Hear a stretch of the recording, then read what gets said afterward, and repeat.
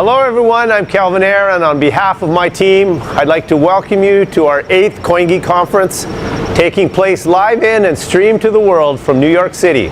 It's been 4 months since our Zurich conference, and it's been a period of significant upheaval for the digital currency sector, not least because regulators around the world have finally cottoned on to the fact that crypto is just a buzzword used to mask the same financial scams that have plagued investors since the dawn of time. The BSV enterprise blockchain ecosystem isn't the least bit bothered by these crackdowns. Quite the contrary. It views them as long overdue because Bitcoin Satoshi vision was designed from the start to work with regulators and within regulations.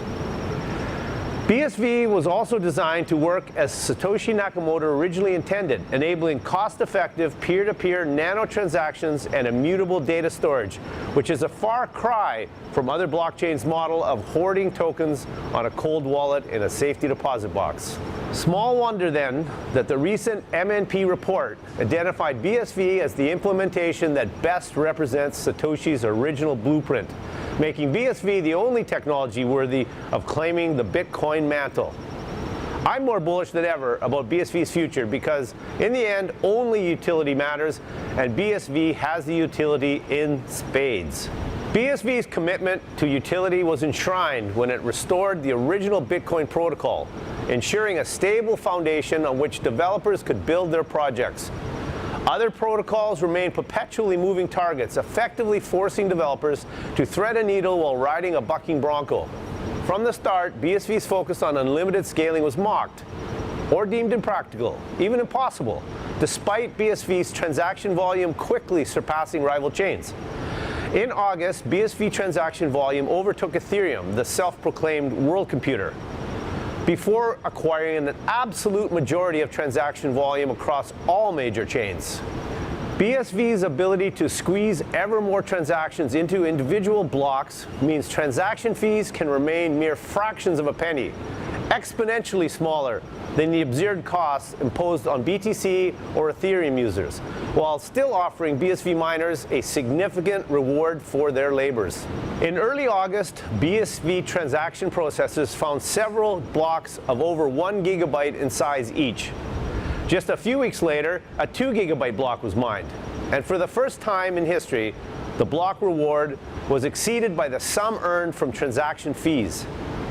This result validates Satoshi's model of priming the pump, initially offering miners generous block rewards that steadily diminished over time until transaction volume allowed fees to become the dominant form of miner compensation.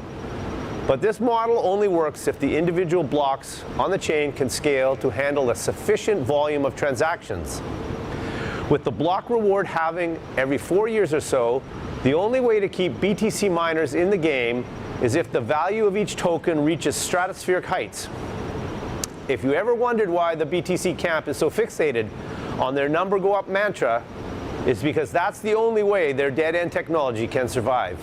I want to take a moment to thank a number of entities that helped BSV achieve this monumental feat of scaling.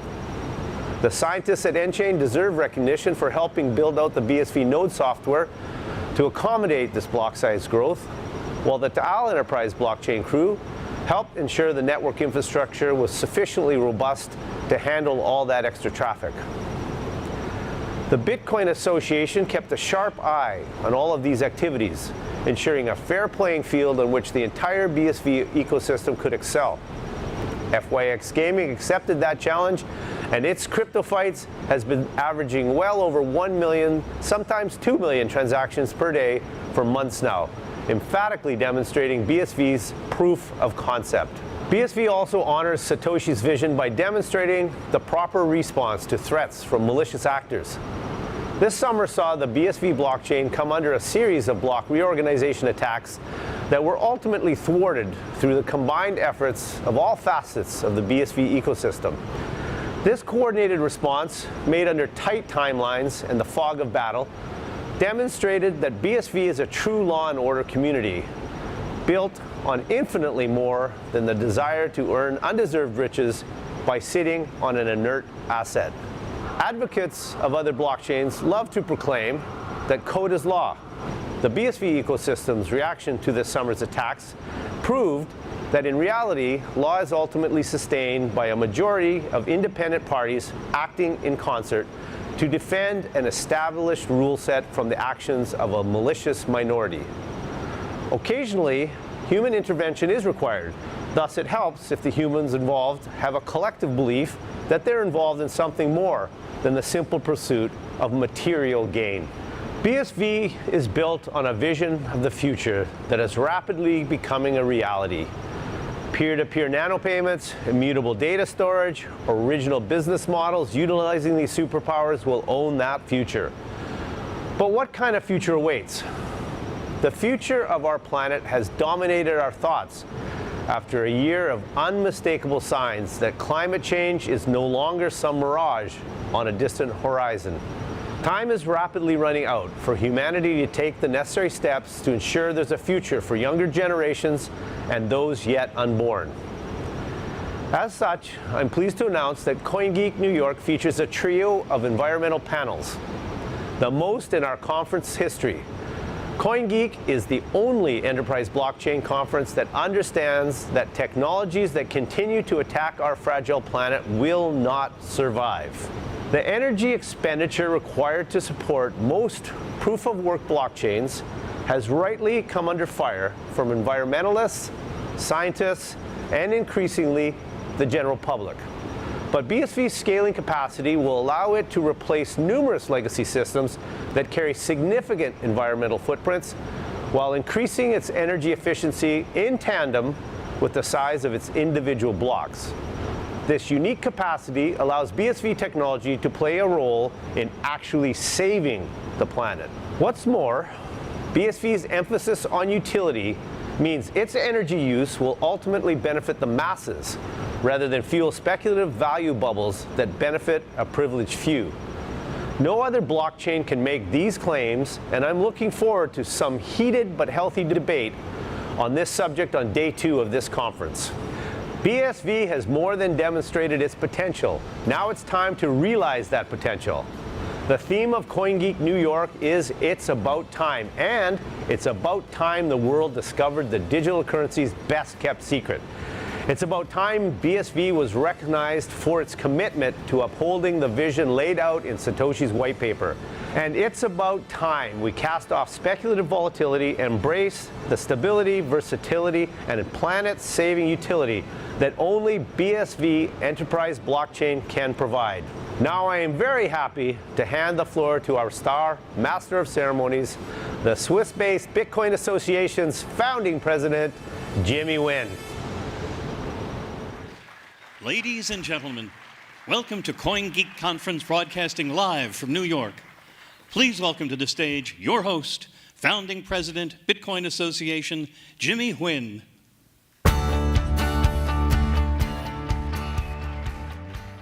Good morning, New York City. It's so exciting to be back here in the world's capital, and so great to see this exciting city alive again. We are here in the concrete jungle where dreams are made of, where bright lights inspire you. And it's so fitting that we're just above Times Square because, as Calvin just said, the theme of this conference is It's About Time.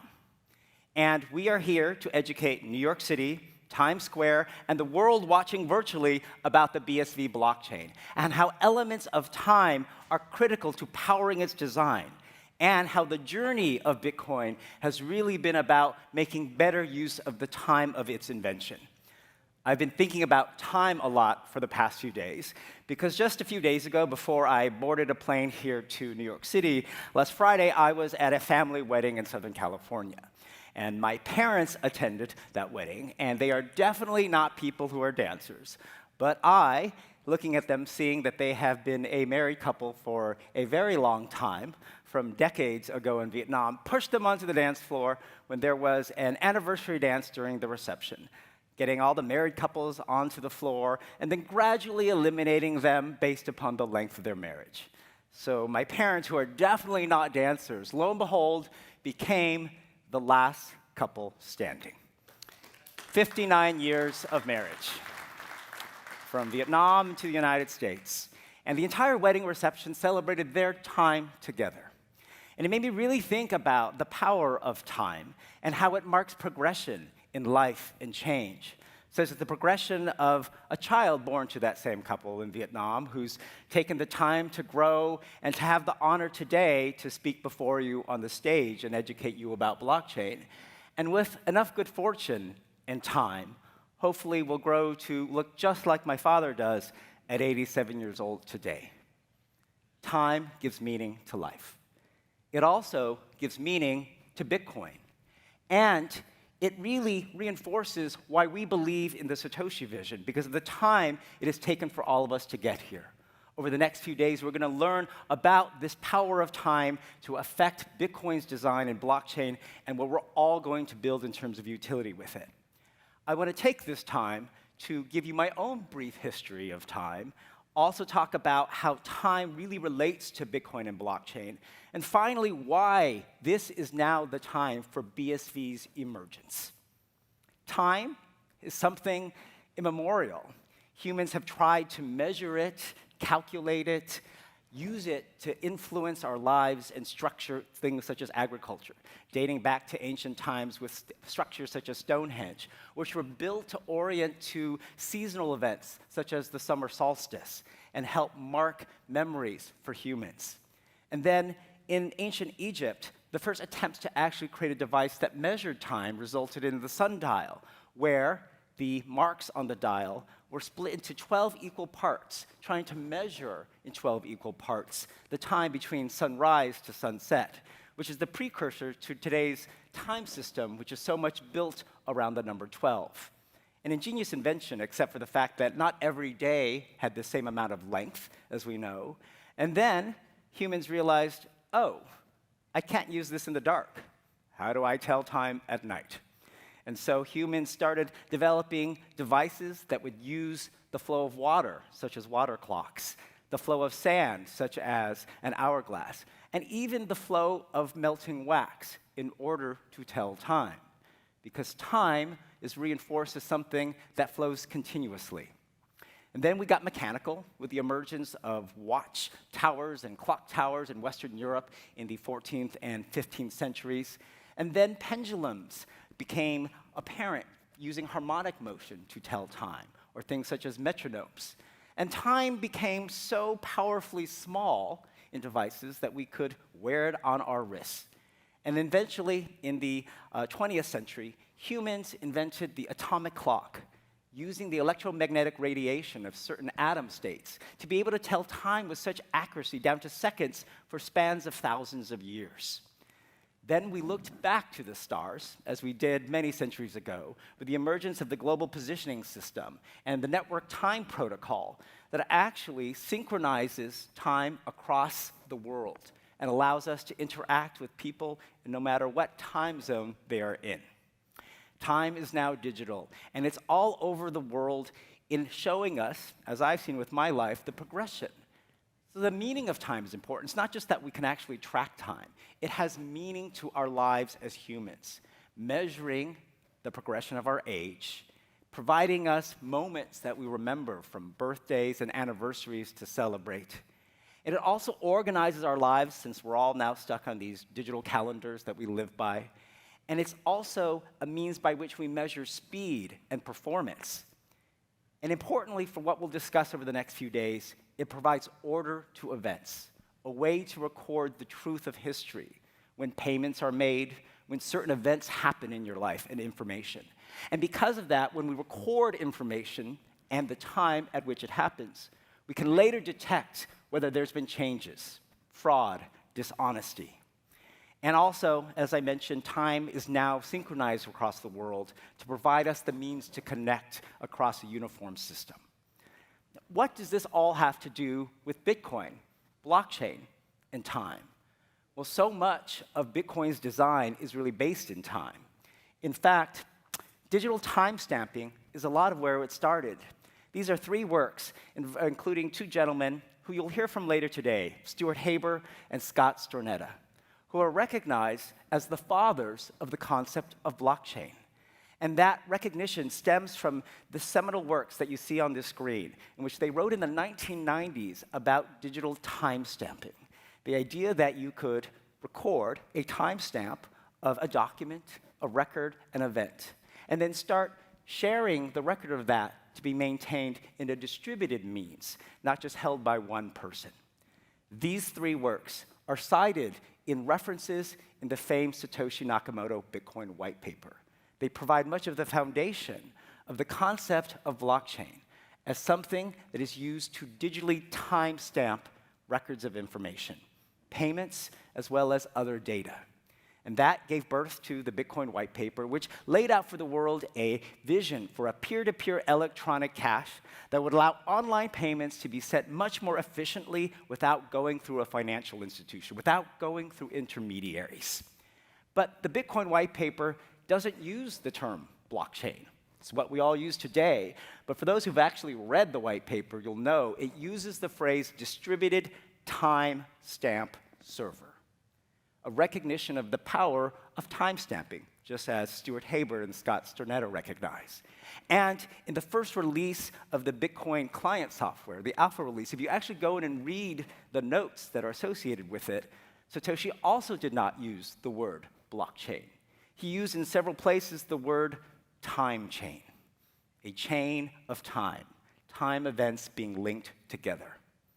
And the white paper also talks about the need to solve the problem of double spending by using a peer-to-peer distributed timestamp server to generate computational proof of the chronological order of transactions.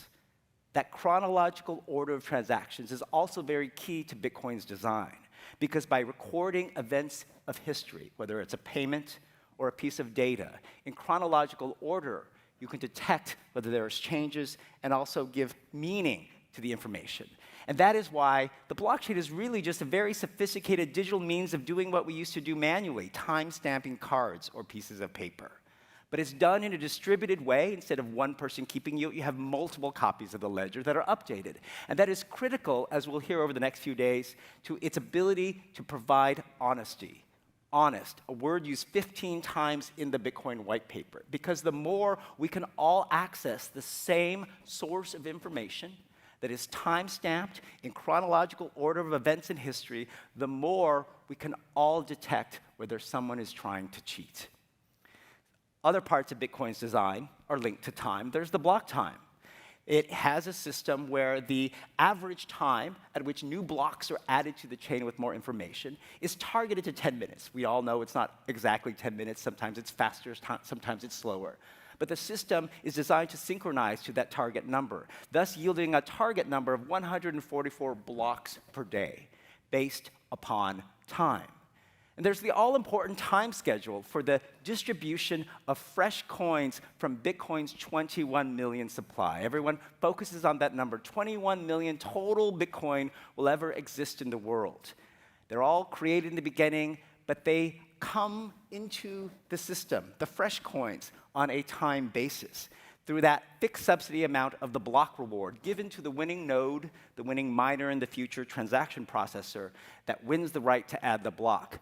And Satoshi designed this in a clever system to subsidize the network in the beginning, but hope that the network would grow in terms of transaction volume so that the fees you pay to send coins that were already in the system, no longer fresh, or actually grow as this block reward subsidy decreases, cutting in half approximately every 4 years, as we know, from 50 coins, which started in 2009, to 25, to 12.5, and 6.25 now. Again, this distribution of fresh coins from the 21 million supply is so based in time. And it's also critical to understanding why BSV is the answer to ensure the profitability of the Bitcoin nodes and mining network in the future. Because as that number continues to go down, the time to generate more transaction fee revenue is becoming more urgent. And luckily, BSV has solved that with now miners winning blocks that actually generate more in transaction fees sometimes than that fixed subsidy that they get of 6.25 coins currently, and in the future, 3.125 coins and less. All of this is enveloped in a set of rules. We'll learn over the next few days that Bitcoin is not just electronic cash. That is the first use Satoshi laid out for it. But he also described in his writings the power of it to be used for data applications. It is a blockchain. It is a data network. And it has a set of rules, a network protocol, just like IP protocol for the internet, that will unleash tremendous power if it's allowed to scale. And as Calvin mentioned in his opening video, there is a Canadian consulting firm, M&P, which you'll also hear from at this conference, who at our last conference described a report they did studying the original Bitcoin protocol rule set released by Satoshi Nakamoto and evaluating it against competing chains, BTC and BSV, and finding that it's BSV that most fulfills that original protocol. Why is that important? It's important because people get confused. Here's how I would describe it. Bitcoin is the protocol, BSV is the blockchain and digital token that fulfills it. And it does so by fusing, as I've said so many times before, the power of data and money together, giving value to data, right there in the word, bit and coin. It's a network that does that in a way that did not exist before. Time is very important to that concept, because data can have value, but time gives more value to the data.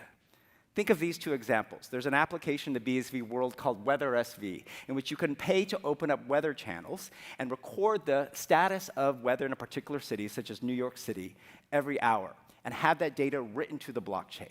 In the future, the company is looking to create a data marketplace so that that data can be monetized by people interested, for example, in studying climate change or having climate control devices.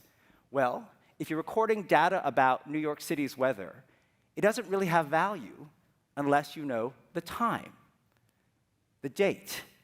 At what point in time of the day is it 50 degrees Fahrenheit and the precipitation is 10%? That data has value when it's attached to time. Same thing if you're going to record electronic health records, which people are looking to do on the blockchain.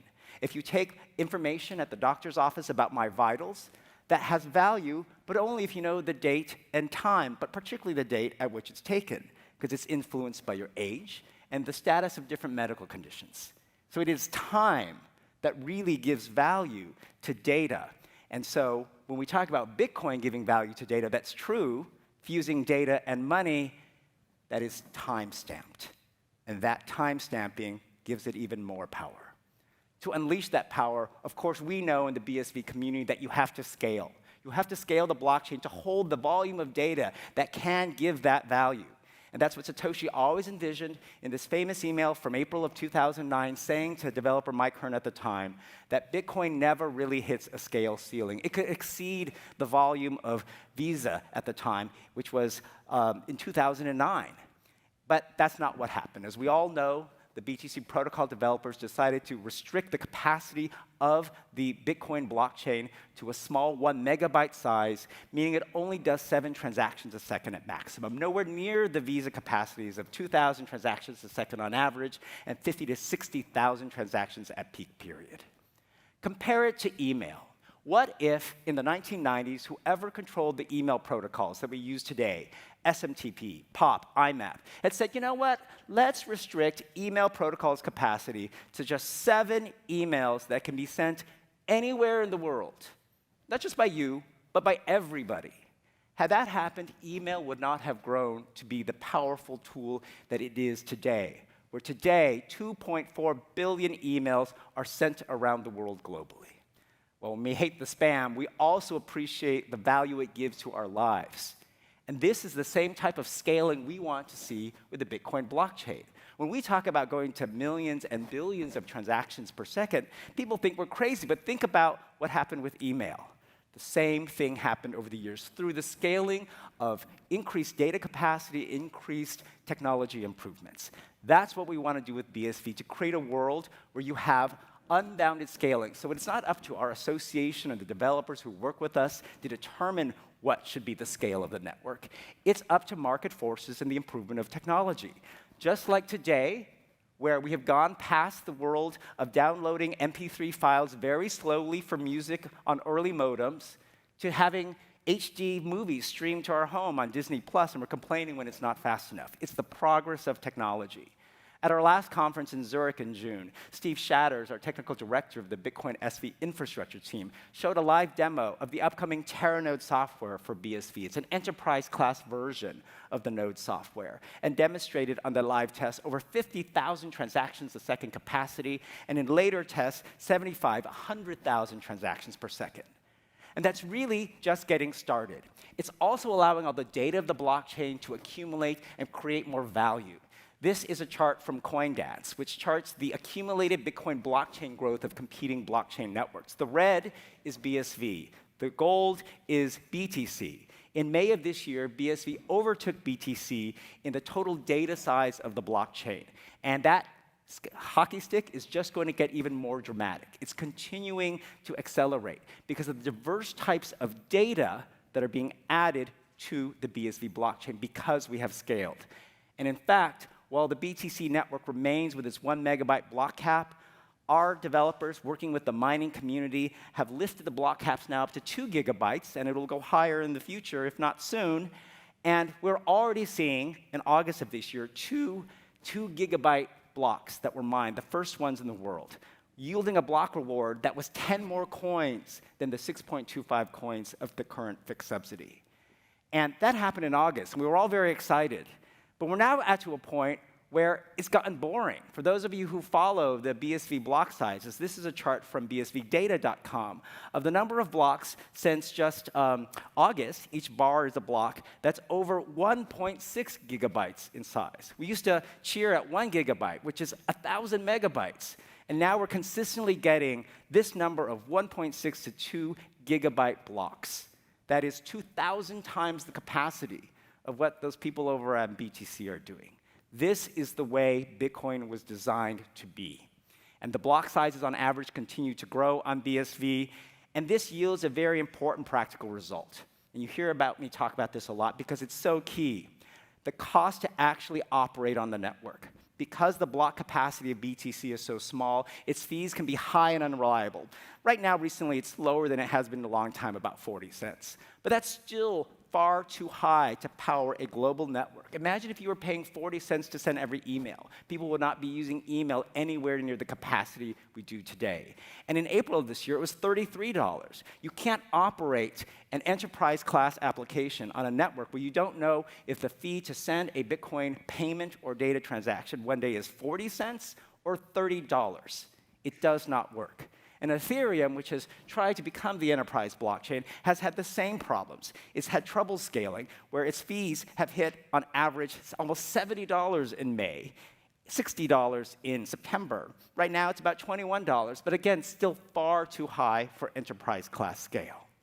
Well, BSV's fees, last year, the median for the entire year, 1/50th of a US cent. And we think that's actually still too high. It's going to get lower as we scale even more. Now, it's not always 1/50th of the US cent, because if you submit a file with a lot more data size, it costs more. But the reality is this can power a payment network that is very efficient, not to send our daily payments, but to open up new business models where all of our internet activity and other data can be monetized with tiny, tiny micropayments down to a cent, less than a cent, because it's so efficient to send a single payment. And this is a chart of the mean transaction fee on a daily basis from bsvdata.com for just 2021 to date. And you see it ranges from 3/100ths of a cent to 3.5 cents.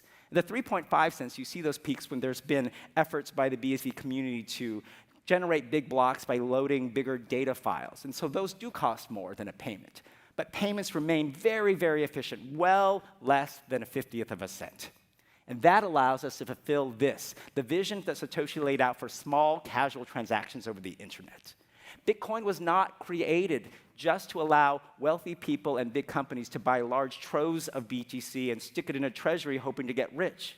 It was designed to power small, casual transactions over the internet. And even as we predict the rise of nano payments, not just micropayments, nano payments down to tiny fractions of a cent. This has led, as Calvin mentioned, BSV's transaction volume to start to exceed other competing chains. This is from August 25th, where BSV's transaction volume that day was almost 2 million, well more than Ethereum and XRP on that day. Now, it's not always true. There are days where it's higher, there are days where it's lower. But the point is, because of scaling, BSV has the capacity to do far more than all of these other competing networks. And that's what we're going to be looking forward to more with Terranode, which is the enterprise class software, which we believe will get us to billions of transactions per block and millions of transactions per second, so that we could do this. All of us are these figures operating and sending data, interacting with the blockchain, whether we're attaching social media images, multimedia files, music, our healthcare records, and being able to exchange tiny payments all over the world for this data and the information that becomes valuable with it.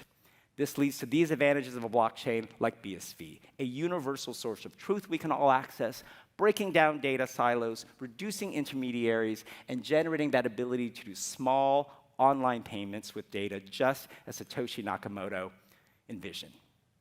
Finally, let me tell you why it's time for BSV. Well, you're going to hear over the next few days from a lot of these companies I'm about to describe. It's time to take all of this vision for Bitcoin and make it really possible for the world. And that means better digital wallets, such as the companies you see before you on the screen. You'll also see the entry of two new interesting wallets, Religio from Vianex and Signavera from the Elas company out in Australia, that are making a world of payments more simplified, as well as an enterprise-class suite of wallet capabilities. It's time for new ways to make internet payments, including tiny payments. A lot of people like to use Pew from Handcash, but you're going to hear about a new entry, PeerSend, which is using the internet and browsers to send money like magic. It's going to be magic when you see it. It's also time to empower micropayments. You're going to hear from Coda, which won one of our hackathons a couple of years ago, and its journey to use micropayments to power developer APIs to get developers paid for their work, as well as a move to tokens and computation, as well as companies such as Haste Arcade, which are using micropayments to reinvent how people can make money off of video games. We're also going to reinvent the music industry. Blaircast is finally emerging to present to you its plan for a music distribution platform using BSV and micropayments. Music Art is coming later this year to create NFTs of album covers and reinvent how those pieces of work can generate revenue. And it's time to tokenize the world. There are a lot of token protocols on BSV. You're going to hear from some of them over the next few days. But we believe in a world where all of the real assets of our lives can be tokenized, traded, and really have lots of forms of liquidity powered efficiently by BSV. Speaking of tokens, NFTs are all the rage, and we'll hear tomorrow from Bullish Arts founder Francesco, where he's created a platform that is now also supporting BSV to mint NFTs for contemporary artists. You can even do NFTs of words. We'll hear from the founder of Slictionary about how definitions of words can actually generate revenue. And, of course, big brand owners are creating NFTs, such as we'll hear from Nifty Co. If you like CryptoKitties on Ethereum a few years ago, where you're going to love Duro Dogs, then we'll hear from Unbounded Enterprise about their plan to make this the official pet of the metaverse. Fabric is launching Fabric X, and you'll hear about this. It's NFT platform, celebrities, artists, and people of all types. It's also time to transform online games and esports, and we believe this is going to be an early phase of where the growth of BSV is happening. We're already seeing it. You're going to get a presentation this morning by a collection of 4 companies, including Built by Gamers and Haste Arcade, with some inventive ways that they're going to be using BSV.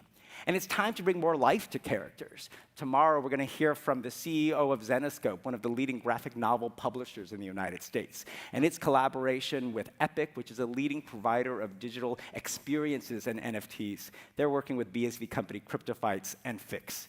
We're going to bring location to life. We'll hear again from Robert Rice, the CEO of Transmira, what's happening with his AR, VR, and XR platform called Omniscape. And it's time for a better internet for users, where we're not relying just on free services, such as Facebook, which didn't do so well yesterday, and have to rely on them selling our data. But what if we can reinvent that model, that services actually empower us to make money from our activity on the internet? So we'll hear from some of these companies that you see on the screen. And that is requiring us to have better identity management. We're going to hear from the founders of MetaID in China and Babbage, which all have inventive ways to use the blockchain to create a single place where we can manage our identity, as opposed to logging in different places all the time. And it's time to empower patients with their health data, such as EHR data, and VXPass we're going to describe for you, to provide more accountability to the world, such as Anna is doing, to hold you accountable for your own goals using BSV. It's time for better data integrity in a more honest world, which Veridat will tell you more about, as well as nChain, describing more the launch of its Kenside platform to bring better data to business. Business processes can be made more efficient by the companies you see before you, InvoiceMate, SaraScript with document flow management you'll hear about, KYC on chain, and the new name for Kurt, a prior hackathon finalist, Mint Blue. And it's time for a more sustainable world where blockchain technology can actually help us achieve environmental goals through supply chain, just as Unisat Seafood Chain or Recycle SV. And as Calvin mentioned, it is time for blockchain mining to become more energy efficient. And we'll hear a great panel about that tomorrow, as well as some sessions from Tal, nChain, MNP, and others. It's time for smart contracts and computation. They're here on BSV, and we'll hear from the founder of Scrypt, Xiaohui Liu. It's time also that all of this technology is used for everyone, for financial inclusion and financial services across the world. We'll learn about that, as well as how it's used for government processes, from Dominium, targeting Africa, in the UAE, some great initiatives that are happening. And of course, we've heard in the past about the Tuvalu National Digital Ledger project being built on BSV. Law and order is so important to make all of this possible. We'll hear from some blockchain analytics companies, and of course, everyone's favorite, a representative from the IRS Criminal Investigations Division, to talk about how really we can bring more compliance to this world. And it is time to finally take all of this technology and build something real with it. We're tired of just reading about charts and prices of digital currencies going up and down. We want to see building blocks to real value. And it's time to recognize, as I mentioned, how the future is built on the past. I'm so looking forward to this panel at the end of the day with Scott Stornetta, Stuart Haber, Dr. Craig Wright, and famed financial cryptographer Ian Grigg. It's time for Bitcoin to become exponential, to be the blockchain for everyone, everywhere, and everything, not just for a few people. That's Satoshi's vision. That's my vision.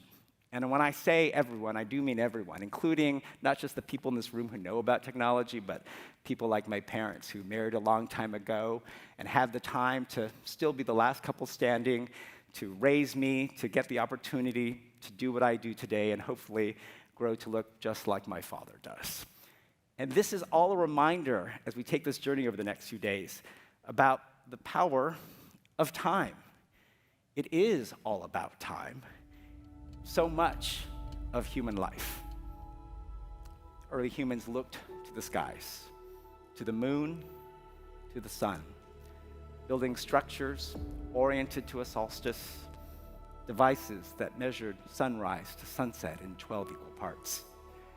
And in the dark, used the flow of water, the flow of sand, the flow of melting wax, reminding us that time flows continuously. And then came mechanical clocks, pendulums swinging with harmonic motion, devices small enough for our wrists, a clock that's atomic and even digital. And then we look back to the skies for time to commemorate dates that we remember and celebrate, organizes our lives, measures performance and speed, provides order to events so that we can detect truth and dishonesty. It provides a common way to connect the whole globe. And using time, Bitcoin truly connected the world with a peer-to-peer electronic cash system, using a distributed ledger of transactions, organized into blocks, connected across time.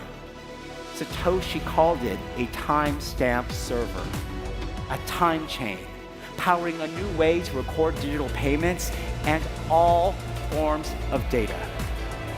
It records time, and the time provides us transparency, and the transparency gives us a universal source of truth. Yet Satoshi's vision was restricted by those who did not want to see blockchain scale, who wanted it not to do more. Now it's back with BSV. And it's time for blockchain to be used by everyone. It's time for business and government processes to be more efficient. It's time to make a better world with the BSV blockchain. It's about time.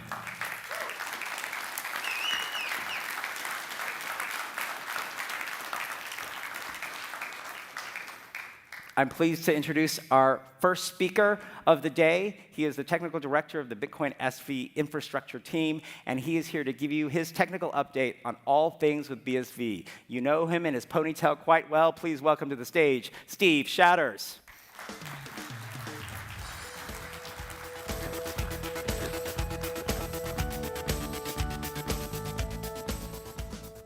Good morning, everybody. Well, it is about time. The time's right here, actually, right now. I'm going to talk to you today about the Big Block Challenge. Another word for a challenge is a problem, and I like problems because I'm an engineer, and solving problems is the reason I get out of bed in the morning.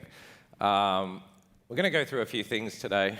First, we're going to talk about the challenge because it really is upon us right now. Bitcoin SV is pushing boundaries like we've never seen before. We're doing things that no other blockchain in the world has ever even dreamed of right now. And then we're going to talk about some of the ways that we can address these challenges through the Bitcoin Association infrastructure roadmap. And I'm actually going to focus today on the client side of the Bitcoin network. And we'll get to that in a moment with a diagram that demonstrates a structure that I think will help to clarify what I think the Bitcoin network is going to look like in a few years' time. But what's been happening recently? Well, we've seen extraordinary growth in usage on the Bitcoin SV blockchain. This table is actually a few weeks old now, and if I had updated it yesterday, it would probably just be a wall of 2 gigabyte blocks. We had some really interesting events happen on Bitcoin SV over the last couple of months, and right in the middle of those events, we saw the usage of the blockchain explode, and we actually saw something unprecedented that nobody in Bitcoin world ever would have probably believed possible until a few weeks ago. The 1 gigabyte limit that a number of miners had in place was hit, and within the space of less than a week, miners had communicated with Bitcoin Association and raised that limit and pushed it up to 2 gigabytes. Now, this sort of event is a hard fork. Back in BTC world, this is the sort of thing that would have taken 2 years of coordination before it actually happened, and we did that in just a week.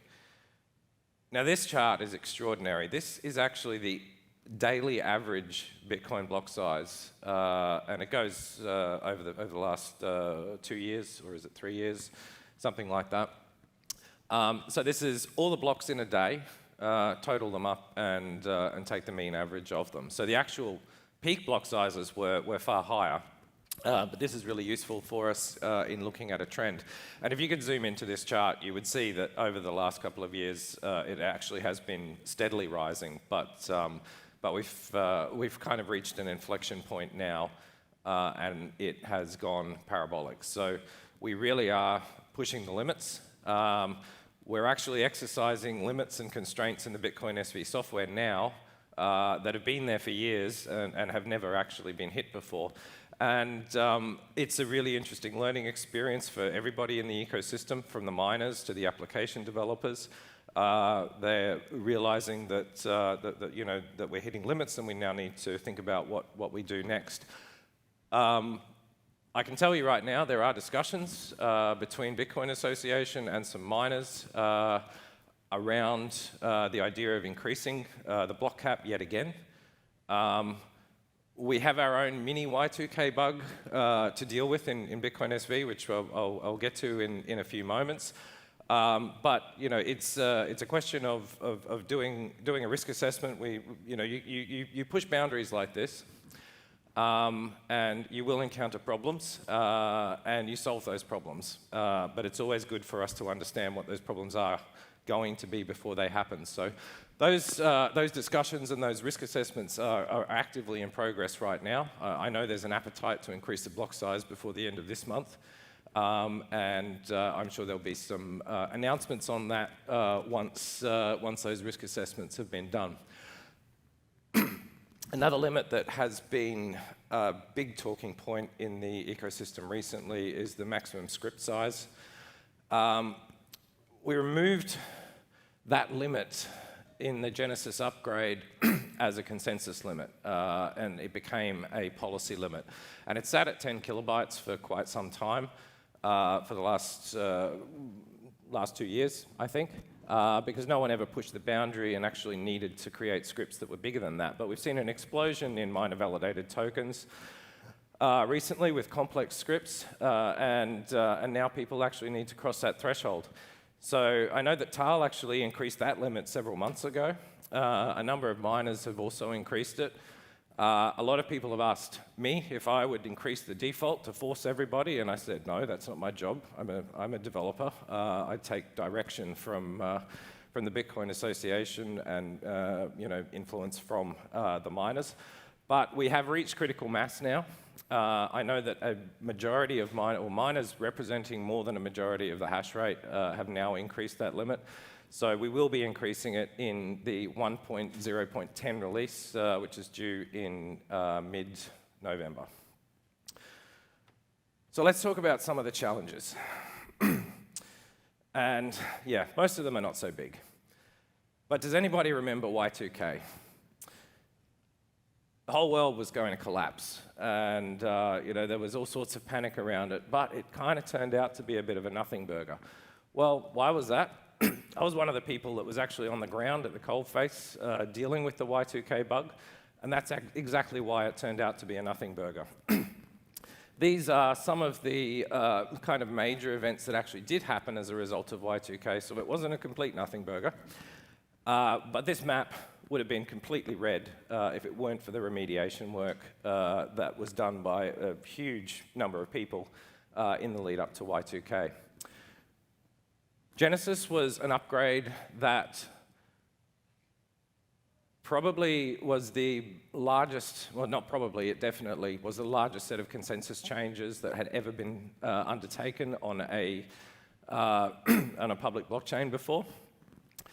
And again, it turned out to be a nothing burger because of all of the remediation work and all of the very careful work that was done by the Bitcoin infrastructure team beforehand. There was a lot of excitement leading up to Genesis, and I remember myself and a fairly large team of people sat in the N-Chain offices until 2 a.m. Waiting for it to activate, and literally nothing happened, which was unexciting, but probably the best outcome we could have hoped for. So what have we got coming up?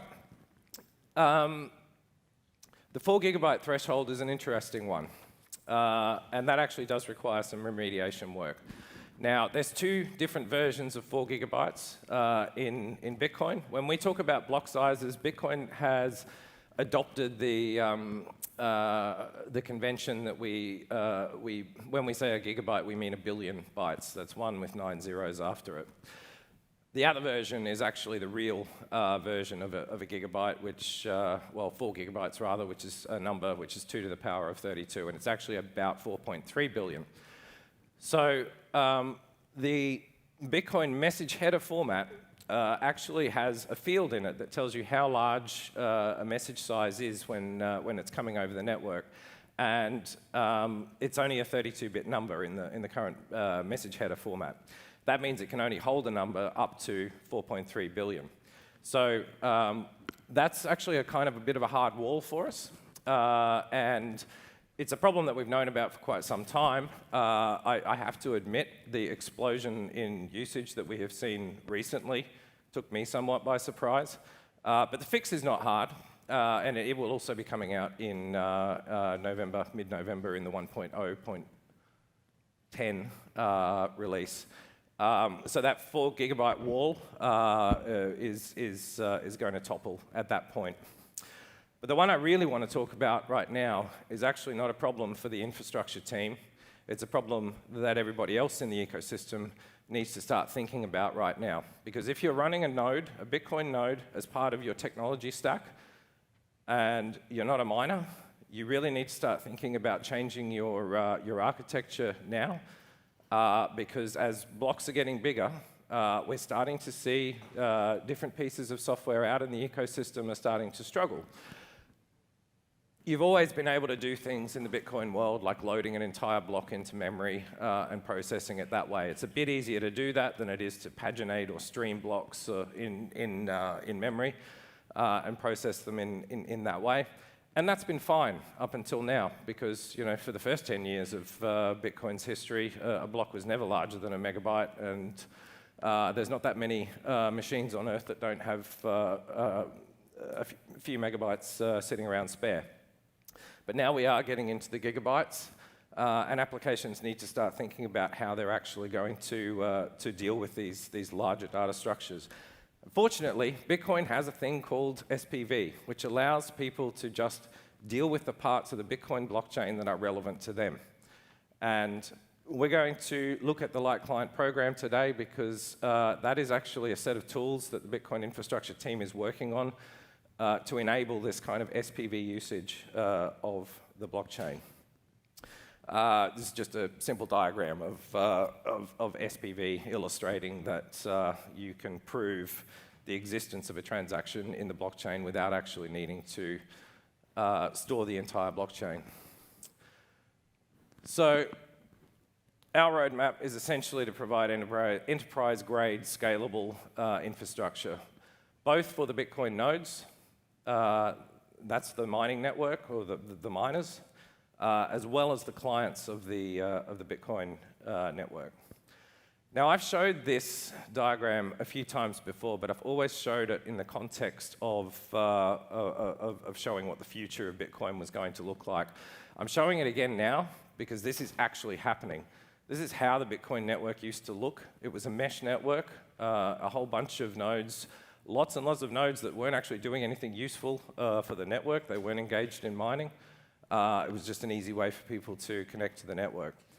But now we've got big blocks. Block propagation is actually becoming an issue, and miners are becoming very, very motivated to sort themselves out, and that's starting to transform the network.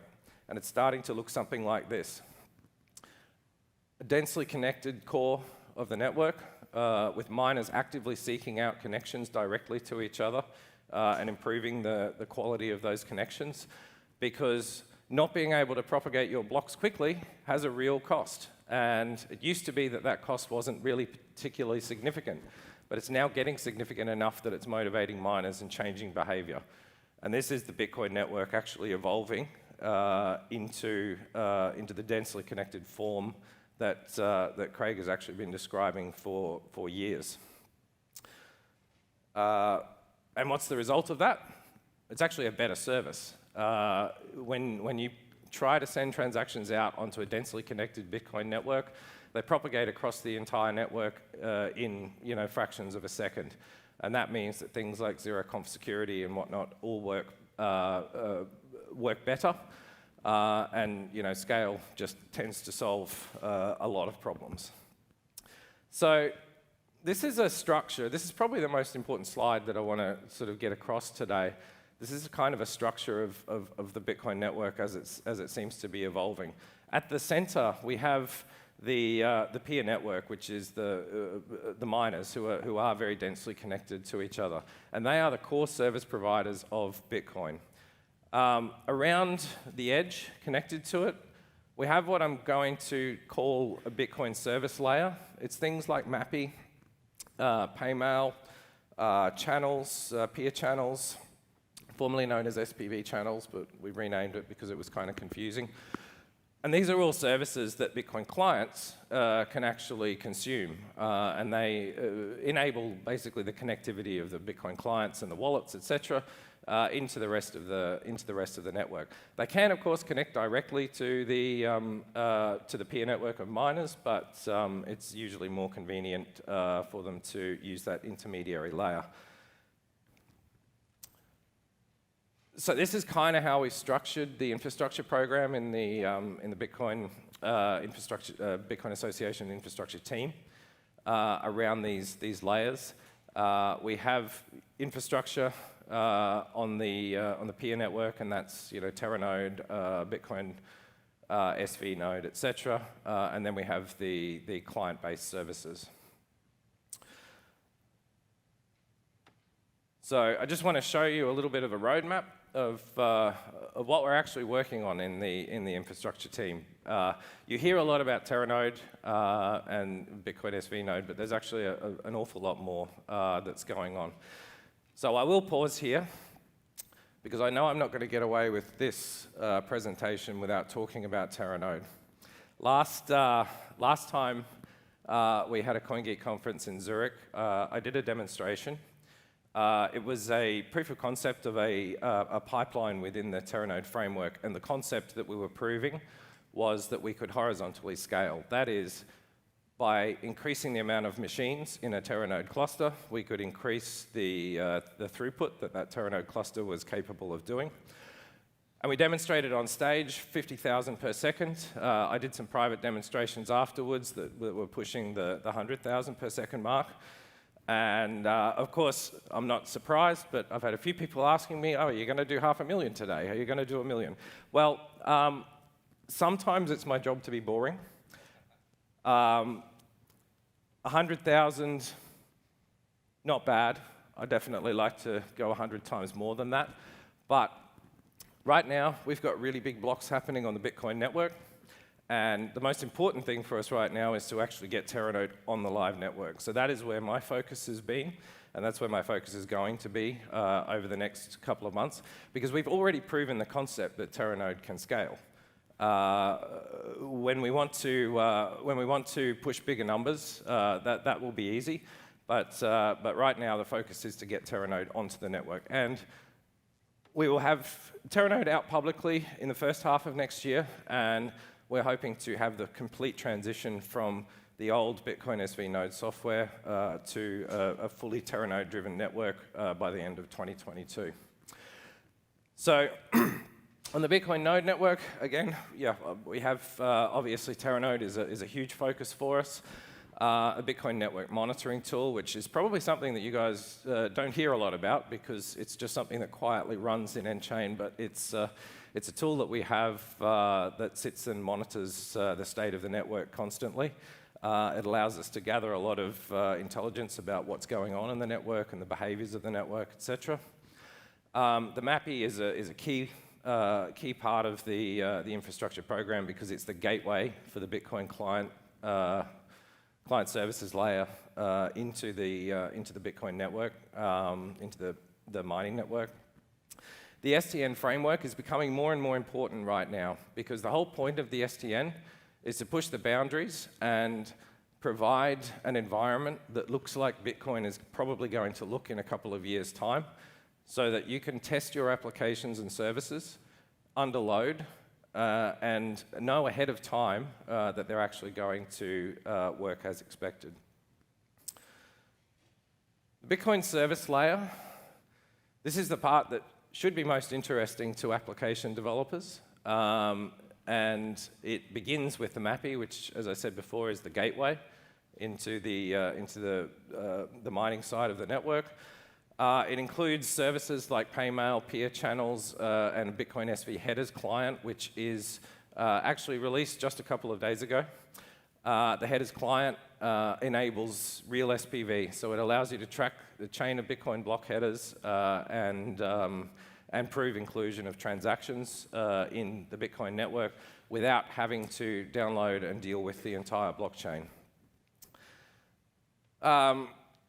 Coupled with the Light Client program is actually a partnership with the Electrum SV team.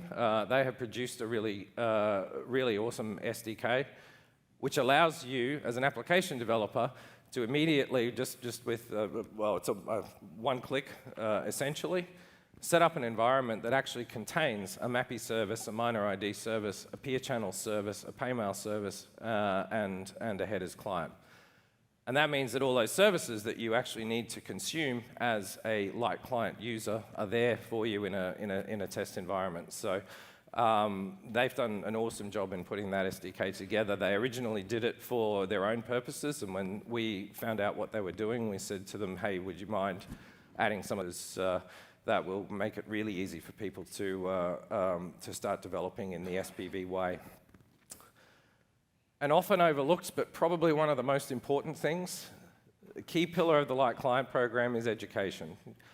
We need people to actually not only have access to these tools, but also to be able to learn how to use them. So we've got an extensive program of building developer documentation underway right now. And all of that eventually then feeds into the Bitcoin SV Academy, who've already put together quite a lot of really awesome courses to enable people to learn how Bitcoin SV infrastructure actually works. So I would expect that eventually we'll have not only a complete set of documentation for all of these tools that need to be used, but also live training courses. So these are some of the services that actually need to be provided in order to use Bitcoin. These aren't the only ways of doing it. There's other tools out there, but what we wanted to produce was a comprehensive set of tools that leave no gaps, essentially. There's no piece of functionality that you need that you can't get from the Light Client program. So running through some of these, addressing and service location, how do I find you if I need to make a connection to you as a merchant or as somebody that I want to pay? Feature negotiation, sounds a bit boring, but it's a common thing. Most IT services need to understand what features the other counterparty provides. Secure and confidential communication. This is key to peers being able to operate in a peer-to-peer way. They need to be able to communicate to each other, they need to be able to find each other first, and they need to be able to do it securely. And peer channels is a key piece of infrastructure to enable that. Key exchange, chain verification, again, a critical one, section 7, or is it 8 of the white paper, SPV, explains to us how to do this. For 10, 12 years, no one actually did, but other than Mike Hearn with his Bitcoin J library. Double spend settlement notifications. This is essentially what allows you to transact on the Bitcoin network with confidence, knowing that a transaction is accepted by the network and isn't going to be reversed at a later time. Invoicing protocols, this is something that is being worked on through the TSC right now. Payment execution, spend notifications, and SPV validation, which is probably one of the most important bits of all. So there's a roadmap for all of this, and this is an example of a workflow between a customer and a merchant. It's here because it shows you how many actual steps are involved under the hood. When you're talking about a user experience, you want to boil this down to 1 or 2 steps, but what's actually happening under the hood is a whole lot more. And a lot of this workflow is actually being defined in various work groups in the Technical Standards Committee right now. And I bring this up because I actually want all of you application developers who are out there listening to please participate and get involved because we're defining workflows and ways of doing things that are going to endure for possibly a decade, maybe decades, maybe more. And we need to know what you actually need. So the Technical Standards Committee exists for exactly that purpose. It allows people to come together and share their requirements, I suppose, and develop a problem statement that is comprehensive and covers the problems that everybody needs to solve. And then a Technical Standards Committee working group can get to work on actually finding a solution to that problem that works for everybody. So these are just some quick roadmaps. In fact, this is a historical one, so I've run out of time. I'll skip over it a little bit. This is the kind of the history of the Light Client program. It wasn't actually really a program, a cohesive program, until 6 months ago. We took a look back at some of the stuff that we've been doing and went, this stuff is actually all related. We need to get it together and make it cohesive and comprehensive. So we've got, this started a couple of years ago with the launch of Paymail. First implementation was by MoneyButton. The launch of Mappy, SPV channels, again last year. The peer, it was called SPV channels back then, now renamed to peer channels. Now the peer channels mobile client libraries, which provides an easy on-ramp for developers to connect peer channels to mobile devices and take advantage of their notification capabilities, and a whole lot more. And we've been seeing quite a lot of activity on the peer channels space recently, particularly with the hackathon, because the theme of that particular hackathon, which we'll be hearing more about later today, was peer-to-peer interaction, and peer channels is designed to facilitate exactly that. So this is our roadmap for the next 12 months with the Light Client program.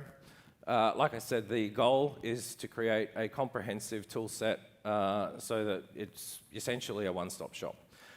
If you need to get onto the Bitcoin network and act as a client without having to deal with the load of processing gigabytes and eventually even terabytes worth of blocks, because you shouldn't have to as an application developer.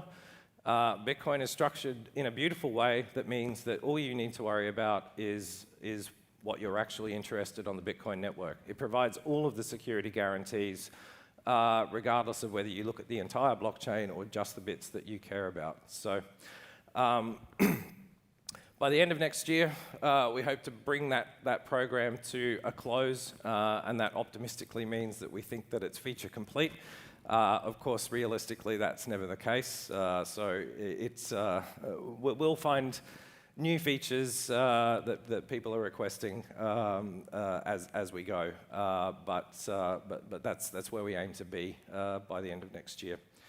So I'll finish now just by reminding the application developers out there that this is actually a call to action. The Bitcoin SV infrastructure team is there. We are available to help. If you need to talk about how to structure your application and services, we have a lot of experience in that area. We have the same conversations with a lot of people all the time. So the Bitcoin SV support channels are published on the bitcoinsv.io website. You'll be able to find us there and make contact.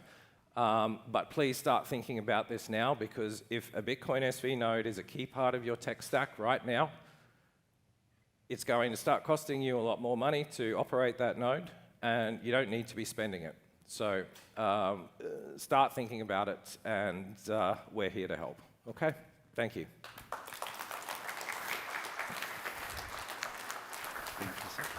Thank you. Always a pleasure to hear from Shatters about what's going on with BSV technical updates. Now we're going to begin our series of sessions that really delve into some of the great use cases of the BSV blockchain. It's about time for that, and we're starting with a series of segments related to the world of online games, esports, AR, VR, and all of those fun things we and our kids love to play with, because we think this is a really powerful entry point for BSV blockchain's growth into the world. To kick off this set of sessions, we have a very unique session for you right now. You're going to be hearing a series of presentations from 4 different people representing 4 different companies who are going to be collaborating in a powerful new way to reinvent how online games can be played using the blockchain. They're going to come up one by one, and you'll hear from each of them. They are the strategic advisor from Built by Gamers, Taylor Searle, the technical co-founder of Haste Arcade, Eric LaForce, the co-founder and CEO of Unbounded Enterprise, Jackson Lasky, and a software engineer at Handcash, Brandon Bryant. Let the games begin.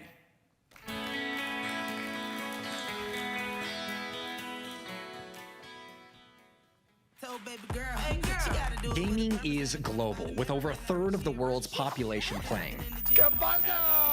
Bring esports to the mainstream, the next level. People are watching. 20,160. Oh, shit. Gaming is pushing culture, and it's always evolving. Blockchain technology is changing the game. You want to see a peek? Let's go. Welcome to the Haste Arcade. Looks like you just got the high score.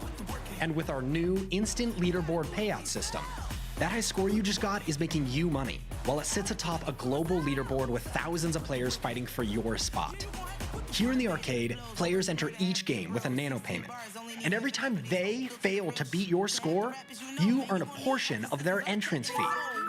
Looks like you need a wallet. With instant peer-to-peer payments, players can earn, pay, and redeem across games and platforms.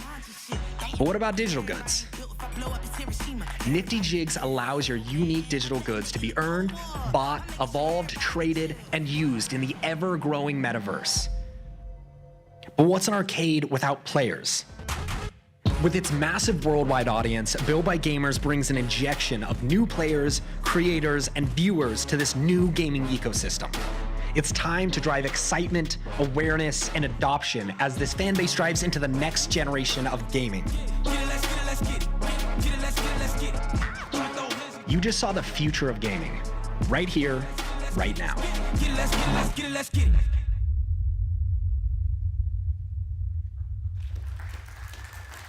Hello. I'm Taylor Searle from Built by Gamers, a US-based global esports organization. Gaming is massive. It's much bigger than you think. About half the world's population would be considered gamers right now. In fact, the revenues from gaming already exceed the film and sports industries combined. But gaming is about much more than video games. A lot of people think of the 30-year-old in the mother's basement playing a video game, but in reality, whether it's Gucci with collaborations or other high fashion, gaming's really become the go-to reference in culture for high fashion. In fact, earlier this year in April, 28 million viewers attended a concert within a video game, making it the largest live event or concert in history. This has all been going on under our noses.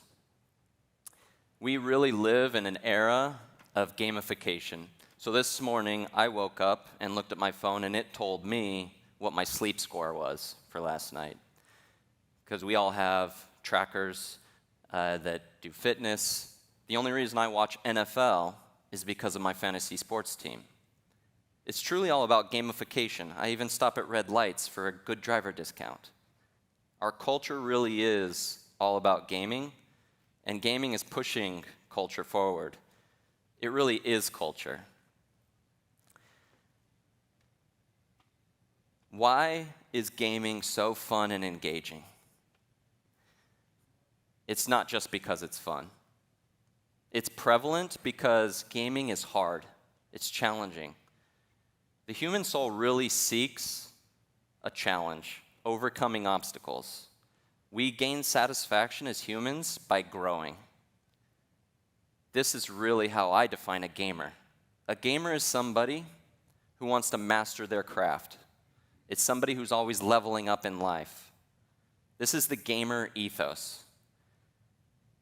What does gamer ethos have to do with blockchain? Gamers and the gamer ethos led BBG to the BSV blockchain. Most blockchain or projects in the crypto community really, they find their value in scarcity. The BSV blockchain and the gamer ethos finds value in abundance. Abundance of opportunity. Opportunity to learn, grow, challenge, play. The gamer ethos really has a home in the BSV blockchain. The BSV blockchain unlocks a whole new universe for the gamer ethos. The gamer ethos having a home in the BSV blockchain will push the limits of gaming to whole new heights that tap into this gamer ethos. Over the last year, Built by Gamers has been working with Haste, Handcash, Nifty Jigs to develop the future of gaming. Together, collaborating together, rallying around this gamer ethos, we've created what we think is going to push gaming to the next level. So I'm really excited to introduce Eric LaForce from Haste talk about some of the things that we've been working on. Thanks. Great, thanks, Taylor. It's such an exciting time to be a part of the gaming and crypto spaces these days. So I'm Eric LaForce, technical co-founder of Haste Arcade. I'm relatively new to the crypto community, so first off, thanks to everyone who I've spoken to in this community. It's been so empowering and so helpful to help me and my twin brother Keith start to gain knowledge within the space. I got to meet a lot of you last night at some of the events. I was the person that was awkwardly unsure of, do I shake hands, do I fist bump? Like, with COVID, I just don't know the social protocol anymore. So that's me. So two of my other co-founders, Dan Wagner and Joe DePinto, who a lot of you already know, they had a desire and an interest in blockchain and crypto from years ago. They read the original white paper, and they were just fascinated by the power of micropayments and what it can mean for the financial system. And so they've invested time and effort to continue to learn that over the years. Well, earlier this year, they had an idea of, they wanted to show the power of micropayments to the world, and not just within the crypto space, but to a mainstream audience. And so they built Haste. Haste is I'll say a straightforward game, almost silly, right, where you tap a dot as quickly as possible, and whoever taps the dot the fastest ends up on the leaderboard.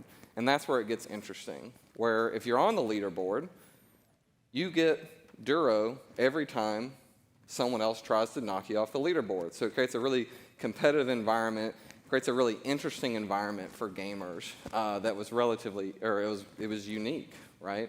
And it's only possible because of things like the BSV blockchain, Handcash's Powerfully SDK, and all these types of things. And so they put it out into the community. There was a great response from this community, and so it got Dan and Joe excited. And so that's when they approached me and my twin brother Keith as technical co-founders to basically say, hey, like, we want to do this. We think there's something here.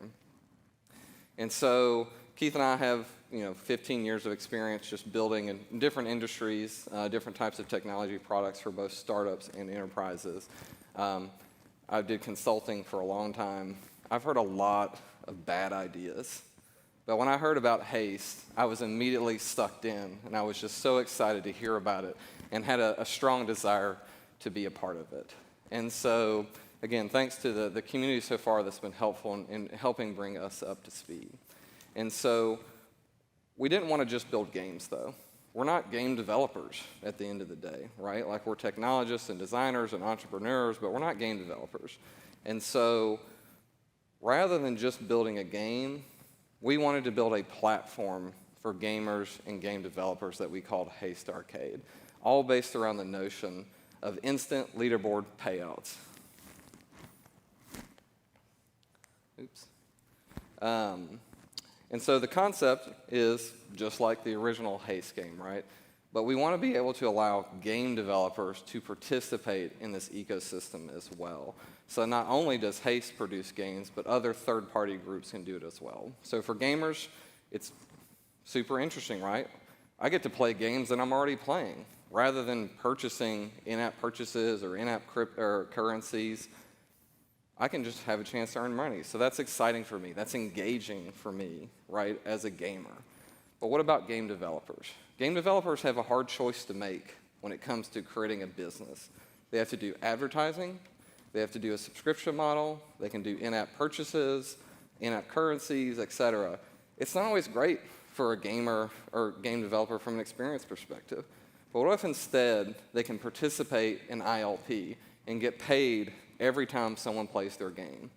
At that point, we have an aligned incentive model. Game developers create great games that are engaging and people want to play, so they get paid more, right? They can build a business around that. And gamers get better games at the end of the day. And so we're excited about that concept and really like the possibilities of what this means, right? We're only scratching the surface of what's possible. So in the Alpha platform, we did develop a couple of concepts that are only possible within this ecosystem: the HST token and player cards. So if Duro is the quarter that I'm putting into the arcade to play a game and have a chance to knock someone off a leaderboard and earn my own spot on the leaderboard, HST tokens are the tickets that you get back as a reward. Except in this concept, you get HST tokens regardless of whether you win or lose, right? It's based on how much you play, and it creates a good incentive mechanism to enjoy, even if you're not, quite as good or as, some of these other players type of thing. Player cards are a VIP, exclusive membership. They give you exclusive perks such as cashback on plays, and we'll continue to build out other things, NFTs, et cetera, that just can be a part of this community. And so we're all really excited and stoked about the progress we've made so far on the Haste Arcade and what we call the beta platform.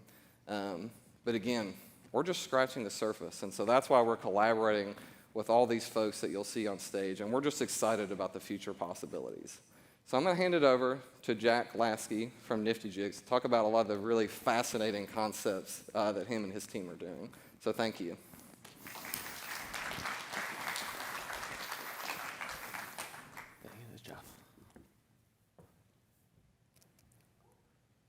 Hello, my name is Jack Lasky. I'm the founder and CEO of Unbounded Enterprise. It's my pleasure to share the stage with these gentlemen and these companies and to get to tell you guys more about what are we doing at Unbounded Enterprise, what is Nifty Jigs, who is Buddy. And Buddy is an example of the type of product that Nifty Jigs facilitates. Nifty Jigs is a platform for supercharging digital goods for games and more. And Buddy is an example of one of these supercharged digital goods from our upcoming game, Durodogs. So what makes Buddy supercharged? Buddy's ownable. Buddy's an NFT. We've heard about NFTs. Maybe we've heard good things, maybe we've heard bad things. But what we know about NFTs is they make it easy to buy, sell, trade, and do more with digital goods. More importantly, perhaps, Buddy is customizable. Every Durodog starts unique, and we're talking about billions of unique Durodogs with a unique nature, a unique look. But more important than that is the fact that as Buddy traverses the possibilities, the games which can incorporate a Durodog, Buddy grows, Buddy changes, Buddy becomes more personal to you. And this is all possible because Buddy and other digital goods created on the Nifty Jigs platform are interoperable. Interoperability is a buzzword. A lot of the times it's used, but for us, it's extremely core to our mission. It's really the essence of our platform, and we think that we can achieve this because of the power of the BSV blockchain and the micropayments it enables.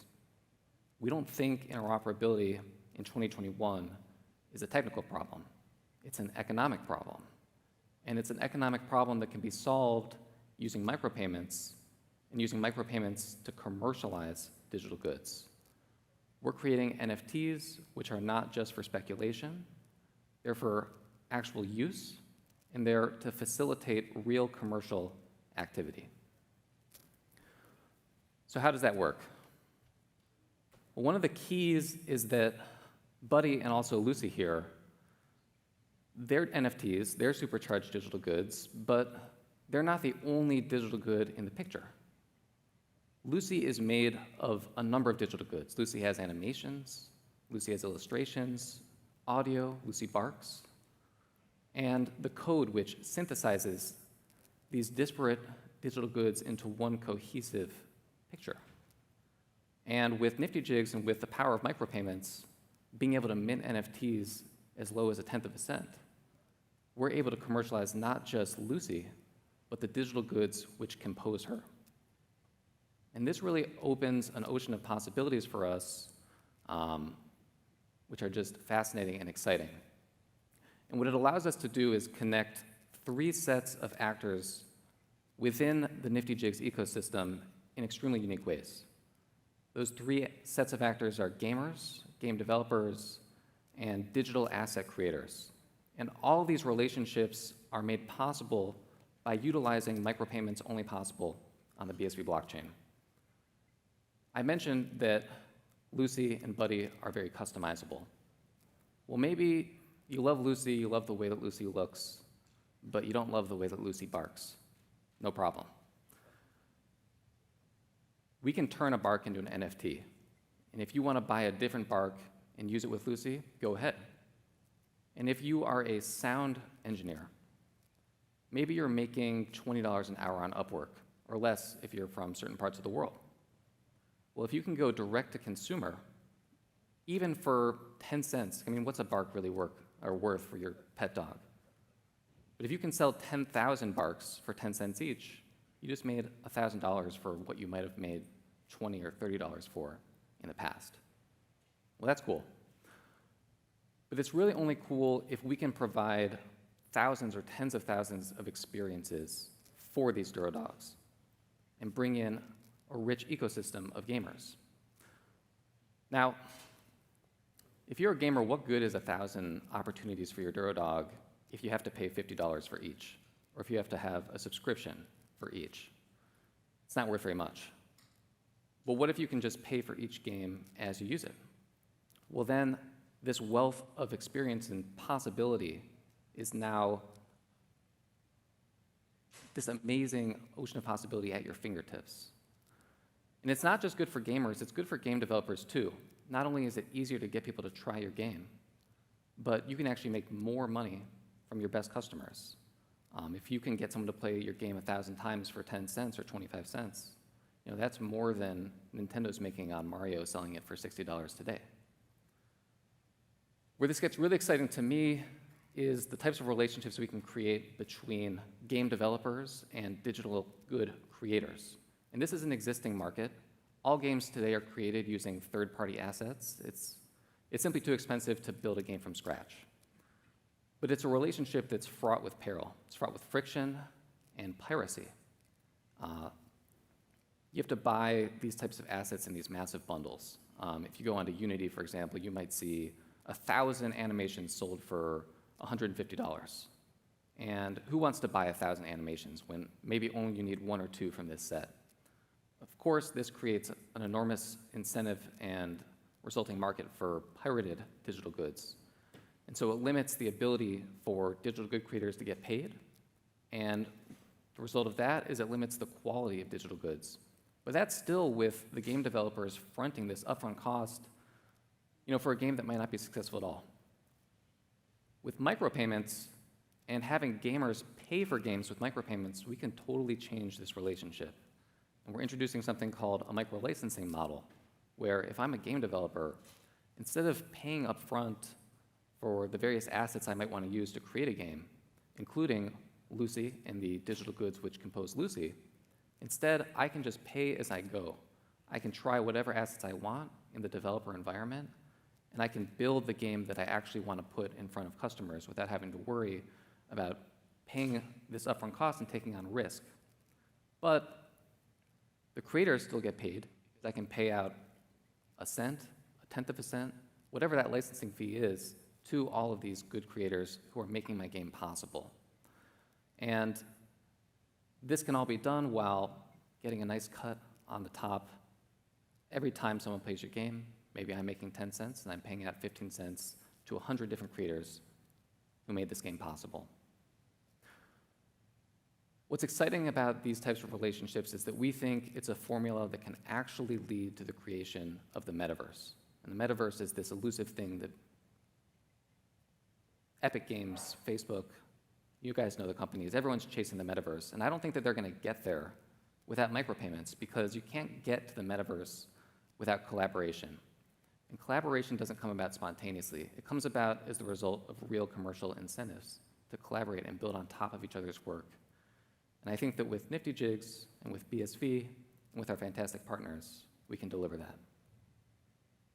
So I'm extremely excited to announce that Duro Dogs is going to be coming out this fall, and with it, the Nifty Jigs API, which powers the Duro Dogs game and other games and assets on the Nifty Jigs platform. And this will be followed up by a release of the Nifty Jigs app. And I just want to give a special thanks to Handcash and Run, who are two companies that have built, respectively, a wallet solution and token solution, which makes the Nifty Jigs platform not only possible, but achievable. And of course, I want to thank BBG, and I want to thank Haste for for being on this journey with us at Nifty Jigs in creating the future of gaming on Bitcoin SV. And so it's my pleasure to welcome Brandon Bryant from Handcash to the stage.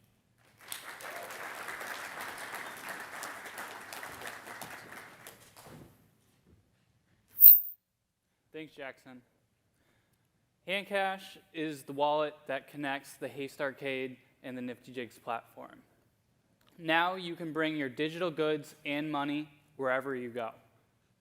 At Handcash, our aim is to cultivate a vibrant app ecosystem and deliver a user experience that's not just good for a Bitcoin app, but a superior user experience from what's possible outside of the Bitcoin world. In April, Handcash announced the Duro to the world.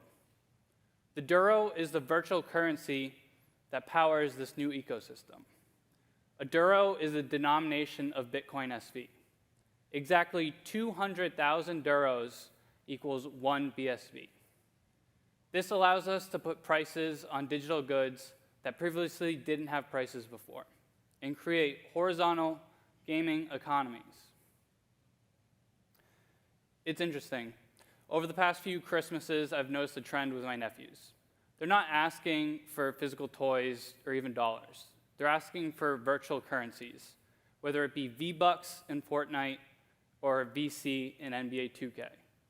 They use these virtual currencies to buy exclusive content and upgrades in their favorite games.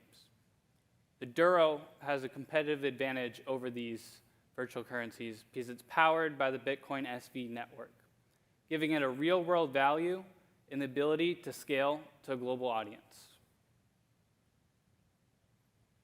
At Handcash, like I said, we're user experience driven, and we've had one huge UX challenge. Handcash is great. How do I get Duros into my Handcash wallet?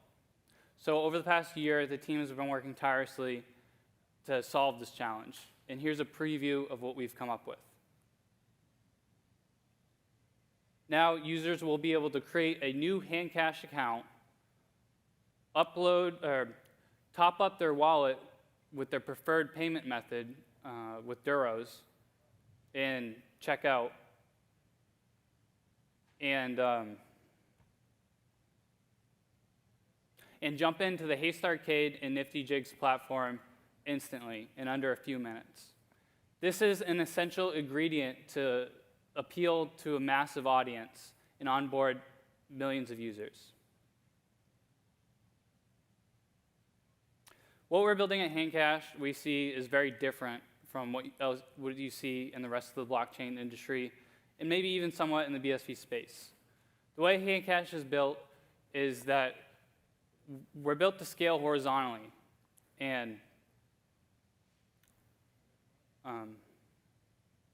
so Handcash's payment system and NFT platform will continue to have transaction fees of a fraction of a cent in lightning fast transactions as users come flooding in. It's important to have the right economic incentives to fuel this growth. So to do this, Handcash is launching a referral program. Business partners and users will earn a percentage of the profit from user top-ups that they refer. This strategically aligns Handcash with partners like BBG, Haste Arcade, and Nifty Jigs to really drive growth in this new ecosystem. My message to everyone out there in the audience or watching at home is of collaboration. If you're an influencer, platform, business that can drive Bitcoin SV adoption, reach out to Handcash and let's work to grow this ecosystem together. Thanks, and now I'm going to introduce Taylor again to talk about how BBG is going to take over, or use BSV in the BSV space. Yeah. So as you can see, we are working with really great partners with great vision of how to make the BSV blockchain the world standard and how we can push gaming forward. So now I want to talk about how Built by Gamers, or BBG, what our plans are within the gaming space. So esports is what I call sneaky big. While the mainstream entertainment and sports industries have been sleeping, doing their thing, esports has been working hard to become a force to be reckoned with. As of now, esports really has a lot of the trappings of traditional sports. Live events, head-to-head matchups, post-game recaps, stadiums full of people, rivalries. In fact, while traditional sports has been doing its thing, esports has actually started to get bigger. Most people are surprised to find out that the League of Legends World Championship in 2019 had more live viewers than the Super Bowl. Esports is happening, it's big, and it's coming. And because of that, huge brands are entering the space, trying to figure out how they can tap into this movement, as we described, this change of culture. In reality, esports is really becoming the future of entertainment, period. The way that esports works, let me give you a quick overview. Esports organizations exist to harness, hire, and develop content creators and gamers. And these gamers and content creators create content playing these game titles you might have heard, like Fortnite, Call of Duty. I bet there's people in this room that play that. These gamers play these things and then stream on Twitch, YouTube, Facebook gaming. Now, everyone in here's maybe heard of Twitch, and the first time you heard about it, you heard that people will sit there and watch other people play video games. Not play video games, they'll watch people play video games. I remember the first time I heard this, I thought it was crazy. But imagine for a second that your favorite sport, for me, football, imagine watching your favorite sport and being able to interact with the players live during the game. It's a really cool and an engaging concept. That's what happens in esports. So organizations and teams hire these content creators, they stream on these platforms, and they have a very engaged audience. So the global audience watching esports will spend hours watching their favorite gamers. And it's incredibly engaging. So Built by Gamers is one of these organizations. We have several content creators. Some of these kids up here, 15, 16 years old, and this is their full-time job. We pay them salaries. They're very professional. One of the kids up here is kind of famous in this area because he won $1.2 million playing Fortnite in the World Cup. There's some people actually from New York here locally. One of our creators is a fashion model that doubles as a professional content creator for us. Ultimately, we have these professional creators that have an audience in the tens of millions. So monthly, our creators and our organization is able to reach tens of millions of audience. And our goal is to create an engaged fan community. Ultimately, we want loyal fans that love us and that gamer ethos that I talked about. We also have 3 professional teams that compete at the highest levels. I would argue that our Fortnite squad is the best in the world. Our Valorant team has competed to be in the top 10 in North America. Our Call of Duty Challengers team this year just placed 2nd in North America. So these are people that take this very seriously and play at a very high level. Ultimately, I believe, actually I know, that BBG teaming up with BSV and with our partners will be able to create the best fan experience that the world has seen. The way that we can use this technology to create gamification of the fan experience and to create unique experiences for our fans. This will help us elevate above our competition. Our peer organizations are all making crypto plays right now, but they're all about NFTs and collectibles. We get hit up daily by other projects in the crypto space, Like literally daily, we'll get someone reaching out to us asking us to promote their product. The space is really growing, but it's all limited to collectible NFTs. We think we will be able to completely shatter everyone's expectations about how this works by creating some of the things you've seen today, and I'm very excited about it. So some of the things we're going to do, whether it's access to games, we will do collectibles, but things like Duro Dogs and other supercharged digital items, imagine the gamification, kind of like how fantasy sports did to football, we can do with esports and create these really sticky relationships, and thereby driving a really loyal fan base. So I want to announce, as we've discussed, that BBG's official wallet is Handcash, and the official currency, in-game digital currency of esports is Duro. And that by working with Handcash, we will be able to overcome the barriers that exist for global micropayments. So by onboarding our millions of fans to Handcash, we'll be able to accelerate the growth of this. Also, if you are a platform developer or any kind of developer and you want our audience to be able to seamlessly integrate with your platform, work with the Handcash Connect SDK to make it so that people can sign on seamlessly and interact with your app using Handcash. For example, our website will be connected with Handcash to where people can log into our website, buy merchandise, and other digital goods seamlessly using Handcash.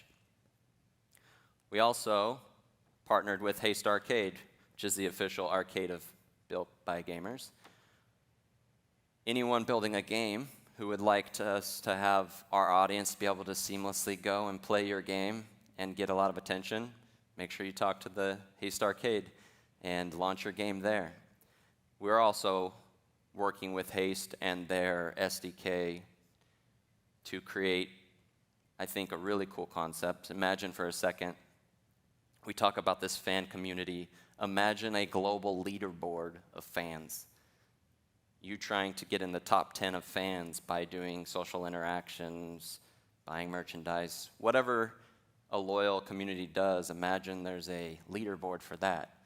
Haste allows us to implement that kind of thing using their service. We're also working with Nifty Jigs. I think that by supercharging the fan experience with digital items, the things that we're doing with Nifty Jigs are going to really revolutionize the fan experience. I know that a lot of the problems nowadays is about how to engage fans and how to create unique experiences, and digital goods really helps us unlock that. Ultimately, as we've all discussed, the spirit of collaboration is what really brings us together.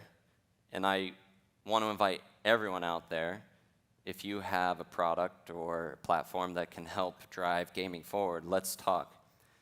We are working with several other companies and plan to work with several other companies to really push this forward, and I'm very excited about the future. Ultimately, we are standing at the only gate that leads to the future of gaming with BSV. Everyone is trying to do it, but this is the only path on a scalable blockchain that can really unlock this universe, and I think we're at a crossroads right now. And I think that this is a very exciting time to be collaborating in this space, and I'm super excited about launching this. So I'm going to invite Eric back up to describe what happens next.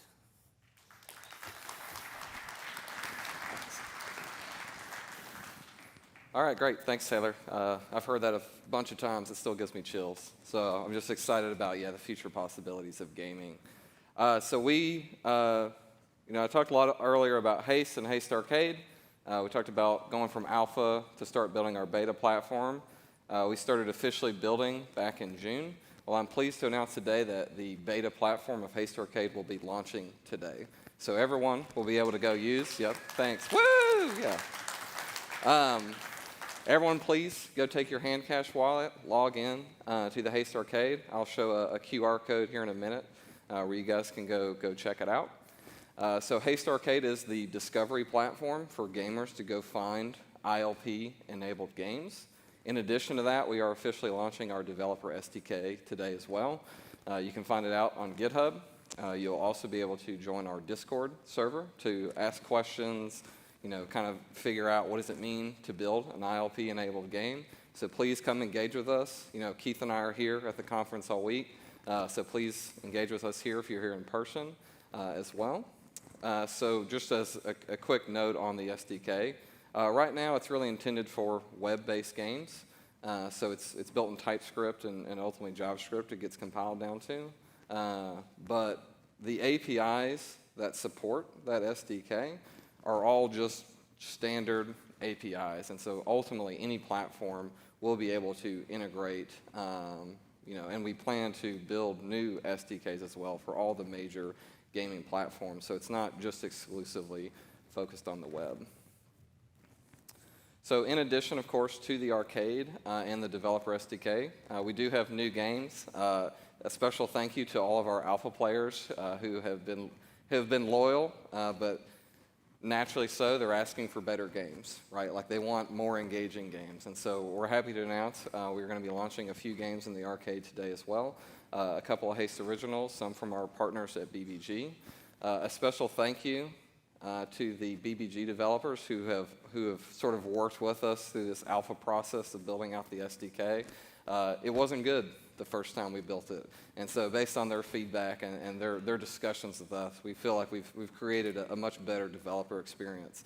But just keep in mind for developers in the audience, as you start to engage, like we love feedback. Like you will not hurt our feelings if you say, hey, I don't like this or this could be better. Like we want to make the best developer experience possible. So please, again, engage with us on GitHub and Discord. We want to make that a really great experience. Finally, as a teaser, we are going to be announcing a developer competition on October 18th. So we want to create a way for gamers to show off their work, but also get rewarded. And as a part of that process, again, we want feedback, right? So we want people to want to come engage with us. And so we're going to be hosting a competition to help drive that.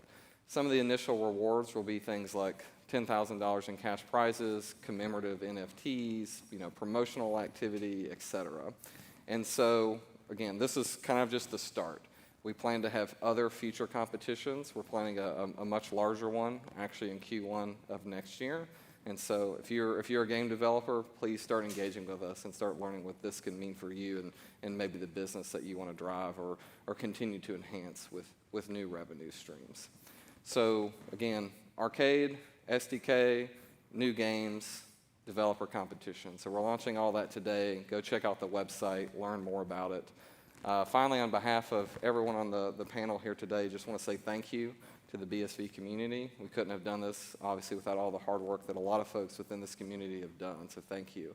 And looking forward to continuing engaging with you all this week. Thank you.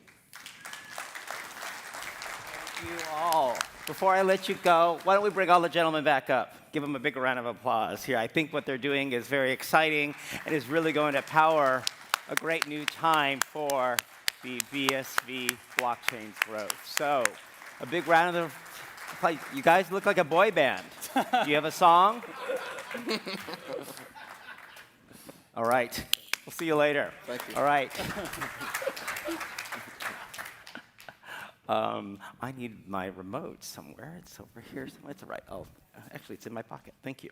All right. Well, before I let you go off to the break, I have a few announcements I want to make to talk to you about some of the fun that's happening here at CoinGeek New York. We love social media at CoinGeek, so for those of you who want to tweet, post photos, comment, do it with hashtag CG New York on your social platform of choice. Hopefully, it's working today. Or maybe you can post on something on a BSV-powered application. In addition, I want you to check out the CoinGeek NFT auction. Did any of you have a really good time last night? For those of you who went to the auction, I thought it was great fun, the charity event. In support of the American Heart Association, a number of people gifted items that have turned into NFTs. People created their own NFTs. There's still time to bid on the auction. With this QR code, you can get there. Bidding closes on October 7th, on Thursday of this week at 12 p.m. Eastern Standard Time. Speaking of NFTs, as I mentioned in my opening speech, bullishart.com is a platform that provides the opportunity for contemporary artists to tokenize their art and create NFTs. They're now supporting the BSV blockchain, and they've done something very unique. You're going to hear from its founder, Francesco, tomorrow on a panel about NFTs. But he gathered a number of artists around the world to create a special limited edition collection of NFTs themed for New York in honor of the CoinGeek New York conference. They've just dropped onto the platform today. You can go check it out at bullishart.com, and you'll see a number of artists created all these different types of NFTs. There's only 21 of each, a magic number, 21 created, so that you can get them from Ales Lalouche, Momo, another artist, Shea Winterrogio, Francesco Buonfino as another artist, Odion Toby, Teo Cherry, and I love this one, Roma Sodi, Fernando Xerces, and Luis Leonardo, and finally, Flexkarft.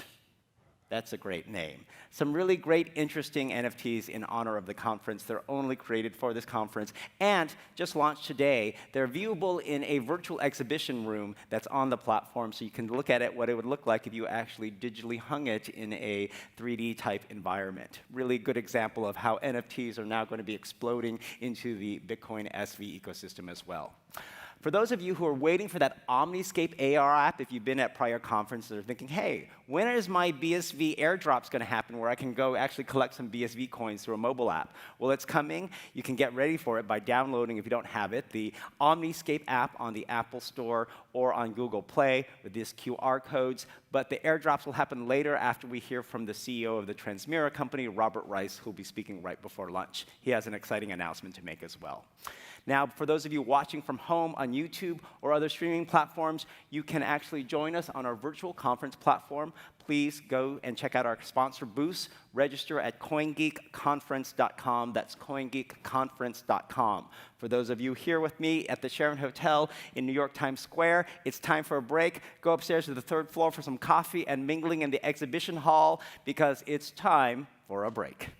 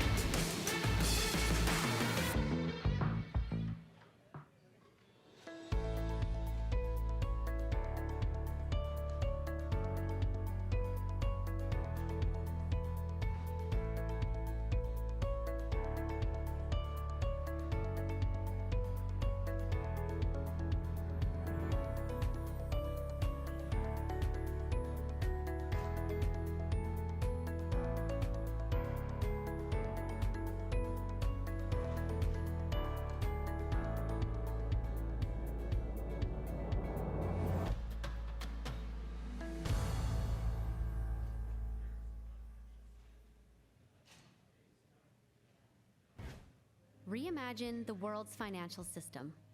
One built on being simple and fair, not one that's overcomplicated, outdated, and broken, and keeps a quarter of the world's population from accessing it. Reimagine your own finances. Do you have full visibility and control of your assets and investments? We believe there's a better way, a new future for financial services.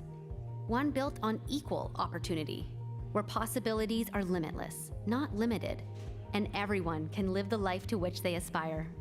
At Fabric, we're weaving a better future of finance for the billions locked out and the billions locked in.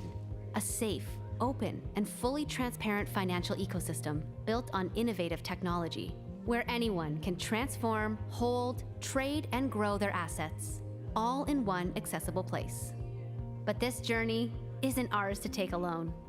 Are you ready to join in? To reimagine a better future with us? Where everything is digital and anything is possible.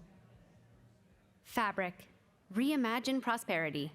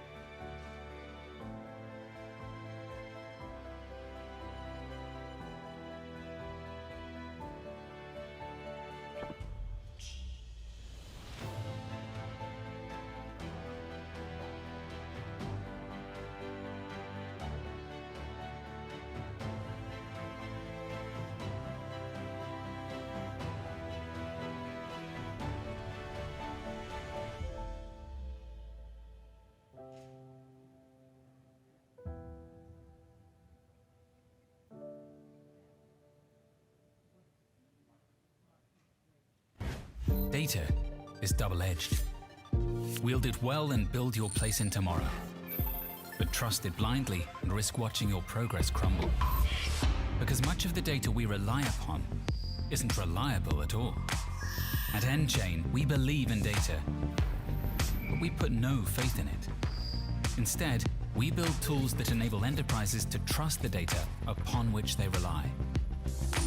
nChain, data without question. Imagine in 1997 paying for something with your watch. Remember the last time you used cash? The world has been digitized.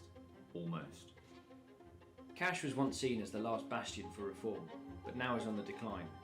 Digital transactions have outcompeted hard currency since 2017 in the UK, but breakthrough bold technologies like blockchain have revolutionized more than just money. Disruptive technologies call for disruptive lawyers, ones that don't just accept the trend, but define new ways of interpreting the law. We are currently the only global law firm with a real track record in the area of Bitcoin and blockchain. We are results-driven and care only about securing the best possible result for our clients. We trace the supposedly untraceable. We pioneer the future of law. We deliver new solutions. We are law changers.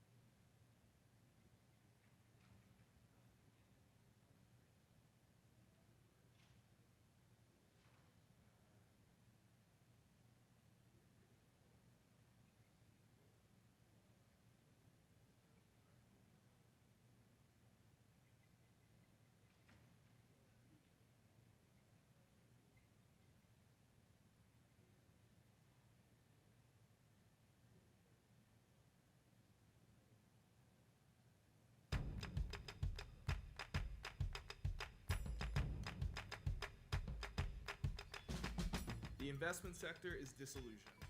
Even the most experienced investors are missing out on opportunities. Clouded by cryptocurrency price booms and the latest token offerings, fundamental and technical analyses are ignored and thrown out the window. The larger crypto landscape is the modern-day Wild West. If you want to uncover higher value opportunities, you need to challenge modern-day belief. Dig until your shovel strikes something of value. Innovative companies using blockchain. Bitcoin blockchain technology was created by Satoshi Nakamoto to solve real-world issues. An immutable, public, timestamped ledger with a secure ecosystem and safe instant transaction processing. That's why a growing number of companies and startups are creating practical applications using the BSV Enterprise blockchain. They create value by utilizing its unique data management capabilities. The crypto landscape says, follow popular token investors. We challenge that. We showcase companies building on a stable blockchain network that scales unbounded. The crypto landscape says, hodl coins to the moon. We challenge that. We love supporting companies committed to forging technologies of the future. We help you uncover the long-term value of investing in companies building on BSV. Investors are missing the bigger picture of blockchain technology. Let's challenge the current landscape.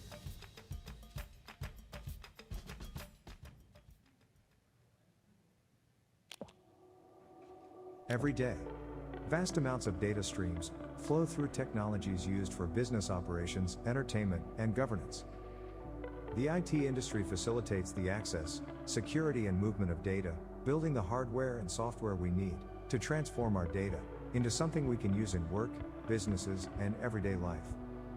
We cannot survive without robust and secure IT infrastructure. But the IT industry is faced with significant challenges: fraud, cyber attacks, ransomware, massive data breaches, inefficient automation, and project management. Our accelerated digital transformation has only exacerbated these issues that are already impacting businesses and critical infrastructure around the world. The digital world is not safe. The need for a technology platform that functions on an immutable, global, public data ledger is crucial to our future. A platform built on pillars of stability, scalability, security, and fueled by safe instant transactions. It's time for the IT industry to evolve and take this next technological step forward with the BSV blockchain. Imagine business applications built on top of a blockchain to inhibit fraud and promote honesty. A blockchain where enterprises and startups can efficiently integrate or even offload their legacy IT infrastructure through simple, scalable APIs. Only the BSV blockchain can power secure applications at a global scale, facilitating file accessibility and storage, promoting interoperability, managing communications, implementing point-of-sale systems, and improved cybersecurity. Imagine the IT industry protected from inefficiencies, ransomware, and data breaches by a global supercomputer network, competing to secure the network better than they could a day before. Every process automated, every application accessible, and every byte of data cataloged and protected. All powered with a blockchain that's immutable, auditable, transparent, and ready for global business today. The blockchain era signals the power of the IT industry.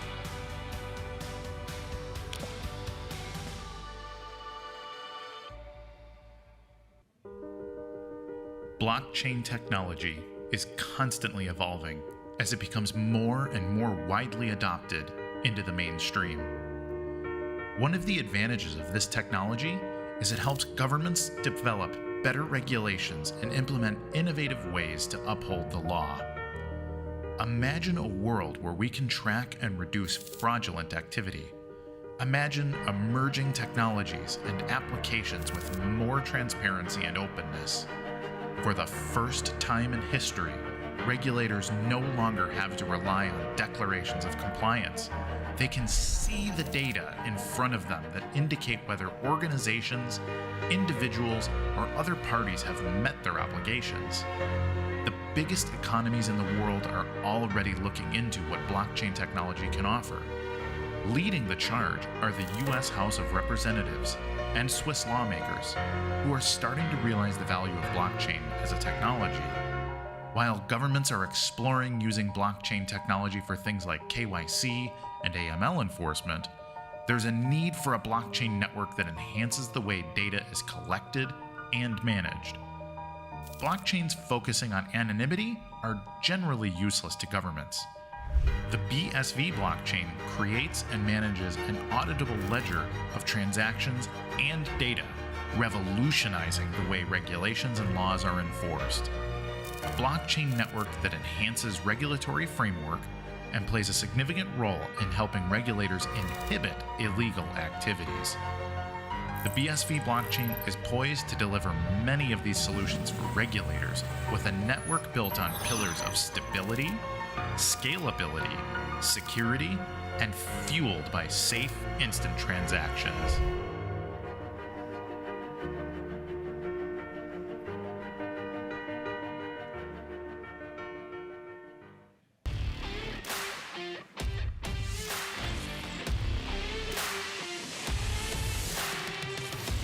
The iGaming industry as a whole is worth billions of dollars.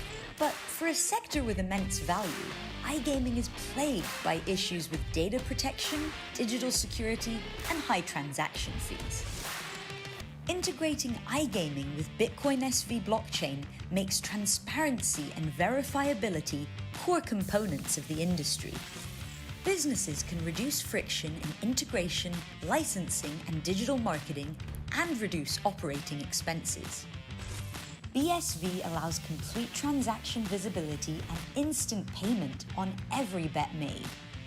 Using BSV tokens lowers money transmitter fees. The iGaming industry can operate at scale on Bitcoin SV's stable and secure platform. Learn more about building your iGaming business on the BSV blockchain.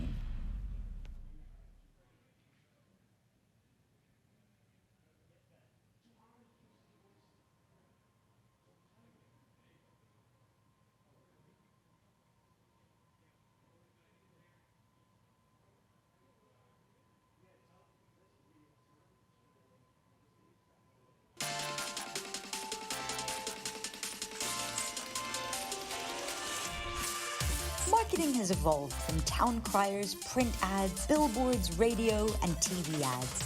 Today, digital banners are littered across the web and social media, reaching every smart device and everything we view.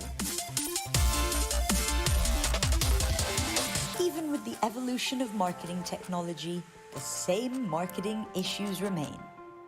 Reaching the wrong audience? Questionable revenue. Attribution, unreliable data, vanity metrics. The Bitcoin SV blockchain enables solutions for every marketing challenge. It ensures 100% trust in user identities, accurate tracking of customer behavior while respecting data protection laws, and allows full transparency on ad spend.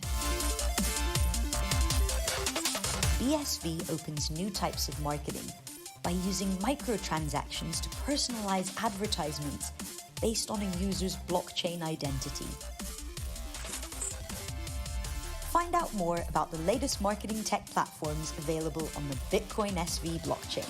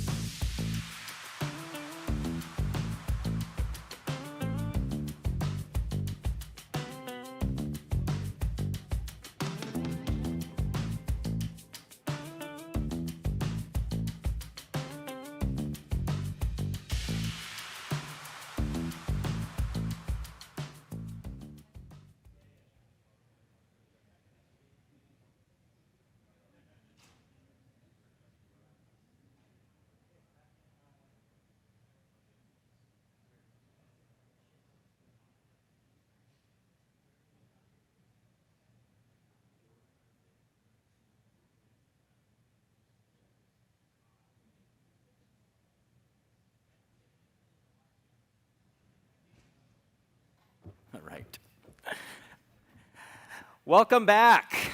Hope you had a good break. Before we get started, I want to acknowledge all of the sponsors for their support of this event, and extra special thanks to our lead sponsor, Air Ventures.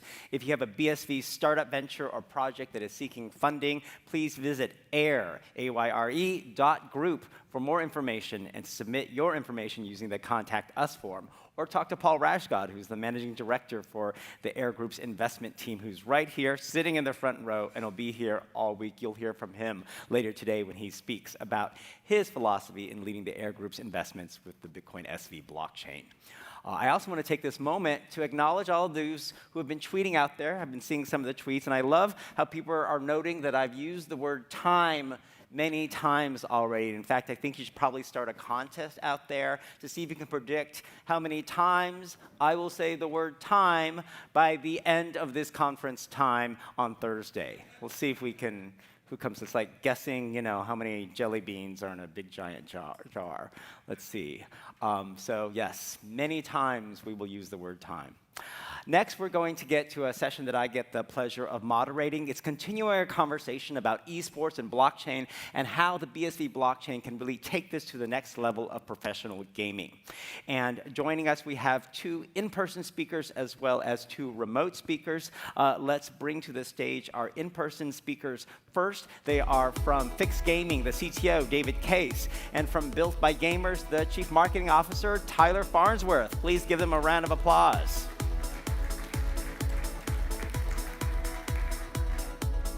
And then let's bring onto our virtual screen our 2 remote speakers who are coming to us from different parts of the world. Hello. First, we have Daniel Kossi, who is the president of the World Esports Consortium. Hi, Daniel. Hi, how are you there? Pleasure to meet you. Thanks for being here. And also welcome Henry James, the CEO of a company called Espo. All right, give them a round of applause, everyone. Hi, Jim. Fantastic. All right. Let's put up the presentation, yes, which will help us explain a few things. I'm going to ask each of our panelists to first introduce themselves and their particular company, and then we're going to go into a few slides which will help illustrate some of that. So let's start with David Case and CryptoFights and Fix. Thank you. So I'm David Case. I am the CTO of Fix Gaming, and CryptoFights is our main product that we've been focusing on right now. CryptoFights is a strategy fighting game based on like a dice-based Dungeons & Dragons type system, where every fighter you have and every item you own and all your weapons and armor are all different tokens which are tradable. And then along with that, we've got, there's some pictures of what CryptoFights looks like. Woohoo, who's played CryptoFights? Anyone? Give them a round of applause. I know a lot of people here have. So then we, with that, have kind of a platform where we've got an NFT marketplace and ability for people to earn new weapons and trade them. And we've got a lot of new stuff we're kind of working on, moving that further ahead. And then one of the main reasons why what the blockchain brings to us is it allows us to essentially record everything that happens in the gaming world in an immutable public fashion, such that there really starts to be auditability and visibility into everything that's happened. And so, like, we've got in here, like, you can go through and see every move of every battle that's ever been played out, and we actually expose that. And the next slide is with a battle explorer, where you can go into and see every move that everyone's made. You can see what weapons were dropped within certain battles. You can then see the history of every weapon, every fighter, everything. So the public nature of the blockchain really allows us to kind of dig into and show everything that's happened in the gaming space.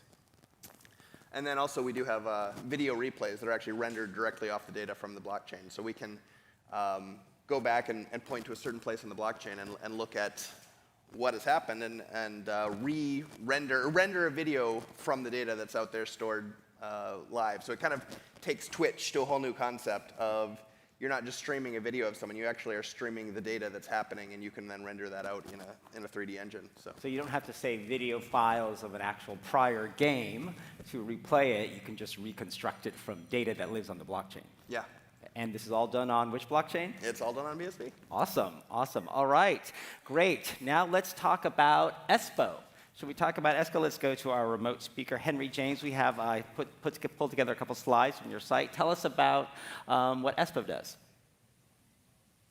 Sure, thanks, Jimmy. I just want to start by saying thank you so much to you for the warm welcome and the rest of the BSV community. It's really great to be here. I would have loved to be there in person, but London travel restrictions to New York didn't allow. But anyway, yes, my name is Henry James. I'm the founder and CEO of ESPO. We're just turning 2 years old this year.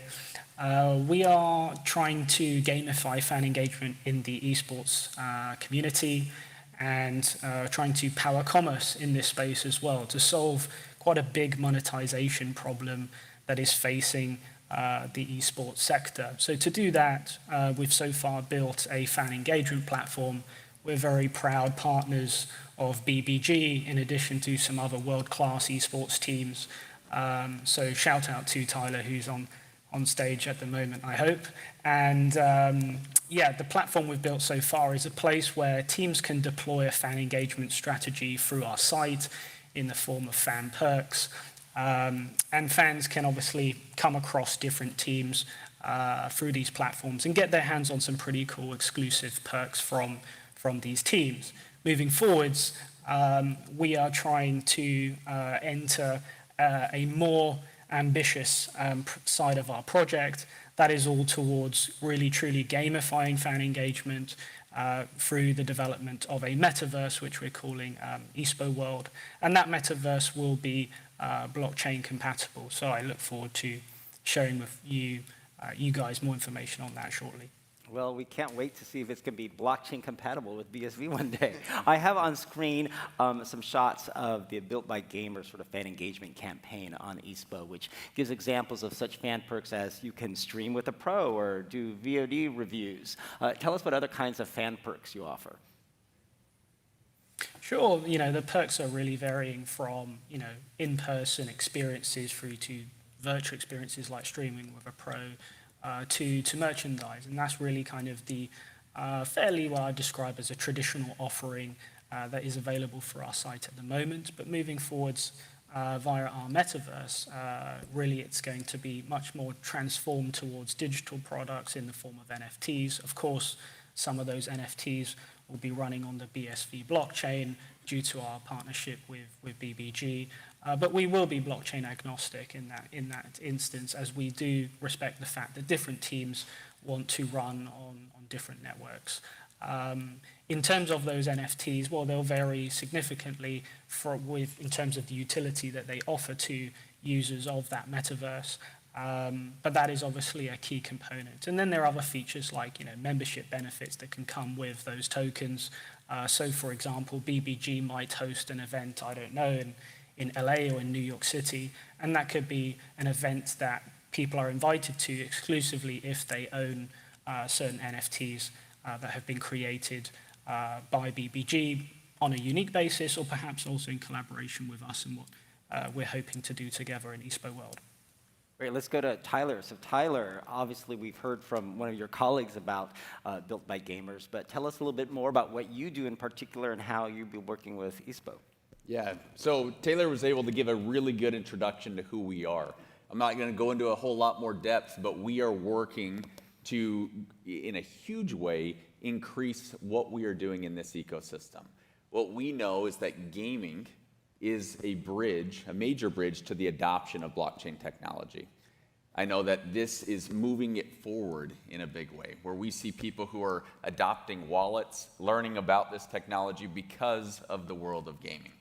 So there's a whole lot more I know we're going to talk about on this panel. Since Taylor just gave you such a great background of who Built by Gamers is, I'm not going to go a lot deeper. But as a chief marketing officer, my goal is to help bring new fans in, give them deeper experiences, richer experiences, and allow more people to enter this ecosystem. How many fans do you really have or followers of Built by Gamers? Right now, we're just over 10 million. And so tell us about this. Yeah, so this was a partnership with ESPO, so Henry, who you just heard from, where one of our key Fortnite professionals, you had an opportunity, if you were a fan, to go and pay for an experience to play together with this professional. That's not something you get the opportunity to do very often. he would also give you some coaching, look at your play style, help you be a bit better. So it was akin to if you could go and pay for an experience to have Tiger Woods coach you on your swing. In this ecosystem, he could jump in there, interact with one of his fans in a really unique way. Right now, we're doing that through ESPO, and we love that opportunity. We see that there are unlockable opportunities on the blockchain as we move forward. Great. Now let's go to Daniel. Daniel, so you have a more unique role. You're president of an entire World Esports Consortium. Why don't you tell us about your organization and what it's looking to do in the esports, especially blockchain world? Thank you so much for having me here. It's a pleasure to talk to you from Brazil. It's really a pleasure. World Esports Consortium was founded in 2016. And so far we have almost 144 countries with us, from governmental agencies, private companies, national federations, and so on. We are also very active in the Olympic movement, and we have our own investments and entrepreneurs. For instance, what we do in China right now, in the province of Hainan, in the Haikou city in the Freeport, we have an investment of $2.1 billion in a 1,700,000 square meters of land, building literally a city. And the blockchain is going to be the coin, the official coin in the city. We have hospitals, arenas, hotels, and everything. And what we do on Wesco is to put together everybody, I mean, all the stakeholders and the different parts of the esports ecosystem to work together and create some opportunities to both sides. Most of all, right now, we are really focusing on the blockchain and cryptocurrency. We are trying to develop our own cryptocurrency to work with this cryptocurrency within our competitions, our business, and the way our members relate to each other. Can you give us an example of some of the types of members you have? Can you give us an example of some of the types of members you have? For instance, in China, we work with one of the greatest developers, game developers there. And we are trying to put and to use cryptocurrency to give prize for instance, I forgot a word, it's a I forgot a word, but to put together in the game and try to work with them, it's Snapdragon. Also in Africa, we are trying to educate and show them how they can use cryptocurrency to improve their participations in the esports market, because for us at the African continent, it's the new world of opportunities within the esports. Okay, let's go to talking about how blockchain technology really can advance the world of esports. And by esports, what we mean is professional gaming. There's obviously amateur, games people like who play casually for fun at home, but we're talking about the world of people making money from games. So let's go to David. Transparency is a very key aspect of how your company uses the BSV blockchain. Can you give us examples of how you do that and why that's important to make professional gaming better? Yeah, well, it really is about being able to audit and know that the things that happen within the game are what happened in real life, and we're not tweaking the numbers. We're not like by kind of making sure everything is public and is auditable, and that helps from everything from people being able to trust us and people being able to trust payouts and the economic system around different games, and for regulation and being able to have auditability of how the systems are working. And so that fact that the data we put out there is immutable and doesn't change and is public is kind of key to that. Is that a real problem in esports where people think games are manipulated? Well, I mean, there's certainly a black box of, I mean, if you're playing Fortnite or you're playing whatever, I mean, there isn't visibility into what is happening at the server level. There isn't visibility into what's happening in actually what the rules are or how they're applied. So I mean, I guess I don't personally know how much people are taking advantage of that or how many people. I know that I used to play some online poker, and there was always some concerns there that the decks were set up to incentivize people to make big bets and lose them. So there's always that kind of incentive being messed up for the provider of the system. Daniel, did you want to comment about that? I saw you nodding your head. Is that a problem you're seeing around the world, people not trusting the integrity of esports, especially when it comes to betting on esports? Yes, most of the time, especially with match fixing and also cashback.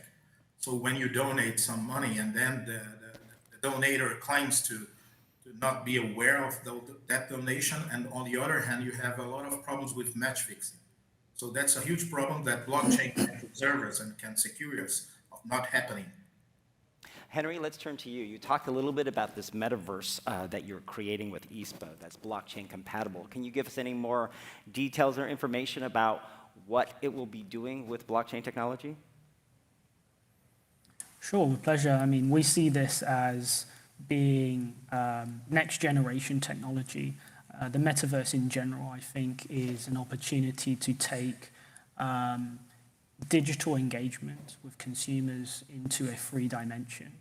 And of course, that's something that we'll be exploring, but tying into that is the importance of digital assets and crypto.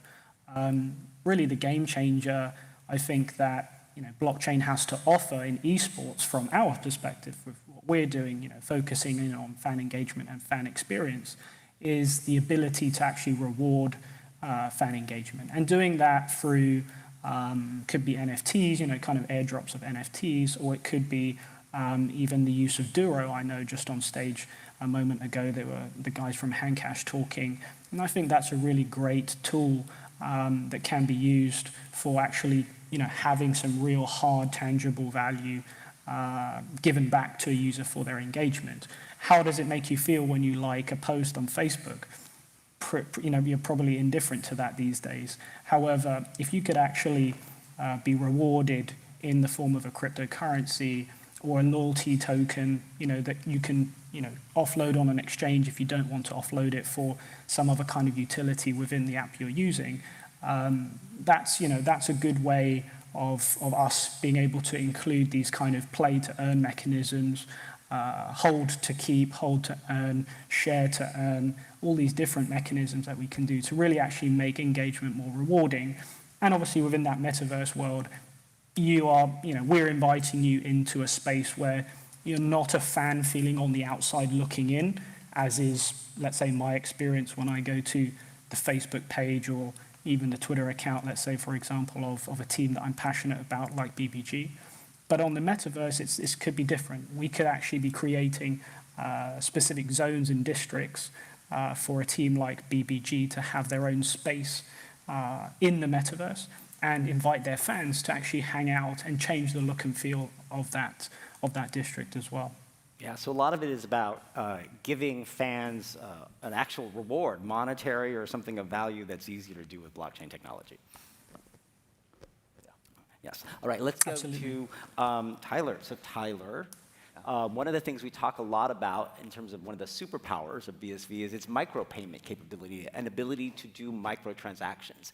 Can you give us any insight into how Built by Gamers might be leveraging micropayment capabilities? Yeah, there are a number. So one of the hurdles within the world of esport right now is all the disparate parties who are part. So there's the esports organizations, there's the individual teams, there's the game publishers that are all unique and different, the games themselves, the advertisers, the media partners. And there is not a unifying, what's that? And affiliates too. And affiliates and fans, and there's not a unifying through line there.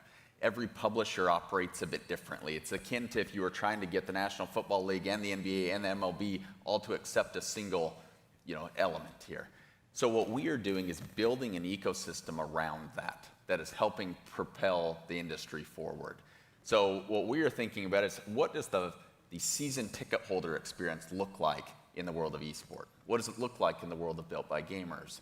And what we are building is a fan engagement platform that rewards people with Duro. And that Duro can then be exchanged for a number of different things, whether it's physical goods, digital goods, in-game opportunities, other key experiences. We see that we have an ability out of the gate to reward people for watch time. So are they logged into the different tournaments we're participating in? How much time are they interacting with or engaging with our players or our content creators, our streamers?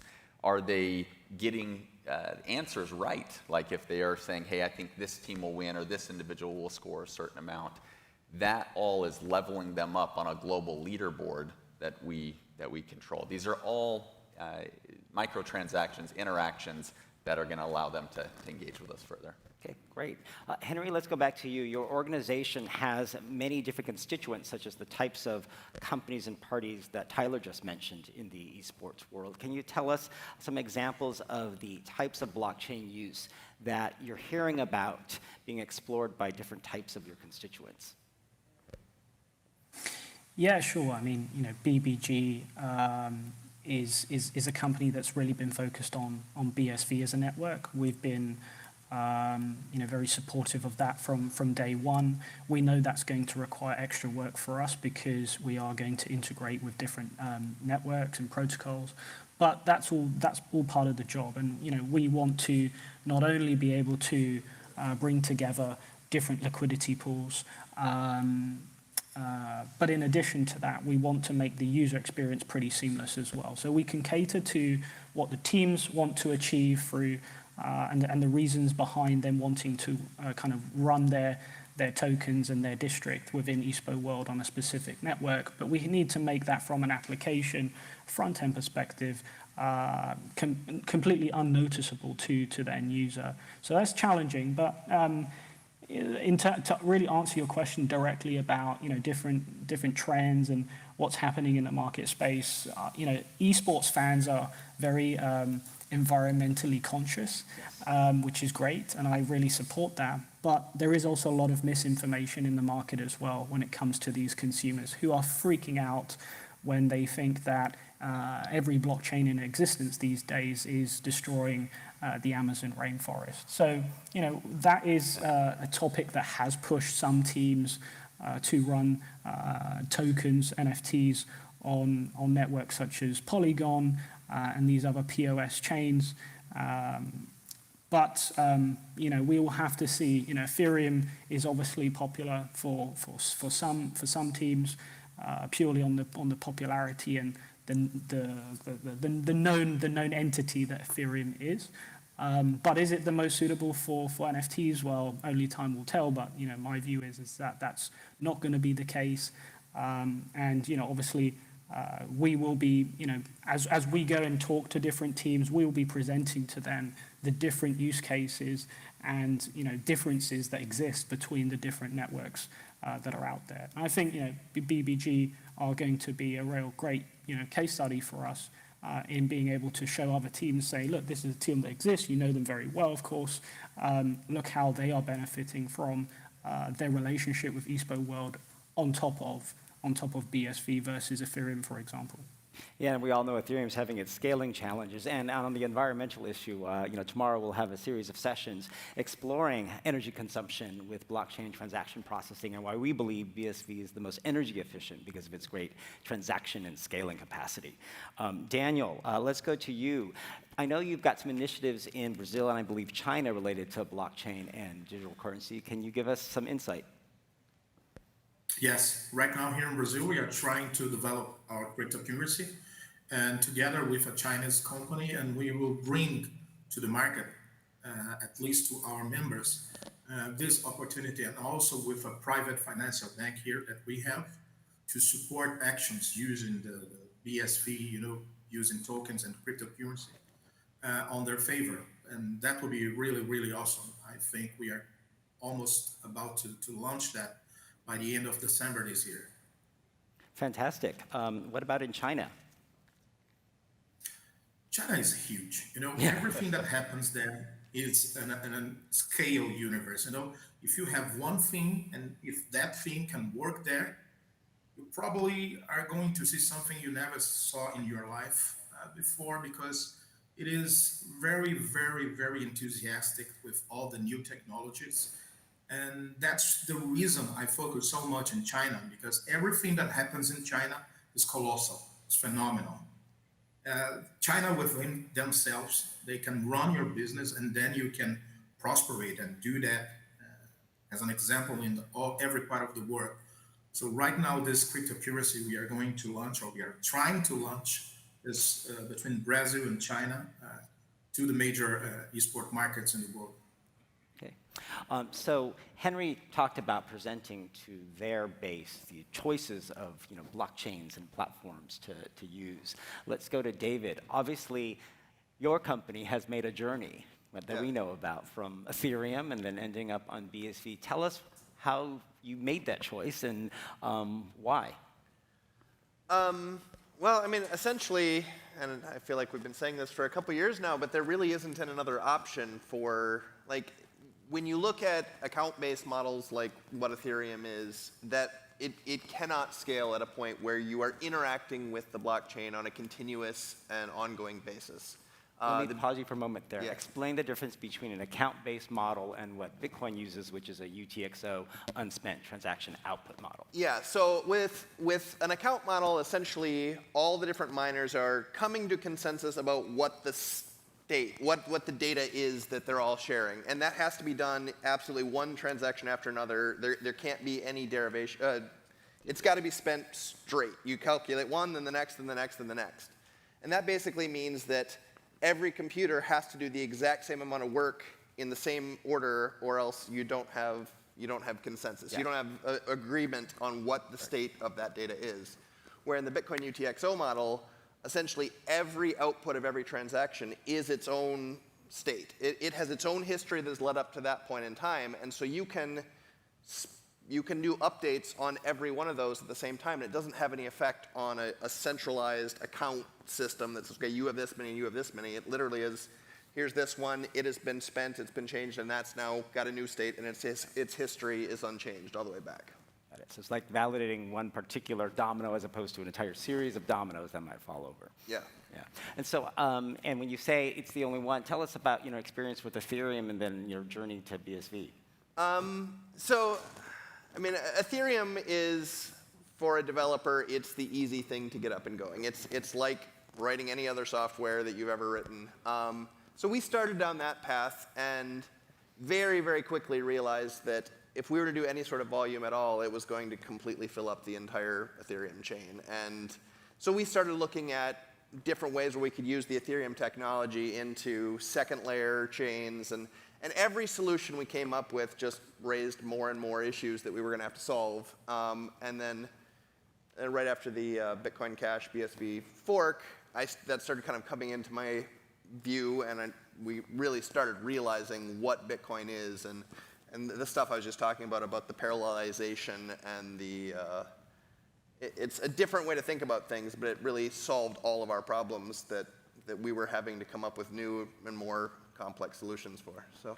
And I know you're still growing with the Crypto Fights game, but just at a beta, it's some days generating more transactions than the entire Ethereum network these days. So congratulations on that. Gotta give them a big round of applause for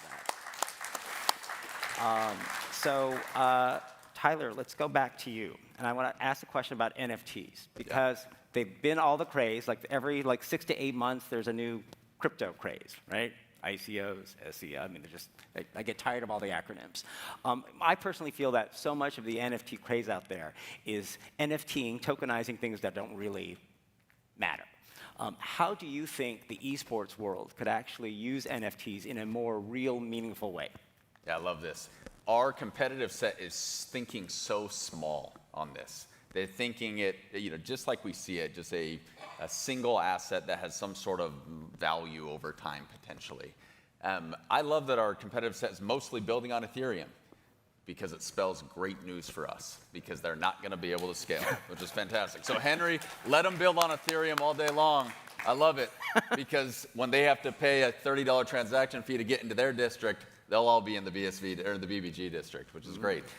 NFTs, we think about them truly on utility, okay? I see a world. So I come from the world of advertising. I've spent the last 10 years building and growing ad agencies. I know that attribution in advertising is what sells. If you can show that the advertising that you are doing is driving value back to a business, you will generate more money. I know that a billion-dollar business is showcasing a really great attribution chain. Blockchain allows us to do that. Let's take, for instance, here in the world of esport, advertisers are a critical piece to the value exchange in esport. That's what fuels a lot of the revenue in esports organizations. So let's say, for example, I'm working with a major national pizza chain here in the United States. They could come to one of my competitive set and they could say, hey, we're going to sign with you on $1 million sponsorship, and we're going to put our logo on jerseys and down on the Twitch stream, and there's a lot of impressions, and that sounds cool, eyeballs, things like that. I'm going to do it differently. I'm going to work together with that same pizza chain, and I'm going to host a tournament. And each individual who participates in that tournament or views that tournament is awarded an NFT into their wallet. That is a Domino's Pizza NFT, for example. Each of those NFTs will have a different value to them, potentially. If you win, it would change. It could have a 2-for-1, or it could go up to a lifetime supply of pizza, for example, or an annual supply of pizza. The neat element about that NFT is it has an ability at point of sale to be able to be redeemed, or online, digitally, to be able to be redeemed. And I can show a direct line of attribution from my campaign all the way back to sales. And not just that sale, but it can register against that user's or that customer's element in their database, in their customer management system or software, and show what is the lifetime value of a customer, a built by gamers attributable customer is. That is a direct attribution chain that can work on BSV, is a usefulness of an NFT. And there's 1,000 other ways we can use NFTs, a lot more than just a cool card you can trade. It's igniting the power of a chain of data, tracking attribution over time. Yep. So let's stick on this topic. Henry, let's go back to you. What are you seeing as potentially much more actual usefulness with NFTs in esports? I think we lost his audio. Right? Sorry, All right. Sorry, guys. Did you mute us? Did you mute us, Henry? I did, so you didn't hear me grumbling and coughing and stuff. So yeah, Tyler touched on some really good points there. From our perspective, of course, utility within our metaverse is the USP to the NFTs that we'll be creating. But that's not just a value add for us and our company, but it's a value add also for the teams that are partnering up with us, the talent that is partnering up with us, and for the wider community as well. That's really at the heart, that we have to collaborate and remove this fragmentation that exists in esports. This is still quite a nascent industry, I have to be honest. I come from a traditional sport in the motorsport space from the last 10 years. I've also started my career as a hedge fund trader, and that's what kind of got me into crypto back in 2014. So really trying to merge those two experiences, understanding the problems that teams, talent, fans have, as well as all the other kind of key stakeholders in esports. And then combining that with this understanding of blockchain, digital assets, the fintech that I've created now since 2017 through one of my other businesses, to say, okay, we can really create transformation with consumer-based products that are digital. NFTs, I have to be honest, I don't really like the fact we're calling them NFTs these days. It'd be much easier just to call them digital collectibles, much less confusing for the average guy. Right. But that's what they are. But on our side, we also kind of are wrapping our arms around teams that have already created tokens. In many cases, they have sold out very quickly to their fan base, but now their fans are saying, hey, kind of, what can I do with this now? And they're starting to get a little bit more educated in the NFT space and realizing that other NFTs are offering utility to token holders. So what we are saying to teams that are in that position is, hey, if we now integrate your tokens into our metaverse next year, we can start offering those users utility within that application, which they were obviously unfamiliar with at the initial moment they purchased that token. So I love the fact that NFTs can create new utility and benefits and upside to a token holder in the future without them even knowing about it. And then it comes down to parties such as ourselves or teams to kind of collaborate and think about those token holders and the longevity of value with regards to those tokens. Let's go to Daniel and talk about another use of blockchain technology, which are smart contracts. You know, people have talked about them for a while. I'm curious what you're seeing around the world from your members about the ability to use blockchain-based smart contracts to automate the process of distributing revenue to all the industry participants, right? Publishers, the winning players, advertisers. Are you seeing movement in that, and what can the blockchain industry do to advance that? Yes, and in fact, this is something that our Court of Arbitrage is trying to educate our members to use smart contracts, because you can rely on the smart contracts and they can act as an agreement between developers, tournament organizers, players, teams, and that's a wonderful thing to use. And right now, the Court of Arbitrage, when they're dealing with disputes between players and teams and also tournament organizers, especially when it comes to the prize payments in a fair way, the distribution of prize money, we kind of try to push smart contracts to be used. Let's end with asking each of the panelists to talk about what they're seeing with blockchain scaling. This is such a huge issue, you know, across all of the various ledgers that are being created. What are you seeing in terms of what businesses in the esports world need in terms of a blockchain can scale, and how do you think BSV is measuring up? Let's start with Tyler. Yeah, it would be simply cost prohibitive, either from an advertiser or for ourselves or for our community to make it happen on a different chain. What I know is that in the last 30 minutes before I got up on stage, I've received over 50 transactions into my Handcash wallet because of my placement on the Haste leaderboard. That's exciting. That's unique. And that would not, I mean, that would have been $500+ on Ethereum if this was happening. Or more. Or more. And it's happening at scale, and that's exciting. It allows our user base to be able to engage, to be able to interact, to be able to do things at a scale that is isn't going to challenge their wallet. They're going to do it. They're going to make it happen. Otherwise, they simply just wouldn't even interact. We also know that this world of esport is growing at a rapid pace. The pandemic actually benefited esports in a huge way. As traditional sports were shuttered, people moved over to esport, and it's growing in a massive way. And so we have to be able to scale to meet demand. Otherwise, it's just gonna, the gears are gonna grind and lock up. Henry, what are you seeing?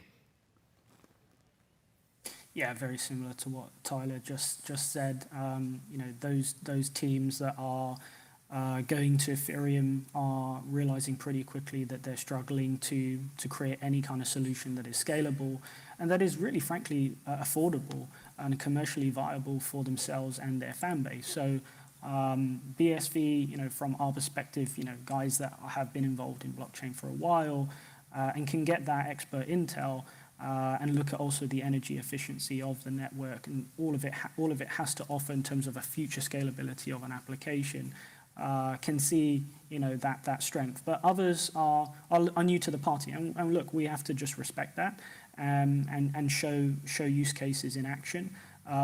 We are also looking, of course, at other networks, whether they are on the primary or secondary layer solutions. We are obviously looking at those, but for the reasons that David has mentioned before, there is complexity that is even arising out of some of those solutions as well. So if we can kind of stay natively strong to a network that has scalability at its core, then that's going to be the winner for any application that needs a large amount of throughput, especially one that is supporting some kind of gaming or metaverse kind of application. That's our view.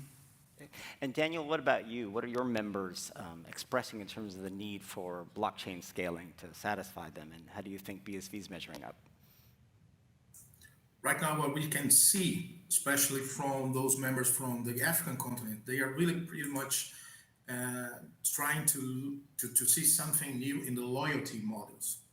That's what they want right now, and that's what we are going to focus once our cryptocurrency is launched. And also to creating a more reliable and empowered environment to the athletes and facilitate the creations of a tournament, because you get tournaments getting cheaper and they can run and create more interaction between each other, especially producing and creating new tournaments, new championships with a reduced price. All right, and David, we'll end with you. We obviously know that you've chosen BSV for fixing crypto fights. What's next for your own company in games scaling?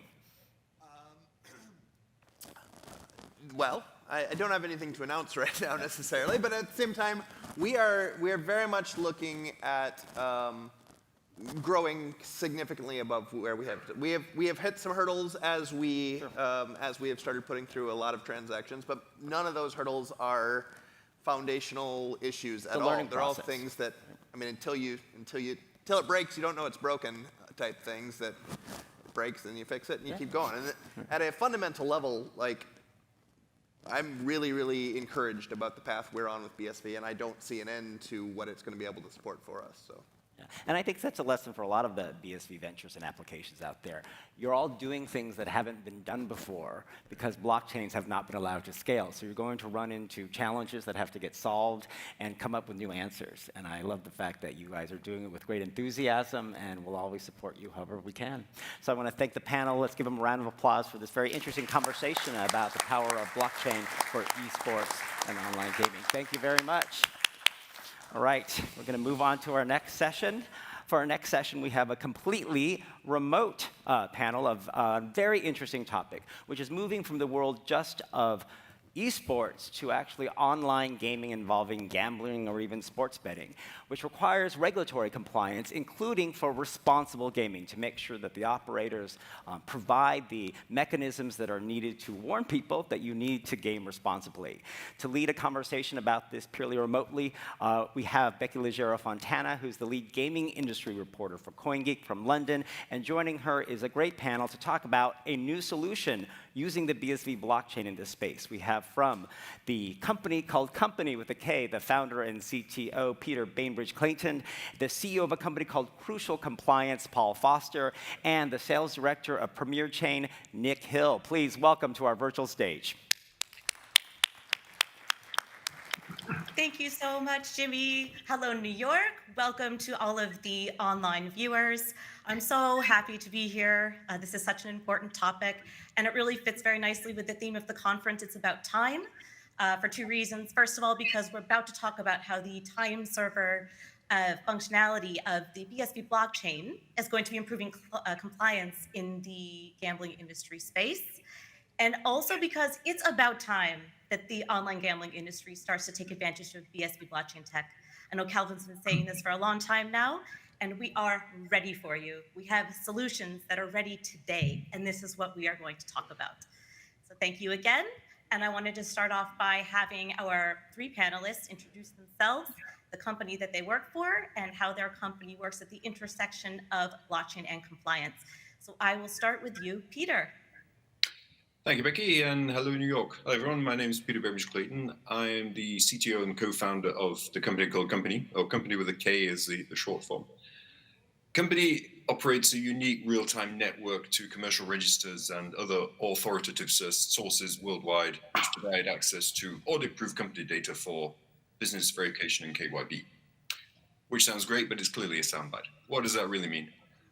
In a nutshell, we provide a single point of access to global official company register source data and documents for any industry, regulated or not, that need to do KYC, AML, UBO, PEP sanctions checks, etc., be that on suppliers, partners, vendors, customers, advertisers, whoever it is, without having to worry about using multiple APIs because you're talking to 20 different countries, different payment methods, different languages, all that stuff. We've taken care of all of that, and we've given one source access to it. Now, in terms of blockchain and compliance, there's basically three aspects which we are seeking to address here, which have different relevances across different industries, but are interrelated. We call them invoke, digest, and chronicle. Now, invoke is the biggest, but quite possibly the simplest to actually explain. It's really essentially putting our API on chain. Why would we do that? So that native chain industries and businesses can do onboarding checks, transaction checks, including the KYB, AML, including discovery of source of funds and this sort of thing, all in real time without actually leaving the on-chain infrastructure. They can do all that, and they don't have to break out, use our JSON API. The second part, which is called digest, is actually all around associating the results of those checks to another on-chain entity. So that could be a wallet would be typical. So you can do a check on a wallet and you can associate that check with that wallet. So essentially it's identifying people, but identifying them in a way that doesn't necessarily publicly identify them, but identifies them enough for any regulatory requirements. And the last, and actually the easiest, is what we call Chronicle. And that's simply, blockchain provides a fantastic, and I dare say an ideal way of giving an audit chain of proof of what is claimed to have happened actually did. So what we do is we use this to record the interactions with our API that our customers do, so that if they are then questioned, prove that you did this check, they can simply go to the API, go to the chain and say, here you go, that transaction represents a check. It's time-stamped, it's immutable, it's fixed in time, it's fixed in content. You literally cannot argue with it. And that's what we do. Very good. Paul, please. Thank you. So I'm Paul Foster. Hello, New York, and thank you very much, Becky. So I run a company called Crucial Compliance that offers compliance consultancy, software, and services across the iGaming industry internationally. And one of the key areas we've been working on is about understanding gambling-related harm and actually trying to measure it and test for it, and then interact with people and reduce it. And one of the things we've created is a Crucial Player Protection System, which runs on machine learning. It's got in-depth algorithms. And what we do is we track a player's behavior over time, and then we log key events in their play. And that key event then is time-stamped, and we keep it in our system. But as we move on into the new world, we want that to be time-stamped forever. And that's why we're starting working with nChain. And what we're trying to do is create an irrefutable log of all customer interactions and date stamps, so that over time we can really build up a good picture of player behavior and be able to interact at the right time. It's all about the timestamp server. Okay, Nick, please. Oh, yeah. Hi. Hello, New York. Thank you, Becky. Yeah, I'm Nick Hill. I've been involved in the online gaming space for the past 20 years. And yeah, I've over the last sort of 3 or 4 years started to get more and more involved with blockchain technology. I created my own company, Premier Chain, and now I work very, very closely with nChain, and I'm looking at ways to take nChain and the Kensei platform into the iGaming vertical. So yeah, basically I'm bringing the iGaming expertise and driving notarization on the Kensei platform into the vertical, basically. Very good. Very good, Nick. I know you're so excited about Kensei. And I would like for you to just provide a bit of an overview of the responsible gambling landscape right now in the iGaming industry. It's a super hot topic, very hot topic, lots of pain points right now. Can you just lay the groundwork here for us? Right, okay. So the iGaming vertical, yes, you mentioned that there are a lot of pain points. Pain points for operators in that they are being more regulated. The regulators are coming down quite hard on them. They're pushing on them.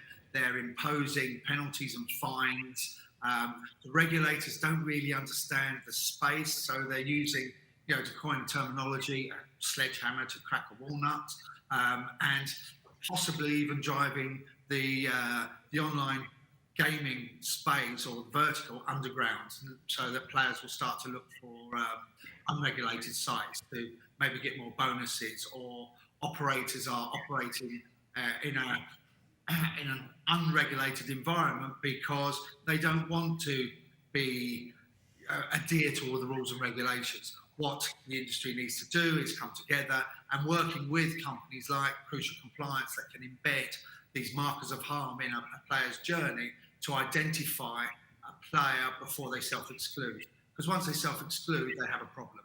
And the regulator wants to see intervention and prevention of gambling harms before that self-exclusion point. But there are many, many pain points within the vertical. That is for sure. And yesterday, there was a press release coming out from nChain that announced that Crucial Compliance is integrating with Kensei, which is amazing news. And anyone that follows my social media knows that I was very excited about this. And so, Paul, so happy to have you here today so you can talk to us a bit about how the integration with Kensei is going to turbocharge the offering that you have that are going to help gambling operators with their responsible gambling initiatives. Can you elaborate a bit, please?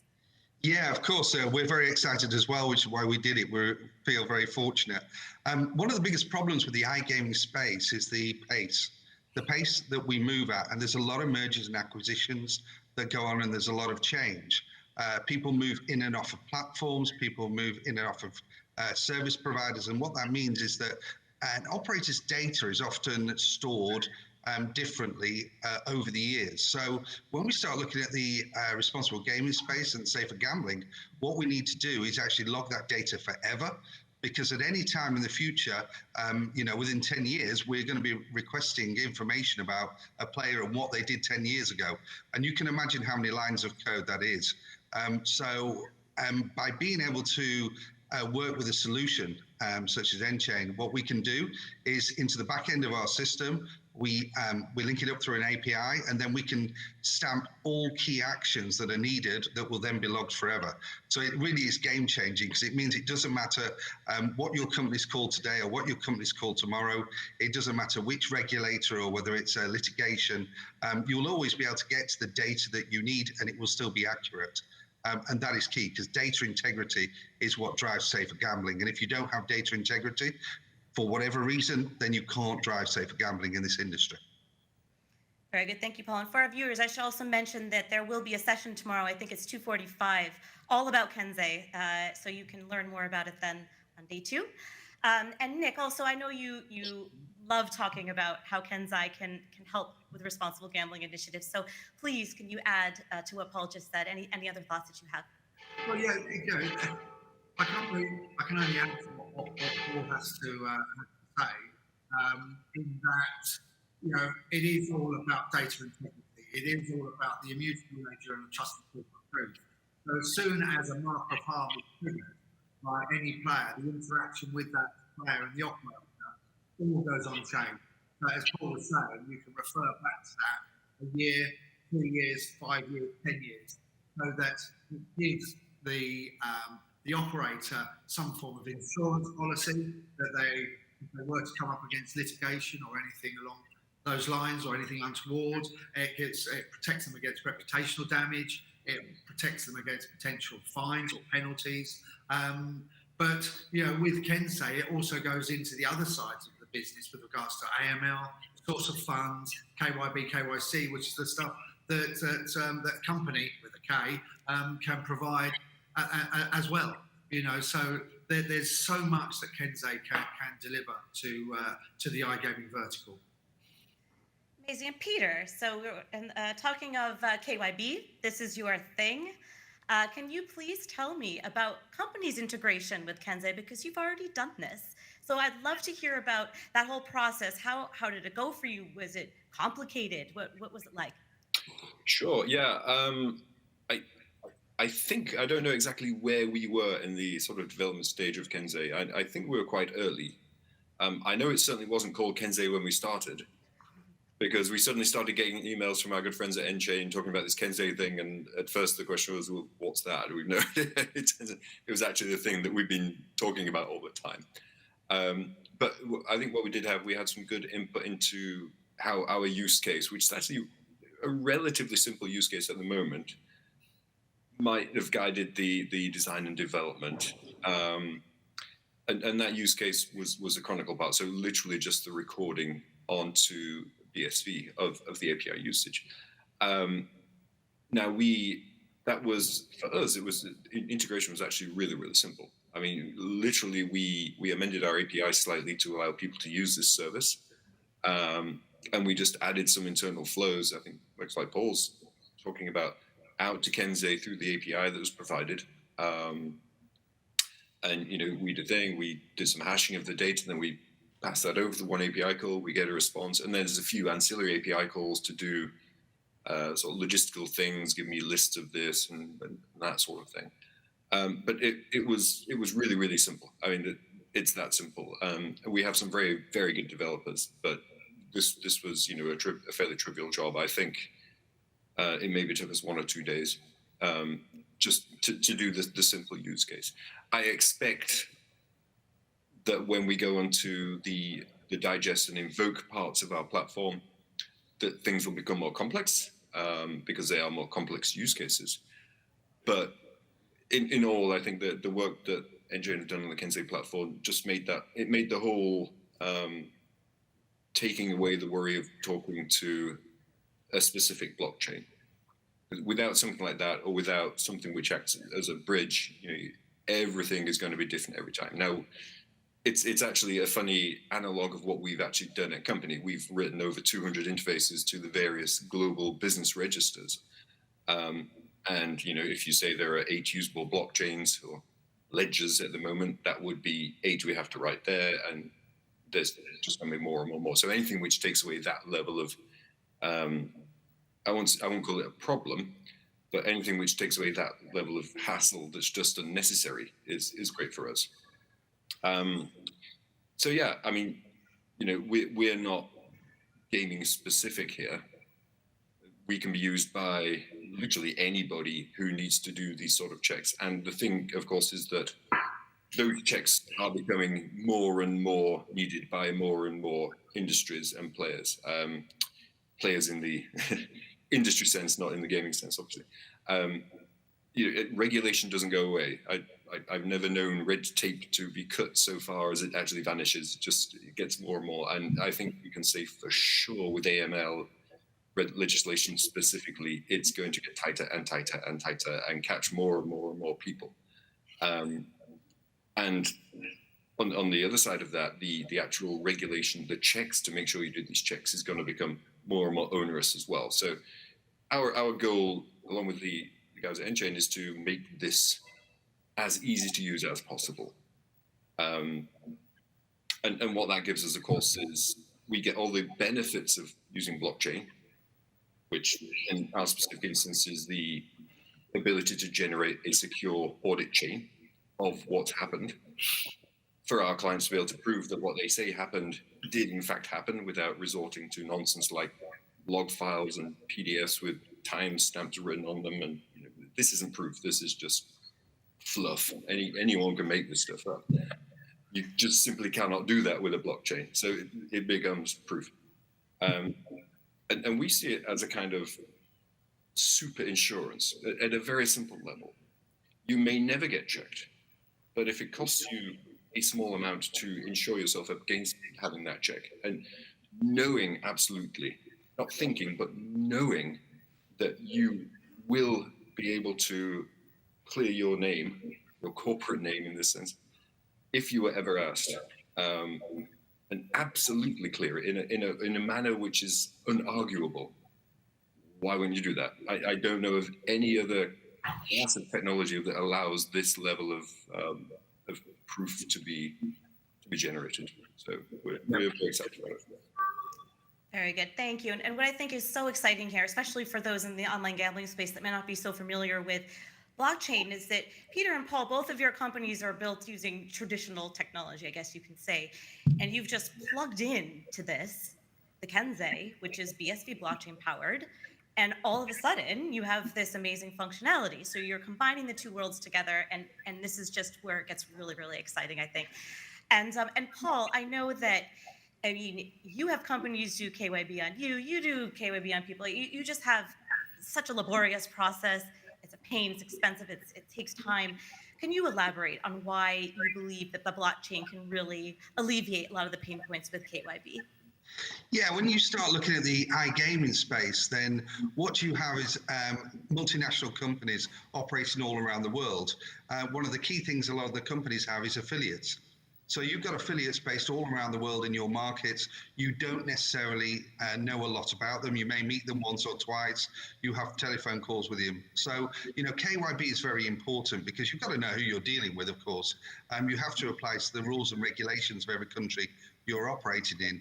So, to have robust KYB across your entire business is very important. When we talk about regulation in iGaming, most people think about the regulation about the customers. So it's the customer regulation. It's our players. It's how we treat them, looking at AML, looking at safer gambling and an RG.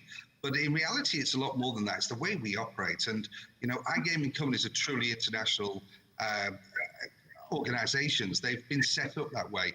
Most of them were kind of set up on a multi-country basis from day one. So you've got payment providers around the world, you've got affiliates around the world, you've even got team members around the world. So you have to do thorough KYB on the entire business if you want to be seen as a good player, because reputation is everything in the iGaming space. It's a very young industry. You don't want to lose your reputation. You have to do things right. So it's really critical that you get it right. And this kind of solutions we're talking about today are, in reality, revolutionary when we look at this industry and the space. Amazing. Nick, I can see you nodding, and I know that you were in Amsterdam last week at an online gambling event talking with the delegates about blockchain tech and what it can do. Could you talk to us a bit about, for example, how company maybe could help online gambling industry professionals, and also just in general compliance issues, with blockchain? How can the pain points be alleviated? Yes, it's basically, I'm just going to reiterate what both Peter and Paul have said, is that, it's paramount that, you've got the responsible gaming element, which is sort of like, I kind of phrase like the low-hanging fruit, which is tippy-tongue to protect the player first and foremost, to identify the player sooner in their player journey, that if they should start to exhibit, unsafe player behaviour, that we can intervene, the operator can intervene. And as soon as they intervene, everything is stored on chain and time stamped for that period for perpetuity. But on the same side of it, just sort of carrying on from what Paul was saying, it's very paramount that all the gaming operators, the PSPs, all their KYB that they're conducting at the moment is manual. So you've got a department of people that are requesting documentation and information about UBOs, about company formations. It's all manually done, and it's archaic. And where is this information stored? Who has the keys to it? Who has the passwords? Which data warehouse is it stored on? Which Excel spreadsheet? Who knows? So bringing it all together under, and logging it on the chain, the immutable ledger, trusted source of truth, it's the way forward. It simply is. There's no better way to put it. So if people aren't starting to embrace it, they are starting to listen now, because it's always within the gaming space. You mentioned the word blockchain, and everyone goes, oh, crypto. And you've got to try and educate them to the other side. So we're going through this education process of educating the industry, the vertical, to that there is a utility application. It can be used for something. So what can your other chains be used for? And are they cost effective? Because this one is. Yeah, I think you're absolutely right, Nick, that when you say blockchain, still within the online gambling space, people think crypto, they think I'm talking about regulators, operators, players, everyone. And so a lot of professionals are a bit nervous to get involved, but in reality, it's doing so much to help our space. So I'm going to go back to you, Nick, again, because I know you've had conversations with regulators in the online gambling space about blockchain, and some regulators that really were wary at first, but they've been educated now. Tell me what the regulators are thinking about a technology such as Kenzei's. Are they okay with that? Are they nervous about it? What do they think about something like that? Oh, well, to answer that, yeah, I have had conversations with various regulators dotted around the globe, and yeah, again, once I dispel that this isn't crypto, this isn't processing, we're not playing around with people's money. What we're doing is we're using it as a utility application. And the majority, well, all regulators that I've spoken to are saying that if we're using a progressive technology to enhance and protect a player's experience, they're okay with it, because we're not using it for processing. We're not trying to get money in or money out. You know, we don't acquire new players by taking their BTC or their Ethereum into the site, converting it into fiat, and allowing them to wager. What we're doing is we're using it for benefiting the player, and it's enabling the regulator to have access to that data. So the operator is becoming more transparent, which is what the regulators want. They want to see more transparency. So they have access to the data, and the data, which is, you know, is a source of truth because it can't be tampered with. It is immutable, and that's the big thing. Like everything else, it can be manipulated. Traditional data can be manipulated, and if you were to go and you're looking at, you know, potentially picking up a substantial fine, and the UKGC has been throwing out very, very hefty fines to operators, that operator may be tempted to manipulate that data to their benefit, you know. But yeah, in a nutshell, the regulators are receptive to what we're doing and receptive to the messages that we're giving. Yeah, that's absolutely amazing news. And actually, Paul, I mean, you've been talking with regulators yourself about your integration with Kenze. Can you tell us what their reaction has been? Yeah, so after the initial confusion about what we're all doing, which does need education, like everything else in this space, what they've been is open to it, because what they want, as Nick was saying, is data integrity. And, you know, I've been working with companies, with the regulators on cases which have gone wrong. The company's been adamant it didn't, but their data, for whatever reason, is corrupted due to mergers, acquisitions, takeovers, changing platforms, all of which is regular. And therefore they can't prove it. So they've sat with multi-million-pound fines as a result of not having the correct data to prove their point. Now, you know, what we have to get to is a stage which is a fair playing field, whereby if a company does wrong, they should pay the fine, and, you know, their job is to protect their players. But at the same time, if they do spend the money and protect their players, then there should be an irrefutable log that shows that they did their job, and that log needs to be acceptable. And at the moment, we've got a situation where some regulators will accept the data from online gaming companies, some won't. Some of these cases end up in litigation. And then will the litigating partners accept this data, or won't they? And it just isn't a level playing field for anybody out there. And that's not a good space to be in. So let's get innovative. Let's embrace N-Chain, and let's use Kenze and get there with a great history of all the great work that the companies are now doing to make the world better. Amazing, amazing. And Peter, while I realize you're not involved with the gambling industry directly just yet, just wondering along your journey of integrating with Kenze, if you've had any issues with regulators or any thoughts on regulators and the use of blockchain tech. Yeah, there's actually two things. One, I'd just quickly like to come back to Paul's mention about affiliates. And affiliates are a classic money laundering vehicle, fake affiliates. And so there's clearly a big use for us in that space, within the AML space, within the industry. But when we came up with the concept, we started talking to various regulators, and we said, look, if we do this and our users are putting all this on chain, and we can give you basically a single link, a single hex number, which gives you all the proof you need, would you go for that? And, you know, they all said yes. Of course, you'd be crazy not to say yes. But then the way we see this is actually more of an infrastructural role, where we would like them to be in on the chain as well, not just looking at the chain, but actually be part of it. So then they could say, okay, I see what you're doing here. And, you know, and we could make the code work so that actually you can get pre-regulation. So you could do your KYB request as part of a transaction state, and actually you could then have the regulator notified instantly, or even be part as a sort of a gateway for that if you want to, so that there's absolutely no risk of being regulated afterwards and not wondering, because the regulator's already seen it, they've already approved it, they know all about it.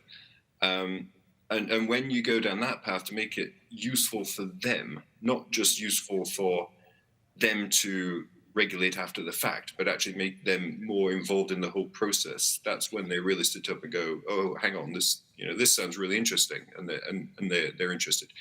Obviously, there's a lot of education, as Nick was saying. involved here because this is pretty complex stuff, and they're not experts in every single part of of their own industry in some cases. So there's a lot of work to be done, but they're very receptive, I think, because they know that their jobs are just going to get harder and harder and harder, and anything that makes their lives easier has to be a good thing as well. Amazing. Thank you so much for that, Peter. And we're down to just a little over 2 minutes. So I wanted to close out the panel by having each of you share some closing thoughts with our audience today, and on why blockchain and compliance is such a perfect fit, and how the BSV blockchain is going to really power this forward. So Nick, I'm going to start with you on that. Well, it's really simple.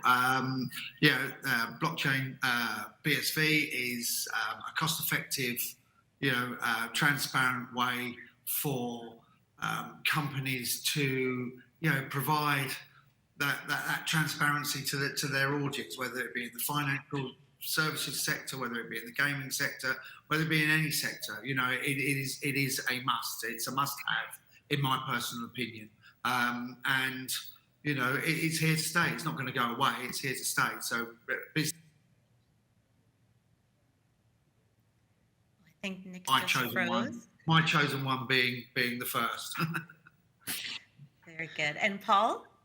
Yeah, so when we start looking at regulation and player protection, it's not just good enough to do it. You need to be able to prove you've done it, and you need to be able to prove to everybody in your organization as well that you've done it.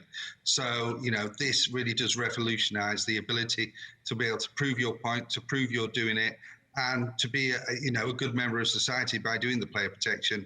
And doing the work that we should be doing for our customers. So if you want to protect customers, we also have to log it and we have to keep it. So using tools like Crucial Player Protection through the blockchain just works absolutely seamlessly. And that's what we need. It's ease of access, and it's a good, basis for the future. Very good. Thank you so much. And Peter? For me, it's all about proof. Proof is a key thing, but proof is all well and good, but it has to be fast. It has to be cheap, and it has to be absolutely foolproof. If you can get proof with those three things, that's the perfect thing. And I believe that BSV can do that. Yeah. Amazing. Thank you guys so much. Thank you guys so much for watching. It's about time. Enjoy, everybody. Thank you very much. Thank you, Becky. Thank you very much, and we'll give the round of applause one more time to our virtual panel. We have one last speaker before we go to our lunch break, and he's here to talk to you about his latest developments in the AR, VR, and metaverse on the blockchain. He is the founder and CEO of Transmira. Please welcome Robert Rice. Thank you, Jimmy. Hello, everybody. It's me, your favorite metaverse person. Okay, wow, that one went flat, didn't it? Okay, your second favorite metaverse person. So first and foremost, I wanted to say I really enjoy and appreciate doing a lot of these events with CoinGeek and the BSV community. We've developed, as a team and as a company, we've developed a lot of, friends and kind of pseudo-family at these events and also online. And I just want to say thank you. We've had a tremendous amount of support and involvement and excitement from everybody. So much so that some of the stuff that we were going to launch today, we've discovered some bugs in the last couple of hours. So thank you for that, guys, online. I really appreciate it. You've knocked my stuff offline, but in a good way. So I'm going to start off today by talking about the whole, kind of the are you ready, yes, ready, now is the time sort of thing. So we've been talking about some pretty amazing things over the last year or 2 years, especially within the BSV community. But also, in terms of the larger industry, we've been very much kind of a stealth mode sort of company and team for a lot of reasons, mostly because we're awesome and we're doing some super secret stuff that we don't want anybody else to know about. So to kind of lead off, as I'm sure you guys have all heard the term metaverse probably 50 times today and 500 times yesterday, and I'm sure much more tomorrow. I'm just waiting for a metaverse tea company, a metaverse stamp company, a metaverse car company. It's become the term du jour. But just like blockchain in the early days, do you guys remember that tea company that was like blockchain tea and they suddenly kind of went through the roof? I feel like that's kind of happening with metaverse now. But while a lot of people are glomming onto it, it's okay. It's a lot of noise, not a lot of signal. But fortunately for me, and obviously for the BSV community, we've got like the best sort of metaverse plan approach and technology. One of the things that sets us apart, first and foremost, is we're not doing another social VR sort of platform. We're literally trying to build something that's amazing and integrated, that's both AR and VR together with IoT, with blockchain, and all these other sort of pieces, but it's joined at the hip with location. Location and the real world are the two pieces that every other metaverse venture are missing completely. They tend to be AR or VR or some combination, but there's not a lot of direct link back to the real world. And that's what we do. We are effectively the bridge between the real and the virtual, because the real world and location gives you context and gives you relevance and makes those experiences much more useful and interesting, and certainly more valuable. I just said this. So yeah, location's awesome. So one of the cool things that we're doing, which we were we sort of did a soft launch this morning, which we're going to put off until tomorrow because we have some debugging to do tonight, is our virtual real estate platform. So it's mostly live, but don't try it until tomorrow. You'll be able to basically buy domains or buy locations like domain names. They're generally good for 2 years, but we're not starting the clock until June. So there's a lot of room in here to kind of play around and get used to the system. And then, of course, we're working on some amazing digital twin stuff, which gets back to this idea of linking the real world to the virtual world together. So you'll be able to basically go create an avatar and visit other cities and other locations and places around the world, which is kind of cool. Other people kind of do this sort of thing. But what's amazing about our platform is you'll be able to interact with people that are on site, on location, seeing you as a hologram in their mobile AR app. So we're literally trying to cross that bridge and that divide, which makes a whole lot of other interesting experiences certainly possible. And of course, we've been very lucky. We've got a hold of a really awesome patent, which basically lets us link any kind of 3D object in a virtual space to any real world thing. So whether it's a 3D pair of Nikes I pick up in a game and put on my avatar that I could then go to the store and exchange for a real pair of Nikes, or vice versa. I buy a real pair and now I've got a copy for my Fortnite character. That's basically where we think e-commerce is going in the future, and we've got a fancy patent on it, and it's inside of the BSV community. It's not on all the other places. So good luck, everybody else. This is one of the reasons why BSV is ultimately going to win. Again, fast, scalable, inexpensive, and it's got us. Thank you very much. Okay, also very fun and exciting stuff. So I haven't slept much this weekend. We had some crazy issues with DHL, Russia, and customs. But tomorrow at our particular booth, we're going to have a really wicked awesome 3D body scanner. So come by, we're going to scan you. It's going to be photorealistic, 1-to-1 scale, and it outputs a rigged avatar that we can animate crazy. But we're going to tokenize it, and then in a few days, you'll be able to see yourself in AR on the Omniscape app, which is going to do all kinds of other fun things. But we're basically branding this as the Meta Nation, which is what we want to be the community for Omniscape and kind of our version of the metaverse. And we're going to do some really cool, fun marketing and viral stuff with this as a kind of a theme very soon. I'm kind of giddy about it. It's pretty awesome. Yep. So this is what tomorrow is going to be like. Our scanner arrived this morning about I think maybe 4 hours ago, so we haven't had a chance to put it together yet. But it will be at our booth tomorrow. Please come by. It's going to be super cool. All your friends will be jealous, and everybody online is really going to hate you for being here. What's that? Yeah, that's going to be cool. Okay, so yeah, this says do it now, but this really means do it tomorrow. earth1.omniscape.com is where all of the virtual real estate stuff is. And also keep in mind that so we're basically rolling out our metaverse and our platform in stages. Some of it is really simple, some of it is really fun, but as we're basically laying the groundwork for some of the more advanced things. So we can't do it all at once. Also, for MetaPets, these will be launching fairly soon, but in the meantime, just like we did with the alien and the dragon and other things at the last conference, we have some new things going on this time.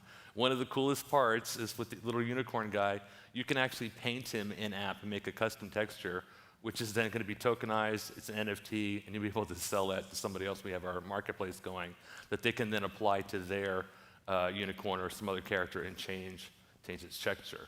So this is, I guess, is the first real-time dynamic make an NFT while you're doing it sort of thing.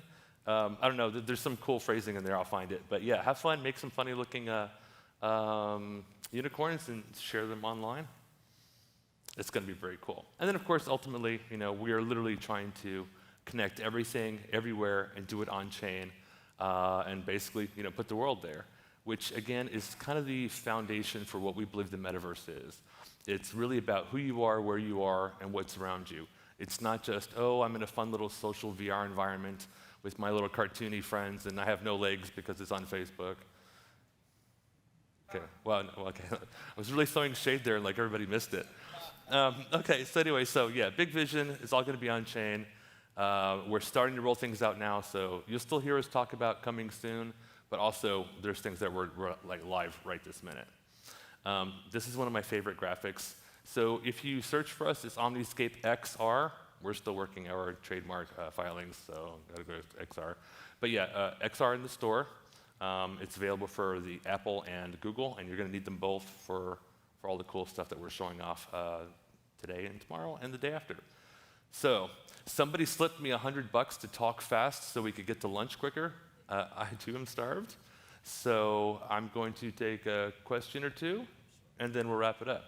So who has a really good question that'll make me look awesome? Okay, anybody? I can't see, so you're gonna have to shout out to me or something. How detailed is your body scan? Okay, so fair enough. So it's okay. So it's centimeter level of resolution, and it's pretty accurate. So for an additional $50, you can lose some weight. I can make you slightly taller. For 100 or two, I'm sure we can work out whatever you want. Like a big scan. Well, it is a big scanner, so we have the biggest scanner here because that's how we roll. Say again? When are you putting your virtual world up? When are you putting your virtual world up? Yeah, so that's an interesting question. Again, we're kind of trying to blend AR and VR together, which are two completely different things. So for the immediate short term, the fun avatar is going to be in AR because we can do that like in our sleep. The really cool stuff is less about VR in the traditional sense of a 3D world I'm creating and going somewhere, and more about the digital twin stuff that we're doing. So hopefully by maybe Thursday, we're going to have an announcement that, well, I don't want to say too much, but for the whole digital twin, digital city stuff, we're going to have a pretty amazing thing launched at CES in January, where we're going to have a full city scale, 3D, whatever, and that's where you'll have your avatars running around, interacting with other people. So it's a 100% virtual environment, but it's a one-to-one scale, real-world location with remote people in VR and local on-site people in AR interacting and doing crazy. It's like science fiction. It's super. I can't wait. Actually, it's pretty awesome. So thanks. One more question. All right. Okay. Thank you, Robert. Thank you, everybody. Thank you. I'm ready for my scan, Robert. You promised me this weeks ago. I'm excited for it. All right, we're going to go to our lunch break now. For those of you here at the Sheraton, you'll go out on your own for lunch this time. And for those of you watching from home on YouTube, stay tuned for CoinGeek TV, a new feature we started at the last CoinGeek conference in Zurich, where you can watch live interviews and discussions taking place right here at the Sheraton Times Square, New York, with some of the guests and attendees. And remember, to make up your way up to the exhibition hall on floor 3 if you're here to see some of our sponsors and some exciting things happening in the BSV world. While you're there, you can check out the NFT auction items from last night, still available till Thursday for bidding, because remember, your proceeds go to the American Heart Association, so please help us support that. Auction items on our display virtually through this QR code that you see before you, so those of you at home can bid also on the action. And bidding is open until Thursday, October 7th at 12 noon Eastern Standard Time. Let's go to the time for lunch, and I'll see you all back in 1 hour. You on the live stream in 1 hour. Thank you.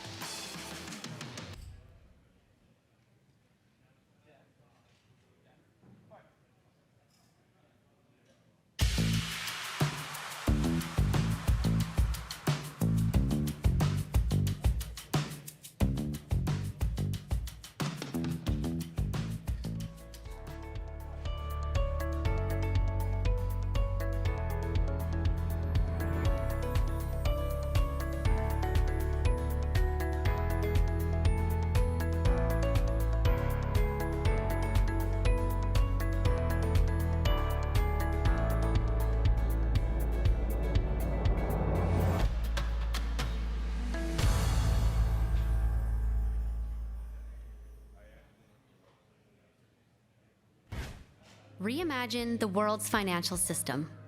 One built on being simple and fair, not one that's overcomplicated, outdated, and broken, and keeps a quarter of the world's population from accessing it.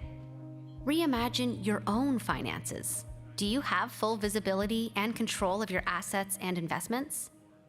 We believe there's a better way, a new future for financial services.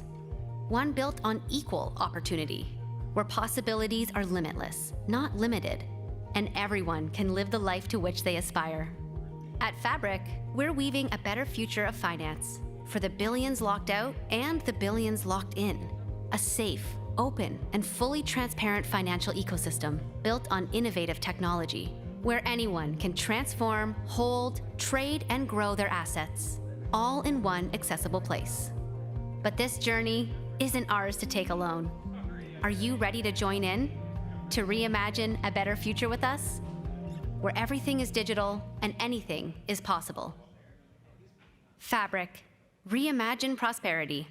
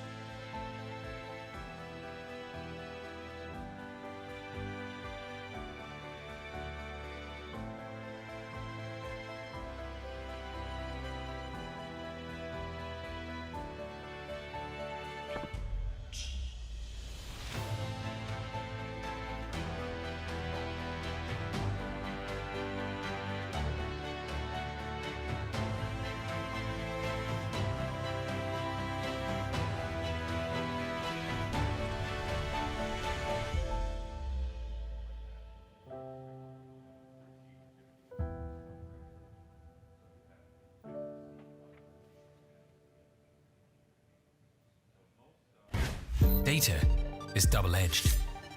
Wield it well and build your place in tomorrow. But trust it blindly and risk watching your progress crumble. Because much of the data we rely upon isn't reliable at all.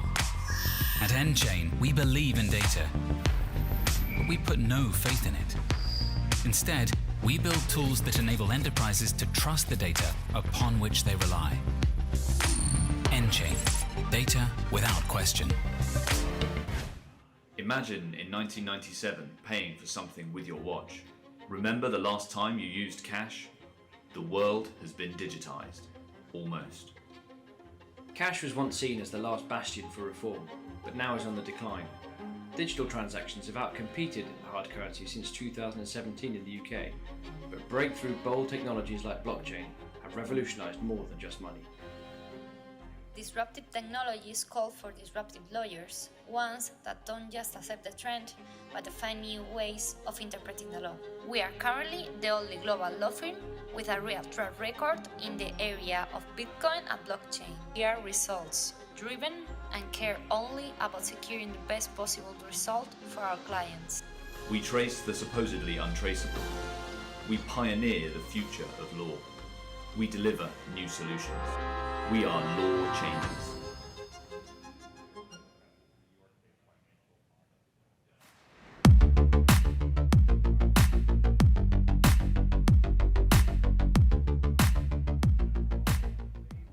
Welcome to CoinGeek New York. This is the first episode of CGTV. My name is Patrick Thompson.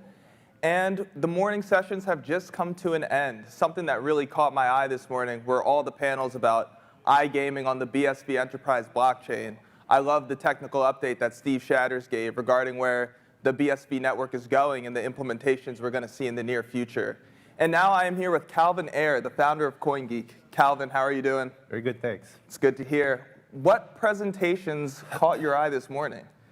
Well, coming from the gaming industry myself, and I've been beating that drum, for years now, trying to get my friends from the gaming industry to understand how powerful this technology is. And the fog of misinformation that crypto has created, which is the sort of aberration that's grown out of the launch of Bitcoin, the original Bitcoin protocol, which is now BSV, has made it difficult for people to understand what we're doing. And what was really refreshing is to see the power that's now behind the movement to get this technology to be used by people in gambling and other types of gaming.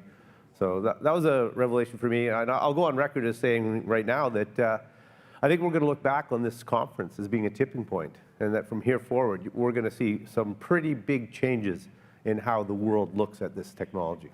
That is something I agree with, and I think a lot of people have in mind that when it comes to the location of a CoinGeek conference, we were in Switzerland in Zurich in June, and people really enjoyed that. But I think some people might be wondering, why did we choose New York for this conference that we're here at today?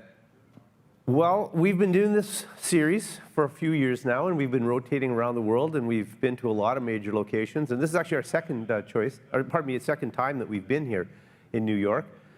But I think that it's time for us to get more exposure in the U.S. market. And when you're thinking the U.S., well, why not start at the top with the biggest city? It's the center of media, it's the center of finance, and it's a large population base with a lot of industry. So I think there's a lot of people that are in the surrounding area that could come here and find out more about how this technology can help them with their data challenges. I think that is something we're seeing a lot of at this conference. Something that really makes me happy is all the growth we see and the new people that we see each time around.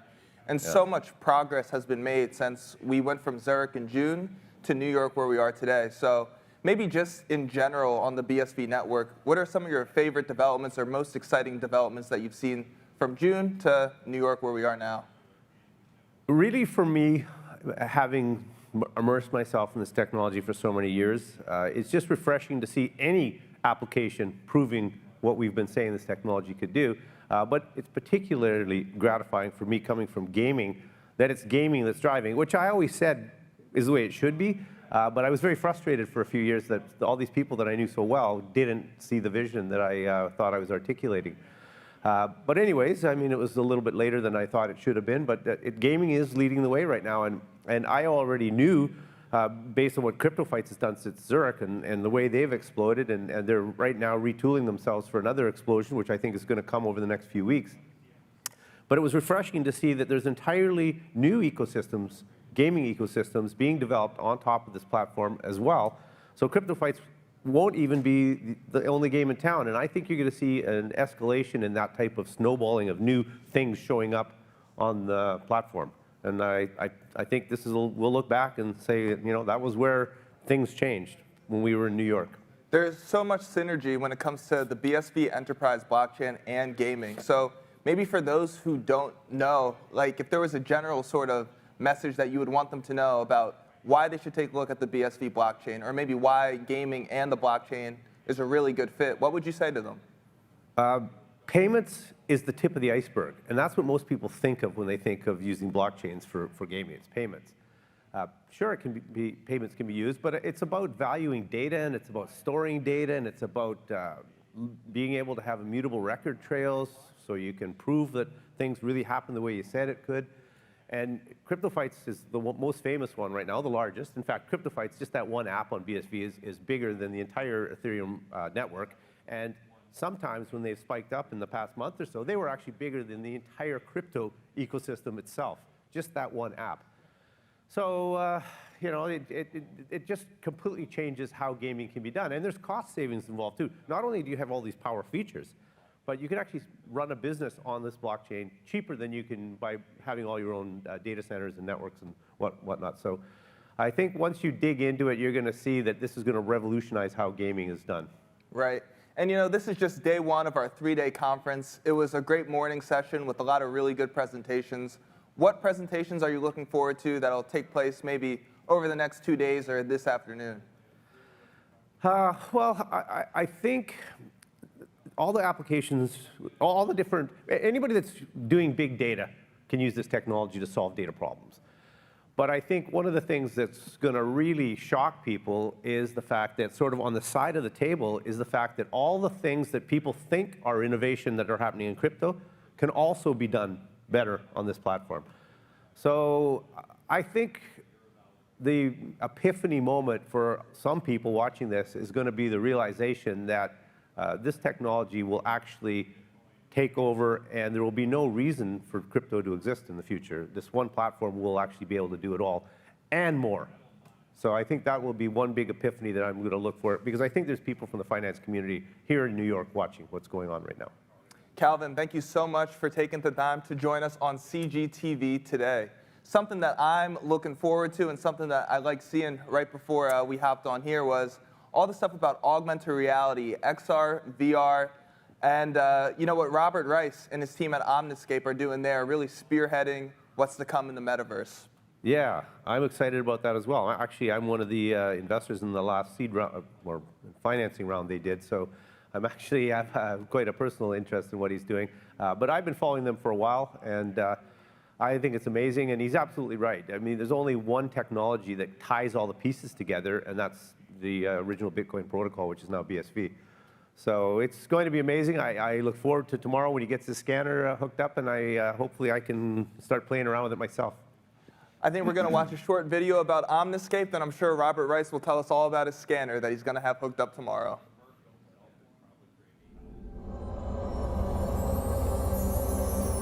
I think they're swapping you out here. Thank you so much.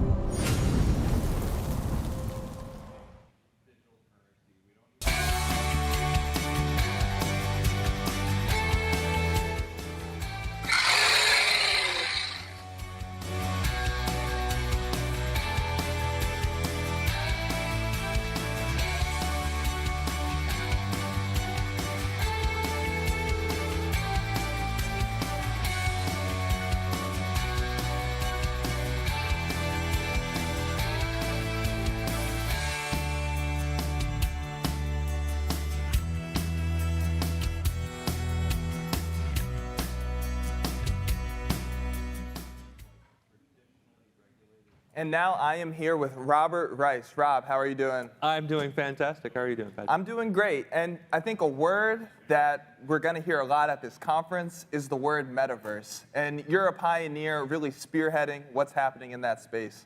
But I think a lot of people don't quite know what metaverse means just yet. So how would you describe metaverse?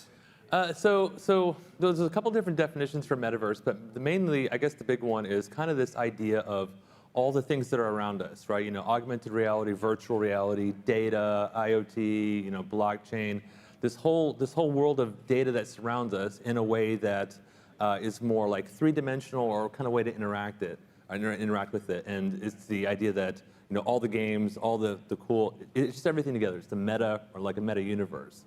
So yeah, it's bringing it all together, making it like super futuristic. And how do we see that existing today? And how is Omniscape innovating and doing work in that field? So today we're still pretty early as far as the industry goes, but there's a lot of cool things. I mean, technically some games, you know, like Fortnite or whatever, are parts of the metaverse. In terms of what we're building at Omniscape is kind of like the back-end ecosystem and the foundation plus the client-side stuff to kind of bring it all together. So you'll have an app for kind of the mobile augmented reality. You have another application or browser that run your PC for like the 3D or the VR type stuff. But we're trying to link it all together so you can actually experience a location, whether you're there in person and see, you know, cool data and heads-up displays and 3D objects and interactive stuff, or you can actually visit some other place in the world by going in and experiencing like the 3D VR side of the fence. And as an end user, how would I be interacting with that beyond, what would the interactions look like? So it kind of depends on the context. You know, for the augmented reality, most of it's going to be through like your smartphone. You'll see 3D objects, you can click on them, touch them, rotate them around, turn them on, pick them up, all the normal sort of interactions. And then of course, there's been a lot of talk now about 3D glasses coming out. We've got the Microsoft HoloLens, there was Magic Leap was big for a while. There's a lot of talk about Apple coming out with a new pair of glasses, and Facebook and everything else. So over time, I think those interactions will change, become way more natural. But for now, you can do some pretty amazing things on mobile devices. And then, of course, on the VR side, if you're familiar with any game, Call of Duty, Fortnite, you kind of already know how all those interactions work. And Rob, you're a familiar face to some people in the BSV ecosystem or just blockchain enthusiasts that have their eye on the AR, VR space. So maybe for those who have seen you in Zurich, at CoinGeek Zurich in June, to where we are today, what are some of your favorite developments that have happened within Omniscape and the progress that you guys have made? That's a really tough question to answer because there's been some really cool stuff going on. So obviously, we're in the middle of doing a seed round, and we've gotten a nice influx of capital and some amazing investors on board. But that's allowed us to staff up and scale up pretty quickly, which has really acted like an accelerant on our just development roadmap. So even in the last maybe 2 months or so, we've gotten a slew of whole new features and some other just really cool stuff, some of which we're showing off here. So I think the two of those are probably the things that we're most excited about. It's getting that traction and getting the recognition from an international group of investors and family offices on board, as well as being able to really roll out some cool new features now that people can start playing with while we're building out the bigger platform. And of course, we have a 3D scanner, which we're going to roll out tomorrow and pretty much scan everybody that's here and do some really cool avatar registry stuff. So speaking of those cool new features that are going to be here, and Calvin alluded to it, and you just mentioned it here, if someone's looking to have this 3D scanner experience, what's that like? What is this 3D scanner that you brought here? Yeah, so it's pretty cool. So there's an amazing company who I promised to give them a shout out to, Texel, over in Russia, and it's basically a little platform. You stand on it, and it'll rotate you around. And there's another bar it's loaded with all these cameras and infrared sensors and stuff. And as you're rotating around, it does this super high resolution scan of you, which then results in this photorealistic, almost a 1-to-1 scale 3D copy of you. And then we do some magic on the server side, and we automatically rig it for animation. So we can drag and drop an animation and make you do the Macarena or fly around and be like a ninja or whatever.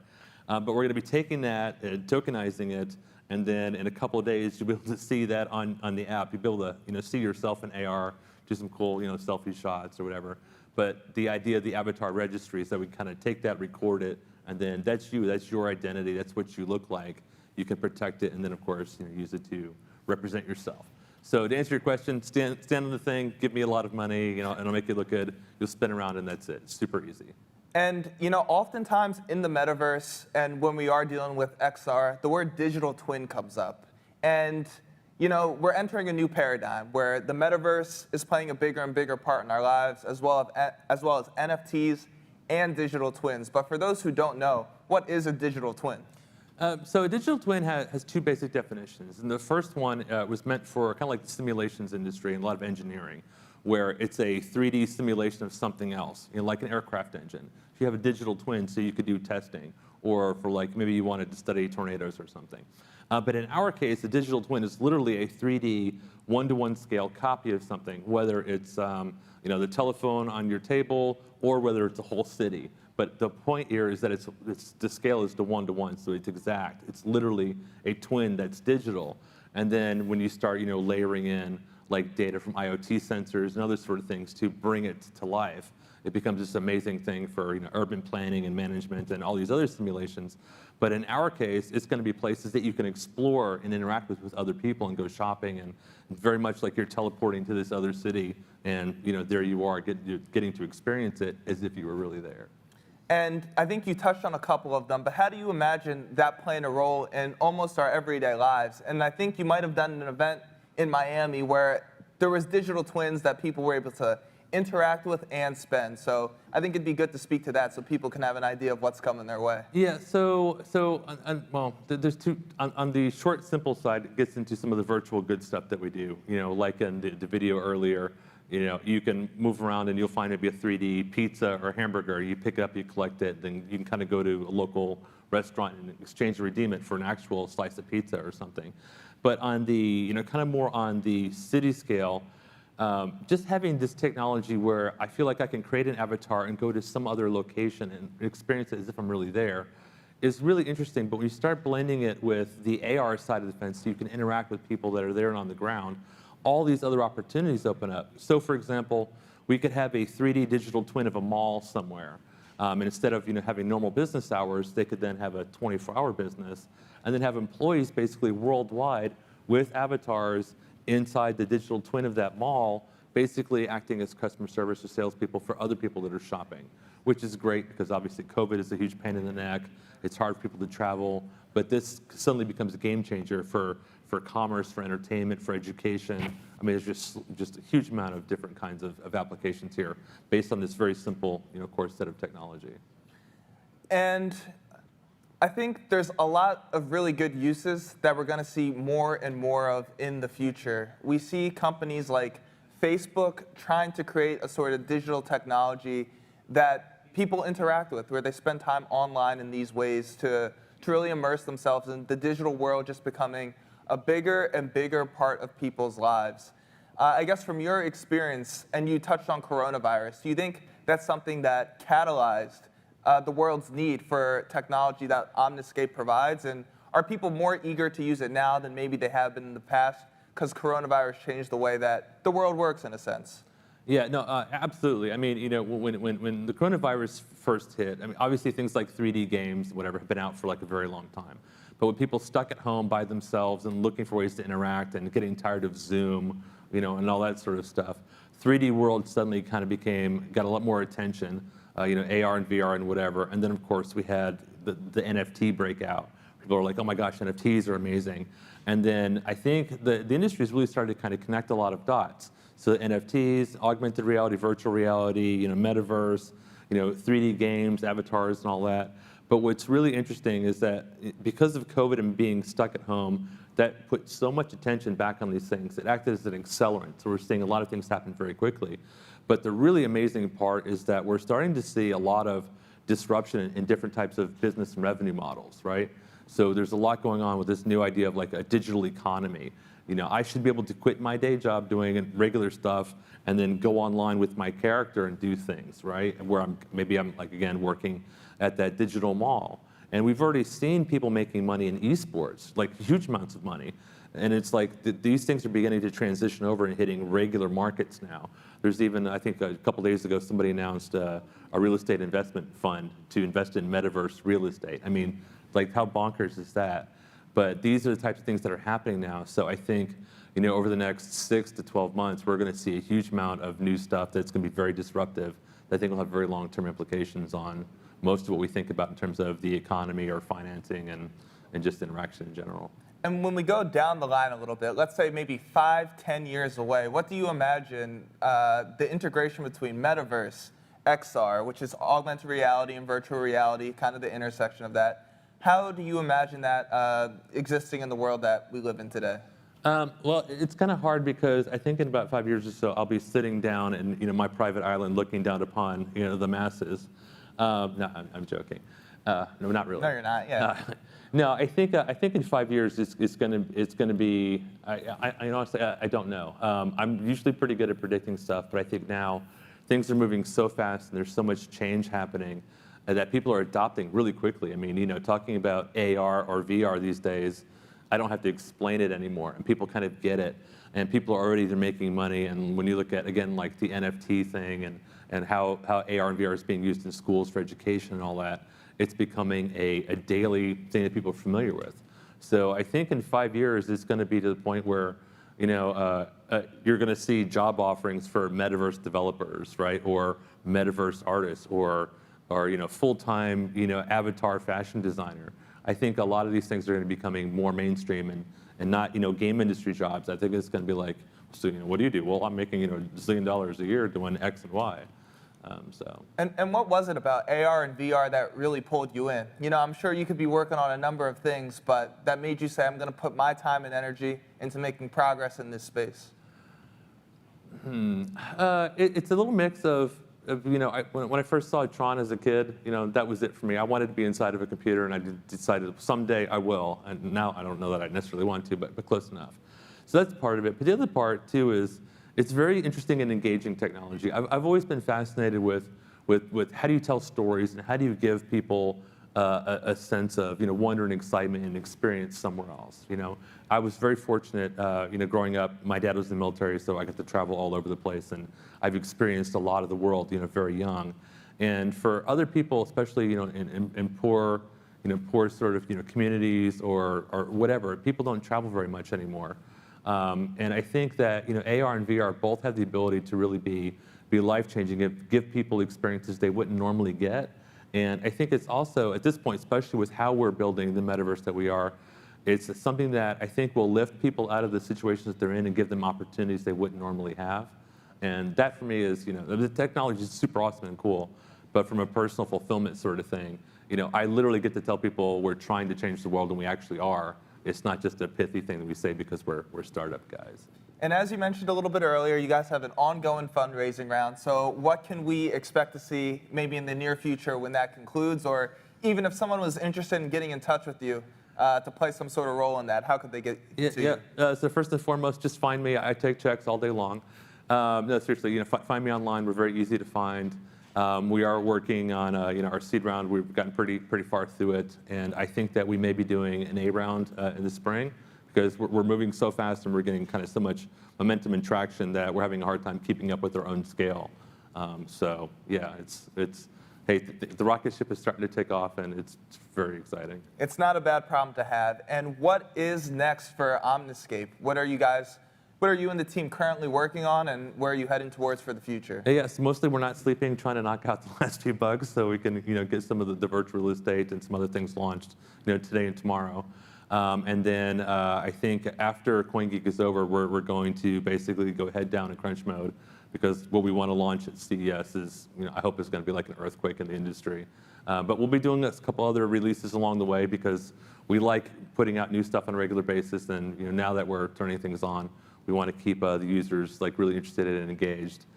So yeah, stick with us, and we're going to be rolling out a lot of really cool stuff over the next 6 months or so. And if there's a sort of general takeaway that you'd want the audience to know when it comes to AR, VR, XR, Omniscape in particular, what would you tell them, especially those who don't already have a knowledge or a sort of understanding of the metaverse, of what it means to have a digital twin, or even of NFTs, where there's a lot of misconfusion and misconception around there? What would you tell them to walk away with? I would say first and foremost, there's a lot of noise and not a lot of signal that's out there. So before you jump on something that says metaverse, you know, buy now or whatever, do a little bit of searching, see what everybody else is doing, do your homework, and keep an open mind. This industry is going to change and change very rapidly.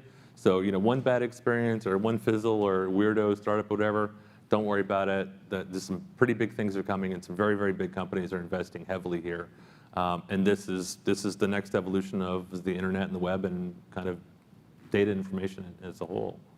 And when it comes to BSV, sort of in general, you and your team do great work, but are there other areas of the space where you have your attention turned to, or you think people are working on exciting projects, or just things that others should be paying attention to? I would say pretty much almost everybody here is doing something that's very interesting and worth paying attention to for sure.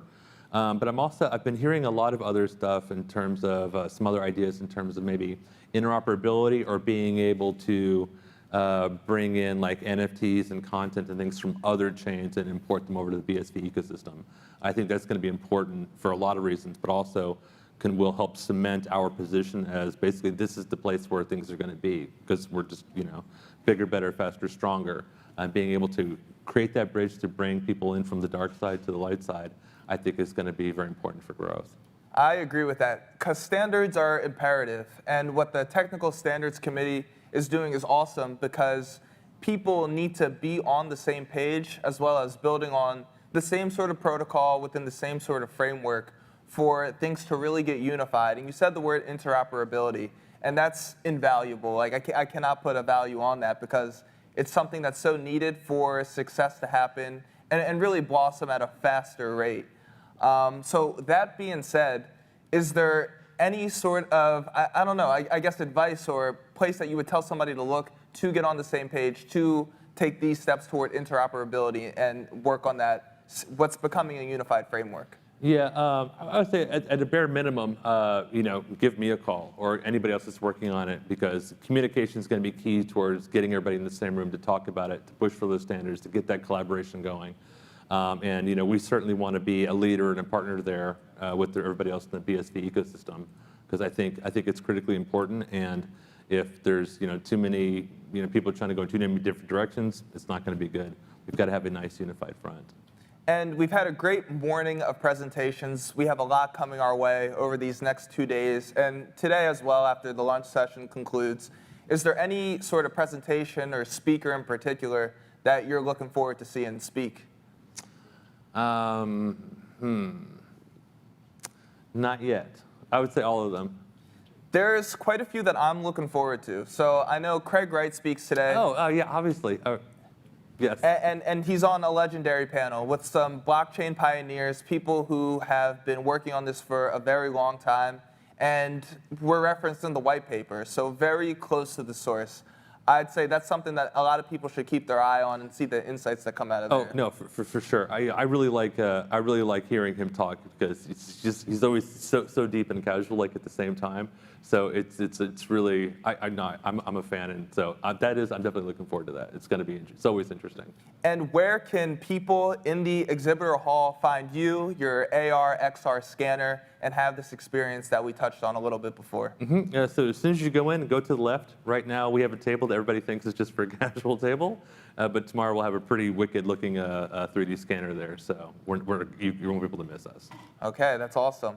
And one more time, what is the scanner experience? People go through there. Do they need their Omniscape app on their phone? I just want them to be as prepared as possible. No. So we'll have a little tablet set up. We need your email, your name, your phone number, and then we hit trigger, and you're on spinning around, and that's it. We'll take care of everything else. And afterwards, they get the digital twin of themselves. Yeah, that may take a couple of days, depending on how fast our stuff works, but you'll get that 3D digital twin. It'll be on your mobile app, and then you can, just like with the unicorn, you'll see yourself in AR. It's going to be pretty wicked. And for those who don't have the app yet, where can they find the app so they can be prepared and ready for this? So we're in both of the app stores. All you have to do is search for Omniscape XR, make sure the XR is on there, and it should show up. If for some reason it doesn't show up, that just means that you have a really, really, really old phone, and you should upgrade. Sounds good. Sounds good. Rob, thank you so much for taking the time to join us on CGTV today. My pleasure. We really appreciate all the insights you gave us about AR, VR, XR, the metaverse, digital twins, and NFTs. And I'm really looking forward to seeing the XR scanner that we have in the exhibitor hall for the next 2 days of the conference, that I encourage anyone on the ground to check out if they're here. If you're tuning in from home, I hope you see pictures online somewhere. Absolutely. Thank you for joining us for the very first day of CGTV. My name is Patrick Thompson, and everyone should tune in later this evening around 6 p.m. to watch our second session of CGTV. I believe it'll be Kurt Wooker Jr. wrapping up today's events, so I hope to see you all here for that. Thank you.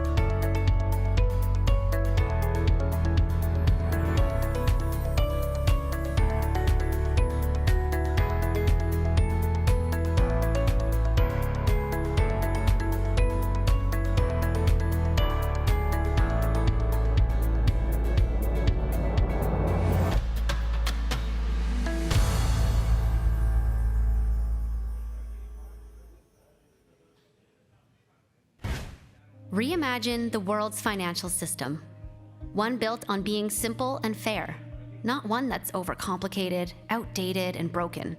and keeps a quarter of the world's population from accessing it. Reimagine your own finances. Do you have full visibility and control of your assets and investments? We believe there's a better way, a new future for financial services. One built on equal opportunity, where possibilities are limitless, not limited, and everyone can live the life to which they aspire. At Fabric, we're weaving a better future of finance for the billions locked out and the billions locked in. A safe, open, and fully transparent financial ecosystem built on innovative technology, where anyone can transform, hold, trade, and grow their assets, all in one accessible place. But this journey isn't ours to take alone. Are you ready to join in? To reimagine a better future with us? Where everything is digital and anything is possible. Fabric. Reimagine prosperity.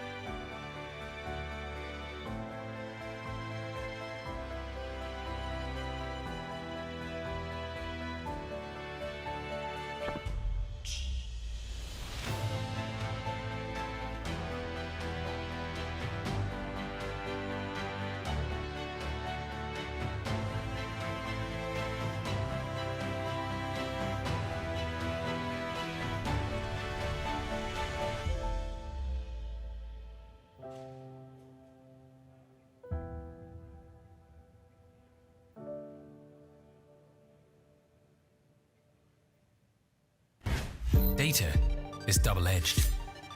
Wield it well and build your place in tomorrow. But trust it blindly and risk watching your progress crumble. Because much of the data we rely upon isn't reliable at all. At nChain, we believe in data, but we put no faith in it. Instead, we build tools that enable enterprises to trust the data upon which they rely. nChain, data without question. Imagine in 1997 paying for something with your watch. Remember the last time you used cash? The world has been digitized. Almost. Cash was once seen as the last bastion for reform, but now is on the decline. Digital transactions have outcompeted hard currency since 2017 in the UK, but breakthrough bold technologies like blockchain have revolutionized more than just money. Disruptive technologies call for disruptive lawyers, ones that don't just accept the trend, but find new ways of interpreting the law. We are currently the only global law firm with a real track record in the area of Bitcoin and blockchain. We are results driven and care only about securing the best possible result for our clients. We trace the supposedly untraceable. We pioneer the future of law. We deliver new solutions. We are law changers.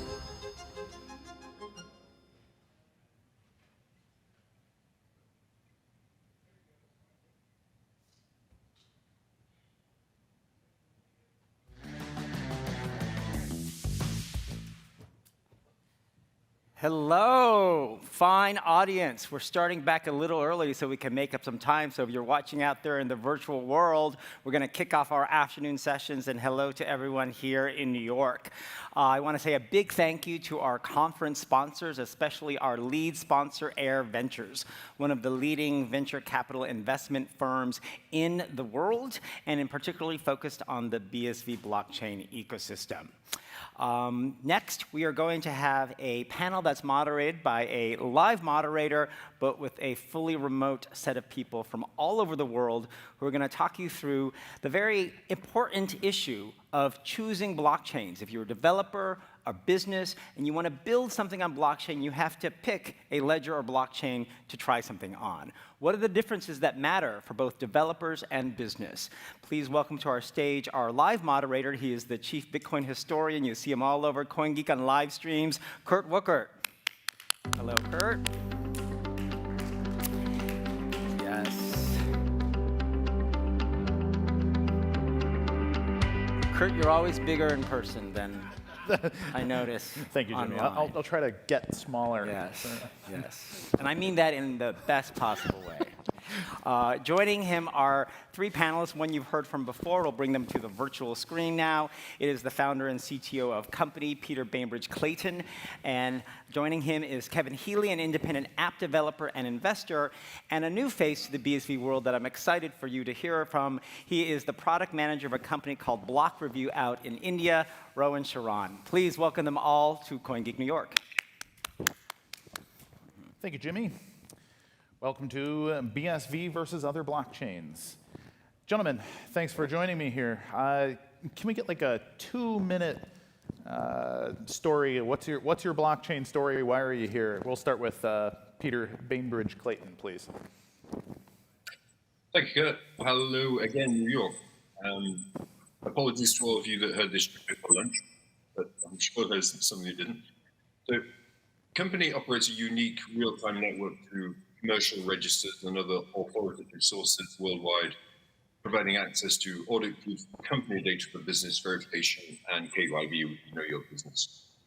What that means in simple speak is that we provide a single point of access to global official company registered source data and documents for any industry, regulated or not.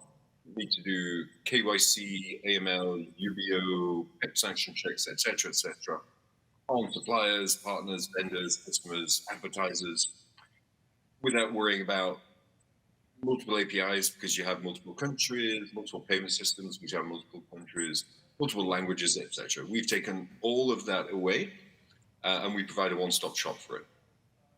Absolutely. And Kevin, a guy who I've spent some time with in Miami recently, and we've had a couple of good conversations. What's your story? How did you make it here to CoinGeek, Mr. Healy? California, and I am interested in creating systems that deliver super high quality fruit anywhere in the world. That's sort of my pure ambition, is I want to be able to deliver super high quality fruit anywhere in the world and in any season. Now, this is something that's actually kind of new in our history, the past 100 years. And before we even had airplanes and refrigeration and all this kind of stuff. And so the blockchain for me really is a way of improving this and being able to make it more efficient and being able to increase the quality of the produce. So there's really dozens of use cases I'm interested in. Anything from tools for farmers to tools for merchants at different markets to supply chain improvements. So I started looking at Ethereum, not necessarily for the things I'm working on now, but just as something that I'm interested in, being able to program money and do smart contracts. But it didn't scale, and the transaction fees were, too large, and so I switched over to BSV. Yeah, no, absolutely. Rohan, what's your story briefly? I'd love to hear how you got involved in blockchain and how you've ended up here. So my first Bitcoin was actually a prize money I received in a hackathon. That's how I began. And another hackathon, the next one in college, so we were supposed to build a decentralized app using Ethereum, the problem statement was to build Instagram clone. And that was the first time I encountered the smart contract feature of blockchain. And I realized also after developing that there are many problems I faced.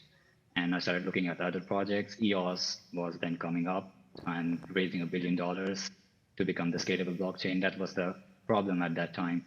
Everyone wanted the blockchain to scale, and we were seeing no solutions.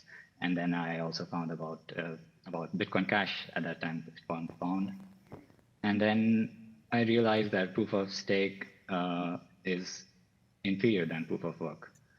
And it's simply a marketplace to produce and consume ledger space. And then I realized that we can have the whole vision of the internet on BSV itself as the proof of work blockchain, which can scale.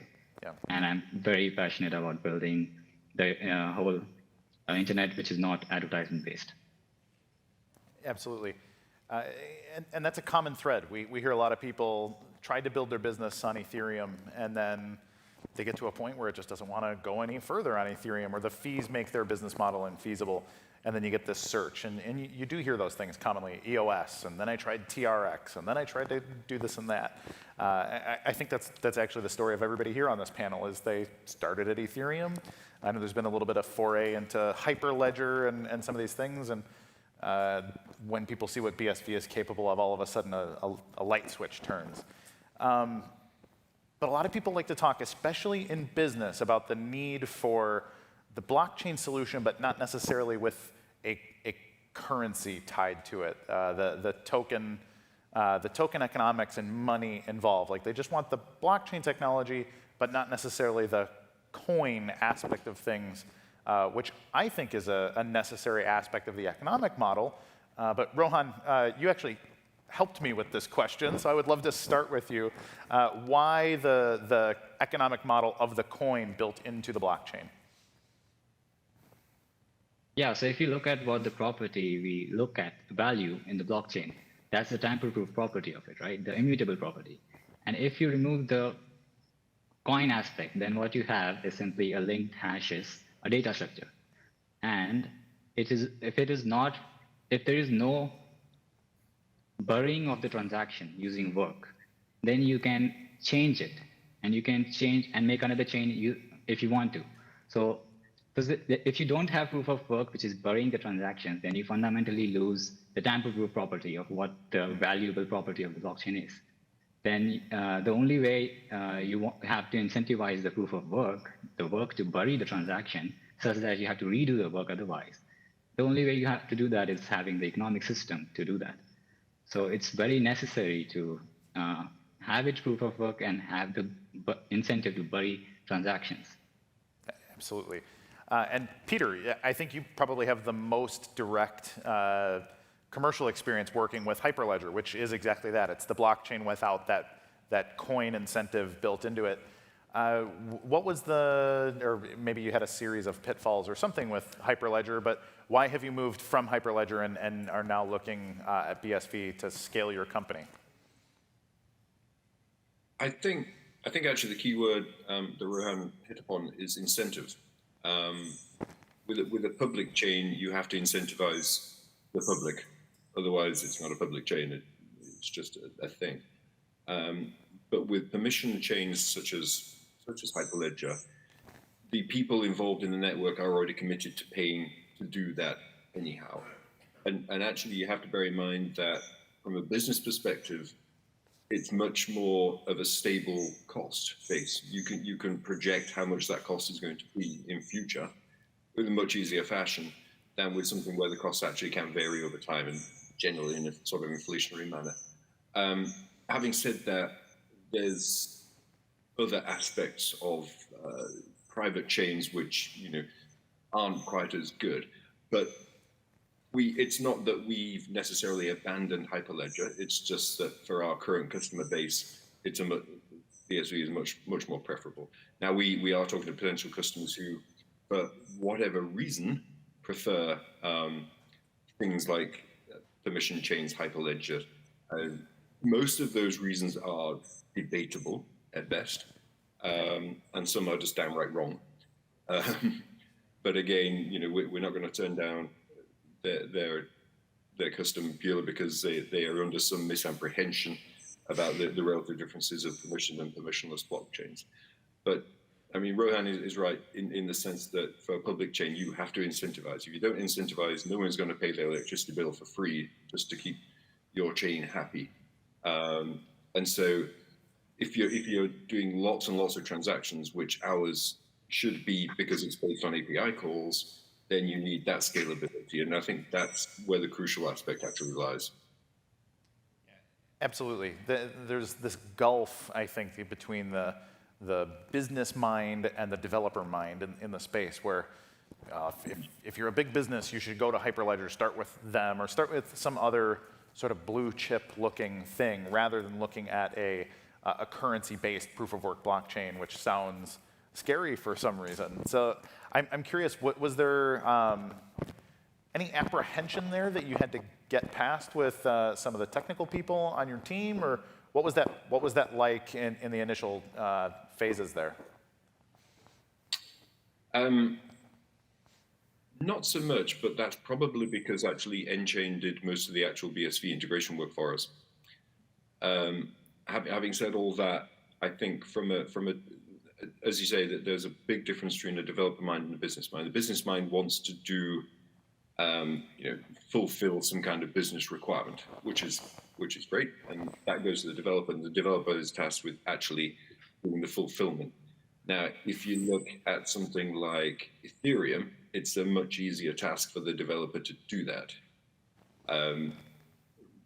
purely because Solidity is a much easier thing to use, and it's much more familiar to, let's say, younger developers. I don't include myself in that category at all. Than something which is quite low level, almost at level of assembler, stack-based. I learned stack-based languages decades ago, assembler and forth, and I still use my stack-based calculator that I bought in 1988. But quite rightly, a young developer who's looking at something which is much more familiar is going to try and go down that path. So they're going to push back on the business and say, no, you won't do this because we can then deliver much more quickly. And even if you're saying you're doing this on Ethereum and you know for a fact that it won't scale, it won't be fast enough, you'll try and think of a way around that to try and keep the business happy. And I think that's one of the issues that BSV currently has, in that it needs to be made much more developer friendly to get that level of functionality in it. For sure. People talk about starting with Ethereum because it's easy to understand Ethereum from a developer standpoint.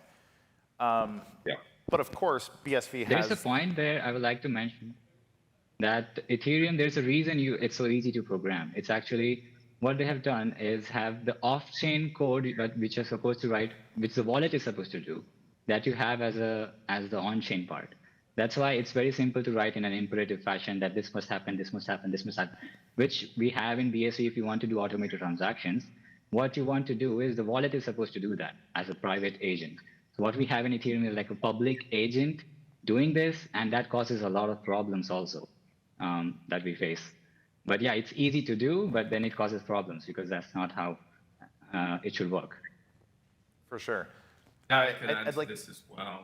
Yeah, I'd like to cut to Kevin real quick, because I know Kevin's had some experience, again, in both. In fact, Kevin's videos were a real resource in the Ethereum community for learning how to develop basics and get rolling in Ethereum. And then all of a sudden, Kevin made a switch and started to seem to understand operating in Bitcoin script and these things. So Kevin, what are those superlatives comparatively, developing on Ethereum versus developing on BSV? Yeah, well, I think one of the things I want to add to the previous discussion is that in school today, very few people actually get a proper computer science education. And so we learn how to sort of develop in super high level languages. But very few people actually go down to the base. And I actually went to a school where we were doing the low level stuff with logic boards and this kind of stuff. And I dropped out because I thought it was irrelevant, which was a total mistake. And then I went and I bought a teach yourself how to iPhone program. And I taught myself how to code because I thought that was what was relevant. And I don't regret. I could always go back and that kind of thing. But what BSV is we're starting with those low level elements of computer science. And if you want to build something that scales and something that really works and is industrial, then you actually have to understand that base level stuff, and you have to design a system from that level and build up. But these other ones, they just don't have that level of experience. They make it super easy for developers. It's polished, it has a nice API, it's great. But if you actually want to build something that's durable and long lasting and can support the infrastructure of global finance and stuff, you need to go down to the basic level. No, for sure.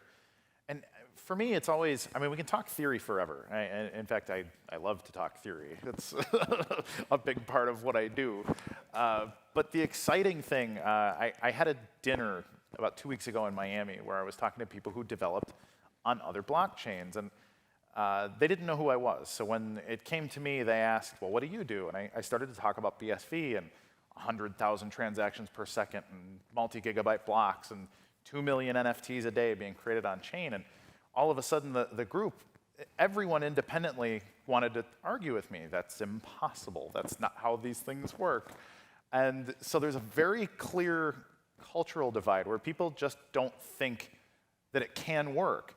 And so I'm curious, how can we do, in your opinion, better outreach, better education, start to teach people that, no, these things are not only possible, they are happening right now. Every 10 minutes, there's a block full of transactions, full of complex scripts, full of NFTs and tokens and all these other things. I know we do the hackathons and we do the education stuff, but is there an ingredient that we could be adding to this to bring more people in? Kevin, I'll start with you and we'll work our way the other direction again. Well, I think once we have just APIs that are really well defined, like, you know, this is something that you use for NFTs, and that's like the buzzword, and it's kind of whatever. But there's so much more stuff that Bitcoin SV can do, and so it's kind of a limited thing. But it's like in that talk that Craig gave, where he said that the instruction set isn't very well defined, and eventually it will be. And we're working on that. Things like Scrypt have already, kind of taken this very abstract assembly language of Bitcoin script, and it's made it more human readable and easier to work with. So once we have that stuff more developed, then people that are trained on just how to do higher level language development can come in and build some stuff. So we're working on it. And but I also think there's a lot of people that are excited about being able to be early here, and they're not so eager to invite all of these people that are just going to want to make a quick buck doing something. So it's a tough challenge, but yeah, I think once people develop a cleaner API for specific things, then more developers will come in. Yeah, for sure. Rohan, same question to you, Rohan. How do we find more developers and bridge them into BSV easily? I think we should start with more clarity on how BSV actually works and how things are supposed to work. And the first thing to start with clarity is to start using the word time chain more. And even this conference theme it's about time. So what happens is when you use the word blockchain, it does not convey the meaning directly. If you use the word time chain, that helps. And even if you don't use it externally, you can use it internally in your companies and all in your projects to discuss, because it bridges a lot of barriers and the mind is gone. And you can think in terms of exactly what's happening. It's a timestamp server. And then and what you can do to progress is actually there are many low-hanging fruits there. in the ecosystem that Ethereum has actually developed. There are things developed over there. It's not all useless, though it does not work because the technology, the foundation is wrong, but there are useful stuff. So we should build it very fast, quickly on BSV. And we should, like, we can do things like the top 10 contracts on Ethereum and all, we can have them have functioning templates of it on how we do that in BSV and have an explanation why we do it this way, how it is better to do it this way, and how it should be done this way. So that will help. Actually, that brings up an interesting point there. How do we, like in Ethereum, for example, those sorts of things have a tendency to come from the community. Some random developer comes up with a technique or a tool set or a tool kit and they publish it. Is there more that could be done from the BSV development community where somebody, I mean, Script is a great example of Xiaowei created this thing, gave it to people are building with it, but how do we get another 500 guys like Xiaowei creating tooling and doing that? So what I'm seeing is also in IPFS, if you see, there are grants that are available for developers to apply to.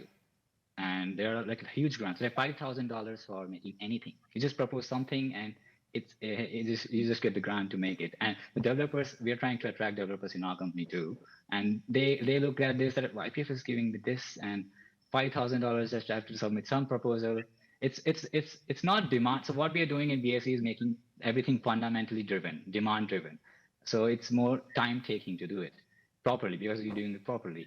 But what happens in the LA ecosystem is there's a lot of funding driven thing, like investment driven thing. So there's a lot of funding available to do things and then that just attracts thing to happen. Absolutely. Yeah, I mean, I also want to add that I think we're on track, and it takes a long time to build something right. And so just to attract a bunch of people that have the same ethos of, oh, we're going to get a huge investment, and oh, we don't really care about the product. I don't see that as being an advantage. So we want to attract people that are serious about building long-term, durable businesses, and I think we're doing that. So, but eventually there'll be an ecosystem, just like Apple built the App Store, where you're able to work with these higher level tools, and you don't have to understand all the base stuff. And somebody will build that. Sure. And Peter, same question to you. How do we bridge those gaps, bring in people to be developing BSV from your opinion? Yeah, I mean, I think the guys have covered most of the bases, but we have to look at it from a developer's perspective as well. There will be developers who really drill down into the low-level code as it stands and go, okay, yeah, I can do that, I can build this, I can package it and build up, higher level abstractions. In exactly the same way that's happened with C and C++ and Java and PHP and all of these things all went through this process. And so we are getting there. The problem is more of a timing issue now, where there's businesses saying they're looking at BSV, they're going, oh yeah, this is the technology for us, quite rightly.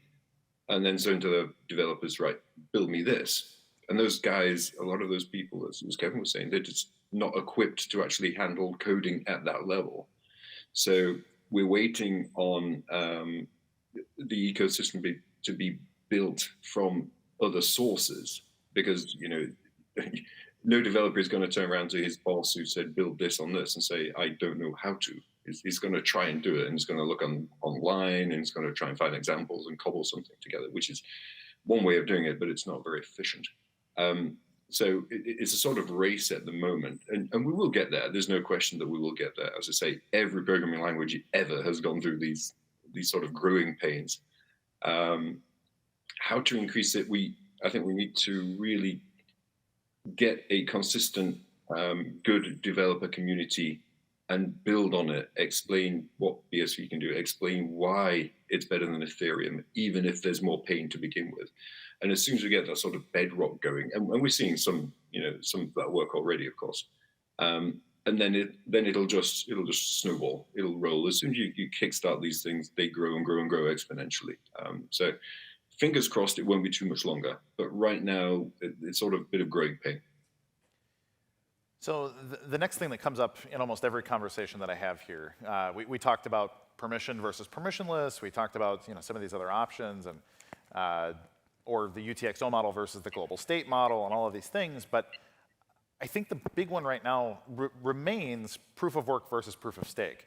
So Peter, I'll start with you. Why does proof of work specifically matter in a business blockchain versus proof of stake? Because people want proof of stake for the green, the ESG thing, and low cost and blah blah blah. How do we hammer home that proof of work is the better option? How does that conversation start with you?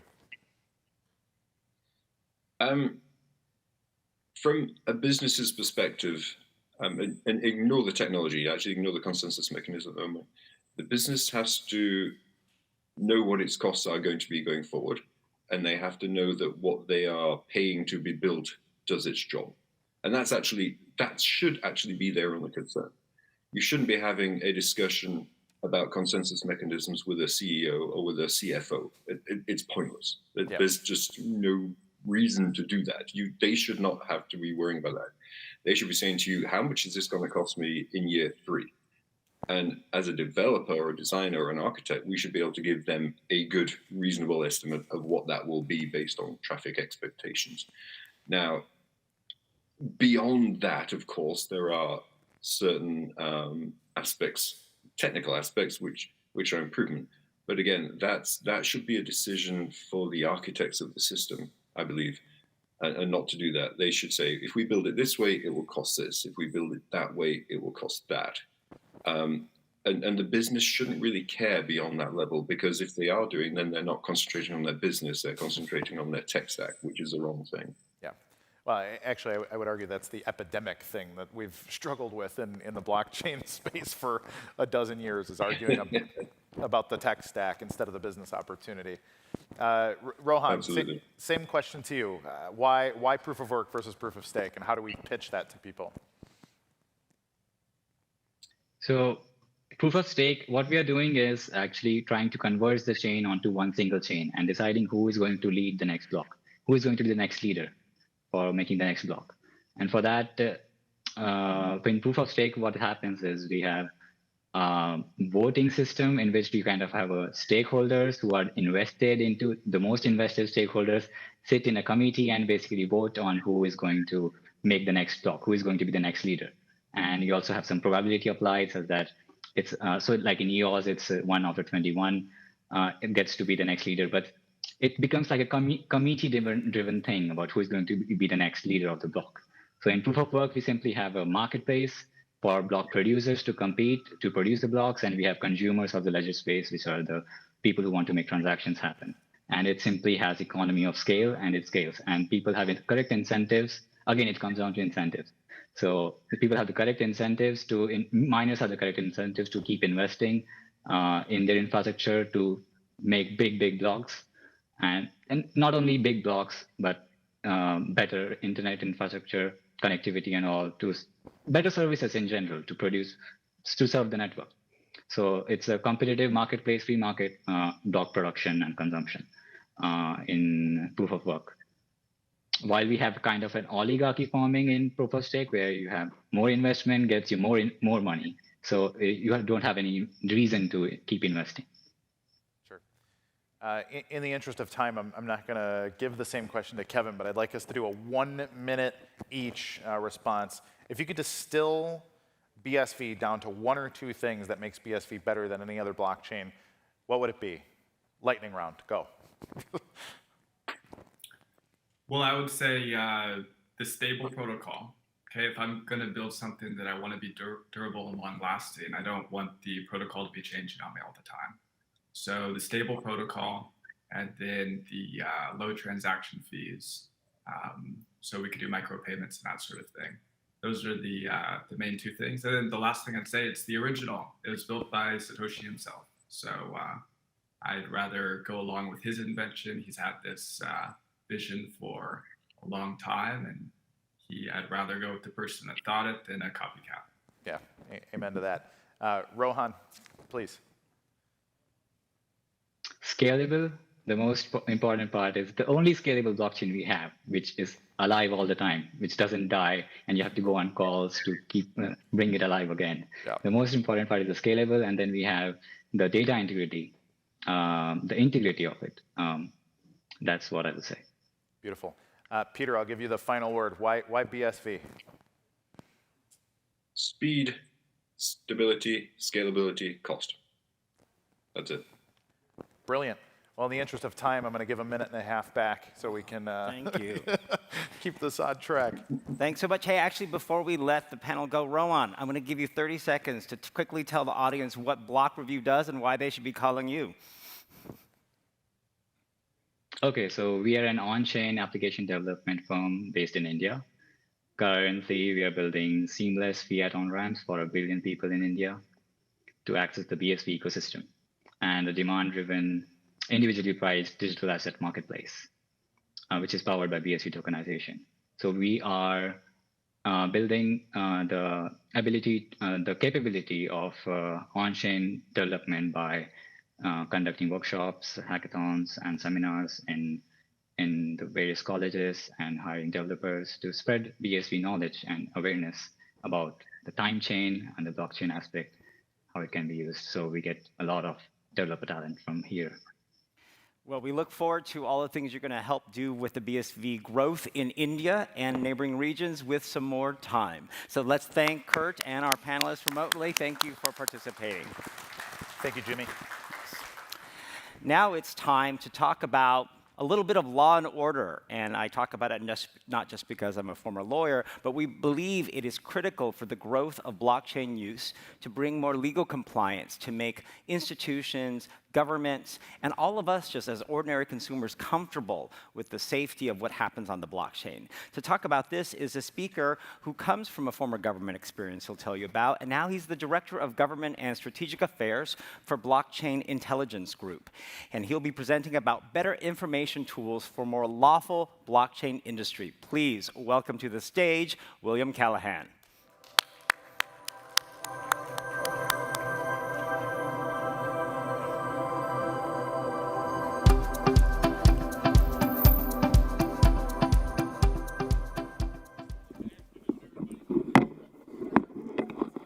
Hear me?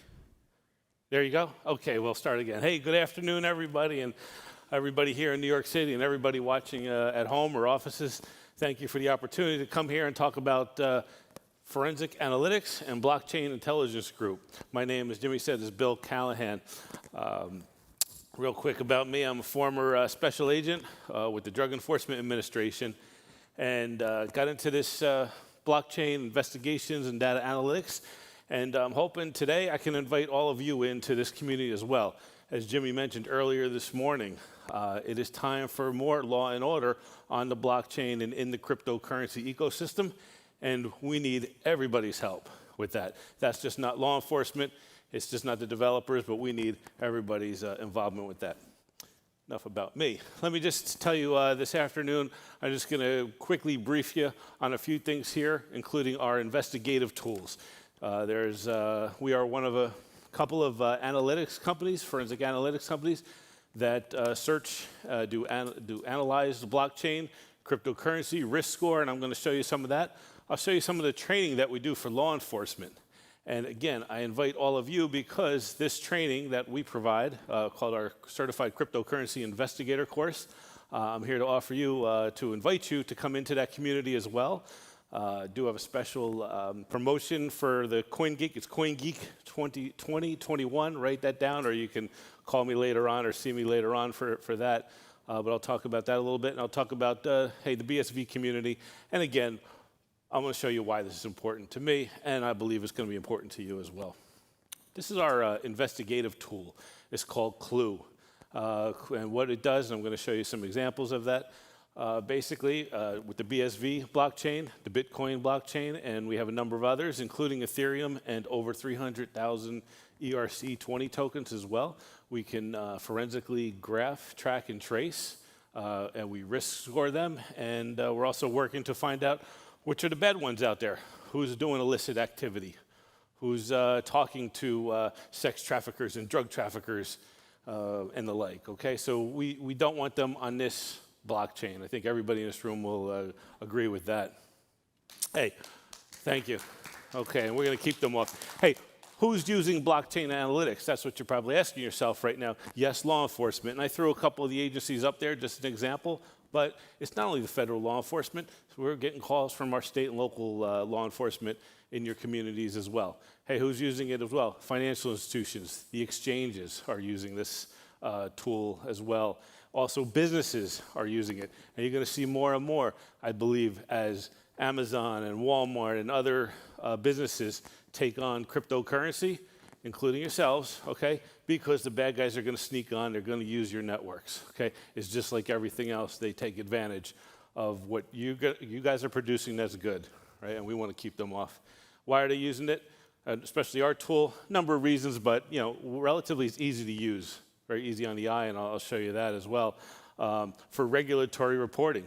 Some of you in this room are going to be dealing with finances. You might be exchanging monies, paying out monies, right?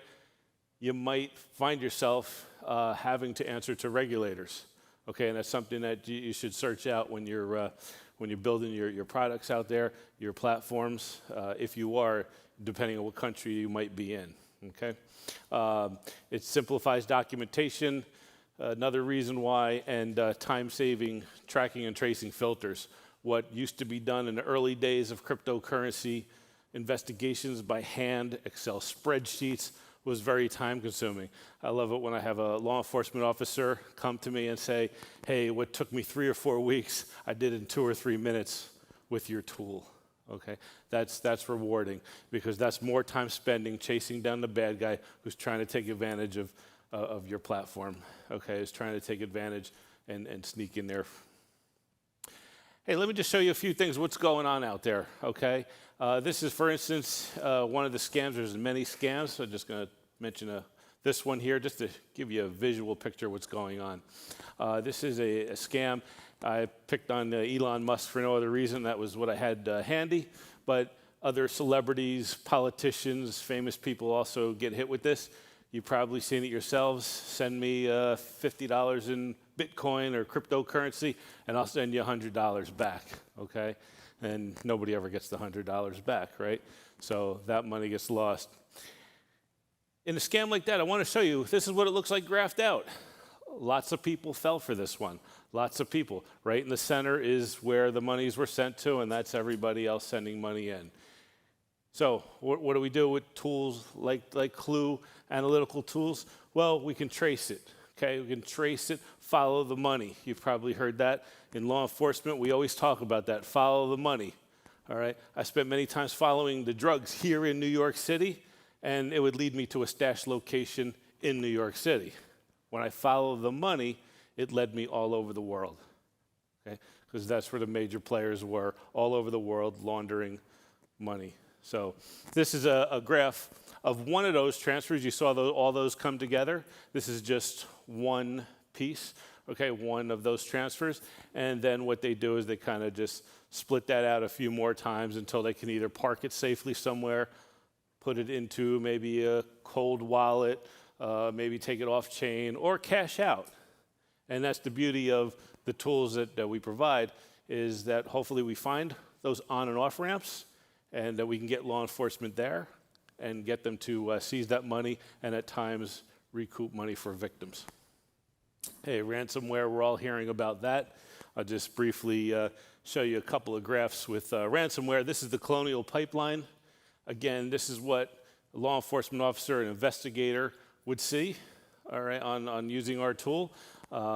They would see the movement of the funds, where they went. Now, you're also seeing some additional information here. And what we'll also do, our intelligence, our open source team is scraping away at the dark web, scraping away at the internet, looking at public records for illicit transactions, for illicit hashes, and putting it into the system so that you can quickly identify and realize, oh, maybe this is a gamer here that signed up as a gamer or signed up for the metaverse, okay? But is in contact with a terrorist organization, okay? We talk about not only the legalities of it, but what kind of reputational damage does that do to an organization when they find out, to a bank? Think about some of the bigger banks scandals that have happened in the last few years to some of the bigger banks, especially right here in New York. I was involved with a number of those investigations. They were very costly. They brought in high power. They had to bring in multiple lawyers and analysts to go over things. And at the end of the day, just by announcing that, hey, we're not admitting to any guilt, but we're going to pay a huge fine, that's reputational damage there to a lot of these financial institutions. I want to do what I can do to prevent that in this community. That's why I'm here. That's why I joined up with Blockchain Intelligence Group.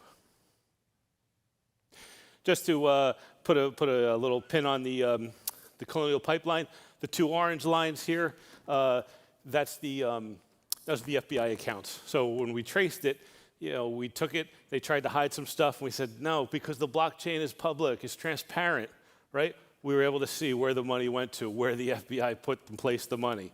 Now, eventually, they take it off chain, they secure it. The U.S. Marshals are the custodian for seized assets when it's a Department of Justice. Hey, just to have some fun here, this is a famous Polish model. I don't even know her name, but she's a Polish model. She sold her love, her digital love. I guess everything is being digitized. I didn't realize that. So she sold her digital love. So what did I do for fun? I went and traced it, okay? I went and traced out her digital love, who bought it, where it went, and there's the contract. So again, it's on the public blockchain. That's what I do in my spare time, is trace out models when they put their digital love on there. I don't know. It's the evening thing I don't talk about. Anyway, hey,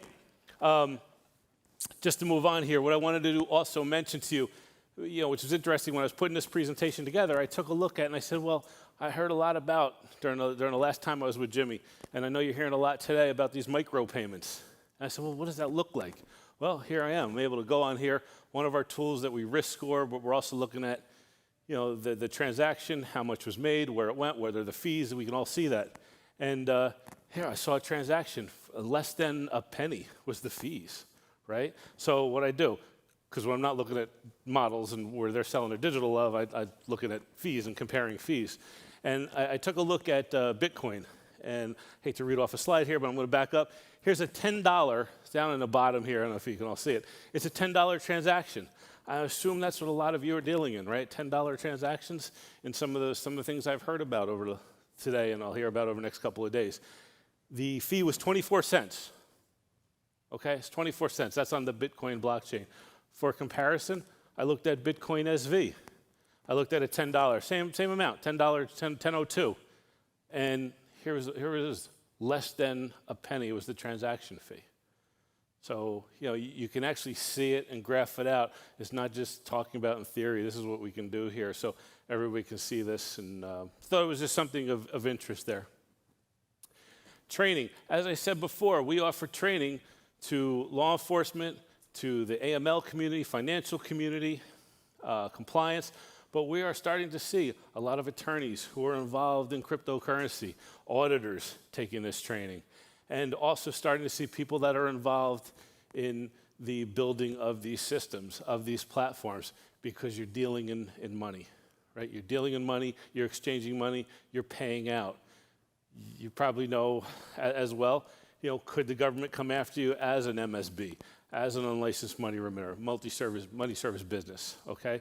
So this is expanding people's knowledge who are in this world, this ecosystem of cryptocurrency. Even though they're not the bank, they may kind of be a bank. So it's something they're learning about. So we're seeing a lot of different communities starting to come in and really want to take this training and understand it a lot better. Again, I'm here today to invite all of you into our cryptocurrency investigator community. It's a global community that is growing. It's growing real well. Well, I said we do training. This is us a few months ago. We were in Nassau County. Everybody hits me with, well, the FBI is doing this kind of work, or maybe DEA or Homeland Security. No, this work is now being done by our state and local, well, I used to call counterparts, our state and local law enforcement counterparts, okay? Because they're realizing they're getting the walk-ins, they're getting the calls, that they were scammed out of money in a romance scam or a job scam. Okay, they're the ones getting the calls.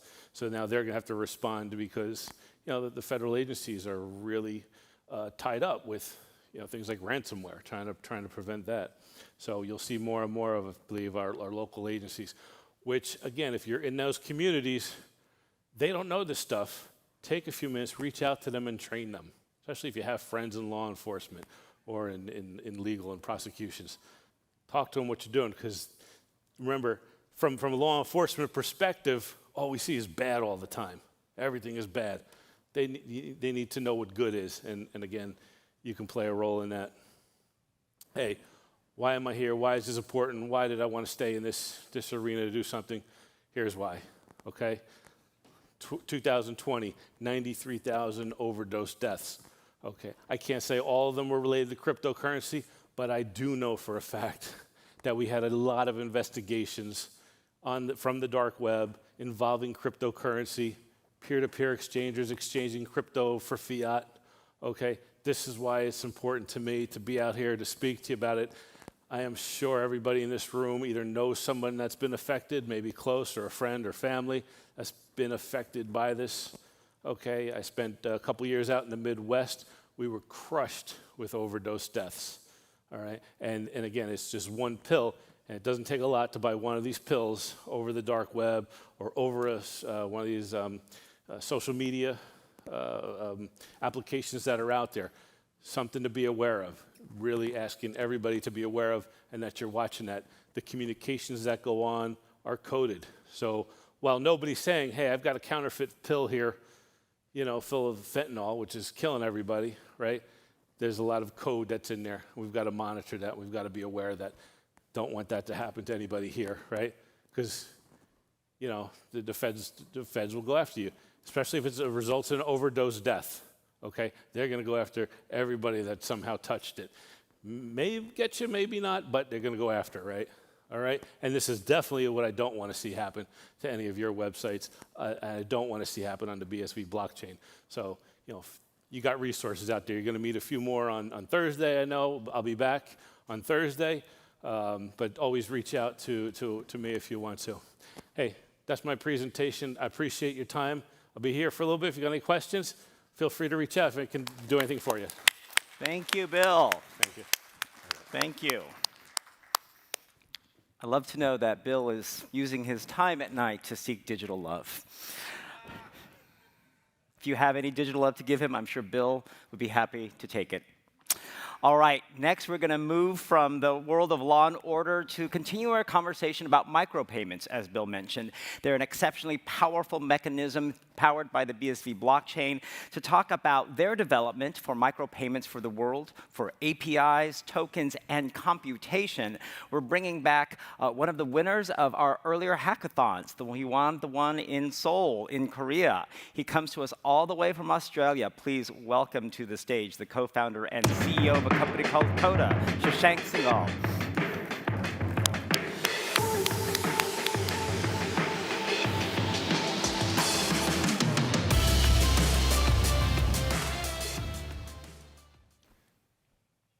Hi, everyone. I hope you're enjoying the conference so far. I know that I am. So today I'm going to talk to you about Coda, the microtransaction company. I'm going to tell you about who we are, what we do, the problems that we solve, and what we have coming up. So let's jump into it. Before I begin, let me tell you a little bit about myself. My name is Shashank Singhal, and I am the CEO and co-founder of Coda. I began involved in Bitcoin in 2016 and tracked the community through multiple forks. Since then, I built Coda in late 2019 during the second BSV hackathon. Since then, we've been validating, ideating, improving, and developing our product into what it has become today. Let's dive into it. So, the problem for Coda is that there is no simple solution for developers to monetize their APIs. This is the core issue that we hope to fix. So developers and businesses who build APIs have been scratching their heads for years on how best to monetize them. They can join legacy subscription-based models, or they can attempt the long and arduous process of building their own monetization and distribution infrastructure. So we built the Coda Marketplace. Now, what is the Coda Marketplace? Well, Coda allows developers and businesses to use and earn from APIs while settling payments in real time with BSV microtransactions. So Coda is essentially an API marketplace that allows users to call APIs and pay per use each time they call them. So what is an API? For those of you who don't know, an API is essentially an interface that allows two programs to communicate and share functionality and data. You can think of it like hiring a plumber to fix your plumbing. A program can hire an API to perform a function that it itself cannot do, such as to get the latest Forex exchange rates, or to deliver the latest COVID-19 data, or to provide live blockchain information, or 1,000,001 other things. So how exactly does Coda work? Well, developer one, who's a software developer or business, codes an API. They then upload their endpoints and their documentation to the Coda marketplace. The whole process takes just minutes. Once this is done, a second developer can call that API after browsing the marketplace and picking it out. All of our calls are routed through the Coda gateway. The second developer never even sees your original endpoint. The Coda gateway then asynchronously bills the second developer instantly after the call is returned successfully. The Coda gateway handles authentication, security, logging, and billing processes. So in August, we announced that our platform was open. So now we're ready for software developers and businesses to come aboard and join us as part of our public beta program. So if you're a software developer or business who builds APIs, or are interested in simplifying your development process, come join us and check out our website. Here's a quick peek at the Coda marketplace today. So APIs are sorted based on the number of calls that they receive, and then also delivered to users based on their specific preferences and requirements. It's also very simple for an API developer to come on board and list their API straight from this marketplace screen. Let's talk about some of the types of APIs that are currently on the Coda platform. So we have COVID-19 data APIs. We have stock and crypto market APIs. We have food and recipe APIs, and more. All of these APIs are currently available on the marketplace, and users can come on and pay per use for API calls. And in return, they get well-formatted and reliable data that they can then integrate into their own applications and programs. So for example, a food and recipe API can easily be integrated into a fitness and wellness app. A fitness app can then provide its customers with quality nutritional information and suggestions without having to build its own nutritional recipe database and infrastructure. Another important API that's soon to come on Coda's marketplace is the What's on Chain API. Now, as we know, What's on Chain is one of the foremost APIs in the BSV blockchain ecosystem, especially when it comes to blockchain information scanning and delivery. So I'm thrilled to announce that What's on Chain will be listing parts of its API set on Coda in the coming months. So this will not only generate another significant revenue stream for Tal, but it will also allow them to continue to build and develop their API set using the revenues that they generate from offering it as a paid service. So now let's talk a little bit about how Coda helps Tal and other companies on its platform achieve their goals, whilst also addressing a major problem in today's software development ecosystem. So Coda attempts to allow builders to do what they do best, build, and we handle absolutely everything else. Coda handles API management. This includes user management, which we handle by registering and monitoring users on our platform. This includes analytics, which we handle by delivering complicated and detailed data on each individual endpoint call made to a server. This includes security, which Coda handles by verifying and authenticating every call made to an endpoint before it even hits it.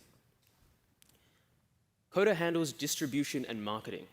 We do this by listing APIs on our marketplace and allowing other people to see them. We also then deliver the APIs based on user-specific preferences and requirements. And finally, we conduct out-of-platform marketing, not only of the marketplace itself, but also of the APIs within it. Coda handles monetization. We do this by maintaining our own BSV wallet infrastructure and allowing users to pay each other per call for each API use. Finally, Coda handles compliance. Let's dive a little deeper into how Coda navigates the rigorous regulatory landscape of digital currencies. So Coda is fully compliant with international standards for AML/CTF legislation. We hold licenses as both a digital exchange and as a remittance service provider. We partner with Trulioo as our KYC provider and Chainalysis as our KYT or Know Your Transaction provider. These partnerships allow us to adhere to the strict regulatory standards to do with tracking and reporting of cryptocurrency transactions within platforms, and also means that we will definitely identify, track, and be able to report any risky transaction on our platform that may be associated with money laundering or terrorism financing. So what does this mean? As an API developer on our platform, you don't need to worry about compliance yourself. You benefit from this. So as a product philosophy, we make a point of building for our users. This means that we're constantly talking to users and collecting user data. Now, during these conversations, we learned that 55% of our registered users were non-crypto developers. That means that they're developers who have no affiliation or particular interest in any cryptocurrency. Now, when discussing with these users, we further learned that a big source of friction for them was that to use our platform, they also had to use a separate cryptocurrency exchange and then transfer money between the two. Many developers were simply unwilling to take these extra steps. Furthermore, computational fees and the vast majority of other bills that software developers and businesses have to pay today are still all in fiat currency. So we decided to build a solution. Introducing CUSD, the world's first and only microtransaction token. CUSD is a microtransaction token built on the STAS protocol on the BSV blockchain. What exactly does this mean? It means that non-BSV and non-crypto developers can use BSV as a payment processing network to send microtransactions without even realizing that they're using BSV or that BSV is powering everything under the hood. Let's have a look at how it will actually work on our platform. Well, a user will deposit fiat currency straight into the Coda platform. A user will then be issued an equivalent amount of CUSD. For every dollar that a user transfers on our platform, they will be issued 10,000 CUSD tokens, because each CUSD is worth 1/100th of a US cent. Once they have their CUSD, users can transfer and pay each other microtransactions in small amounts of CUSD tokens back and forth. And once this is done, they can withdraw fiat currency straight back into their wallets or their bank accounts. All of this is powered by Coda's own payment gateway. So Coda's payment gateway authenticates, logs, bills, and secures payments between two parties. This can be used to encompass technology after technology and can be used to facilitate microtransactional payments through several use cases. These are just 3 of the use cases on Coda's horizon. Let's break down our vision. Cloud storage. So the Coda Cloud platform will allow users to store data and pay per hour, per kilobyte in real-time microtransactions for their storage. The future of Coda Cloud will include immutable data hash storage on-chain and on-chain delivery of stored data. Now, this means that even if data isn't stored directly on-chain, users will be able to retrieve data by sending queries to certain miners, and they will be able to verify the validity and the immutability of that data through a verifiable on-chain hash. This solves many of the problems associated with modern on-chain data storage. Compute services. The Coda Compute platform will allow users to rent hash power and compute power from each other and pay in per-function microtransactions for its use. Imagine if you could just rent hash power from a miner or other computational substantial party and pay them per use in small amounts each time. Internet of Things. The Coda IoT platform will be integrated into IoT-friendly devices and allow users to rent any device and pay per hour of usage. Think rent-a-bikes in big cities, but instead of just bikes, it could apply to any connectable device. Internal service management. The Coda ISM platform will allow companies to manage their internal microservices in a secure and hassle-free manner. This means that companies with complex microservice infrastructures can implement the Coda Gateway into their microservices themselves. And then the Coda Gateway can handle authentication, logging, and security in inter-microservice calls. Our goal is to leverage Bitcoin to create economic opportunity for every developer in the world. As we grow, we will continue to leverage Bitcoin to create opportunity for every technologist in the world.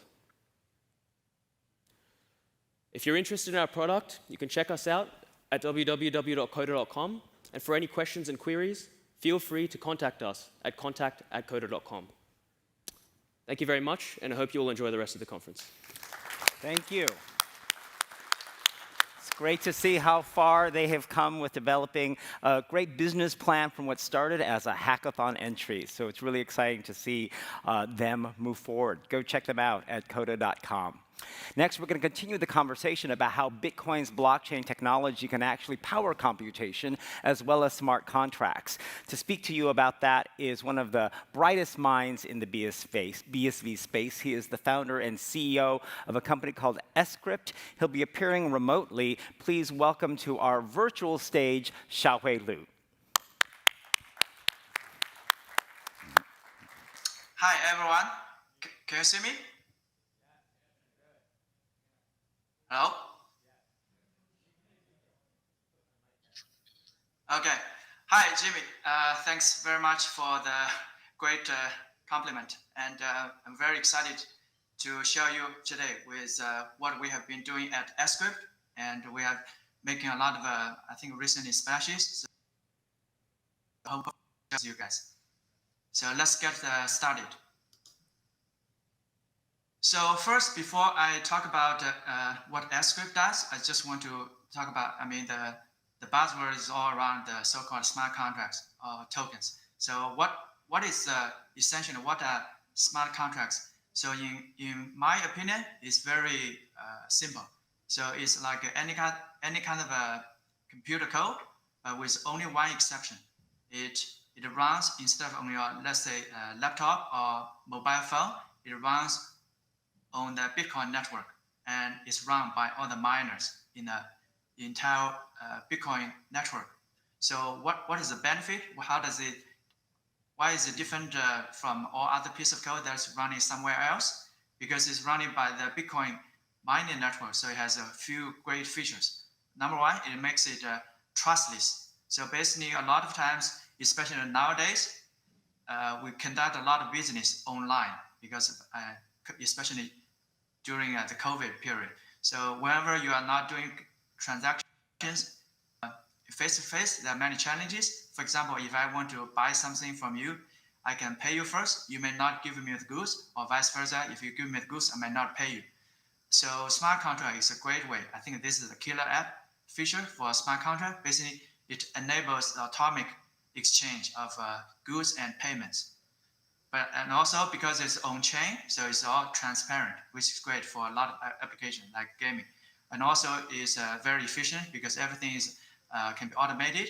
And because of the Bitcoin the scalability, it also means a lot of transactions can become very cheap because you don't need to rely on a third party, like a lawyer or escrow. So once we have smart contracts, so the question begs, which platform or which blockchain is best to achieve smart contracts? So I would argue here, the best is actually BSV. So to compare with all other blockchains, I think I just listed here with using Ethereum as example. I can list some of the criteria here. The foremost is scalability. So I think as Steve Shatters previously presented, we have the so-called UTXO model. And now we are even building on this model. We're building out the next node implementation called a Terra node. So because in technical term, it's called we can horizontally scale, basically meaning if you add more machines, then you can process more transactions per second. So actually today on the mainnet, we can process up to 3,000 transactions per second versus Ethereum, which can process bare like 15 transactions because they use a vertical scaling, which meaning fundamentally it cannot scale. And also have a UTXO model. Another technical benefit is very secure. And there are many, also the cost, right? Because we can unboundedly scale. That means you never get congested. So we can even see the fee is about, a lot of time is about more than 1,000 times cheaper, a fraction of a cent, versus Ethereum. Sometimes you cost tens or even, if not $100 just to run through one transaction. So enough about, in general, about smart contract. So what Script provides is you can think about, we provide the full stack smart contract solutions exclusively on Bitcoin SV. So we have a number of products. The number one, we have the high-level programming language. I think earlier there's a panel talking about the low-level, high-level stuff. So think about this like a JavaScript. So you can let all the developers, doesn't matter what, do they have a blockchain or Bitcoin background, doesn't matter. As long as they have any kind of programming background, it's very easy to start programming on Bitcoin. They don't have to know all the details. And also we have our so-called IDE, integrated development environments. We have the cloud version on the right. We also have our desktop version, which is our premium development environment. So we also, besides IDE, we also have different versions. For SDKs, we have JavaScript and Python. And actually, so this hasn't been released yet, but I think tomorrow I'm going to release another Golang SDK. So for a lot of Golang developers, hopefully this is good news for you. And also we have a Java version running also, is coming soon. So stay tuned. So what we have achieved so far, we launched in CoinGeek London last year before the COVID. So that's about 18 months ago. So we have received a lot of enthusiasm from the developers. Actually, starting from when we released, we have 0 users. And today, I think today, I just checked, we just reached 2,100. So that's quite rapid growth, especially we haven't done any marketing yet. So if you're a developer today, if you have not tried our IDE today, I strongly recommend you go to script.io and download our desktop IDE today. So we have seen a lot of projects adopting our technology, either building the whole product based fully on Script, such as token swap, which is generating a lot of transactions these few days. And also we also see pretty much most of the major players that putting Script in part of the technology stack. For example, we have seen all these different token system, ELAS or Sensible token or Fabric token. We also see, for example, a lot of wallets support us, the Vault and Dot Wallet. And we even, and also Relays using some of our technology to use time lock when they do the on-chain exchange. So what kind of things that can be built with Script on top of Bitcoin then? So I think a lot of misconception out there, and the number one is because the Bitcoin is very limited, the capability. So you cannot do all kinds of computation or so-called smart contracts on Bitcoin natively, and that turns out is a huge misconception, and that is actually the basis for, I wouldn't say if not all, at least most of the cryptocurrencies out there exist based on this assumption that Bitcoin cannot do everything, but which is not true. So I'm showing one slide here. It can be a little bit technical, but basically it says the Bitcoin, we have proved that Bitcoin can do every type of computation that other blockchains can do. So how do we prove that? So in the computer science term, it is called Turing completeness. So basically, Alan Turing is, you can think about, is the father of modern computer science. So basically, he invented this abstract machine called Turing machine, which I'm showing on this slide. So basically, it's a kind of abstract machine. This machine is very simple, but it's also very powerful, meaning any kind of computation that a computer can do or can ever do, maybe in the next 1,000 years or in ever. It has been proved. Anything that a computer can ever do can also be done using this primitive Turing machine. And we have recently demonstrated that you can actually run this Turing machine inside on top of Bitcoin today. And, we have written the smart contract in Scrypt. We also have deployed, and now it's actually running on the Bitcoin today. So that disproves the notion that Bitcoin cannot do everything. So first the empirical proof that Bitcoin does everything that other blockchains can do. And I would argue even you can do it even more efficiently. So as a very good example, I think recently we have seen this so-called token swap application that's built entirely on Scrypt. So basically you can think about it is it's also a token swap, but similar to like a lot of a swap on, let's say, Ethereum, like a sushi swap or Uniswap. But instead of doing it on the unscalable Ethereum blockchain written in Solidity, you can write this today in Scrypt, everything written in Scrypt, and is running on the native Bitcoin. And it has many great features compared to Ethereum. I think the number one is very cheap, right?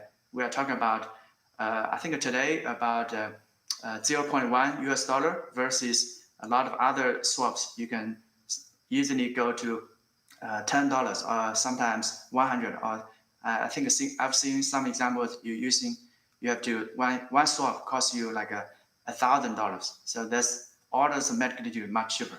So basically this is a very good proof of concept that we can not only do everything other blockchains, smart contract blockchains can do, it actually can do much better. So hopefully this can give the more motivation to developers out there. You can start learning Scrypt today. So you can at least, we can migrate all other applications on other blockchains onto Bitcoin. So we also show a lot of so-called I think it's novel applications of a smart contract, which is usually not covered by other blockchains, so-called smart contract blockchains. For example, one is in the big category of outsourced computation. So basically, a lot of time you have a computation very intensive, and either you don't want to run it, or you don't have the computational resources to run it locally. So you can pay somebody else to run it. So for example, we recently launched a proof of concept called a Kaggle, this smart contract. So for people who haven't know, Kaggle basically is a machine learning computation. So real companies like Zillow, people put $1 million price if you can win the prize to come up with your best machine learning model. So instead of running this through the Kaggle, you can do this purely on chain. So what's the benefit? One, you don't have to pay $1 million, right? You can even have $1 competition. People can still solve it and still earn money. And also then you don't have to trust the Kaggle, the company, or the whoever is sponsoring the competition. You either you get the solution, you take the money, or neither happens. So, and also you can use this to solve logistic problem. For example, you want to find the so-called traveling salesman problem. You want to find the shortest path. Like let's say when you are UPS, you deliver packages across the, let's say 10 cities. You want to find the cheapest route. You can also outsource this, and it's automatic, and there's no trust involved. And also, since now we are in New York City, of course, the finance is also a big application. We have seen examples, people put on weather insurance. So basically depends on whether it's bad or good, you can get the insurance coverage or not. Or otherwise, you can just pay the premium. You can even be your own bank if you really want to. So basically, you can set, for example, you can set a daily spending limit on your address using advanced contract. And lastly, you can also, one of the more prominent examples we have seen recently is so-called gaming, right? So basically, you put games on chain, so you you can remove a lot of trusting issues. You don't have to trust the house. You don't have to trust your opponent. You can play with this with anybody in the world, on chain, and it's also transparent. We have implemented examples like a lottery and tic-tac-toe, but this scheme can be generalized to any type of games which you can install. You can store your state, and also lastly, we can also train your AI models and even train your machine learning models on chain as well and get paid. So I'm very excited to be here today to summarize. We have been talking about Script, and if you want to know more, just go to this one-stop website called script.io, which I strongly recommend you to go. And also follow our social media. Today, we just launched the totally new website called Learn Script. So you go to learn.script.io, which is interactive and free online courses. You can learn Script today. And I hope this is time for many other developers to come and join us and build all kinds of smart contracts that's much better and more scalable and secure than all other smart contract platforms. Thank you. And I hope you enjoy the rest of the conference. Thank you, Xiaohui. And I hope to see Thank you you again in person sometime soon. Let's give Xiaohui a round of applause because Ethereum has Solidity. We have Xiaohui and Script as a great high-level smart contract language. Now, our last session before we take our afternoon break is to delve into the world of venture investments, and in particular, how it's time and why it's time to scale up. To talk to you about that is the Managing Director of Private Equity for the Air Group and our lead sponsors here at this conference, Air Ventures. He comes from Antigua, but he's originally from Canada. Please welcome to the stage, Paul Rashgod.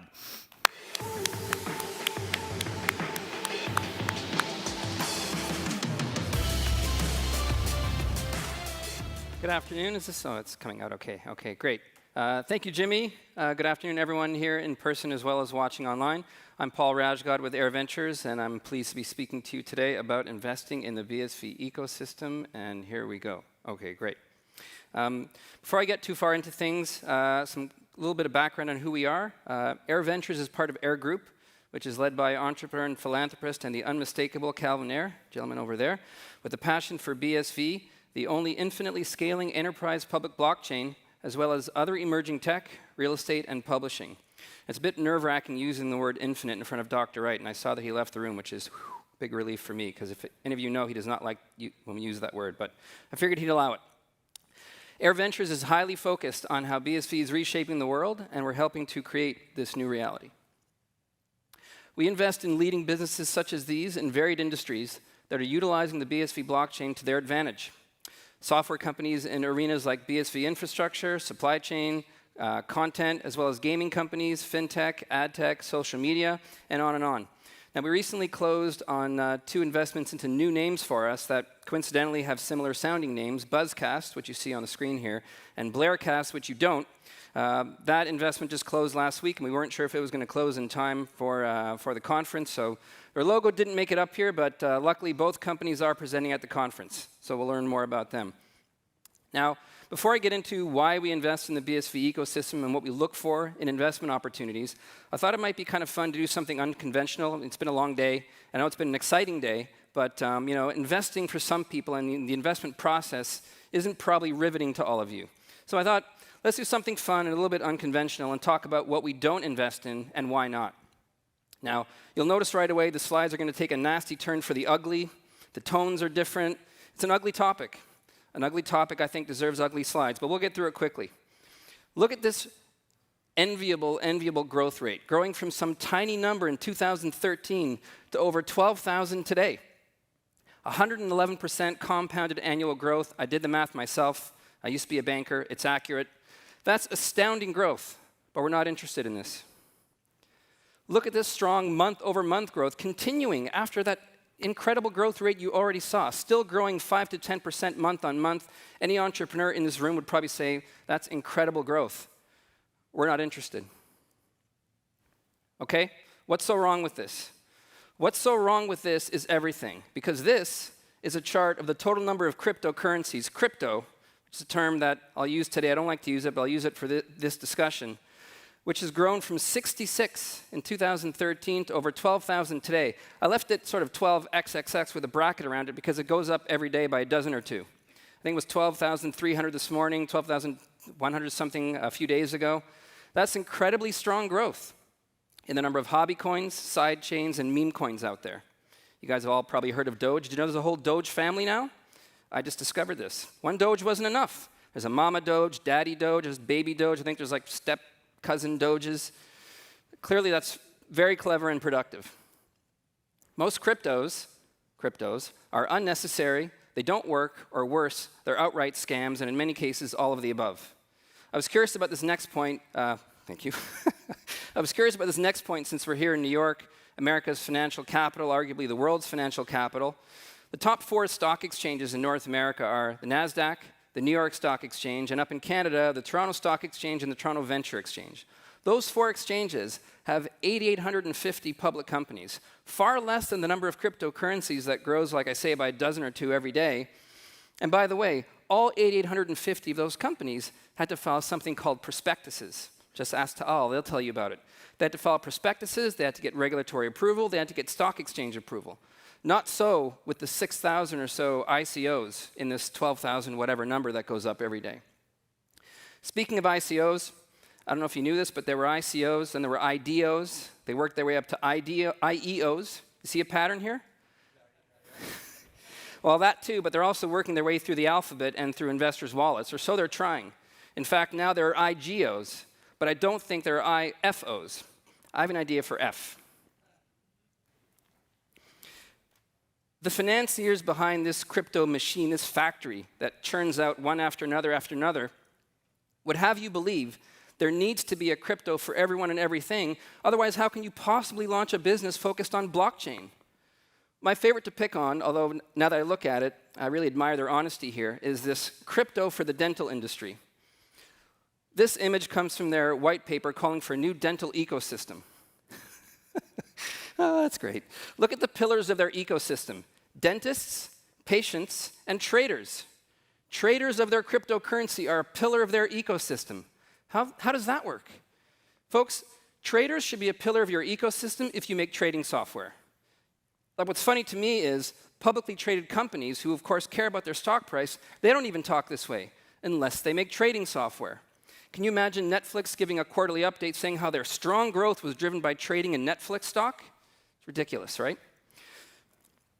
Speaking of ridiculous, let's talk about food-themed DeFi for a minute. And we can make this into audience participation. As I said, it's been a long day.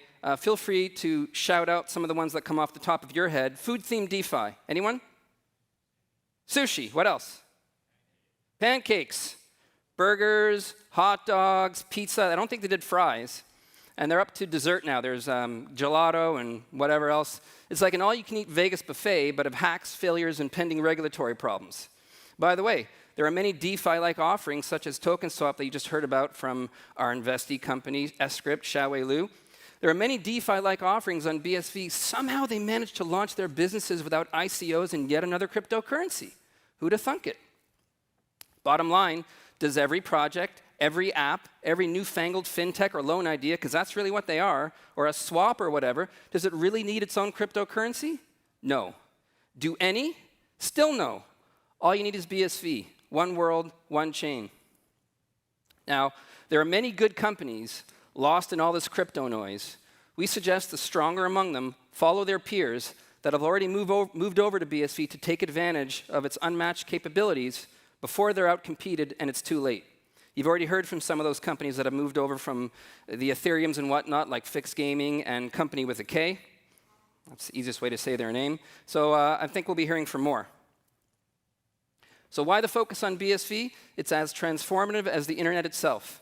It's the world's only infinitely scaling enterprise public blockchain and the ideal platform for micro and nano payments with ultra-low transactions costs.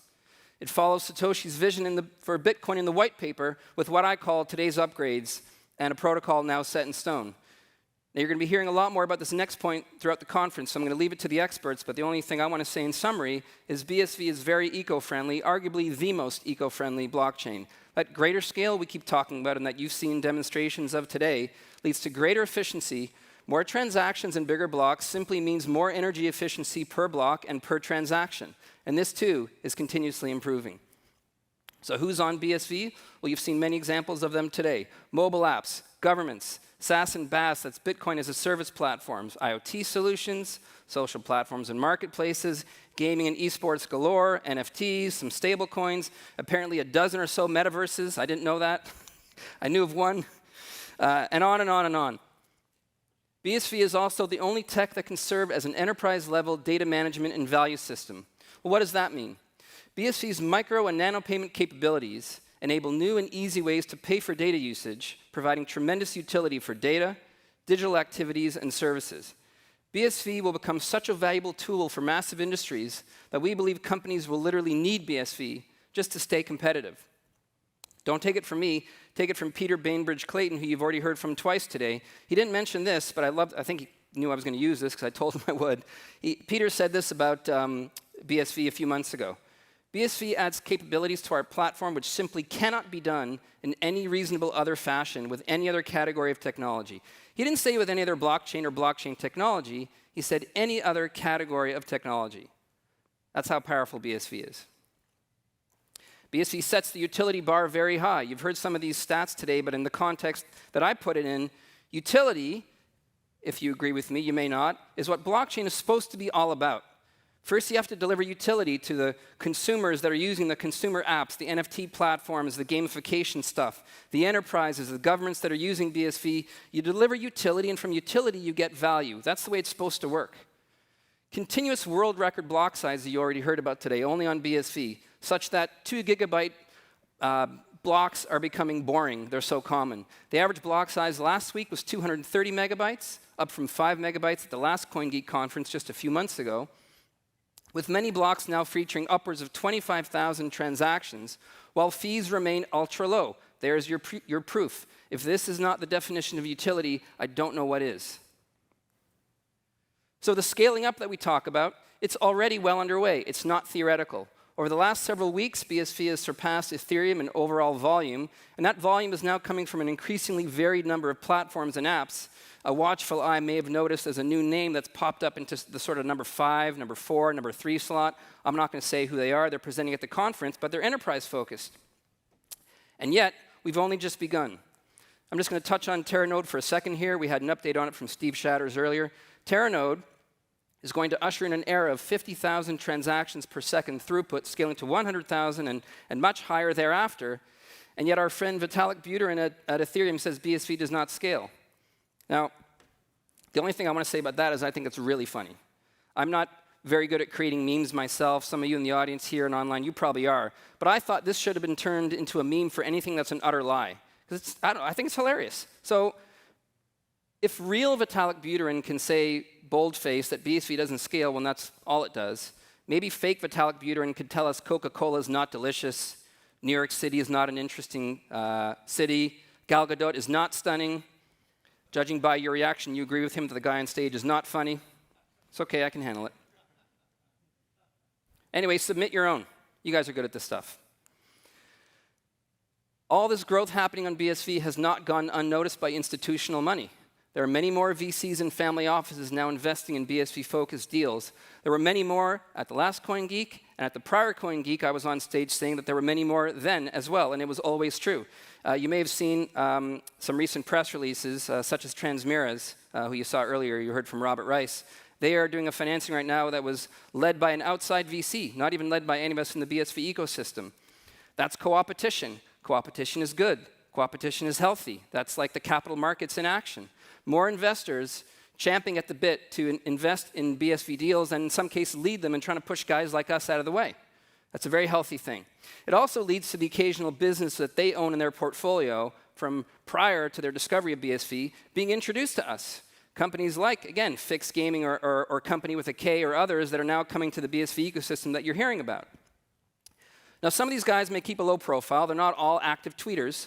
But they're out there, and the roster of investors is definitely growing because they know BSV is the only blockchain that truly scales. So in terms of our kind of summary, our overarching views, the explosive utility growth of BSV is already well underway. It's not theoretical. Enterprises, governments, consumer apps, tokenization galore. BSV's earn and use economy is in action every day. And when you add to that the low transaction fees you see on BSV, what are we witnessing? Transactions, transactions, transactions. Any of you out here remember Steve Ballmer? That's as far as I'm going to go. I'm not going to jump up and down on stage. Thank you. Third point, sustaining profitability for transaction processors like Taal is key. It's critical to the BSV ecosystem, and it partly informs our investment decision making. Finally, new ideas and business models, only possible on BSV. Now, in terms of our investment themes, we're looking for BSV infrastructure opportunities, the software and systems that BSV runs on. We're very focused on things like data integrity, transparency, empowerment, and monetization. We'd love to see more modernizing of massive industries like computing and gaming and so on, utilizing technology that allows legacy companies to easily integrate with BSV apps. And finally, we're looking for more ventures that advance the metanet. However, like any good venture capitalist, we're very selective, and we favor companies with a complete package. And this goes for whether we're talking about more senior growth stage companies or whether we're talking about startups and new entrepreneurs. We prefer business models that scale with recurring revenue, high margins, and low fixed costs. It's nice to have management that have successful track records from prior companies they built and exited. That's always a big plus. We'd love to see that this new opportunity, whatever it is already in growth stage. And if we're talking about a startup, a new entrepreneur, we'd like to see that ideally the building is already underway. Maybe it's in alpha or beta, some customers are using it and so on. But to be clear, both growth stage and earlier stage opportunities, including new entrepreneurs, are welcome. So please reach out to us. Let's be positively disruptive together. Come visit us online or at our booth here in New York, as well as virtually at the conference. Thank you very much. Thank you, Paul Rajgod. And Paul, I think you're funny some of the time. Anyways, it is time for a short break. For those of you watching this conference from home on YouTube or other streaming platforms, you can also join our virtual conference platform and check out the virtual sponsor booths. There's really exciting things there. You can also check out our on-chain, again, virtual NFT auction taking place right now at fabricx.com. That's fabricx.com, and accessible by the QR code that we've seen on screen before. For those of you here with me in New York, please join me upstairs on the 3rd floor for some coffee and networking in the exhibit hall. We're going to take a 15-minute break now so that we can get a little back on track. And we're coming back from one of the exciting parts of the conference, the Hackathon Finals, and your opportunity to help vote for who wins the 4th BSV Hackathon. Be back on time.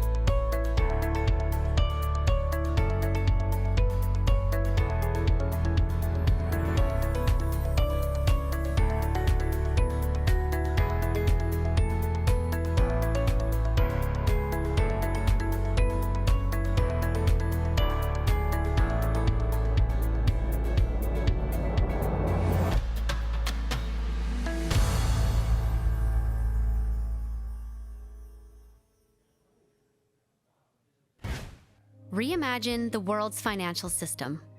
One built on being simple and fair, not one that's overcomplicated, outdated, and broken, and keeps a quarter of the world's population from accessing it.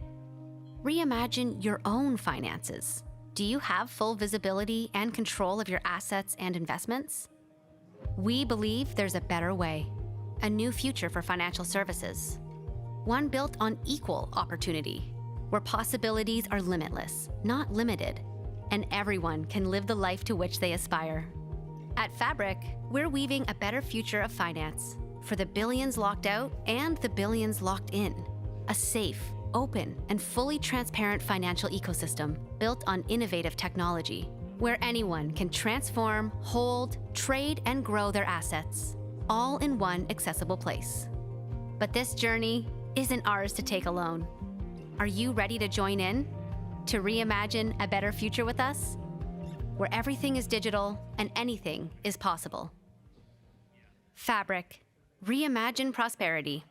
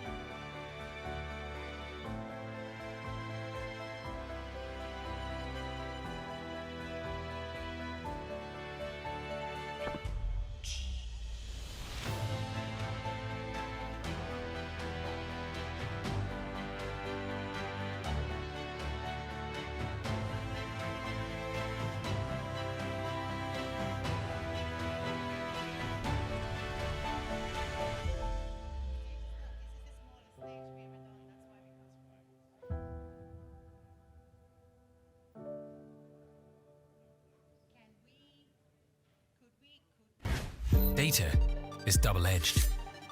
Wield it well and build your place in tomorrow. But trust it blindly and risk watching your progress crumble. Because much of the data we rely upon isn't reliable at all.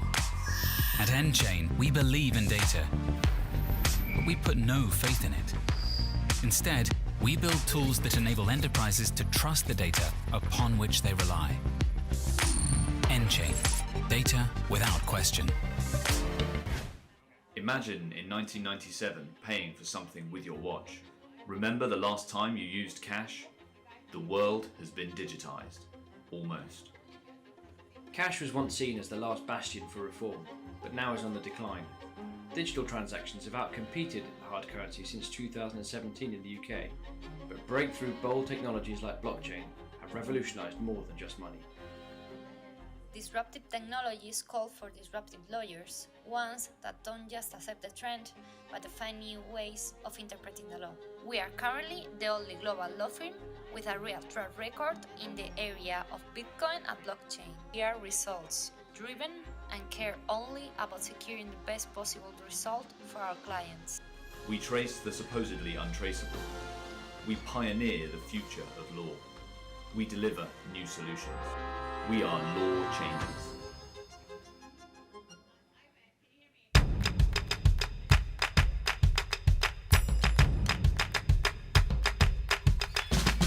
The investment sector is disillusioned. Even the most experienced investors are missing out on opportunities. Clouded by cryptocurrency price booms and the latest token offerings, fundamental and technical analyses are ignored and thrown out the window. The larger crypto landscape is the modern-day Wild West. If you want to uncover higher value opportunities, you need to challenge modern-day belief. Dig until your shovel strikes something of value. Innovative companies using blockchain. Bitcoin blockchain technology was created by Satoshi Nakamoto to solve real-world issues. An immutable, public, timestamped ledger with a secure ecosystem and safe instant transaction processing. That's why a growing number of companies and startups are creating practical applications using the BSV Enterprise blockchain. They create value by utilizing its unique data management capabilities.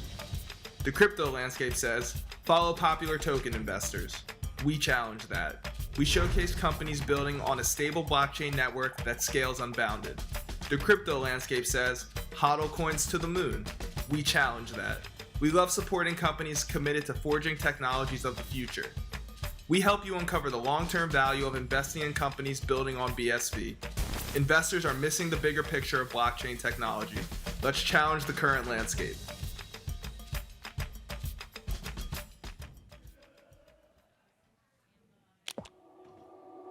Every day, vast amounts of data streams flow through technologies used for business operations, entertainment, and governance. The IT industry facilitates the access, security, and movement of data, building the hardware and software we need to transform our data into something we can use in work, businesses, and everyday life. We cannot survive without robust and secure IT infrastructure. But the IT industry is faced with significant challenges: fraud, cyber attacks, ransomware, massive data breaches, inefficient automation, and project management. Our accelerated digital transformation has only exacerbated these issues that are already impacting businesses and critical infrastructure around the world. The digital world is not safe. The need for a technology platform that functions on an immutable, global, public data ledger is crucial to our future. A platform built on pillars of stability, scalability, security, and fueled by safe instant transactions. It's time for the IT industry to evolve and take this next technological step forward with the BSV blockchain. Imagine business applications built on top of a blockchain to inhibit fraud and promote honesty. A blockchain where enterprises and startups can efficiently integrate or even offload their legacy IT infrastructure through simple, scalable APIs. Only the BSV blockchain can power secure applications at a global scale, facilitating file accessibility and storage, promoting interoperability, managing communications, implementing point-of-sale systems, and improved cybersecurity. Imagine the IT industry protected from inefficiencies, ransomware, and data breaches by a global supercomputer network, competing to secure the network better than they could a day before. Every process automated, every application accessible, and every byte of data cataloged and protected. All powered with a blockchain that's immutable, auditable, transparent, and ready for global business today. The blockchain era signals the power of the IT industry.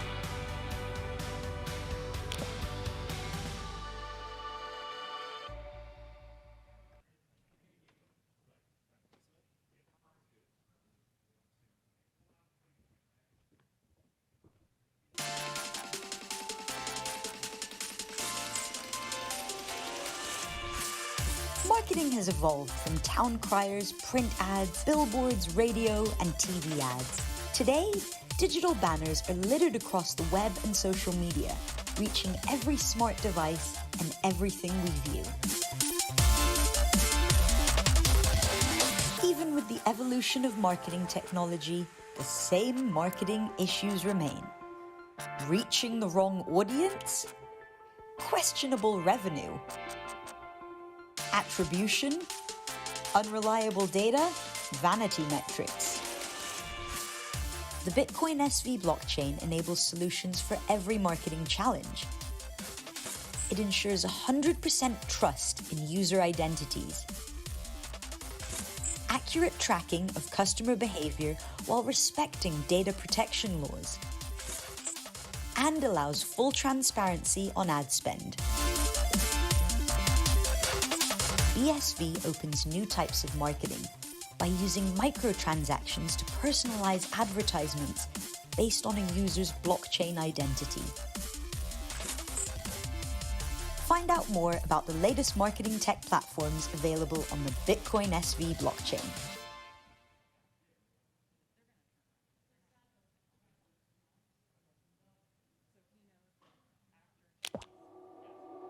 Every day, vast amounts of data streams flow through technologies used for business operations, entertainment, and governance. The IT industry facilitates the access, security, and movement of data, building the hardware and software we need to transform our data into something we can use in work, businesses, and everyday life. We cannot survive without robust and secure IT infrastructure. But the IT industry is faced with significant challenges: fraud, cyber attacks, ransomware, massive data breaches, inefficient automation, and project management. Our accelerated digital transformation has only exacerbated these issues that are already impacting businesses and critical infrastructure around the world. The digital world is not safe. The need for a technology platform that functions on an immutable, global, public data ledger is crucial to our future. A platform built on pillars of stability, scalability, security, and fueled by safe instant transactions. It's time for the IT industry to evolve and take this next technological step forward with the BSV blockchain. Imagine business applications built on top of a blockchain to inhibit fraud and promote honesty. A blockchain where enterprises and startups can efficiently integrate or even offload their legacy IT infrastructure through simple, scalable APIs. Only the BSV blockchain can power secure applications at a global scale, facilitating file accessibility and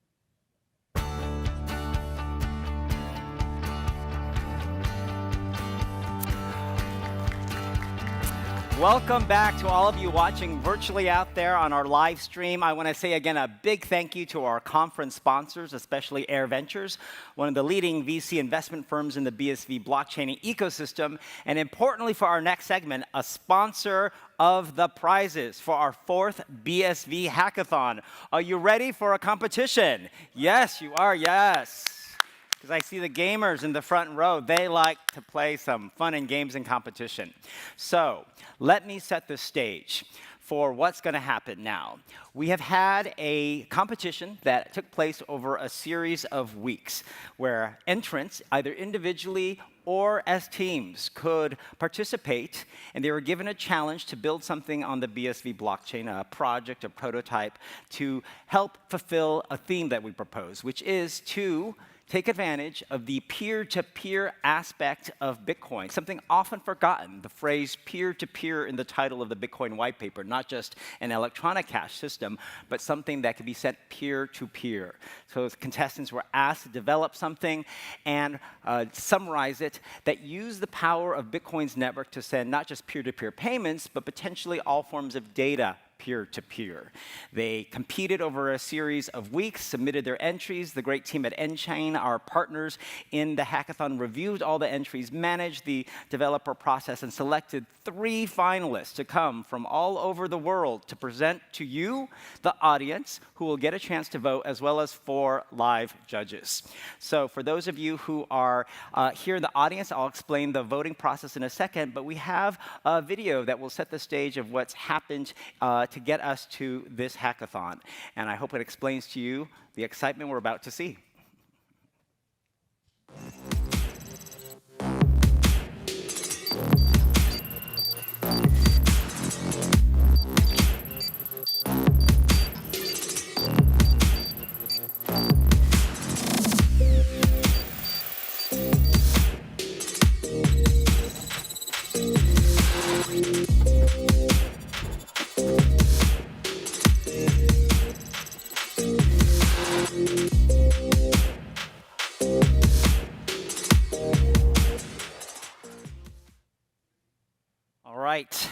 That's a preview of what's about to come. So let me explain what happens for you in the live audience as well as online, watching across the world. First, to get to vote, you need to download the Omniscape mobile application via Google Play or the Apple App Store. That's the app where those of you who've been trying to get the BSV airdrops, you're using that. There's also a mechanism in there to vote. You need to sign up, connect a BSV wallet of your choice, whatever you like, hand cash, relay, money button, and then look at the briefcase in the app, join the campaign, and then you'll be able to cast your vote after the competition here is over today.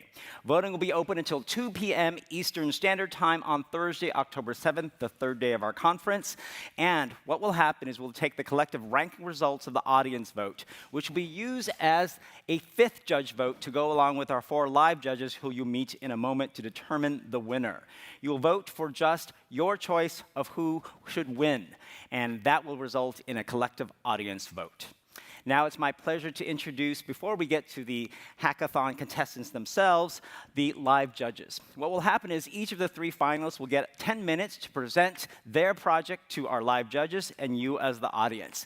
After they present, they'll be subjected to a 5-minute rigorous judge question and answer session.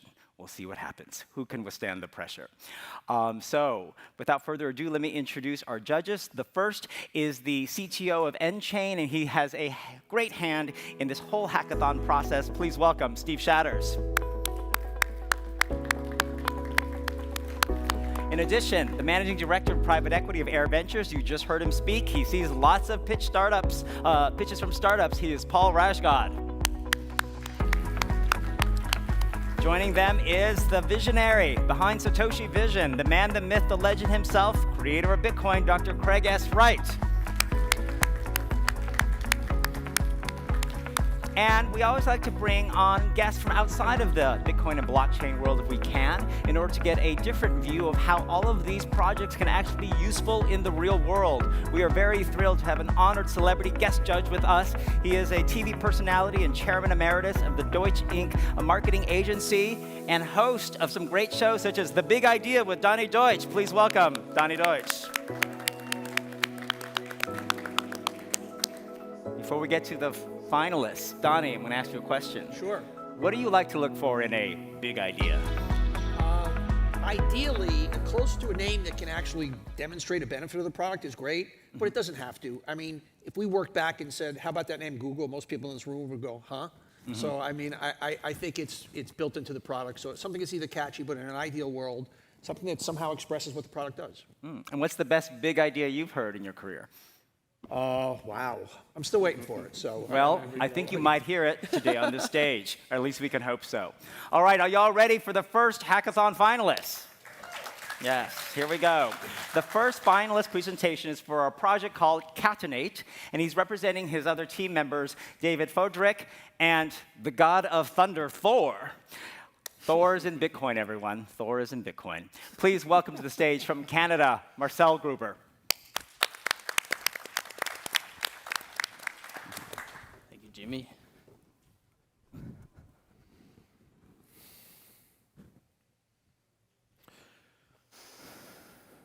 A few years ago, I was offered a job by a company called CoinGeek. CoinGeek is responsible for a significant portion of global internet activity. And of course they are. They're the world's largest operator of adult video entertainment. Looking at their corporate website, you wouldn't even know that's what they do, because they're so focused on the tech that powers their empire. Throughout my interviewing process with them, I came to the realization that CoinGeek bears a striking similarity to other companies such as Netflix, YouTube, and Twitch, where at the end of the day, they're all tech companies driving innovation on the internet. Working with video is expensive and it's difficult, but we think it's worth it because so much of the human experience involves video. With the rise of live streaming and conference calls, video is more peer-to-peer than ever before. But we're still stuck with the limitations of the old internet.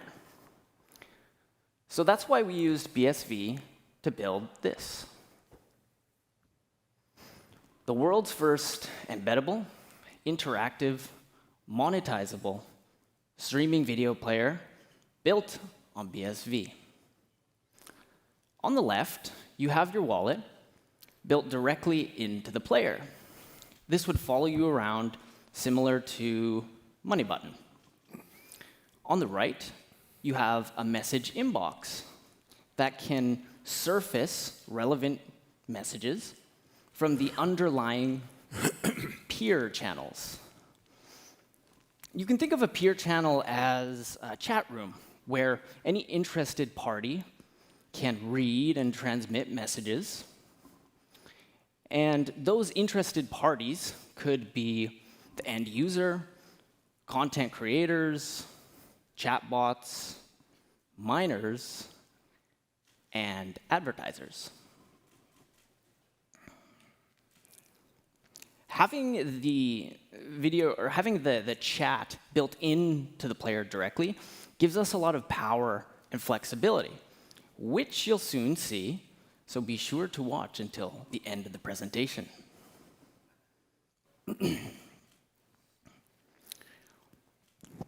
Okay, how does the player work? You click play, and before you do that, actually, you need to fund your wallet, then you click play, okay? And then you begin streaming micropayments directly to the content creator. This enables peer-to-peer, pay-as-you-go video streaming. This is notable because in 2010, Satoshi actually spoke about this, in that it doesn't require a credit card or a subscription, making it much more lightweight and private. Bonus points to anyone who can find that quote. So figuring out the pay-as-you-go was kind of the base case. It was the hardest part.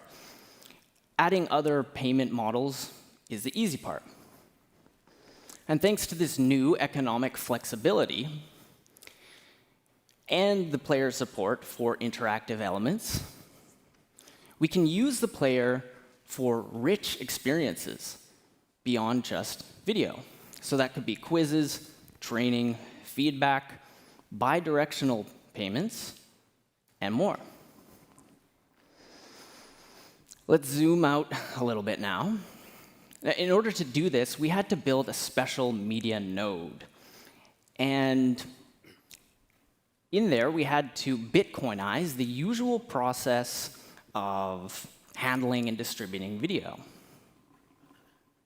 In time, these nodes would form a distributed peer-to-peer overlay network on top of BSV.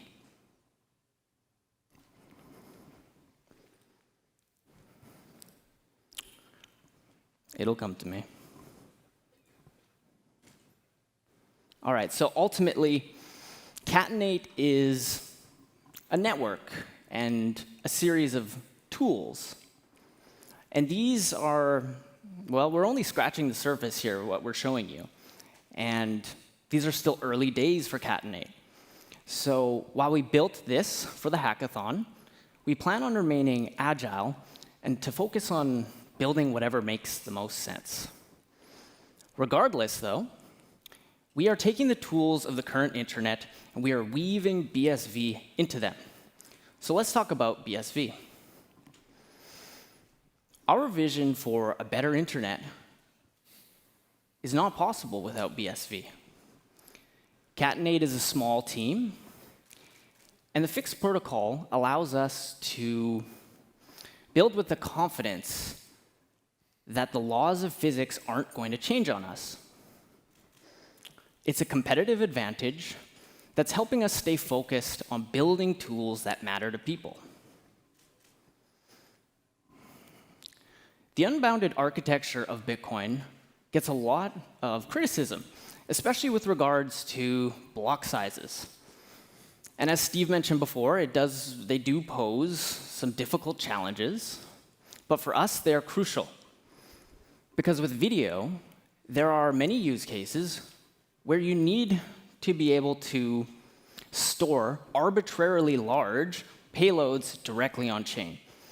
So that could be the videos themselves, or that could be processing or distributing those videos, the data involved in doing so. Now, regarding transactions per second, pay-as-you-go can produce a lot of transactions. So we need to know that other activity on the network isn't going to negatively affect our activity on the network. And that's only possible if there isn't an arbitrary cap on TPS. So thank you to Steve et al., who are working to make the unbounded design of Bitcoin a reality. The powerful script language of Bitcoin makes Bitcoin a superior protocol for digital rights management. DRM is a major problem for video creators. And with script, we can handle DRM more efficiently and automatically. Low transaction fees allow for frictionless micropayments within our player. And it's kind of like giving real money to a real person, in that it requires almost no energy. If it weren't for low transaction fees, we might have to batch process or delay interactions where it might not make sense to. Zero confirmations allow for real-time exchange of micropayments. And this is crucial for pay-as-you-go. So even though we might have some transactions that have not yet been mined into a block, we can be confident that what's on the blockchain, or what's in the mempool rather, is reliable. Lastly, P2P using SPV. Our SPV wallet stores receipts of all the transactions, which allows peers to verify an exchange directly. So to summarize, we are building tools that incentivize people to create and consume valuable content and allow them to do so in the way that they want. And BSV is the plumbing that makes this possible. Now, before I get grilled by our honorable judges, we made the reckless and irresponsible decision to prepare a demo for all of you. And you can earn some money by trying it. Don't worry, it doesn't take long. It takes about 45 seconds. And there is no audio, so you can try it right away. Visit catenate.net/CoinGeek. May the demo gods smile upon us. In closing, it's about time we built a better internet. It's about time we help people connect in new ways. We're going to do our part by building one tool at a time. Thank you.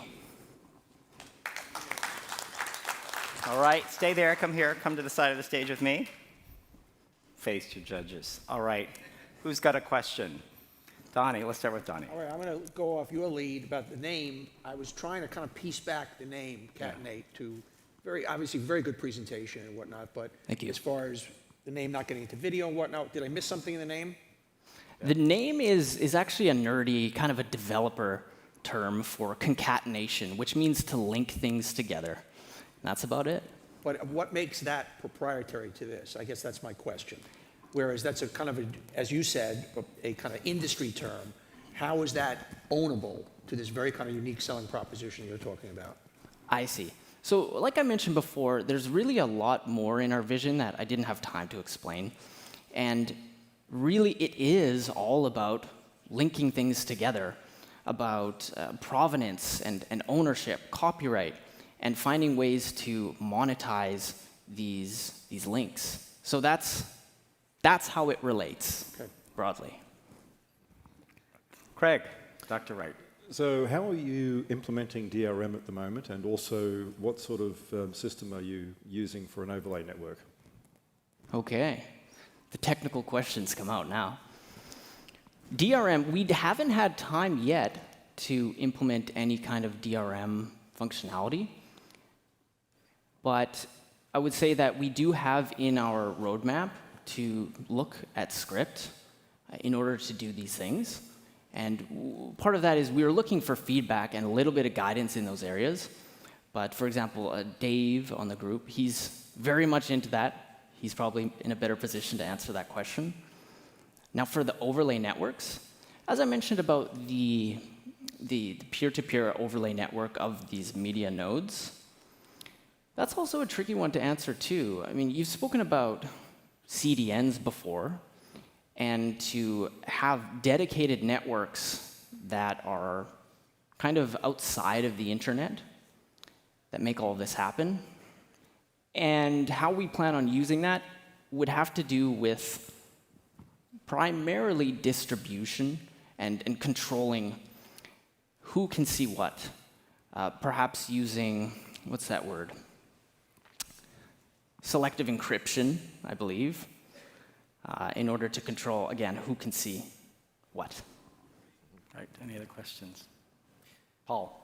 If I understood you correctly, you're not exactly sure what direction you want to go in terms of a market. Did I understand that right? Yeah, determining who our clients might be, the end users and so on, that's a challenge that we have to navigate by collecting feedback from people. There was a great post by one of the co-founders of Streamanity talking about how difficult it actually was to find those people. And so I suspect we will have the same issues, but there are some obvious use cases that I alluded to where it kind of makes sense. Steve. I've often called Bitcoin transactions smart data packets, as in a chunk of data with some added functional features. And it sounds like you're making use of that kind of utility of data. Now, you're using peer channels quite heavily in this. Are you assuming that everything that passes between the peer channels in terms of the chunks of video stream and whatnot are all on-chain, or is this an optional thing? You can handle the payments via Bitcoin whilst streaming out of band, or can you just talk us through how that would work? Okay. That's another area that we have to navigate. And I mentioned it before, how there are some use cases where, yeah, you might want to store entire videos on chain, but we know that's expensive, and, well, you probably only want to do that if you need to. So we've been talking with other people in the space, and it's been really great. There's a lot of synergies out there in areas such as storing the videos. But then there is also the challenge of distributing the videos, and that's where we're looking at leveraging existing tools such as AWS and Cloudflare and so on. Because they're the ones with all the data centers that are close to the end users. And so I would imagine it's a combination between on-chain and using these existing services. Okay. Have you looked at broadcast encryption to differentiate user groups? We have spoken about that internally quite a bit, yep, and we do want to explore that. All right. I think we're going to wrap up. Thank you very much. Thank you, Marcel, for that presentation. All right. Now we're going to get to our second finalist. He also comes from Canada. If you ever wanted to know how to phone a friend and do it potentially with Bitcoin, he's going to tell you how. Please welcome to the stage the founder of a project called Bitcoin Phone, Joe Thomas.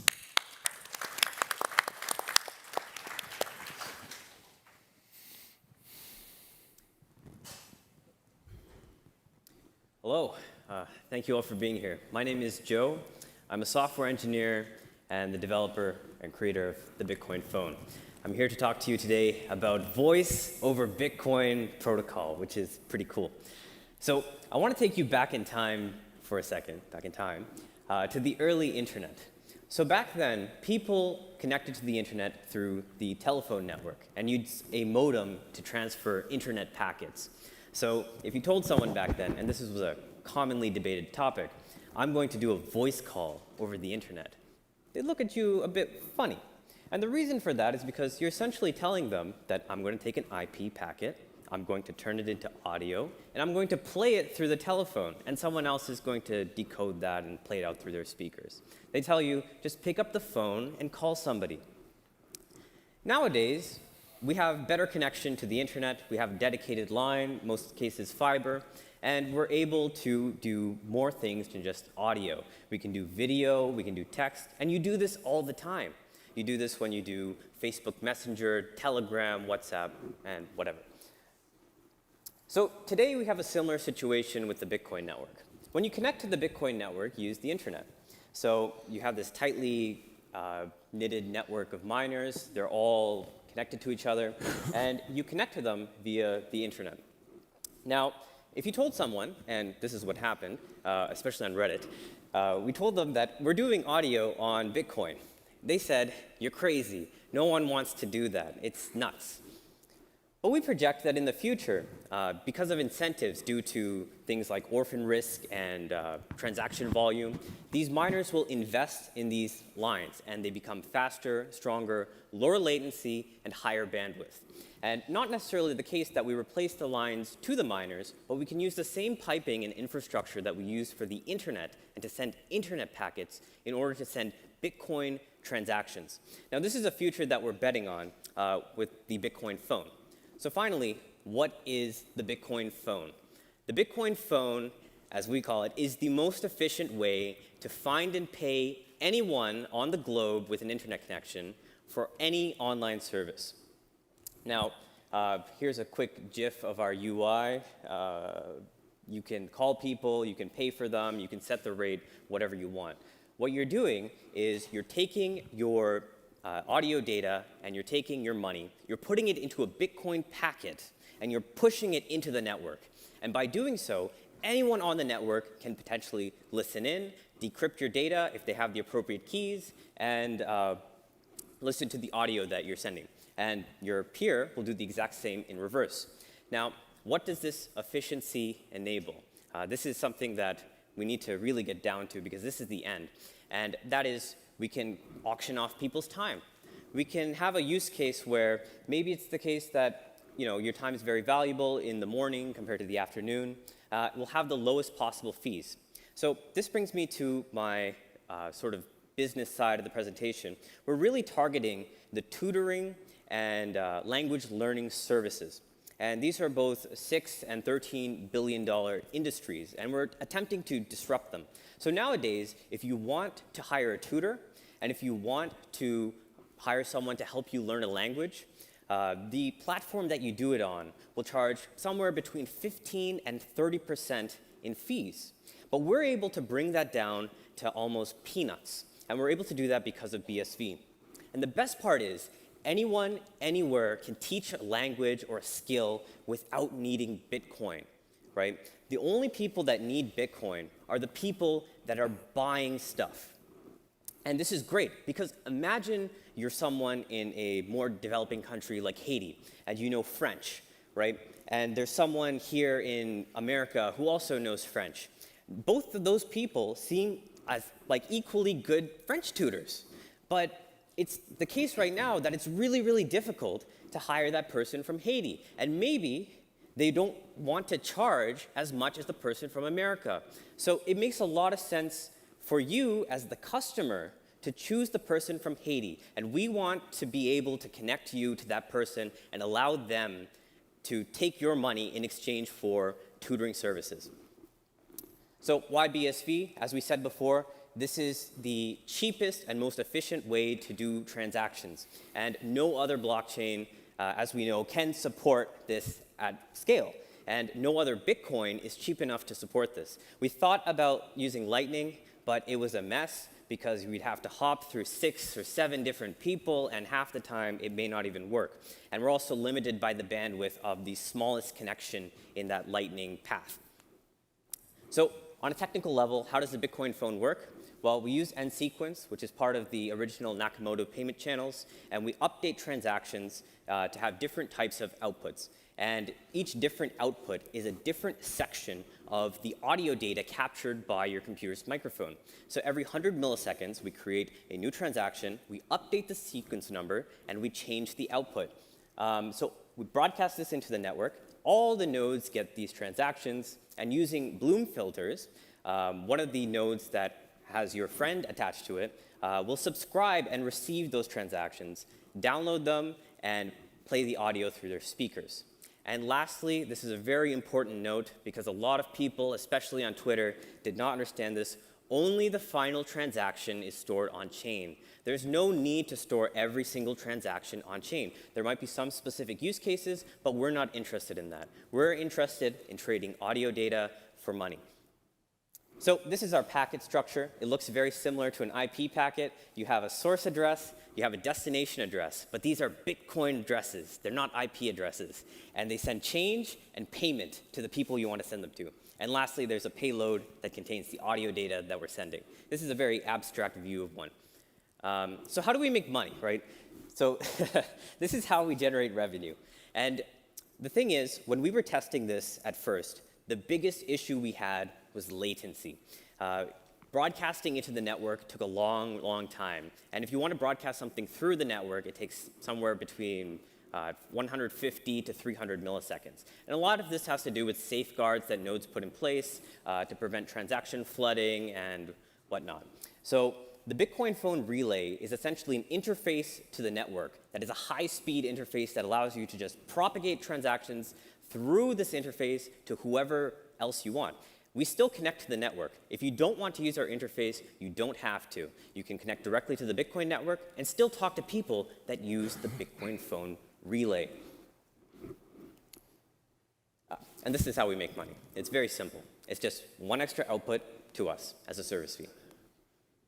And over time, we think that other people will do the same thing. And eventually, we don't want to get into the mining business.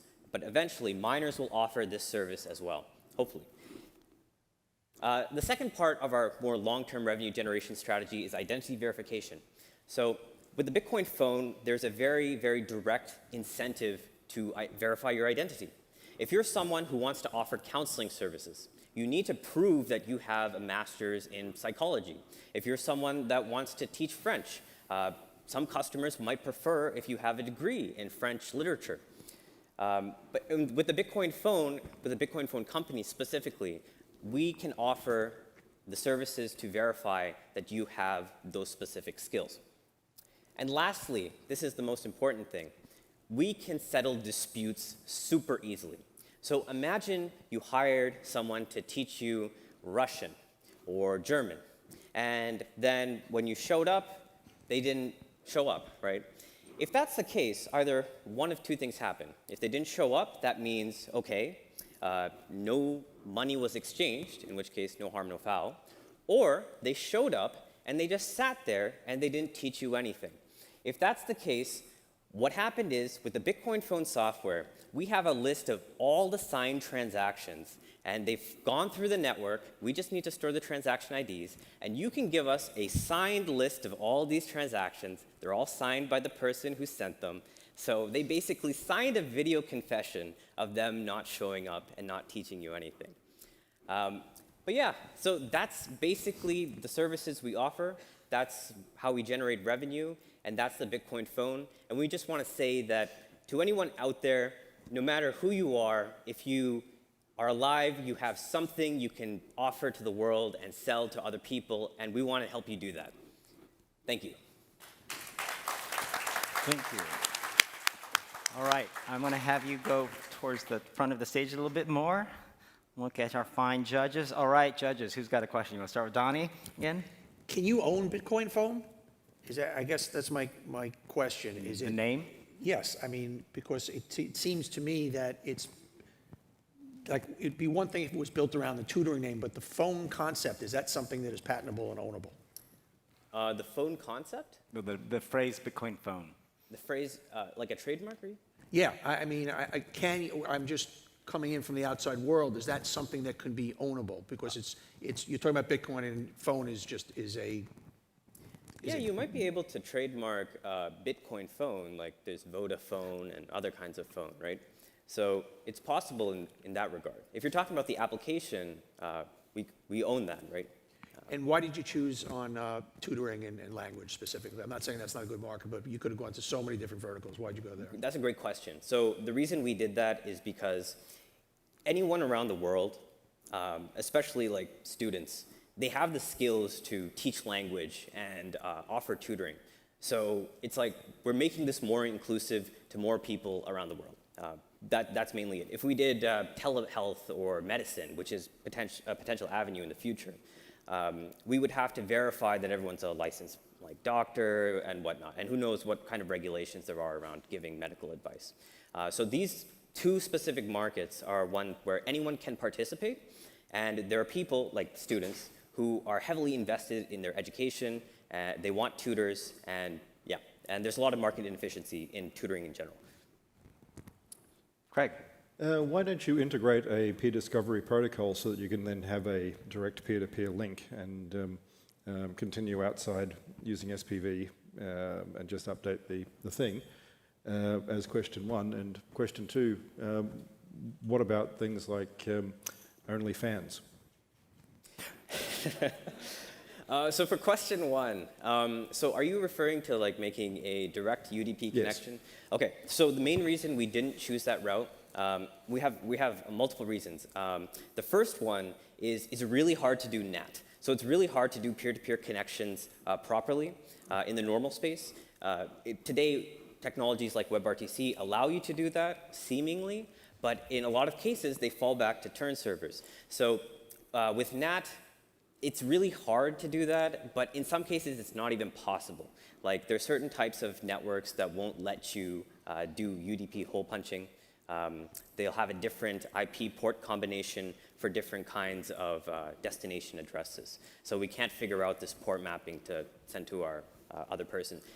The second reason is because by using a relay server, we can take advantage of the very, very fast connections and the ISP deals that cloud computing has to offer. So all these big companies like AWS, GCP, Azure, they have these very, very sophisticated deals with ISPs, and they offer very, very fast connections to our end users. And by using a relay server, we can take advantage of that. Now let's get to OnlyFans. Oh, and OnlyFans, I forgot about that. Yeah, we don't want to get into the pornography business. It's not pornography, Joe. All right, Paul, any questions? Yeah, just a quick one related to Donnie's question, sort of further down on the concept of tutoring. Have you taken it far enough that you've talked to any, sort of potential customers, sample it, give it a shot, see if this kind of thing has a real market? No, we haven't built it out far enough for that to happen. Yeah. Steve? I'm actually really interested in the tutoring part as well. So my question's more of a request: is when you do launch this, can you launch it in Switzerland, because I need a language tutor over there. I think that's actually a really great angle. I was struggling at first to understand what the market was for paying for a phone call right now, but I think you kind of nailed it with that specific use case. A quick question is about the relay server and peer channels. They appear to solve kind of similar problems. Is the relay server making use of peer channels, or is it a standalone product? At the moment, it's just a standalone, speaks Bitcoin transaction, pushes Bitcoin transaction out. Like Bitcoin transactions come in, we process them, we spit Bitcoin transactions out. We wanted to make it as fast, as efficient as possible for our end customers. All right. Let's wrap this up. Thank you very much, Joe. Thank you. Thank you, Joe. All right. Our final presenter and third of the finalists comes to us all the way from Japan, and we're going to give him a little patience because English is definitely not his first language, but he's going to present you about his project. And when we get to the question and answer period, he's going to have a little help. We're going to bring on remotely one of our Bitcoin Association ambassadors in Japan, staying up very late at night to help do some translation for us. We'll introduce him in a moment. But to present about his project, which looks on screen as TKS P&T, but it's Tsukasa's point system, please welcome to the stage, from Japan, Metataro.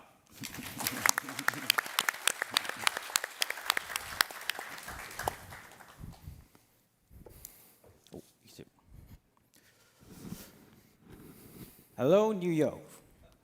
I'm from Japan. In Japan, the market for coupon points is very, very huge. Very, very huge. The market size is $20 billion or more. $20 billion. Most Japanese stores have a point system in place.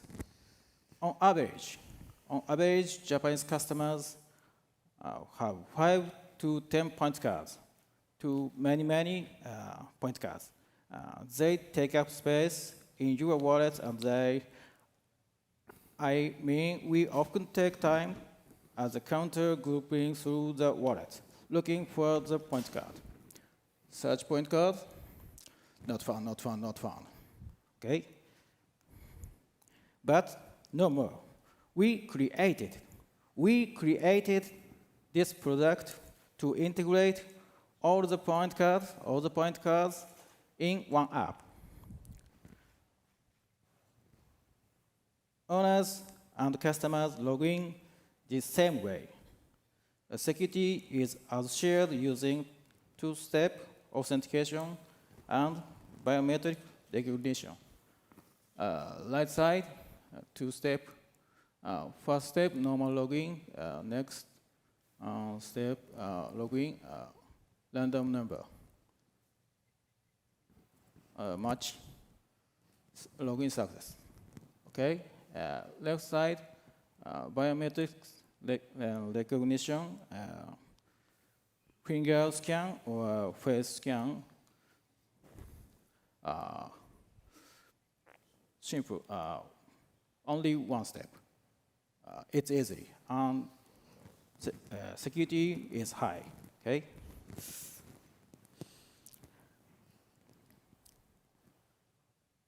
This benefits shop owners as well as customers, because our app enables customers to use their point cards much more easily. On this screen, users will also receive notifications from their owner's PR and management. This point service alone will also have a public relation effect. Killing two birds with one stone, okay? Shohei Ohtani. Do you know Shohei Ohtani? Next, to distribute points, simply specify the owner or customer. Specify the points and send them. Not wallet address, okay? If you are an owner, you can also debit points. Debit points that your customers use.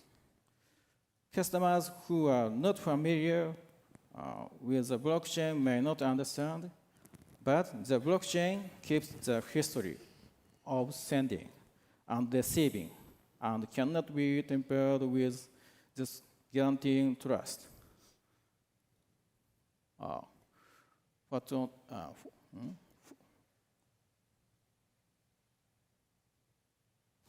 Any points? Loading. Complete. Transaction.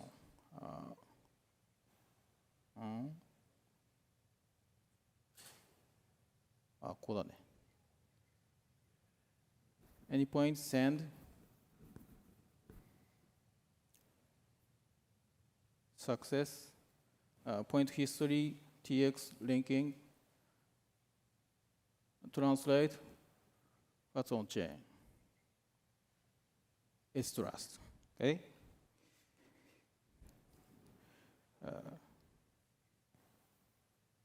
Users can be identified with their QR code or hash.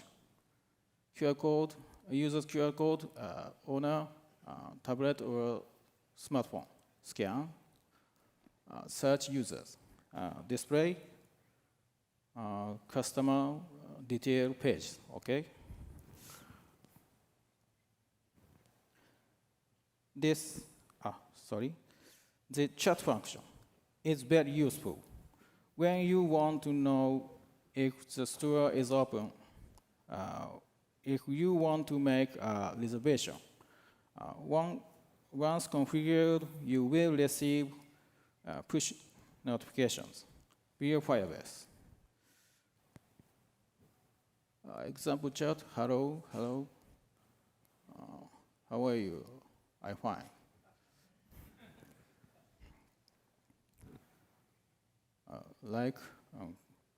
Combination. This is not just for point system. It can be used in a variety of ways, including such as vouchers, admission tickets, or prepayment proof. Exchange between points can also be introduced. Your points, my points exchange, okay? What is important is that with our product BSV blockchain, will be available using a legal tender in Japan. No need to know anything about blockchain. Simply make existing point services more convenient than they already are. CTI and groupier functions will be added in future updates. We are working on linking with other existing services. Last but not least, it does not mean that we will not create a BSV wallet. Sooner or later, we'll need it. What kind of wallet do you think can be made in accordance with Japanese regulations? Okay? Please keep an eye on our activities in the future. That's it. Thank you very much. ありがとうございます。 Give him a good round of applause. What a great effort. All right, let us bring to the stage. Thank you. I forgot my Sailor Moon outfit. I'm sorry. But I could go back and get it. Let's bring on to the virtual screen Ken Shiseido. Many of you who will know him around the world. He is our Bitcoin Association, one of our ambassadors in Japan. Ken, first of all, thank you so much for staying up late to help us. Thank you, New York. Oh. I know. All right, so we're going to take some judge questions. Who's got a question for Meta? Shall we start with, we'll start with Craig. Yes. How are you setting rules to enable the points owners and to either age or allow or disallow sort of transfer or control the points that they're issuing? Ken, did you hear that? Yes. Could you translate? どういうポイントのね、条件を設定するっていうことを考えてますか？男女とか年齢とかそういったこと。お店ごとに、個人情報というのは設定できます。それぞれ欲しい情報を設定できます。なのでお店ごとにその独自の利用規約を設けて各オーナーは規則規制とかを守って運用していただくような仕組みですね。Ken? It is up to each individual shops who set their parameters by gender, age, and other parameters. Okay. Anyone else have a question? Keep the I questions noticed that concise. there's a messaging system built into the application, which is not probably the core functionality. The core functionality appears to be with respect to managing the points reward systems. But is that messaging system actually using peer channels in the back end, the mobile client libraries? Because I noticed that you mentioned... Slow down. He's got to translate. Sorry, I noticed that you mentioned push notifications in the presentation. Is the question whether or not the push notifications use peer-to-peer channels? Yeah. Okay. Ken? 今のそのメッセージシステムについてはそのコアファンクションの一部じゃないとは思うけれども、ビットコインのそのメッセージングシステムを使っているのかどうなんですかっていうこと。SPV チャットシステムは SPV のチャットのメッセージを使っています。SPV channels, yes. He will know the name, know it by the name SPV channels, actually. Okay. Yes. All right. SPV channels. All right. Yeah. Okay. Anyone else have a question? Describe the brand. As we go peer-to-peer, everybody in this competition is going to have to struggle with kind of the essence of what your brand is, because now we're kind of going into a different world. Describe your brand, I think, is the question. Ken? そうブランドについて一言で説明すると何ですか？司ポイントはそもそも、シリーズです。会議を、チームで行っていて、司というさっきの女性のキャラクターが生まれて、そのキャラクターを用いた日本に馴染みのあるキャラクターを用いた、ポイントのシステム、シリーズの一つのコンテンツという感じになります。Ken? Tsukasa Point is like a secretary in your office to manage all the point reward system. Secretary in office. All right. Paul, do you have one last question?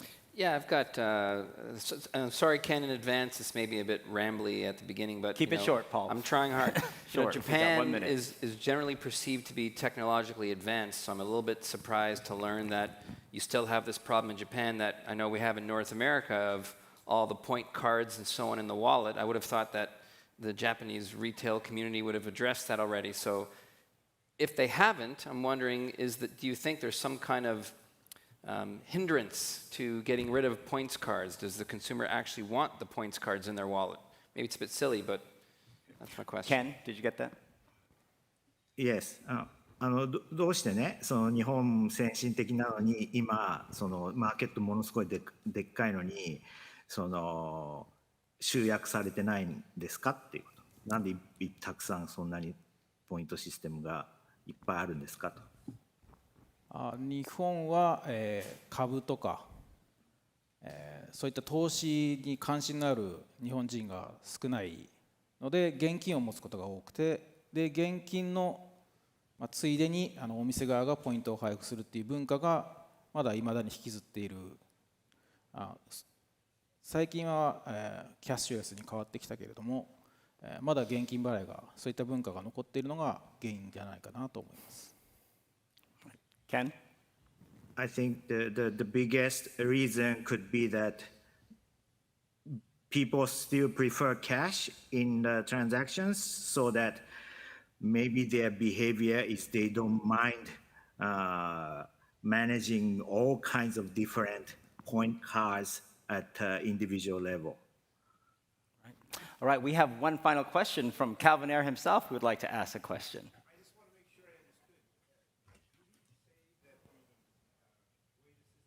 It's amazing, isn't it? The $20 billion market. Ken, I'll repeat the question. Yeah.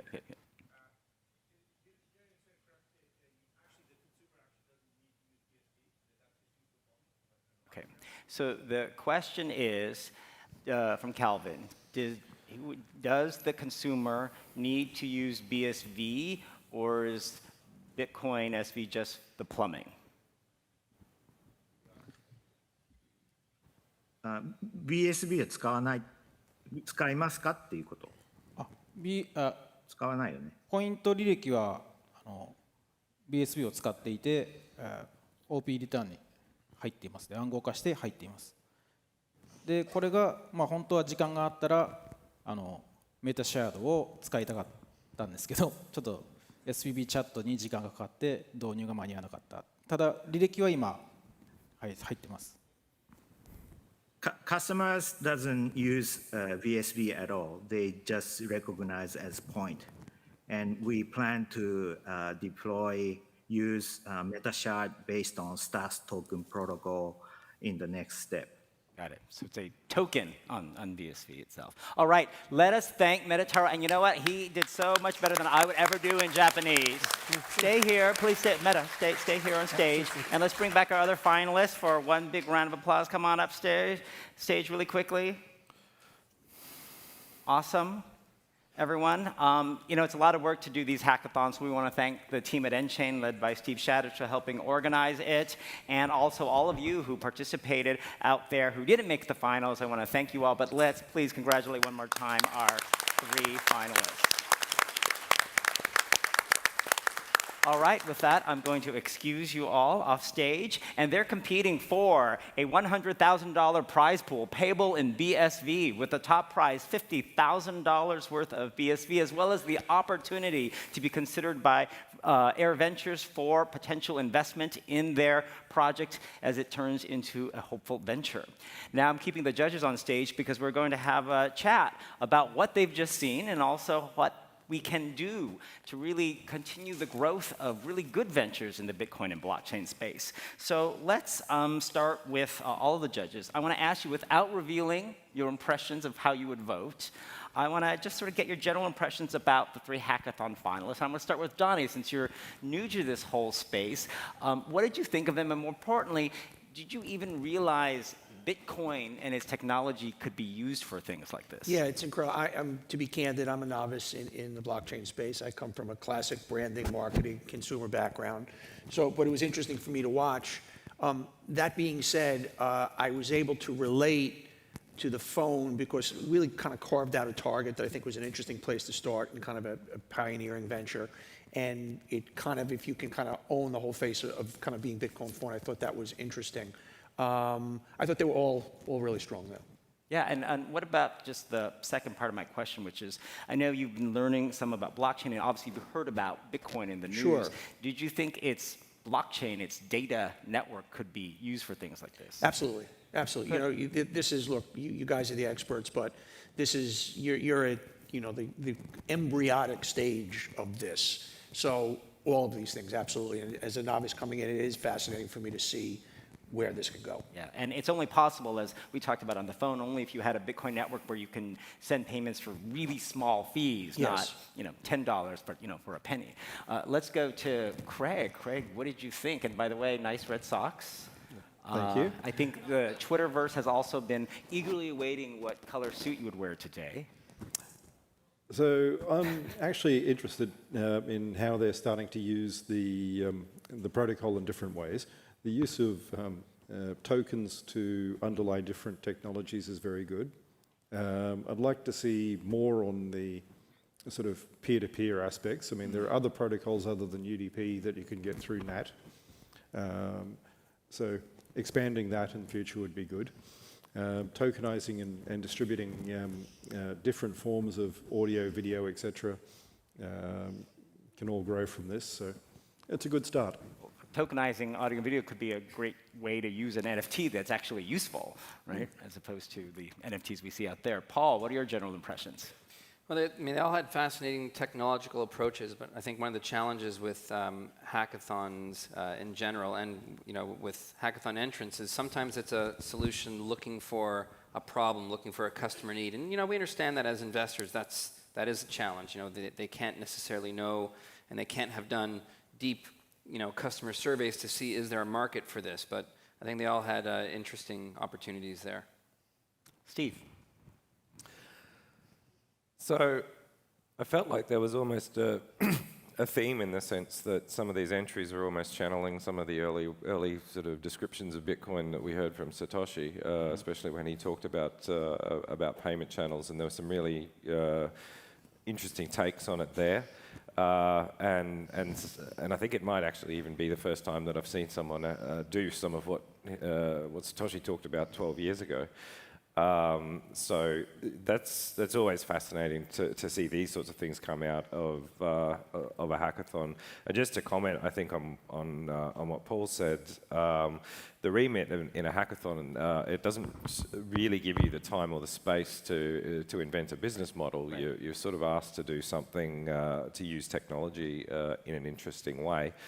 But I think I saw in all three of them a pathway to actually turn the solution into a product that actually solves a real world problem, because ultimately that's what products do. They solve problems for people, and that's why people give them value.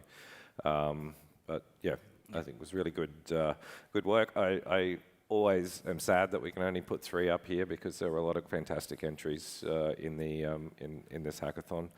But now the hard work starts to decide which one goes where on the order. Yeah, so Donnie, Steve hit on this point about, do these projects help solve real world problems? Because that is, obviously the genesis of a good big idea, right? Addressing some problem. What's your impression of that? I think you nailed it. I think at the end of the day, if you're bringing, technology can be as sophisticated as you want, but if it's not solving a need or a want, it has no place. So it is, and in the venture business, obviously, you start with, frankly, very often the consumer need.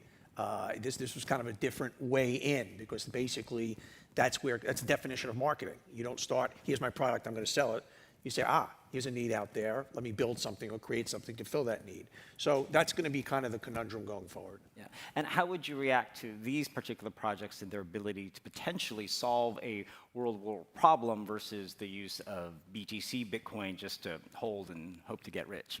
Well, it's apples and oranges. One is a pure investment vehicle, and the other one is a day-to-day currency that, the way we live our lives in a simpler way than a credit card or any of the other ways we do it. So it's all of a sudden taking it in one fell swoop from an investment enterprise to a consumer enterprise. Yeah, and something that hopefully is useful for the world. Yeah. Steve, Craig was hoping to see a little bit, at least more discussion, or even in the technology, about use of the actual peer-to-peer functionality of Bitcoin. What's your impression of how these projects did in implementing the peer-to-peer aspect of your challenge?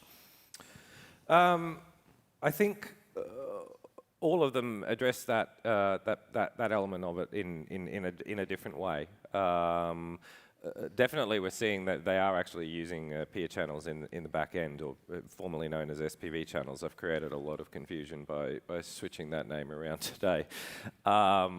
But it wasn't actually required that they make use of it. The remit was actually to explore peer-to-peer interactivity, not just necessarily with payments, but how can you use Bitcoin in interesting ways in that peer-to-peer action, because that's where we're going to start seeing more of the innovation in Bitcoin starting to happen, I think. So yeah, all of them used them in different ways. I was happy to see someone use the mobile client libraries and tapped into the the instant notification functionality of phones, which is why that is there, to sort of bridge the gap between those two. But yeah, bringing out someone fiddling with end sequence and end lock time in a payment channel like way wasn't actually something that I was expecting, but it was a pleasant surprise. Craig, I know you love end lock time, because we've talked about this many times before. Another time function of Bitcoin end lock time. What did you think of the use of it, and more importantly, did you actually see things here that surprised you? Because you often say you want people out there in the world, here in the room and out in the audience, to build things on Bitcoin that even you would not have thought of, right? That's your hope and dream, right? So how do you think these contestants fared? I think they went very well, but what I'd like them to start doing is thinking a bit further. So to give an idea, in the past with Xiaomi and eCash and trader tracing, there were methodologies that would allow for the exchange of keys and tokens, where if someone then reshared, it would expose the original key and user.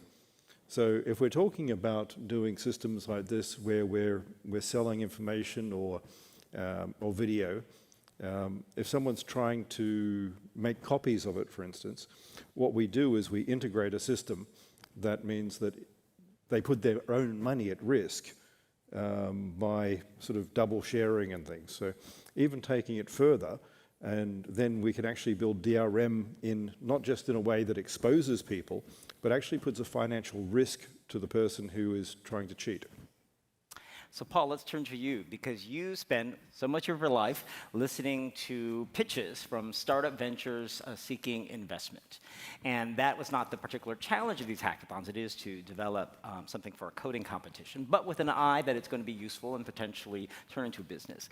What advice would you give these finalists on how they could take what they have presented today and improve their plan for a business and get potential investment?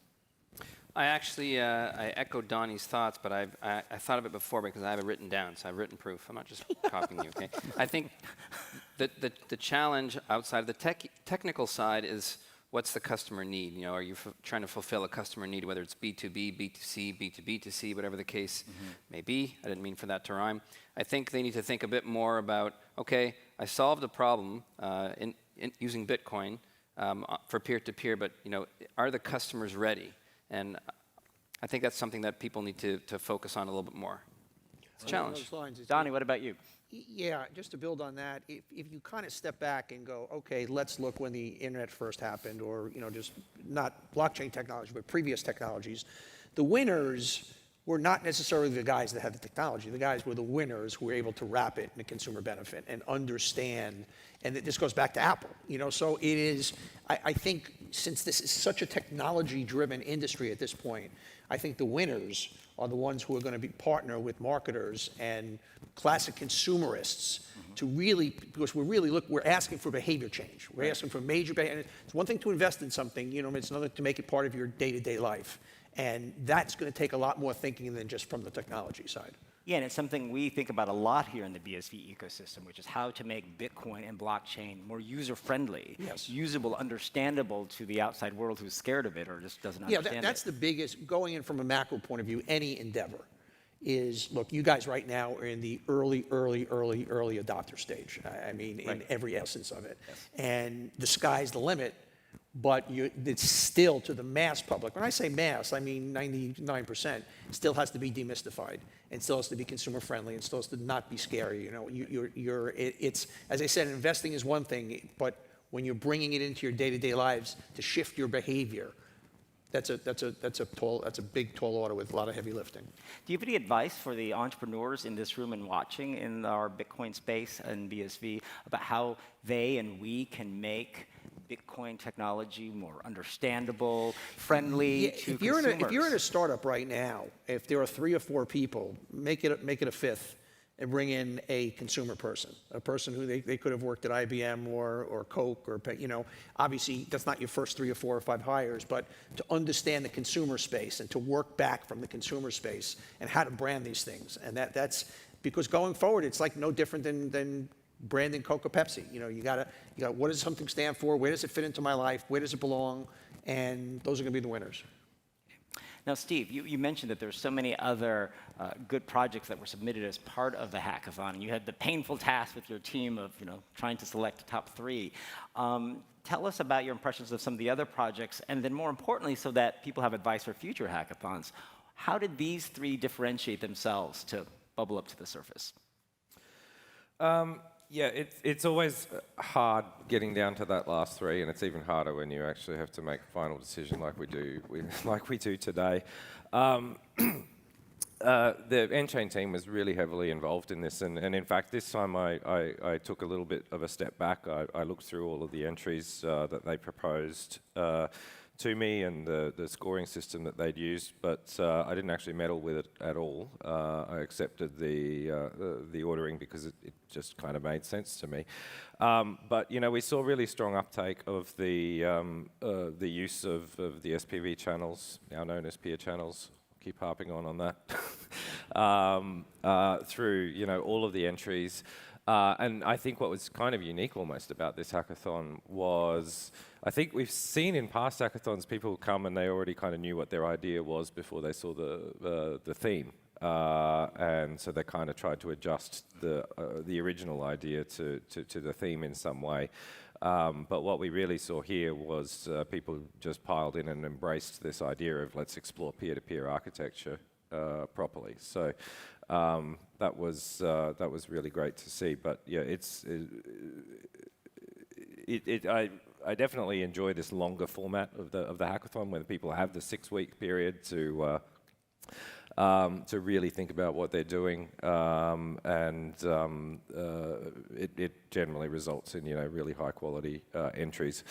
I would certainly hope to see that even some that weren't in the top 3 are going to go on and continue building what they've started. Yes. And we've seen that before. Brightview, sitting there in that row there, is a good example of a project that entered one of our hackathons. Did not quite make that top 3, but was close, and ended up now turning into a venture that's been supported by the Air Group and other investors. Let's turn to just some general advice for all of the businesses and entrepreneurs who are seeking to build blockchain ventures, especially for those looking to the consumer world. What advice would you give them in terms of how to develop a strong business plan and how to grow the business? We'll start with Paul and then go to Donnie. Well, I kind of touched on it before. I think it's key to think about who's your customer going to be, and how can you test it or come close to testing your theory that there's a market for this, because that's so essential. You can nail the technology part down, but unless you know that consumers are ready for this, whether it's B2B or B2C, it's really tricky. And I know that's very hard to do, especially with something that's so early stage, but I think it's super important. Donnie. Building on that, what's the consumer benefit? You're going into another world right now, and it's not, you can have, once again, how are you making my life better? What are you bringing to the table for me? Why? Now, for instance, in the presentation about the tutoring, there was an explanation to that, but you're going to have to really, really give someone a real great end benefit to ask them to shift their behavior. So I think it's a different model than what you guys have built to date, which is, as I said, an investment at this point, and as you said, people invest in order to get people to live differently. That's not us. These other Bitcoin people did that. I mean, it's just that's what's got to happen. Yeah, no, I think that's a really good point. It's just really getting to what is the motivation for people, consumers, to change behavior and to try some new application or do something new in a different way they haven't done before. Craig, so looking forward to the future, what are the kinds of projects or uses of Bitcoin technology that you would like to see that you have not seen yet? Give the audience some ideas. So what I'd like to see is use the resilience of Bitcoin. So even something as simple as WhatsApp, rather than having a server-based system. It's never had any problems, WhatsApp. No problems at all. What we need to do is have something where we have peer discovery and then allow people to communicate directly, integrate some of the features of things like Signal and WhatsApp, all of that simultaneously, build an application, and have something that has zero downtime. Okay. Steve, what about you? What are things you'd like to see that you haven't seen yet? I jump back to the question that Calvin asked before, actually, about the third entry, whether people actually knew were using BSV in the application or whether it was just the plumbing. And I raise that because it's a really interesting demonstration of utility that BSV can provide. And everybody always thinks of Bitcoin as a payment system, but it is so much more than that. Being able to solve that real-world problem of how do I manage 100 different reward systems that I'm a member of, is a interesting example. The utility of Bitcoin SV is something that people have barely even started to explore right now. And Craig just nailed one of them: resilience. It brings automatic resilience features into play.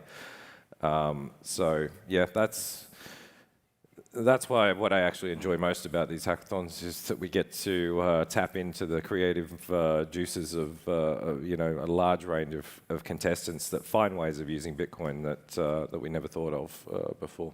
And resilience is not something we talk about that often in terms of one of Bitcoin's true capabilities. Craig, what are the other sort of less known, or in your mind, yet to be tapped powers of Bitcoin that people don't focus on yet? The notion of decentralization is taking sort of the wrong path.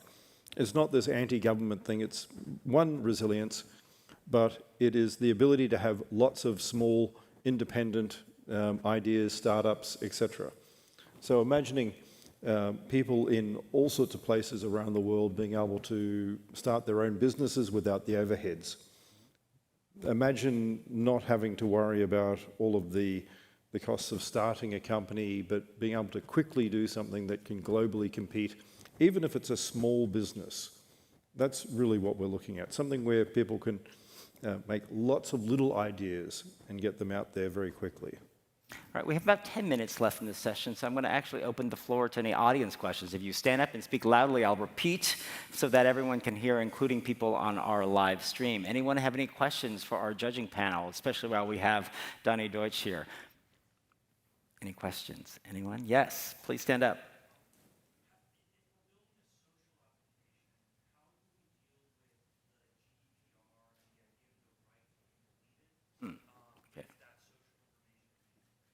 All right, the question is, if you're building a social application, how do you deal with GDPR? As a lawyer, I always love talking about GDPR, and the requirements for the right to be deleted. Well, that's very simple. You don't ever give the rights to the data to the company managing it. So the person always owns their own access keys and can at any time decide to lock or restrict access. So GDPR doesn't apply to your own hard drive. In the same way, if you have your own cloud system and it's a restricted, locked system, then there's no GDPR issue. The issue is only when it's hosted on a third party who can gain access. Now, if you can turn off that access personally, you own your data, you can move it to different sites, then that goes away. Right. Anyone else out there? Anyone else out there have any questions? Tyler, you must have a marketing question. Oh, okay, Calvin has a comment. Then I'm getting to Tyler.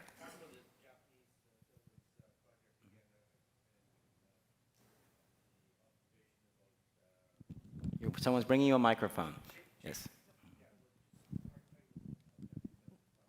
It's not hot. Okay, it's fine. Just do it and I'll repeat. Yeah, and the issue yeah, it's okay. The issue of changing consumer behavior.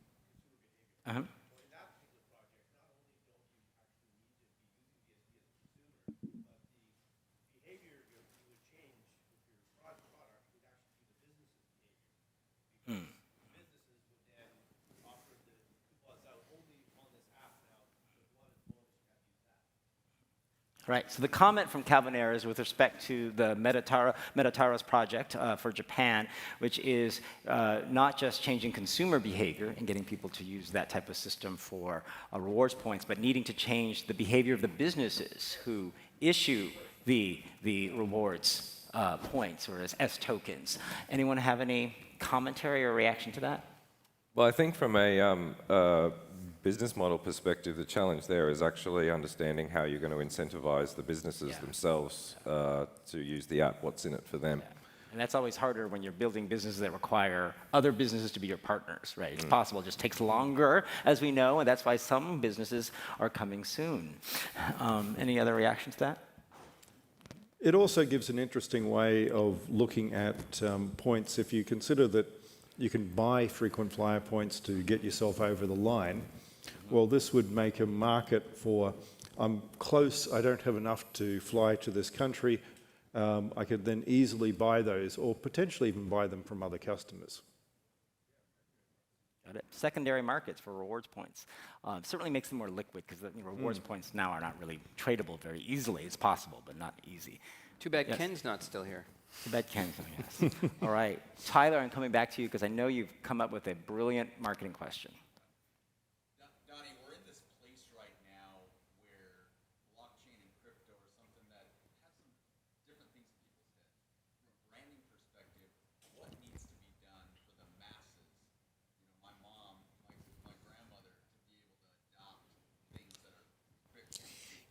All right, the question is, we're in this space right now where crypto has a lot of different meanings to people. What needs to be done to get crypto, from a branding perspective, to be adopted by the masses, by like our mothers? You kind of answered the question. You know, right now it's this payment method that's kind of mysterious, or it's an investment. It's just this thing. It's no, and it has a patina of even some very sophisticated thinkers of, oh, well, there's no backing of this, and it's not the government, and which is obviously the very essence of it. I think the answer is what you said is very, like, if I was charged with making this available, making this work for the masses, it'd be two things. I would take your mother, or mothers like that, and demonstrate, you show her, here's where your life, it goes back to what I said before, here's why it's better. It can't just be different. And it can't just be, of course, this is what young people are doing, or this is the future, because you know, if I'm 64 at this point, and I'm not interested necessarily in what the future is. I'm interested in what's better for my life. So it comes back to the consumer benefit. You show somebody, by the way, everybody who was in the computer or in the internet business 20 years ago was having this discussion. We had early adopters in there or whatever. I don't know if I have my years right, but how do we get not even the late adopters, but the middle adopters? And then what you started to see was mass marketing that says, look, this is how it changes your everyday life. This is what, but it needs to start with, and that's why I even prefaced that the companies that made it, the Facebooks of the world, are the ones that understood that and were able to demonstrate their benefit in a relatively early and very clear and humanistic way. Anyone else? Questions? Hello, George Gilder. Nice to see you again. So shout out to George. Yes. Louder.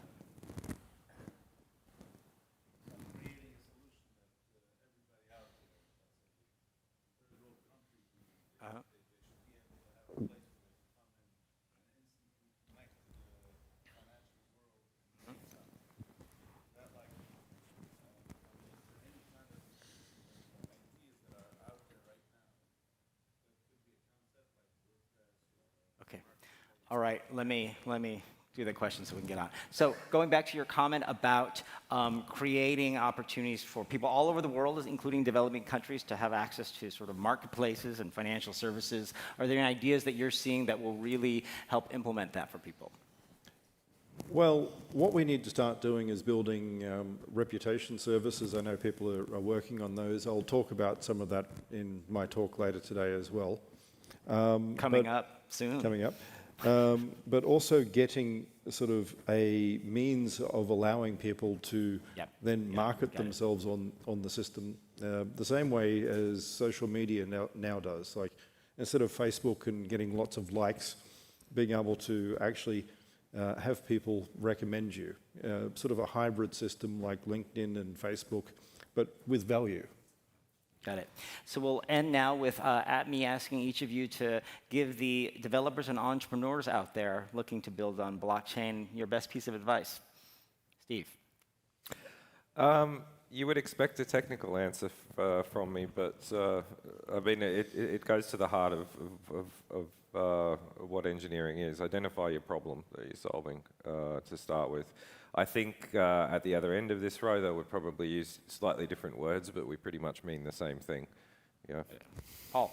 I'll give the technical advice then, because I don't think people expect that from me. No, I won't. I'm echoing those comments. I think that's key, and it's an area that I know is a real challenge when you start out with a technical, okay, I solved something technically, now where am I going to market this and build a business around it? And it's tricky, especially when we're not talking about that BSV as plumbing. When we are, it's different, right? Yeah. Like such as with some of the companies we saw earlier today that are bringing BSV to the masses, but they don't even know it. They're just using it to achieve an end, which may be an esports activity or whatever. But when we're talking about the other end, and they're actually using Bitcoin for something, it's the real challenge, I think, is what's my market and how do I test if that's a real market? Yeah. Craig. Deliver value. I mean, at the end of the day, we need to find something that customers want. Whether it's business customers, end customers, it doesn't matter. We have to deliver value to them so that they'll want to use it. And Donnie. I'm going to say what all three of our esteemed panelists said in a different way. I remember I worked on years ago on the marketing of, not to get into politics, of Bill Clinton's campaign, and it was in the war room, there was a big sign that said, it's the economy, stupid. Here, it's the consumer, stupid. And it's just like, that's it. You focus on the consumer first, on their wants, on their needs, build back from that. It's the consumer, stupid. Great piece of advice. As we thank our panelists here for staying and judging. They're going to go backstage and cast their votes, but while I get ready for our next session, we're going to excuse you all, and Craig's going to get ready to be speaking soon. While we clear the stage and get ready for the speech from Dr. Craig Wright, which is coming up right now, I just want to remind you, now that we've had the hackathon finalist presentations, you can vote. Go to the Omniscape app. Make sure your wallet's connected there and sign up for the campaign in the briefcase and pick your favorite finalist who you think should win. All of the audience votes will be collectively tabulated and your rankings will be added as the fifth judge vote to the votes of the 4 judges. You have until Thursday at 2 p.m. on October 7th, Eastern Standard Time, 2 p.m. to cast your vote. And we will reveal the hackathon finalists, placements, and winner on Thursday afternoon. All right, I think we are ready for our keynote speech of the day, and we're going to end with a really power-packed set of sessions. First, a keynote solo speech from Dr. Craig S. Wright himself, inventor of Bitcoin, and then we're going to follow that up with the panel I alluded to earlier this morning, which is bringing the fathers of blockchain together with Craig Wright and Ian Grigg. So here he is to talk about time being a personal experience. I'm glad to welcome you all and introduce personally Dr. Craig S. Wright.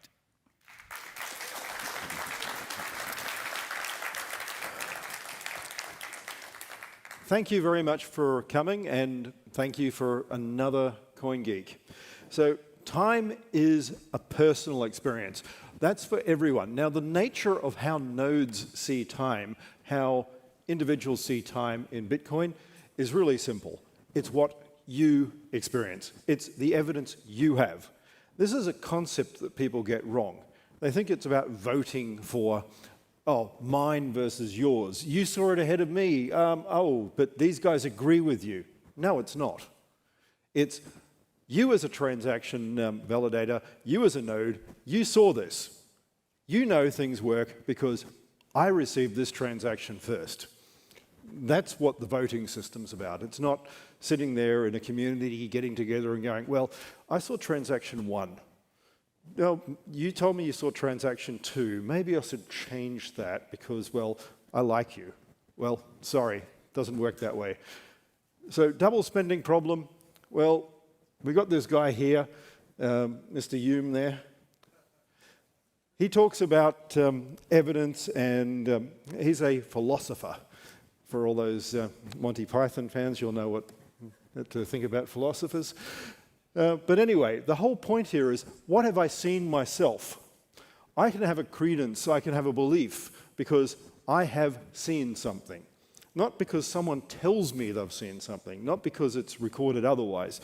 The purpose of why we do this is what I have seen. And part of what we need to do here is nodes basically look at this and verify what they see on the network. So an aspect of where you're doing this is, I now record a time. I record that as the first seen transaction. And I'm not going to sit there going, oh, well, actually, these other guys told me. Who cares? It's very simple. What did you see? And as a node, that's what you should be running. You should be running with, I saw this transaction first. Not someone else came up with a transaction, etc. So the double spend problem works because of that. Not because of competing ideas, but because you have a nice fast node and you doubt anyone's going to get anything before you, and you now have a record of it stored. And that's part of all of this. If someone comes out there with a large sort of chunk of the network and starts arguing that this transaction you've never seen actually gazumped you, well, as a node, you have a right to go out there and go, well, that's wrong. And you can argue, hey, this other transaction got seen first.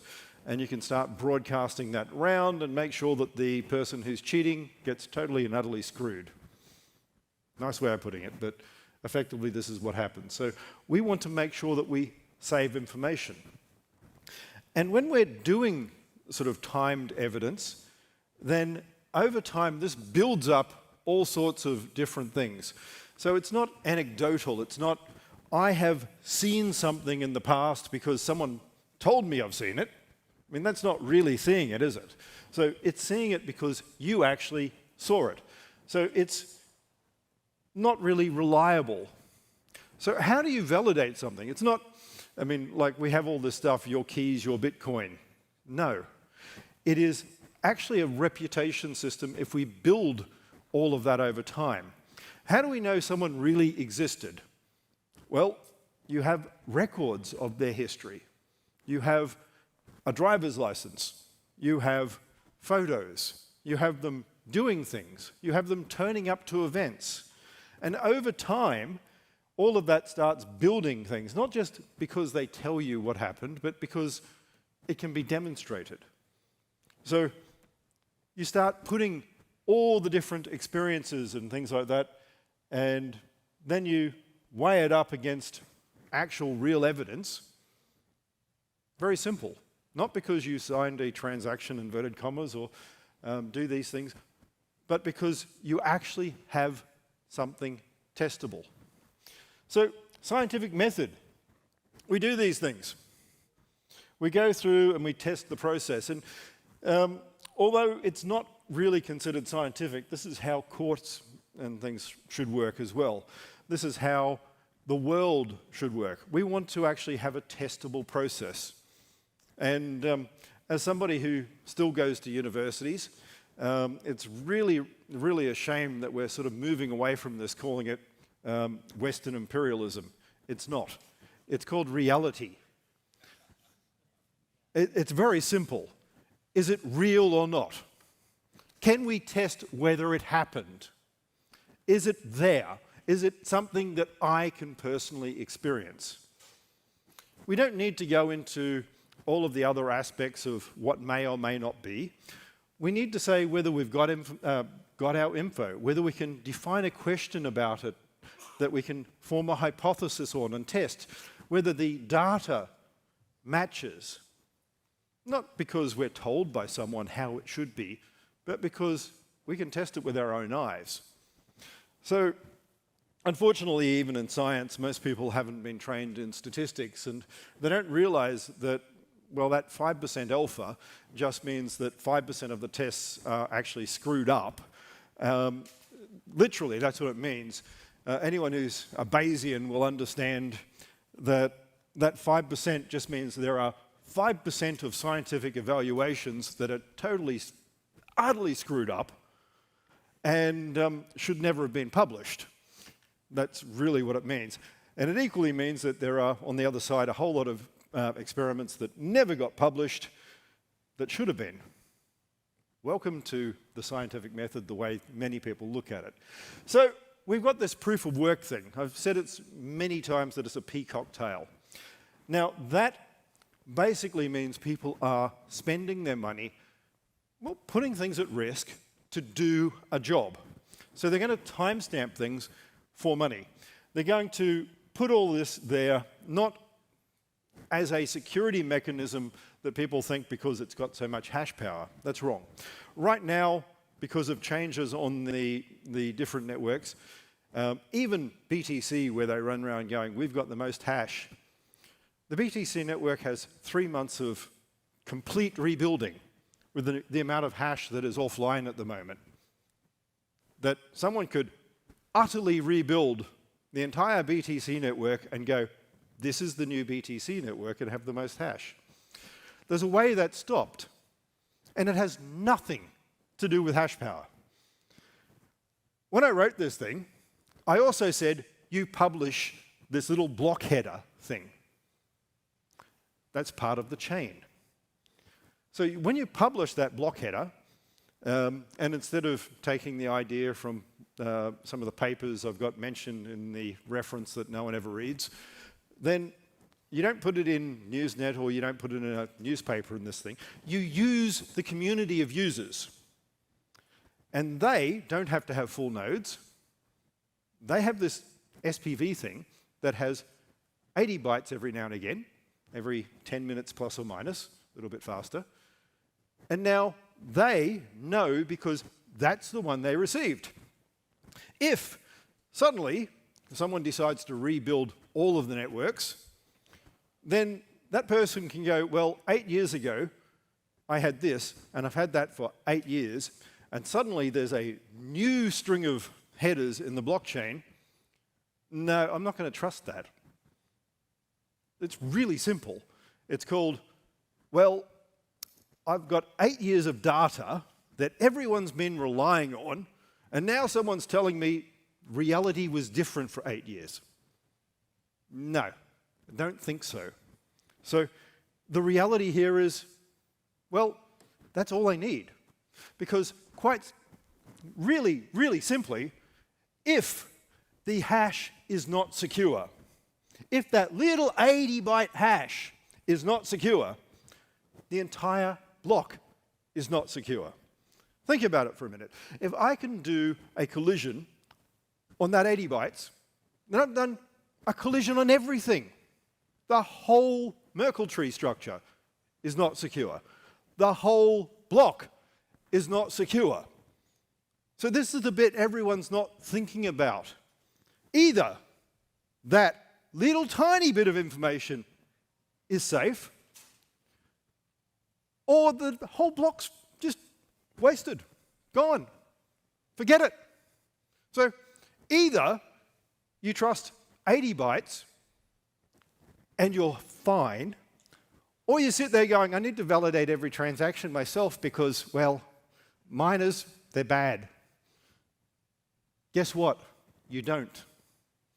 So proof of work sits there and does all of this stuff as a signal to other nodes. I've spent a shitload of money, therefore, I'm not going to cheat. Why? Because as a miner, I've just invested $500 million in all these data center facilities contracts, power contracts, etc. And having known some of the fun that Stefan's gone through trying to, well, move machines from country to country, no, you really don't want to do it. You don't want to have months of machines not mining because they're sitting in some where the Hellistan type warehouse. I mean, it's horrible. You don't, as a miner, want to go, oh, well, I'm just going to move country because I don't like this government anymore. Yes, and 6 months later, when you've just lost all that revenue, and no one cares about actually making profit on their $100 million investment. No, do we? No.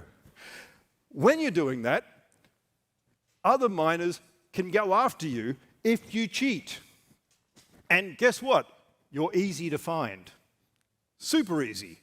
I mean, you've got this stuff, even Coinbase lists all the miners down there. Really, really hard to find you.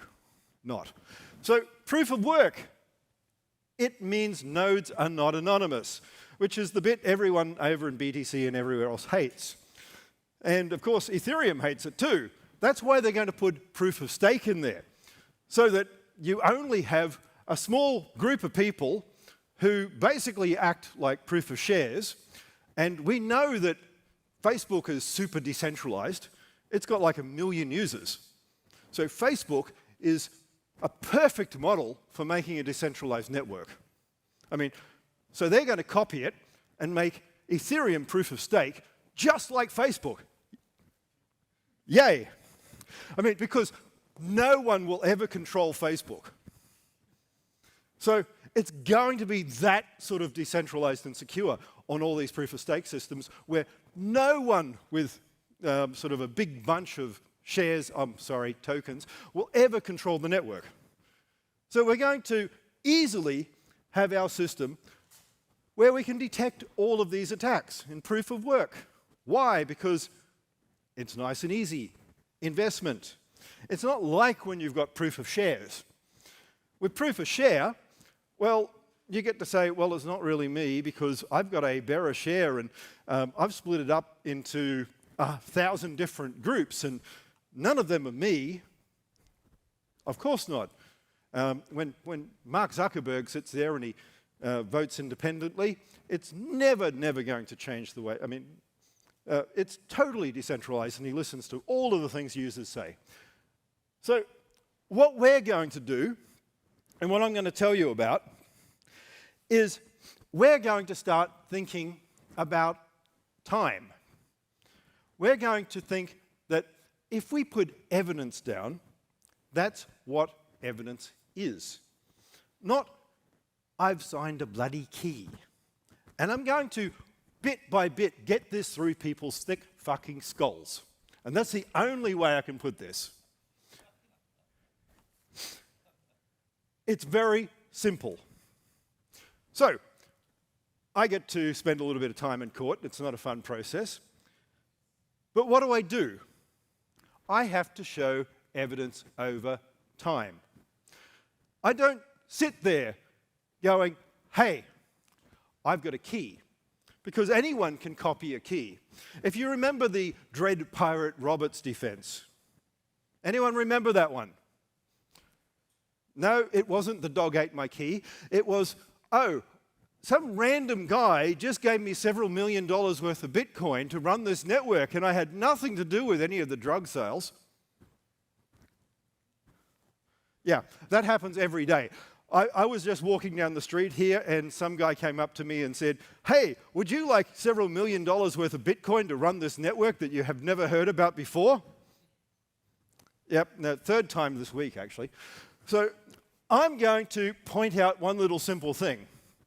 Time matters. So how do you prove things? Time. When you want to go back into time and you look at what's happened, if someone has an identity, it doesn't appear. When someone sits there and goes, well, where did you come from? That's a problem. Time basically gives us evidence of trails, of audits, of all of these things that have occurred. Time allows us to find out the history and performance of things. Time allows us to build all of the different ways we're creating companies. One of the things I'm working on at the moment is I want to have a new form of company and share. Trying to talk to the British government, but it's slow. Government. But as an example, one of the things I don't really like right now that annoys a lot of people when I say this, I hate arbitrage-based hedge funds. Why? Because they suck the fucking life out of the world. 50.3% of the global economy right now is finance. Think about that.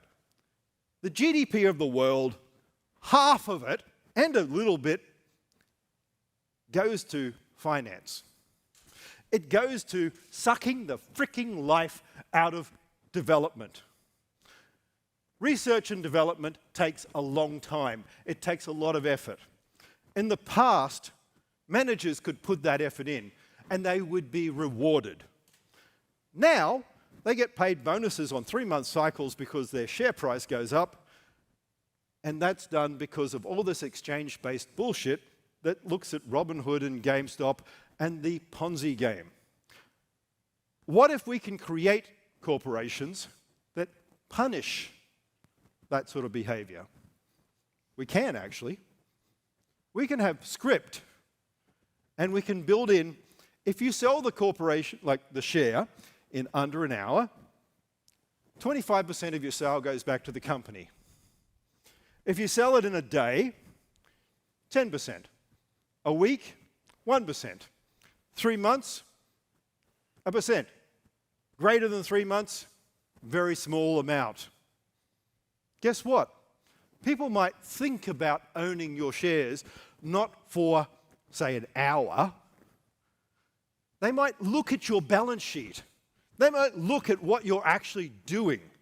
They might think, hey, this guy has a great long-term plan. Not, I think this would be really great because tomorrow I can flip it off for another 10% and I can do that 100 times. What are you investing in? I don't know. But it's got a really cool ticker. Or it's a great coin that has a really, really nifty looking dog. I mean, you know that you've got utility in it because that dog is super cool. I'm not disagreeing. I mean, that dog is super cool. I'm not sure what I do with any of those things, but it is a really super cool dog. So time enables us to build things. Time enables us to have evidence, to build identities. Who thinks you exist because suddenly you appear? You don't. You have relationships over time. You have time in school, time in uni, time in business, time doing things. Time matters because over time we build up a chain of reputation, a chain of identity, a chain of what's happened in our lives. And like it or not, that's what we have. So, I want to build a system based on time. Shares that lead people to invest in the long term. And I want people to build reputation over time. So, unfortunately, as all of you are going to start finding out as I go into court, I own my history. I'm no longer embarrassed about any of it, and it's all going to come out. And I have won over time. I didn't want to talk about it. I still don't. I mean, everyone loves to forget their past, but I don't get that luxury, so thank you for being here.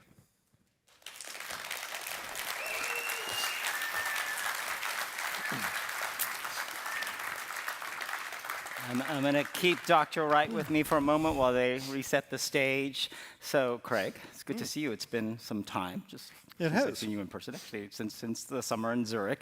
I know you like to keep very productive. For your remaining time on Earth, which I know you want to extend through some artificial AI means with your brain somewhere, what do you want to be doing with your time as a personal experience? Oh, if you're talking personal, I love study. So more would be good. I study everywhere. I mean, I'm doing... Yes, I know. At Wales, I'm doing ancient history. At Birmingham, I'm doing medieval history. At Harvard, I'm doing sort of liberal arts. Yeah, I know, I'm sorry. I won't name them all. I'm actually doing 20 more degrees at the moment. So all I have to say is, I want long enough that I can do everything available at least once. Right, but the new subjects are going to come up. So on I that know, note, people keep making new degrees. It's hard. I know, like blockchain, Bitcoin script engineering. Exactly. So the one last question I'll have before we bring out our panel is, it's about time, and your wife, used to complain about this to me, which is you have this very annoying habit, and I've had to experience it myself on airplanes with you, where you listen to audiobooks to learn from the audiobooks while you're sleeping, and you put them on what, double, quadruple time, so it sounds like little chipmunks in the ear go encryption. Are you still doing that? Yes, but it's when I'm awake, like before I go to sleep. But sometimes I fall asleep before the and timer it goes just off. keeps running in your ears. Yeah. So, but I set the sleep timer, and I know where I'm up to. So if I fall asleep, I go back and redo it. Do you actually really remember anything from that? Oh yeah. Yeah. Do we believe him? I'm not sure. Subliminally, okay, yeah. Well, I don't do the sublimit. I mean, if I fall asleep, I re-listen to it. Yeah. So. I had heard about this practice from his wife, and I thought, no, he doesn't really do that. And lo and behold, I don't know, we were flying somewhere to Asia, and I was like, yep, he does do that. So, anyways. Oh, don't worry, my wife sits there and says, you're asleep. And I go, no, I'm not, honey. Yeah. And she goes, yes, you are. And I go, I'm talking to you, honey. You're really asleep. I'm going, no, I'm not. I'm having a conversation. You're sleeping. So I've given up. I just say now, yes, I'm sleeping, honey. Yeah. You're a strange man, Dr. Wright. Aren't we all? I know. I'm going to ask you to take a seat now. Give a hand to Dr. Craig Wright.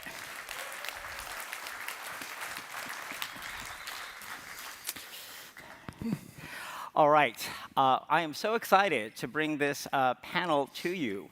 We have 2 live speakers and 1 virtual speaker who wasn't able to make it, but he's such a fantastic addition to this session, we had to have him. So let's bring him remotely on screen first before I bring out our in-person speakers. He is famed financial cryptographer and inventor of the Ricardian contract. You've heard him before at CoinGeek conferences. Please welcome the inimitable Ian Grigg. Where are you, Ian? Are you on screen yet? Hi, Ian. Hello You're there. getting a big round of applause. Nice earphones. Get a haircut. Okay. Yeah. Good to looking hear. good, looking good. We're so excited to have you. I'm sorry you can't be here in person, but hopefully we'll see you at the next one in person. Super, yes. And Craig, change the color of your socks. Craig has red socks, if you can see. Yeah, and he's experimenting with his suit colors and patterns, I see this time, and shoes. Yeah. All right.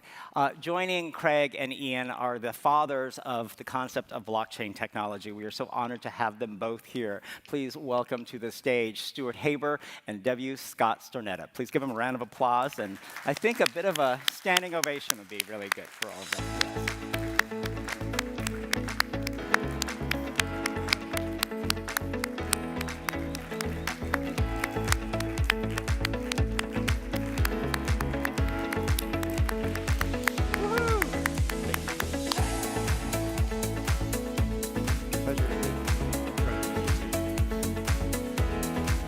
Good to see you again. Good to see you again. We're standing for you too, Ian. All right. Hello, Ian. Hello, Ian. All right, let's put the slides we have, because we want to show a few things to help this conversation that we're going to have, which is really to talk about how Bitcoin and the blockchain technology we know today is really based on the work of the past, including of the two gentlemen we have on stage with Craig Wright. So let's start with this picture. Slovenia, home to the first official blockchain monument, Crunch. Stuart, Scott, you want to tell me about this? Scott, you found this. Yeah.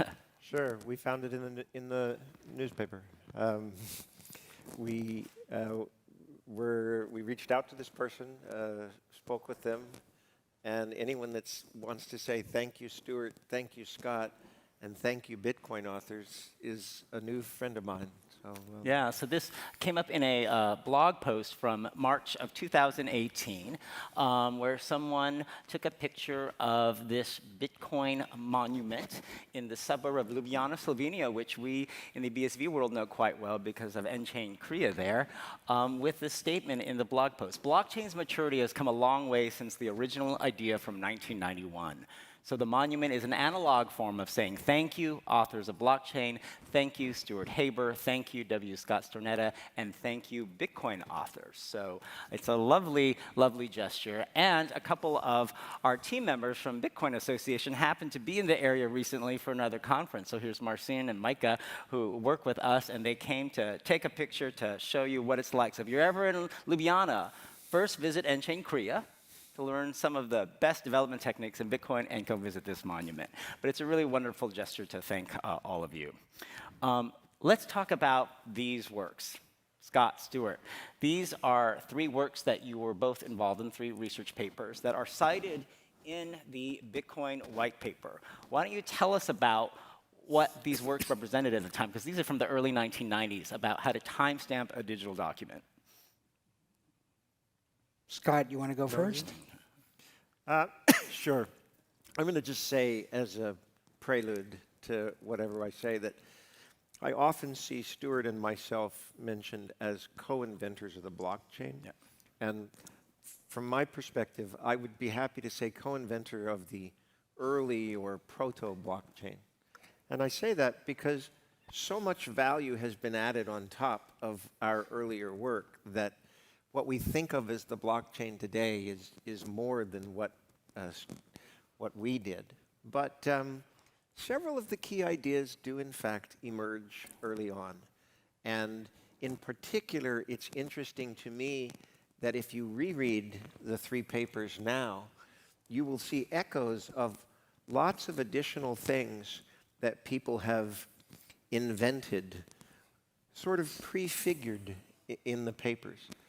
Again, we're not trying to take credit for having done all this, but you can see that the thoughts are already starting to circulate.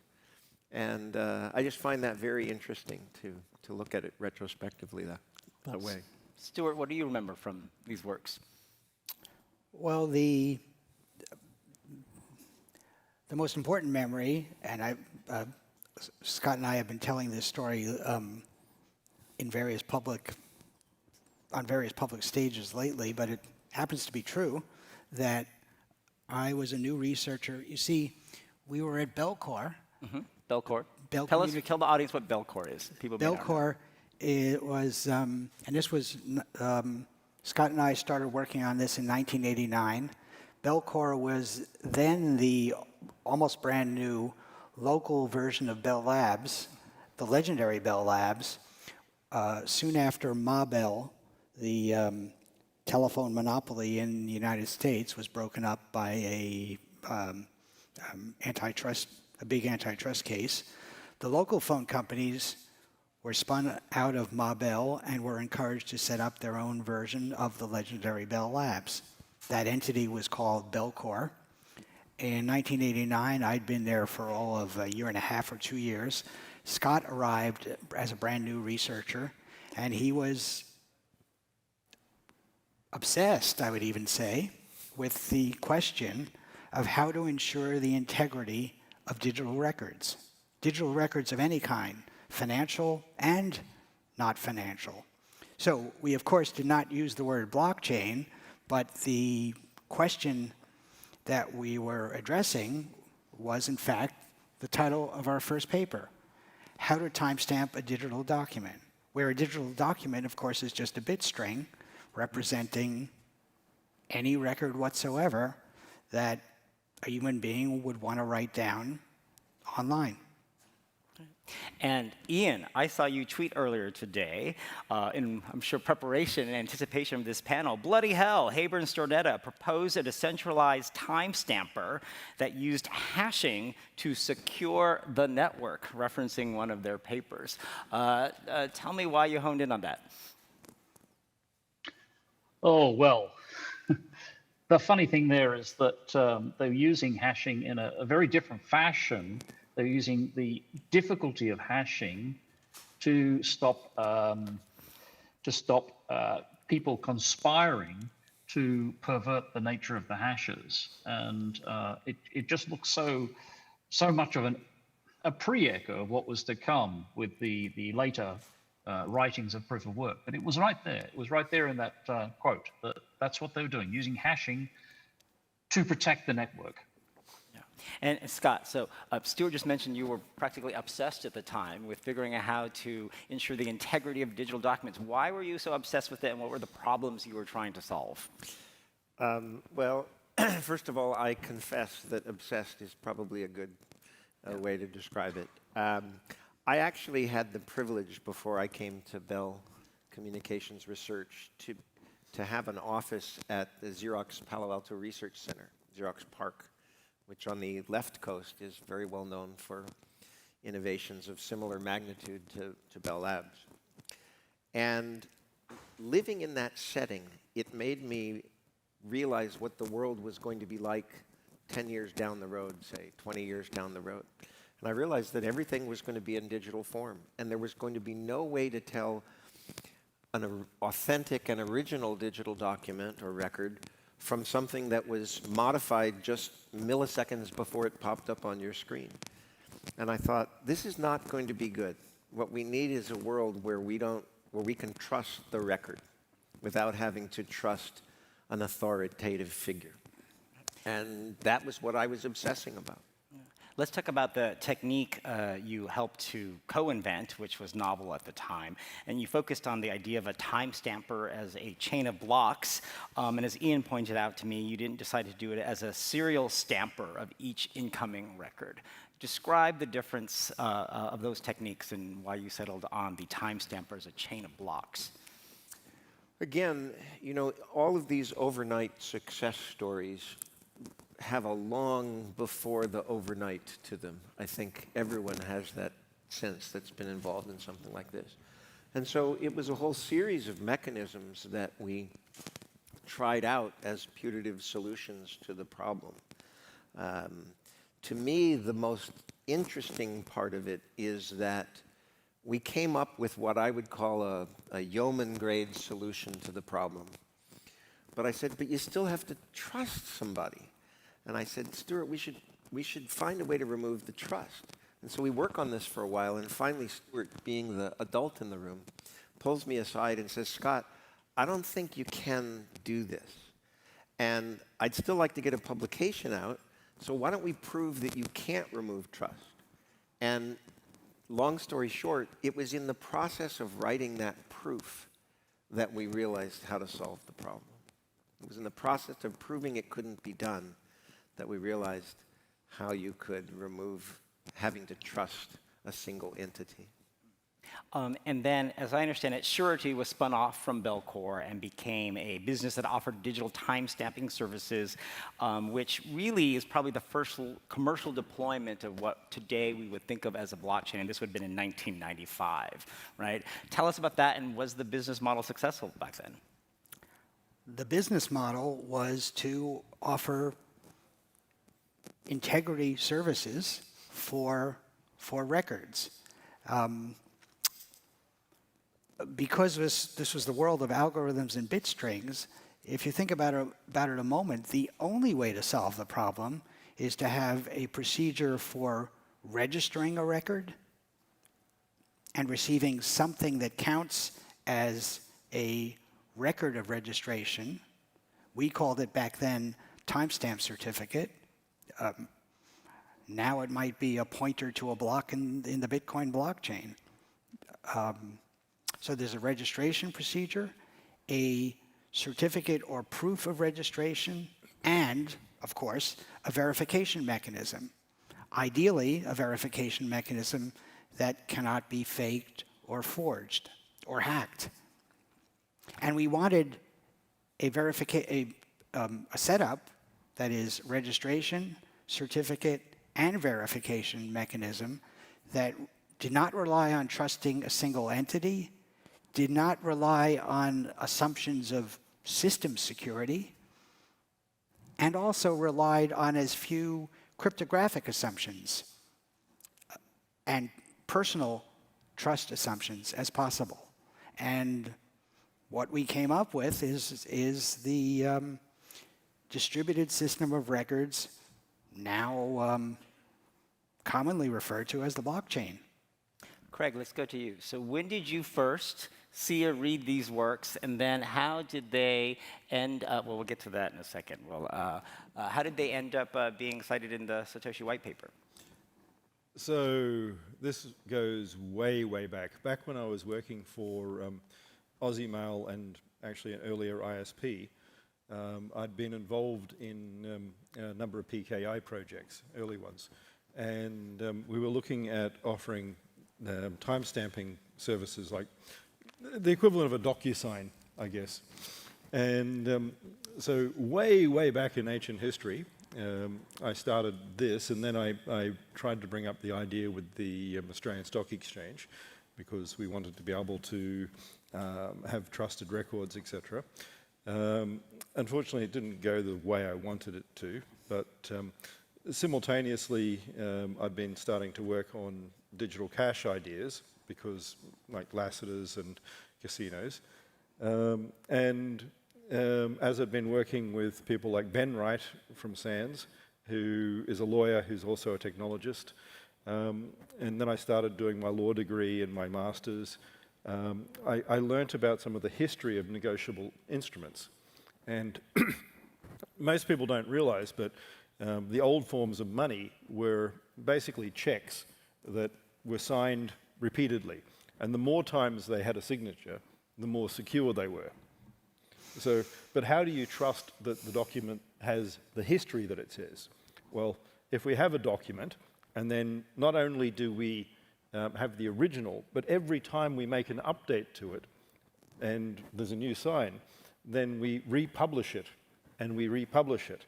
And so we have the time chain of headers, but then we also have a hash chain and a signature chain, and we overlay the two things, and basically there's a solution. So let's turn to Ian. Ian, tell us when you first learned about Stewart and Scott's works about digital timestamping, and then how it may interrelate with your work on the Ricardian contract. I'm showing the audience one of your papers on the Ricardian contract. How does this all relate, and how did you first learn about their work? Oh, sure. Well, studying all the various techniques, you know, living on the cryptography group and some of the cypherpunk groups, timestamping was well understood by the mid to late 90s. And I looked at it and I thought, you know, that's quite significant. That's interesting. But I was skeptical myself because I could not see how to make the business case work in just for timestamping. But it turned out the technique was something that was very easy to wrap into other applications. So, for example, when I did the Ricardian contract, the nature there was to take a document. If you think about, say, an ICO, coin sale, or an NFT, you want to describe precisely what it is. Then you put it into a document, and you then hash that document. And in this way, you fix the actual contents of the document. So anybody who then proceeds to argue about what it is you're doing is brought short to the actual original document. Then you timestamp that to set a time, and you then move to place that hash into all the transactions that follow. So you're building up an exact and precise chain. So if you like, the relationship was that the Ricardian contract was another way of using the power of the hash to fix facts. The same goes on for timestamping, which is built on a system of hashes. The same happens with triple entry, where we're using the power of the hash to reach consensus on a particular fact. We create the fact as something that two people have done together, and seeing both sides, different opposing sides of that same thing, and therefore they create a fact of something they've agreed. All of this requires the hash, and it's quite amazing. You can't actually do any of this without having the hash to fix data records so that you can start to negotiate and bring people to consensus over an actual shared document. All right, Stuart, let's talk about the first time you met Ian. And tell us about this picture, which you just dug out of the past. Before I answer your question, I'll say one more thing about Ian's work on the Ricardian contract, which is what Scott and I were addressing, how to timestamp a digital document, how to ensure the integrity of bit strings, was only about bit strings. If you want to, I sometimes say Bitcoins, you can't ascribe truth to about assertions about the world to strings of bits.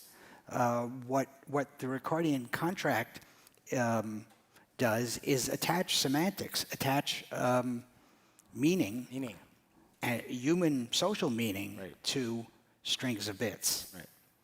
In any case, It's a good point. I met, so Ian and I crossed paths at a series of conferences, not quite as old as crypto, the crypto conference, but only 10 years younger, called Financial Cryptography. And we attended 2 or 3 of those conferences around around the year 2000. I'm old enough to conflate decades. This was around the year 2000. And then once Bitcoin and blockchain mania had taken over, we were at a big blockchain conference in New York. We were both, and we met at a blockchain meetup in New York. And I believe this was taken while going from the conference to dinner, walking through Times Square. Oh, it's about time, right. Tell us what we're seeing here. What's in this notices and the lost and found? So what that is so Scott and I deployed our system first in commercially in 1995. How did we achieve, we built a blockchain, but we needed to achieve worldwide consensus on occasional ones of these hash values. Okay. How did we do that? In 1995. Mm-hmm. Actually, we did this already in 1991 when it was still experimental code at Belcore.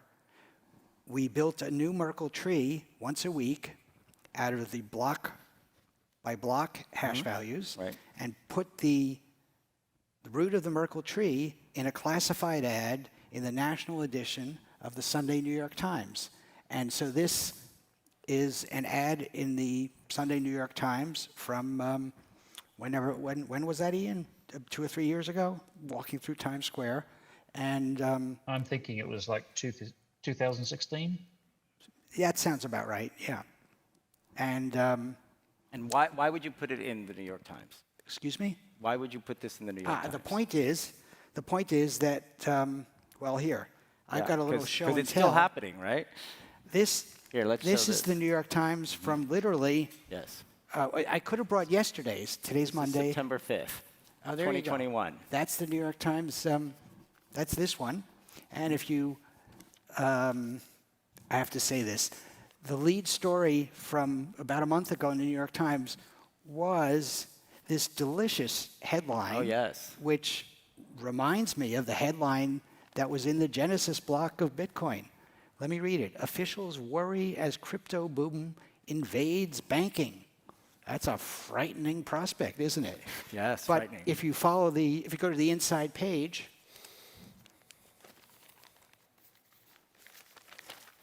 right there is a surety hash value of surety that depends on every bit of the registration requests received by Surety servers in the week before September 5th. And because of the chaining, depends on every bit of every request received by the servers since we launched it in October 1991. So what's the point of putting this in the New York Times to publish to the world? Scott, you want to take that? Sure. But I first want to just grab what I think is a delicious irony of the New York Times trying to warn the world that crypto is coming, and then to find at the bottom of the article something that essentially asserts, yeah, been here for 30 years. Nice that you started to notice us. At any rate, the point, to go back to your question, Jimmy, is consensus mechanisms, and again, I want to be clear, we thought of it in more primitive terms then. Again, back to my point that a lot's been added on. But they need to be irrefutable, and that requires the widely witnessing and widely agreeing. Right.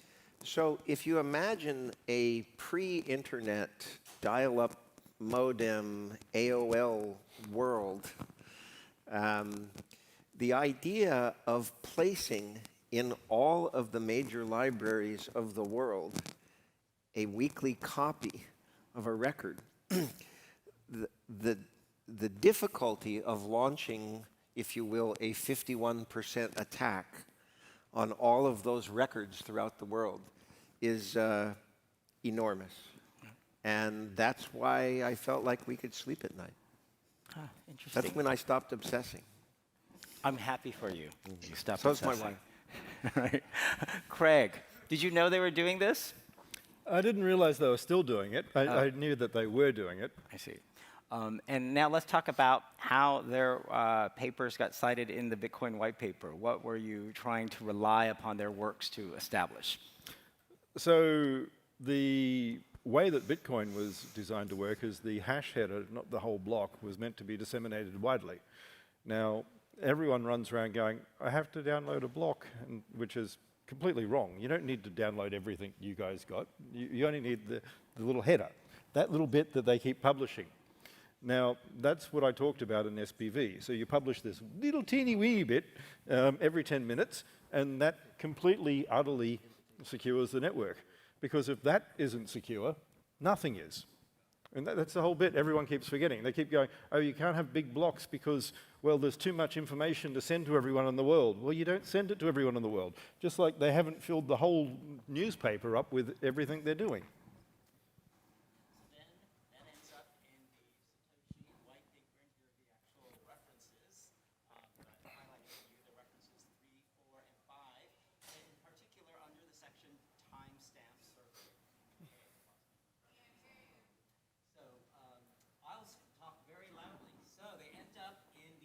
timestamp server section of the Bitcoin white paper. So tell us how their work informed your design of Bitcoin as a distributed timestamp server. So basically looking at what they were doing, they already had the header structure that I needed. They talked about some of the binary tree. When you link that directly with some of the earlier things by Merkle, then you have everything you need effectively to verify documents. Now, once you take some of the other ideas that were out there about chains of documents by digital signatures, which included ways, then you have the publication of all that information. Matthias et al. Also talked about the similar thing, especially with yours changing hashes if there's insecurities or building on that.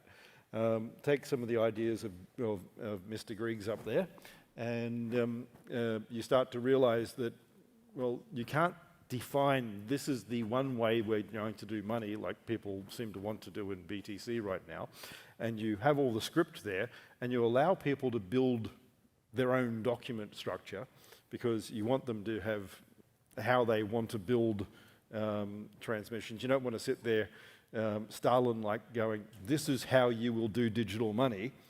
I mean, people say, why is there script? Because I didn't want to be Stalin. I wanted people to have an option. If I'm wrong, then I don't need to redeploy the entire system because you can code it. That's Scott, it. You're shaking your head a lot. Tell us your reaction to that. Yeah. Very much so. Speak into the microphone a bit, Scott. Oh, I'm sorry. I'm in agreement, very much so. When they handed me this, I said, does this mean I get to do karaoke? But they said yes. no. So we're not going to do that part. With Craig directly, yeah. It's not the time, Craig. Craig, why didn't you cite any papers from Ian Grigg? Well, I should have actually published a few others in there too, but because I didn't directly do it, and a couple of the others had actually spoken to me and not ignored me. Aurora and others who the direct sort of methodology on how the hashing was done just wouldn't respond to me, so I probably should have, but you get pissed off at people, so you just drop them. Yes. So Ian, tell us about when you first learned of the Bitcoin white paper and what your reaction was to it. Yeah, I was on the cryptography list that Craig had published on, or Satoshi had published on, and I read it and I thought, this is quite an innovative idea, but I hated the concept of proof of work because I could see the game theory would result in a lot of energy being used. Notwithstanding that, I was actually busy on something else at the time and didn't have the time to do much debating on it, so I left the debate to others. Would have been, in retrospect, a lot more fun to get in there and poke a few things at Craig. But yeah, I think it was interesting. What caught me by surprise was that even though I hated it, a lot of people loved it.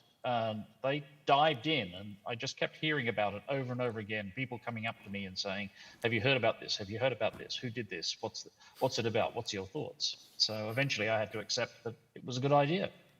Yeah, and at some point you met Craig. I know you've told the story. Tell us about your reaction of meeting Craig and trying to deduce whether he was the Bitcoin white paper author. Oh, I already knew more or less what was going on at that point, although Craig wasn't admitting it. And the other thing Craig was trying to do was keep up with the beer drinking that I was doing, and he was getting very unsteady on his feet after that, because I think I'm a bit more experienced at it than he is. But yeah, it was an engaging conversation. I think it was a chance to just air some ideas and swap some stuff. So Craig managed to impress me on certain TCP/IP or IPv6 ideas, which I thought were impossible, but he quoted the RFC. I went home and looked at it, and yes, it was in fact in the RFC. So I thought, this is something very novel that I'd never heard of. So that was very interesting. Plus a few other things which I threw at him, and he seemed to cope with those very well. Scott and Stuart, what was your reaction to seeing that your works were cited in this Bitcoin white paper? When did you first learn about it, and what did you think? So I wasn't a daily reader of that same of Perry Metzger's cryptography list, but I did read it occasionally, and I came across the paper probably within a year or so after it first appeared, and saw the. Well, of course, as an author of academic papers, one habit one has is not an admirable habit, but go to the references. Is my name here? So that's a common habit. But of course, as soon as I started reading it, of course, I saw, before I got to the last page, that the mechanism Satoshi was using was exactly Scott's and mine. Nowadays, that many more people have heard the word blockchain, the way I tell the story is that Satoshi was building a financial system, and that, like in any financial system, you need a way of writing things down so they can't be changed. This is a digital system, so you need a way of ensuring the integrity of digital records. Satoshi chose the right solution to the problem. Round of applause for that. Round of applause. Scott, what was your reaction? Well, again, a really brief side story. I'd been on the different mailing lists for a long time, but had kind of moved off into another area. And so the first I heard, I started getting unsolicited email as well as US mail, if anyone remembers snail mail, saying, hey, you don't know me, but I just read the Bitcoin white paper, and I see that your references are kind of there along with Stuart's in the core, and I also Googled you, and I see that you used to live in Japan and that you speak Japanese. So are you willing to admit who you are? And there's no competition here, folks, because I've always made it very clear who I am and who I'm not. And I've said it before, but I'll say it again in as clear a way as I can say it. 私はSatoshi Nakamoto ではありません。でも Satoshi だったらそんなことを告白すると思いますか? I don't know how to make it any more obvious what my position is. So I picked it up, I looked at it, I read it through, I said, wow, there's a lot of good ideas here. Oh, why did they do that? Oh, why did they do that? Oh, there's still a lot more good ideas here. So there's a lot that I liked, some things that I thought, I wouldn't have done it that way, but that's okay. That's okay. You throw your hat into the ring, you create something that is available to everyone, and people have brilliant ideas that create enormous value as they build on top of prior work. So I don't want to take any credit away from that. It's an incredible leap.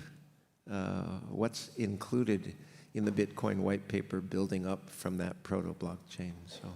But at the time you first saw the Bitcoin white paper, did you really think Bitcoin would succeed? Do you think it would grow? It was obviously very fringe in the beginning.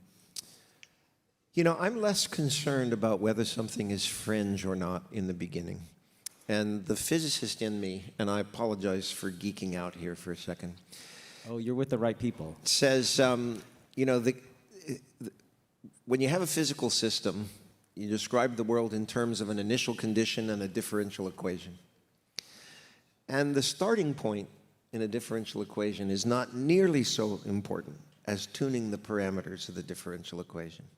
And in this case, it's the embedding of the incentives into the social system that is the real genius of the differential equation. And so the fact that it had a modest starting point means almost nothing.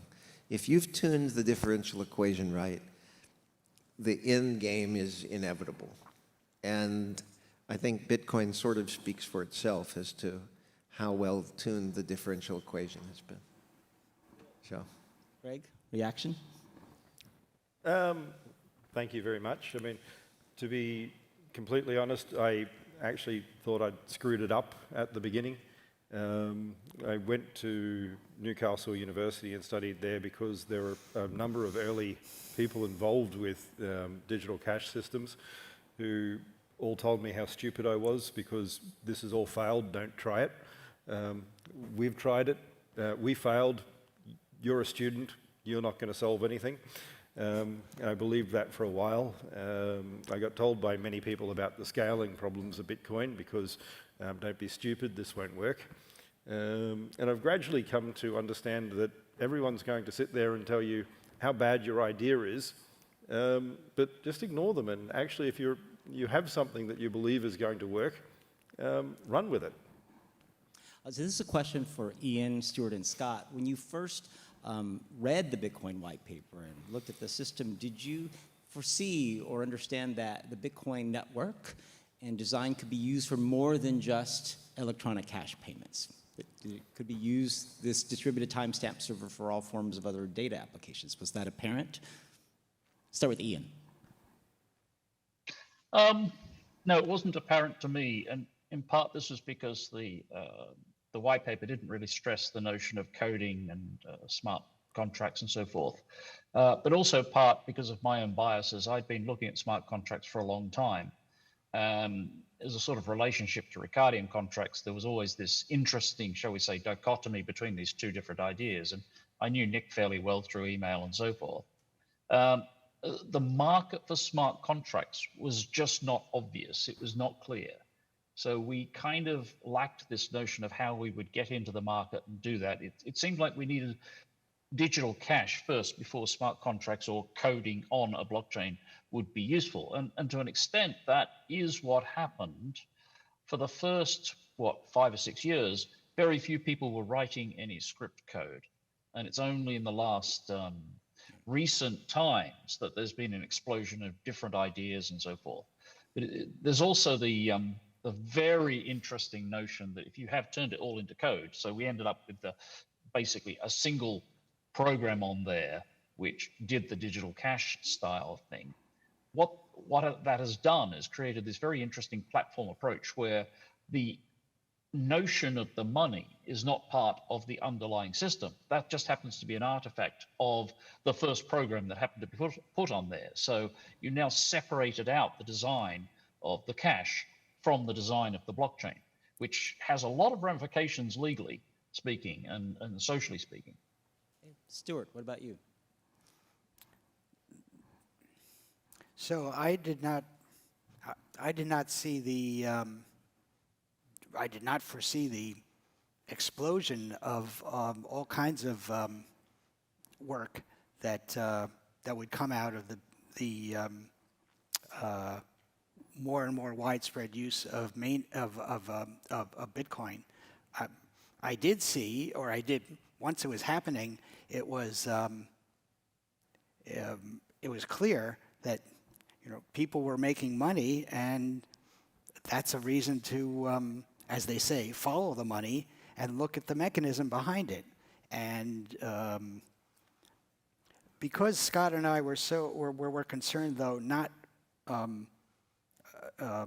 exclusively with financial records, but with records of all kinds, I always saw the blockchain as a mechanism for integrity of records as being important for anything that requires records. That's all of civilization, if I'm going to get a little grandiose about it. Scott, when you were designing your techniques for a distributed timestamp server, did you ever think there would be limitations on how much it could scale? That's been a big debate in the Bitcoin world. Yeah, I know people are going to think less of me, but I'm going to admit it, that my ego was large enough that I even felt from 1989 on, once we had the basic solution, that this was going to be huge, okay? It sure took a lot longer. But what I did not understand was the creative processes of so many people. Obviously Satoshi, but Ian, Nick Szabo, all of these others that the notion that's happened recently with NFTs, all of these things. Did I see the diverse explosion of use cases? No, I didn't, because if I'd imagined them, then I would have invented those use cases. Well, it's the old joke about someone asks, I can't remember who it was, to play the jazz of the future. He says, if I knew the jazz of the future, I'd be playing it now, And so that's why I'm just so, I don't know whether awestruck or humbled is the right word, but every year someone else comes out with another great idea that builds on top of, Stuart and I played our role. We want to take some credit, but just this huge explosion of use cases and thoughts is really the thing that actually we want to celebrate, but looks like we're going to run out of time to mention that. We'll have a moment to celebrate it, don't worry. But actually I was getting at a slightly different point. Yes, lots of use cases, but did you think your idea for a timestamp server could scale to be able to handle Absolutely. not just hundreds, but millions, Absolutely. billions of I had no concerns about that at all. And the again, credit goes to apologize Ralph for the big ego, but I didn't. No apologies. You're Not- sitting next not to one, worried. so no apologies necessary. I have no idea who you're referring to. Yeah. So, But if you look at that little image there, that's what could have been if I wanted a non-scalable blockchain system. If I just had an index of transaction 0, 1, 2, 3, etc., then 1 meg would work really, really well. But this balanced binary tree thing, Mr. Merkel came up, or Dr. Merkel, it basically allows you to have unlimited scaling. I mean, the whole structure there is you just double it and double it and double it. And if you remember this little story of a chessboard and someone who got themselves executed because they decided to be really smart to a Chinese emperor and saying, just pay me with 1 grain of rice doubled every thing, which is basically more rice than the universe can produce, then you start to realize that once you get into that sort of size of transactions in something that can scale easily, then you have no problem. It's just unlimited scaling. Ian, you're nodding your head. I think you would say you would agree with that. Oh, yes, but I'd also point out that one of the key things about scaling is that we had this magical function called the hash, and that allowed us to securely reference a very large document with a very small 80 bytes byte string or something like that, and that allowed us to really do a huge amount and then allow Moore's law to take us forward in terms of scaling as time went on. All right. So we can wrap up now and close the day. Let me ask each of you to tell the others one thing you'd like to say to the others in terms of their work or what you'd like to see from them in the future. We'll start with, we'll go to Ian. What would you like to say to any of the gentlemen here? Yes, that tweet that I sent out earlier, I was just kind of surprised that in there was a distributed timestamping. I would have called it decentralized myself. It basically set up an open entry system where a lot of people could coordinate on the signing. And it was interesting because not only did it predict what was going to happen with blockchains, it also predicted a lot of the peer-to-peer stuff that happened in the 2000s after Napster, when people started to work on the topic of how you put together a group of people who can come to consensus over a set of facts, especially things like DHTs and so forth, which they appear to me to have been somewhat necessary to actually create that open entry signing mechanism that Stuart and Scott were talking about in the paper. All right. Stuart, anything you want to say to any of your other panelists here? Well, I'd like to say something to fellow panelists, Ian, Craig, but the entire audience, well, here in the room and watching worldwide, that I'm excited to see how far things have come and looking forward to new stuff. Scott. Again, the whole point is it's a peer-to-peer world. You all should be sitting up here. The best chapters are yet to be written, and it's up to you to come up with the next thing to add on.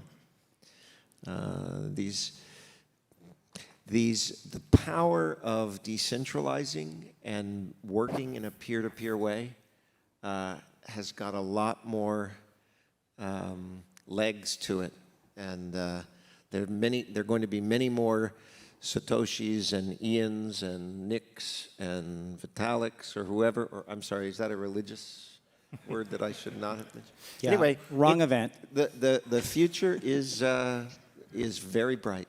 Yeah. And Craig, what about you? I'd like people to start realizing that it's not about how many nodes you have in the network. It's about the barriers to entry and being able to start a new business.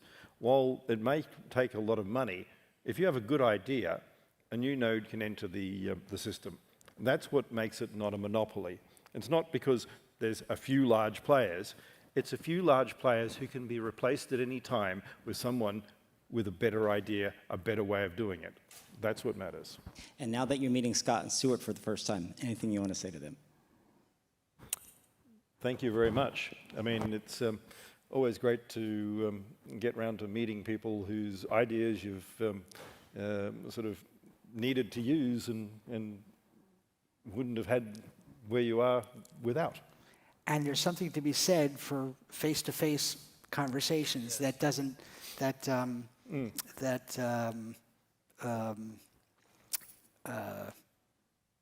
is more fruitful than reading papers, having a conversation in written papers that's separated by several years. All right. Scott has a brief announcement he'd like to make about something to celebrate. Okay. So October 13 is next week, and it marks the 30th anniversary of the proto-blockchain's Genesis block. And we'll be announcing on there a blockchain celebration like nothing you've seen before. We're going to talk about a novel mechanism for celebrating the blockchain community, and I think you're going to like it. And how are people going to find out information about this? Well, you could go to immutablerecord.com. That's a website that we're just bringing up, and it better be in good shape by the 13th.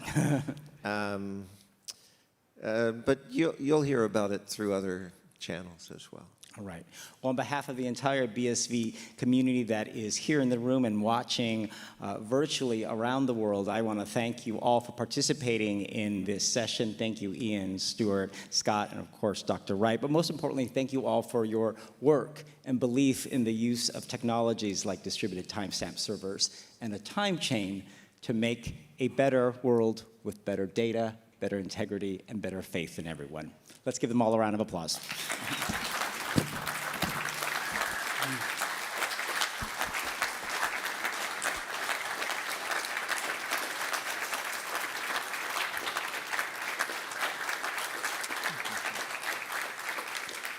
With that, I will excuse our panelists so that we can wrap up the day. So thank you all for staying here through the end of our first day. It's been a really full day of some wonderful announcements, projects, news of developments in the BSV ecosystem. I'm so thrilled to end with this really insightful panel looking at the past to see how we can go to the future.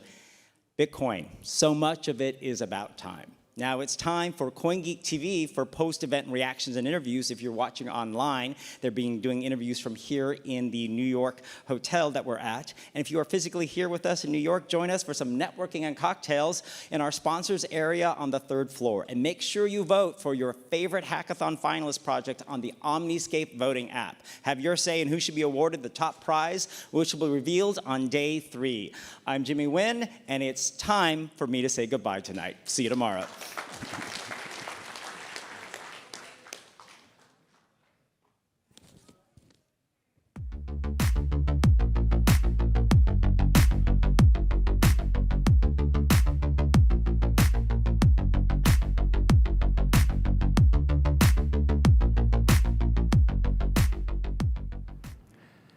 Thank you, Jimmy. Wow, what an end to the first day of CoinGeek Conference New York. If you want to come out, you can still check us out at CoinGeekConference.com. Come see what's going on for day 2. But holy cow, what an end to day 1 with basically everyone who invented everything in the blockchain space. I'm joined here with Shashank Singhal. And gosh, what is there to even say about a panel of such magnitude? Honestly, I don't know. I was pretty awestruck even just watching it, right? Listening to the stories of them talking about, the OG days back in the 90s when they were actually developing and ideating this stuff. I can't even imagine the things they must have faced. And the amount of respect in the room is really what stands out, at least to me. Yeah, but couldn't hear a pin drop, honestly, in that room while they were talking. Speaking of respect, you are yourself a hackathon winner. In 2019, your company, Coda, won the hackathon. Can you walk us through, going back, this is about 2 years ago now. Yeah. What's it been like? First of all, maybe tell us a little bit about Coda. And then what's it been like working the last 2 years since then? Well, of course, Coda is an API marketplace, which essentially allows software developers to exchange code and pay each other per call in BSV microtransactions to use. So it was obviously really exciting winning the hackathon back in Seoul. It was good. And since then, we were basically validated the product, made sure that we were building in the right direction. We're constantly always talking to users, trying to build on the best route. And since then, yeah, we've been developing things. And earlier today, I talked about a lot of the new things we're releasing and working on, and which we're really excited about. New ways to approach microtransactions, new service offerings along the same outlook. And it's been busy, especially in COVID, working from home and everything. Yeah. But it's been good. It's been very productive, and I'm really excited to see what comes next. I think there were two directions to go when COVID-19 sort of changed the way we all live our lives. And Yeah. I saw some exciting projects sort of go away, and then some people seem to really hunker down and put out some cool stuff. What was the process for you guys, and how did you end up getting to where you are now? Well, obviously, like you mentioned with COVID, it's the push and a pull, right? Sometimes it distracts you, but other times you're like, okay, well, I'm at home and I've got nothing better to do, so let's just crack down and let's deliver some products. So that's what we did, and we managed to get a full product release out, a bunch of licenses with regulatory authorities, and built a lot of new cool shit. So Sure. that's pretty cool. Well, you'd think it'd be a dream for a developer, like, wow, I don't have to go outside for months at a time. Huh? So I think, so looking back at today, there were a lot of really exciting presentations. For me personally, I really liked the gaming panel. It was 4 different guys and all their companies and how they're working together. But what stood out to you? What was your number 1 and maybe number 2 presentations from today? Well, I was really excited, obviously being a hackathon winner myself, I was really excited to watch the hackathon finalists. So that was to me the coolest thing, and so that's what I stuck around for and watched those through, and it was really cool, really great ideas to come out of that, which was super interesting. Obviously in that final panel, for the amount of time I was in the room earlier on, was really, really exciting to see. I always wanted to hear the stories told about how it all started and how they all work together, and it was pretty absolutely. So going to the hackathon specifically, first of all, I saw the Japanese fellow whose name escapes me, and I apologize, but I saw him walking up the hallway in a kimono, and I said, okay, what's this going to be? And I just thought it was brilliant watching him give a presentation in English that he obviously had really struggled with. Yeah. And then the translation of it, but pitching the idea with an incredible amount of confidence stood out to me. But what stood out to you? What do you think was the best presentation of the hackathon? If you had to vote, if you were the judge, what would it be and why?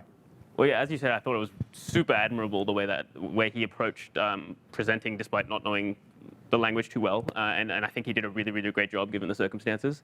And his idea was also really interesting, and I thought potentially really powerful. The other ones were Cat8 and Bitcoin Phone. My personal favorite was the Bitcoin Phone.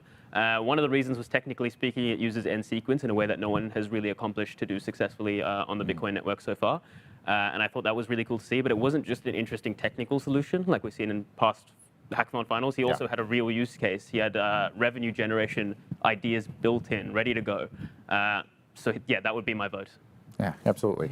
So I was on a panel, and it was about Bitcoin in business and bridging these things, using BSV instead of some other blockchain, getting away from the, hey, I've got a really cool development idea, and turning it into, here's my business. And it really struck me, too, that Bitcoin Phone stood out as the one that has a business plan. Yeah, exactly. How do we get more people to go that direction with their, and, I get it, devs want to sit and dev, but how do we get to business on Bitcoin in your opinion?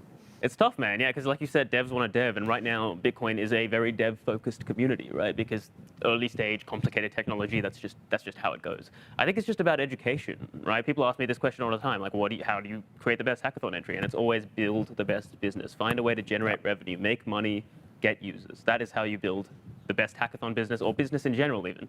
And I think, you just got to explain that to people. You got to be willing to listen to them, work ideas with them, and hopefully that results in amazing stuff like we saw earlier today. Yeah, absolutely. And it really stands out looking back at past hackathon winners, or thinking about some of these things. Like BitPing, I think, was the first one, another Australian company. Yes. And they had a business model, and they still exist today. They're a thriving business today. Exactly. Or we think back to the last time we were in New York about a year ago, and it was the Kurt brand. And they took second place, which was surprising to me, but they've got a bunch of transactions on chain, and they're making big announcements tomorrow. So it seems to me that when they lead with the business use case, what are we disrupting?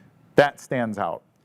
Can we teach that to people? Or is there a difference between the business dev and the software dev that can't be bridged? I think it can always be bridged, but there are definitely software devs where it's harder to build that bridge, right? You really have to work hard to explain to them. Like I said, BitPing did a great job where they were all very deeply technical people, but they still managed to do a really good job developing a business idea and focusing on the idea and then building the technicals around it. Whereas, as you said, there are other companies where they build the technicals first. Like, this is super interesting, super cool. And then later on, maybe they'll try to sort of tinker in a business idea into the technical solution, which is just the wrong order. Yeah. So I think it's just the order in which you think about things has to change. And software developers sometimes have trouble thinking business first, tech second. Yeah, for sure. So getting to the conference itself, I mean, there's the presentations, there's the show, but then there's also the relationships, right? There's the people you get to talk with in a hallway that, oh, hey, I see you on Twitter or wherever. Did you have any interesting conversations with people backstage or anything that maybe you were surprised? Certainly. I mean, when you walk around these conferences, you get pulled up everywhere you go to have a chat with someone. I had a really interesting chat earlier with someone who was brand new to BSV. He was right here. He was just asking questions. How does this actually work? And it was almost fun. I didn't expect to have these conversations with people at this conference, but that was super interesting. I also met a man who was developing some really interesting smart contract solutions for. He had an idea where everyone should have a smart contract, and then they can build sort of their own brand through the smart contract. And again, some super interesting stuff going on. And you don't hear about the vast majority of the interesting developments and improvements that people are building on the BSV ecosystem. Yeah, absolutely. Which brings me back to Coda. You had some announcements about your business. Would you like to share with the audience in 20 or 30 seconds? What were the big things about Coda that you were talking about today on stage, if they missed it? Yeah, of course. So Coda basically released our public marketplace about 2 months ago. And since then, we're also launching a microtransaction USD token, which actually allows non-BSV users to use BSV without even seeing it or knowing that it's powering everything under the hood. And beyond that, we're expanding our payment gateway to encompass several other technologies moving forward. So this will include data storage, pay per hour per kilobyte, compute to rent compute functions, and also IoT to Internet of Things and microservice encompassing. And it all ties back to the same payment gateway that we use in our API. Brilliant. Which is really cool. Yeah. Can you talk a little bit more about the stablecoin concept? Is this similar to like a MakerDAO DAI thing, or how does that work? So it's essentially just, to begin with at least, it would just be on our platform. And it's essentially each token will be worth 1/100th of a cent. And we'll be just delivering that and using that to exchange on our platform rather than actual tokens or actual money. And the reason for that is because, as I mentioned, non-BSV users have trouble using BSV, but they can use microtransactions and use BSV as a payment processing network without actually knowing that. Brilliant. I love it. So did you go to the party last night, the cocktail party? I did. It was a heck of a party. There were some wild tweets, and there's been a little bit of blowback. In fact, I saw Gregory Maxwell posting in Reddit about it today. So what do you think? What was have you looked at Twitter and seen any of the crazy going on there? I haven't had much time to look at Twitter in the last 24 hours, honestly. Some of us have real building to do, unfortunately. But yeah, I certainly every now and then look at some crazy stuff that's happening, and I think you have something in front of you. Maybe explain to me some of the tweets. I got a little bit. Well, so we had Adrian Grenier come out. Yeah. I imagine he's on screen. Can I get a thumbs up from the crew if we got beautiful? We had Adrian Grenier come out, UN representative for climate change, and talking about NFT technology. He auctioned off, or he's currently still auctioning off a piece of artwork. Yep. Calvin posted about it. We had Emily Ratajkowski, who also used the NFT technology to secure her digital image rights, which is a unique thing over here. Then we also have Times Square, which one of the big criticisms you hear on a semi-regular basis. You hear, oh, beautiful. So I've got a little bit of chatter in my ear. So I'm going to have to let you go, Shashank. It's been an absolute pleasure. We'll keep looking at the tweets as we make the change. Thank you, sir. Pleasure speaking with you. Absolutely. We marketed in Times Square, so you can see on the NASDAQ building some of the cool stuff we're up to. And Let me know where we're at. Keep rocking and rolling. We had the announcements from my favorite presentation here from Alex and Goot, dropping the PG-13s going on here across Twitter as well. And of course, my dear friend John Southhurst from CoinGeek making fun of how big I look on stage, even when I'm the smallest guy on stage. So thank you, John. I do not owe you a beer next time I see you. And we are joined by the delightful Paul Ratchgod from Air Ventures. How you doing, sir? Great, great. Good afternoon. Good evening. Good evening. Yeah, it's hard to tell sometimes when we're in the hotel. You were on the panel today talking or listening to the hackathon items. And I have to ask, first of all, what do you look for in a hackathon contestant before they get there? What is that process like before the event? I mean, my approach to this is a little bit different, of course, than a Steve and a Dr. Wright, because my background isn't technical, to say the least, and certainly not Bitcoin technology. So I'm always looking for what's the business angle. And I said this in our discussion on the panel that I know that's a hard thing to do because you're charged with, as a hackathon entrant, you're charged with, here's the problem, well, so to speak, we want you to build a solution that involves peer-to-peer. Go build one. Well, they don't know if the customers are going to be there. They don't know what end market they're going to have. They don't know what kind of demand they're going to have. So that side's really tricky, but that's the part that I look for. And I know there are a lot of questions from Donnie along that front as well. Like, have you thought about that part? And I get that it's hard. But that's, of course, what any investor is going to ask. Well, do you know if there's customers for this? And if the answer is, I don't, at all, in a sense, that's understandable. Sure. But it's something that we have to work through. We try to figure out, okay, well, where do we think this can go, and what kind of value is that? Yeah, for sure. So how do we arrive at the three that we saw on stage today? Well, frankly, we relied a lot on Steve's team for that, to be honest with you. I wasn't involved with the process beforehand. Okay.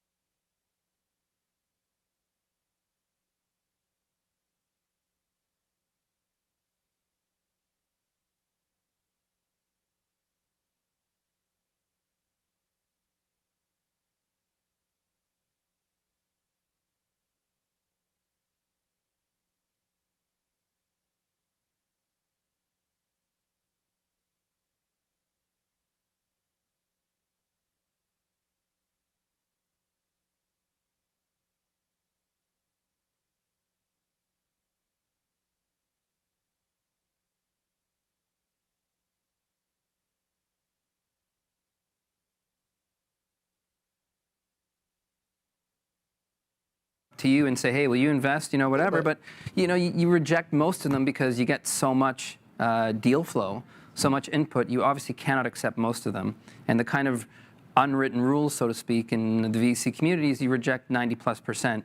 You don't look to do that on purpose. It's just that's one of those things about kind of the way the math works out. So, and then like Air Ventures, like a lot of groups, we've got an investment committee. So I may be your first point of contact, and yes, of course, there's Calvin, and everyone knows Calvin, and you can reach him, and he responds, and so on. But we've got an investment committee, and we need their approval. They're very sophisticated finance types that have their own way of looking at things, and altogether, we reject most of what we see for now.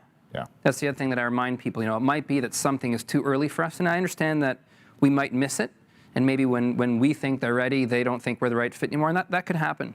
But often we don't tell people go away. We tell them, I don't think now's the right time for us. We prefer to see investments that have X, Y, and Z, and we don't think you have that yet. You've got, I don't know, through W.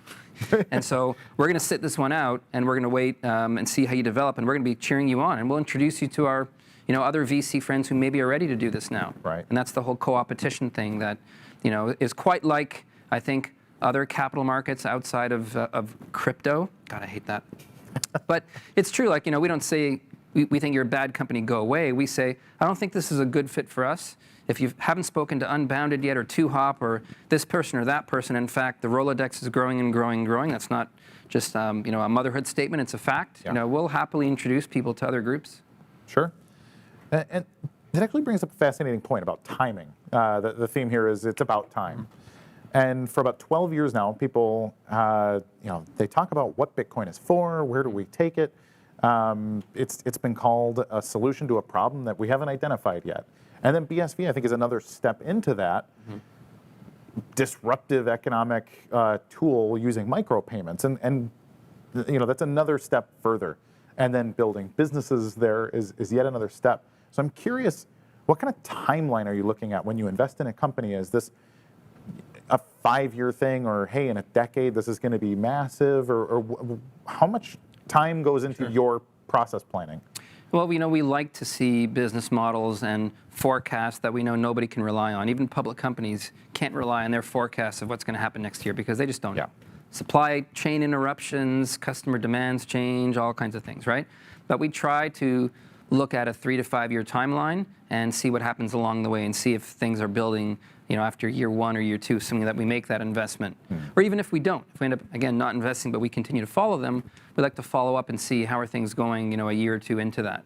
And to your point about BSV and all the things you said beforehand about how complicated it all is to build a business and so on. I mean, one of the things that I like, and we saw this on display today, and we also see it with fixed gaming and others, that ability to do micropayments today is maybe, and I'm not sure how many people would agree with this, but it's maybe more attractive to gaming and esports companies and easier to implement than it is for other businesses.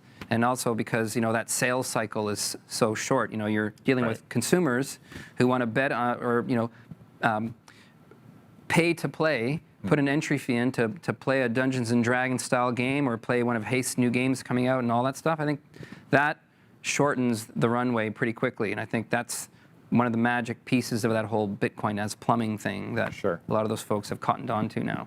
And then that's really interesting. We talk about BSV being the blockchain for enterprise, and there are lots of enterprise clients, but the enterprise rollout cycle is always very, very long. Always. As opposed to, as you mentioned, gaming, where here's a video game, you need Bitcoin to play it, and you have a few thousand kids will scrape their way to do it very rapidly. Yep. Do you try to balance your portfolio in such a way where you have some of this and some of that, so that you have some things that maybe have a 2-year roadmap and other things have a 5? More so now. I think in the early days, what Calvin and the investment committee wanted to do was to seed enough investments and enough industries so that, so the seeds were planted for gaming, supply chain with Unisat, gaming with crypto fights, and then Chronoverse, and then Fix, and on and on and on. So, the group decided a little while ago that's kind of done. we feel like there's enough industries that we can touch now that are in our portfolio. That's great. Now we focus on other things. So now we are starting to think about enterprise versus consumer and so on in a different way. We're still huge believers that this is the blockchain for enterprise. And I heard your comments earlier about Kurt. I sort of referred to them today, Mint Blue. I don't remember now if I used the name. Did I or didn't I? I don't even remember. I don't recall. It's been a whirlwind. Well, I was talking about how that scaling up on BSV that we talk about is already underway. Some days we beat Ethereum, some days we don't. But collectively, over the last 6 weeks, we have. Yeah. And I think that's going to, as you might have heard David Case talk about today, there are some changes underway. He didn't get into a lot of details, but there's some changes underway with crypto fights that I think is going to take FIX back, or take the number of transactions back in a certain direction. But what I said also was there's a more diverse number of apps and platforms and businesses making up those daily transactions. Now, some people might scoff and say that's not true. It's all crypto fights and this and that. But a watchful eye, this is what I did say, a watchful eye will notice a new name called Mint Blue that's suddenly top 5. Now, it's not a ton of transactions, but I bet you they're in beta. I bet you they haven't landed, no offense, guys, I'm not giving anything away because I don't actually know anything. I don't think they've landed a massive enterprise that's about to go live with 5 million transactions a day, but holy crap, they're in the top 5 already with something that's probably very early, and it's enterprise. On top of what nChain and Kensai and their customers are doing, and Unisat and so on and so forth. So, absolutely. Well, and that's the interesting thing. It's like investing in the internet 20 years ago. Right. You ask somebody 20 years ago, what's the internet for? And you get a very different answer than you would today. And I think to some people now, it's, if you're a gamer, Bitcoin is for gaming. But if you're in supply chain, it's a chain of custody tracking tool. Yep. What excites you, Paul? Like, what do you want to see be done, and that would make you want to, maybe call your friends up and say, hey guys, I've been working on Bitcoin for a few years. Here's the thing I did. Honestly, this is a cop-out answer, but I think all of it, because well, it's true, because I think the scaling up is happening maybe faster than some of us anticipated on the gaming side, and that's before we had heard from Built by Gamers and Haste and what they're up to today, and that's an amazing company doing, I think, soon to be doing great things with their customers, their users and so on, and yet the enterprise opportunity, there's nothing else like it in blockchain. There just isn't, and I think more and more companies are starting to see that. They are coming over, but yeah, it's a long sales cycle. These are big companies, especially the bigger they are, right?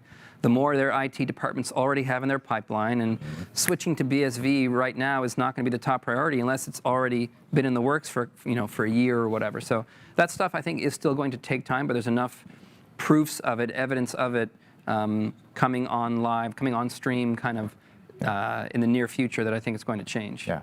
Well, I mean, speaking of being surprised about the gaming sector, I think Crypto Fights is the flagship of BSV right now, and that's an Air Venture portfolio item. It is. So, I mean, that's got to feel like a big victory for you guys at this point. It is, and I can't take much credit for it because when I joined the group 2 years ago, they'd already made the first investment, so I was stuck with it.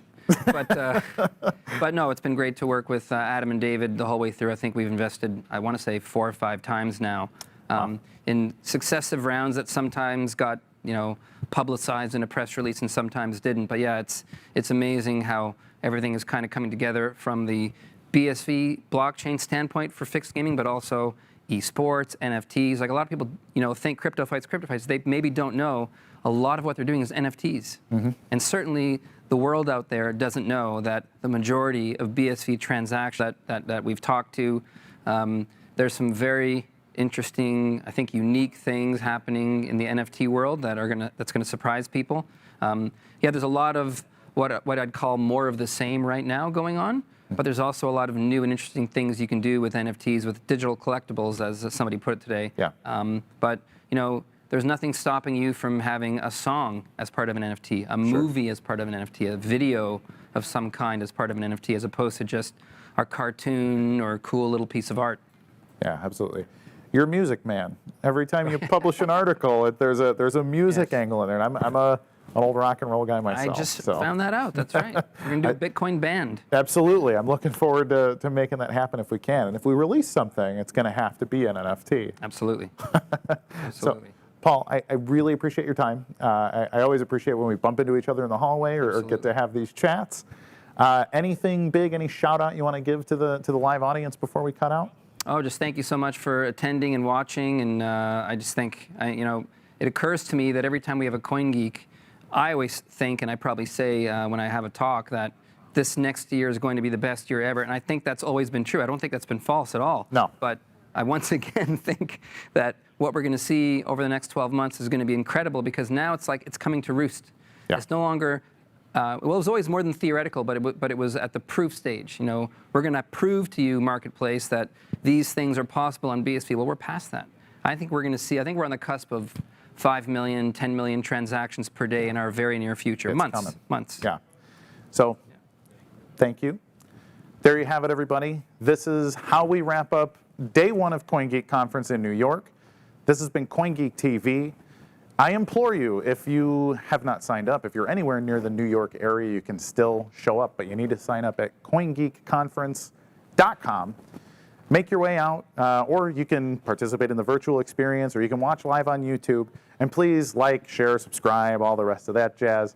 For anybody that's unaware, I'm Kurt Wooker Jr., broadcasting live here from lovely Times Square, where it is about time at this CoinGeek conference. And it's been a real pleasure, Paul, and everyone else. So thank you, Jimmy. Thank you, Craig. I'm looking forward to going back and watching some of this stuff tonight from my room before I pass out, because I've been up for far too long, as we always are at these things. Everybody, thank you so much. See you tomorrow. Goodbye.